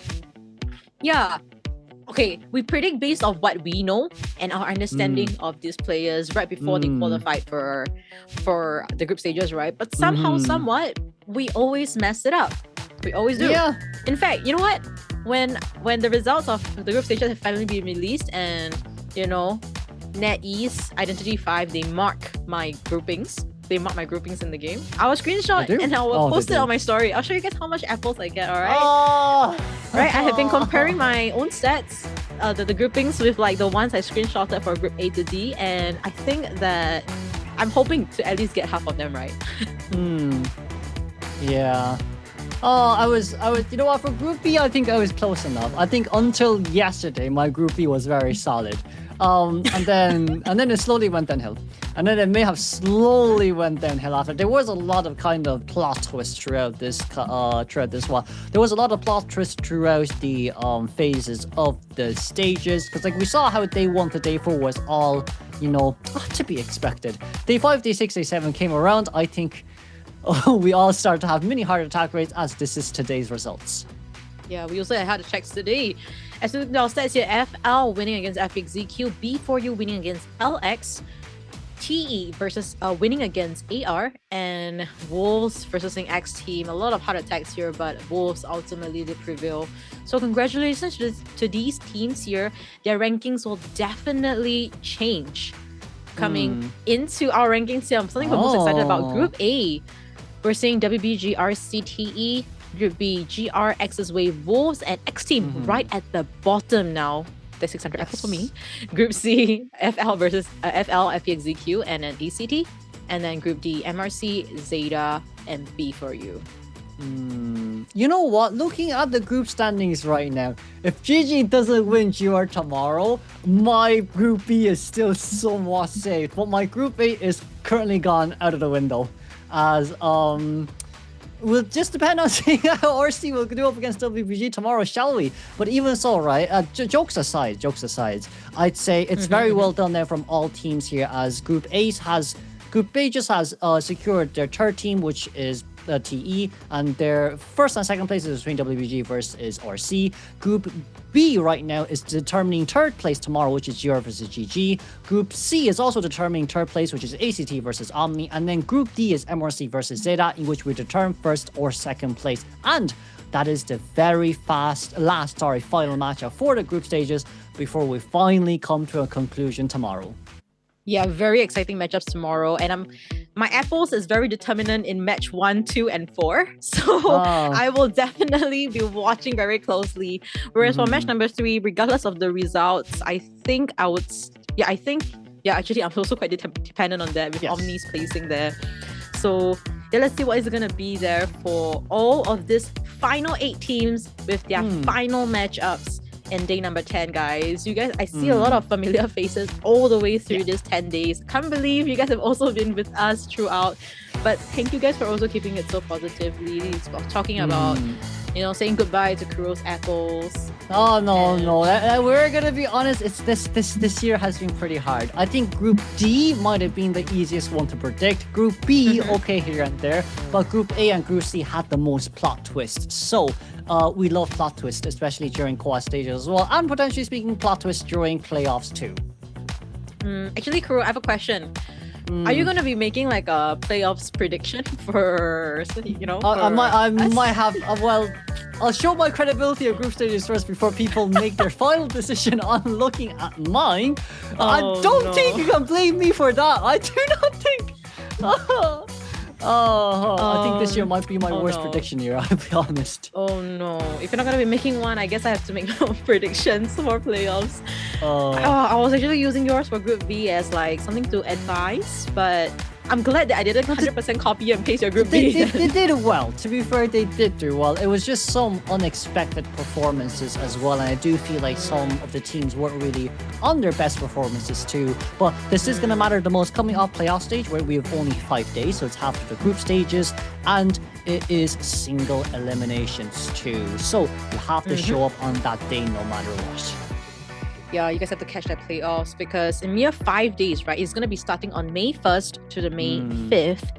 In the meantime, do show your support for your favorite teams. Do have your drawings out, your words of encouragement out, and then hashtag IDV9 support.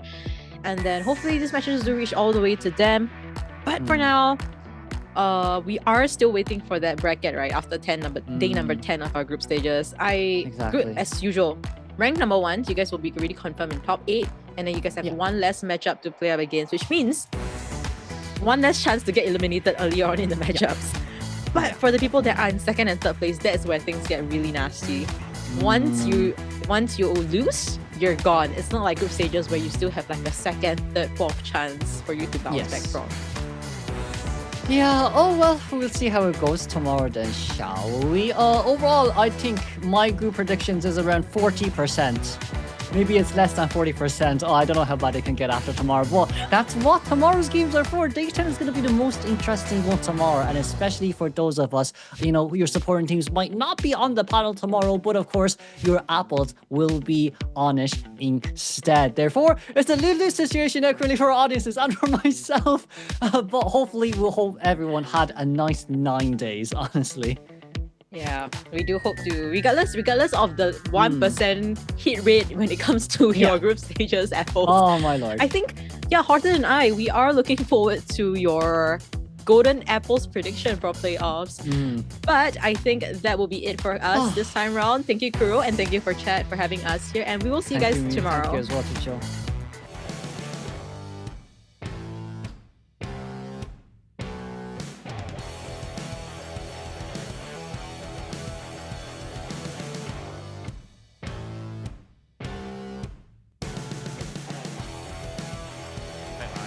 You can look at headline.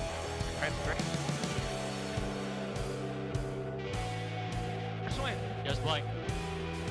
No!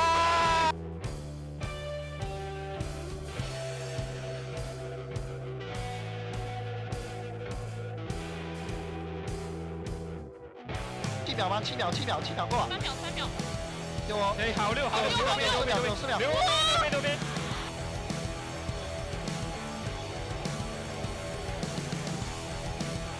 好，完了。好，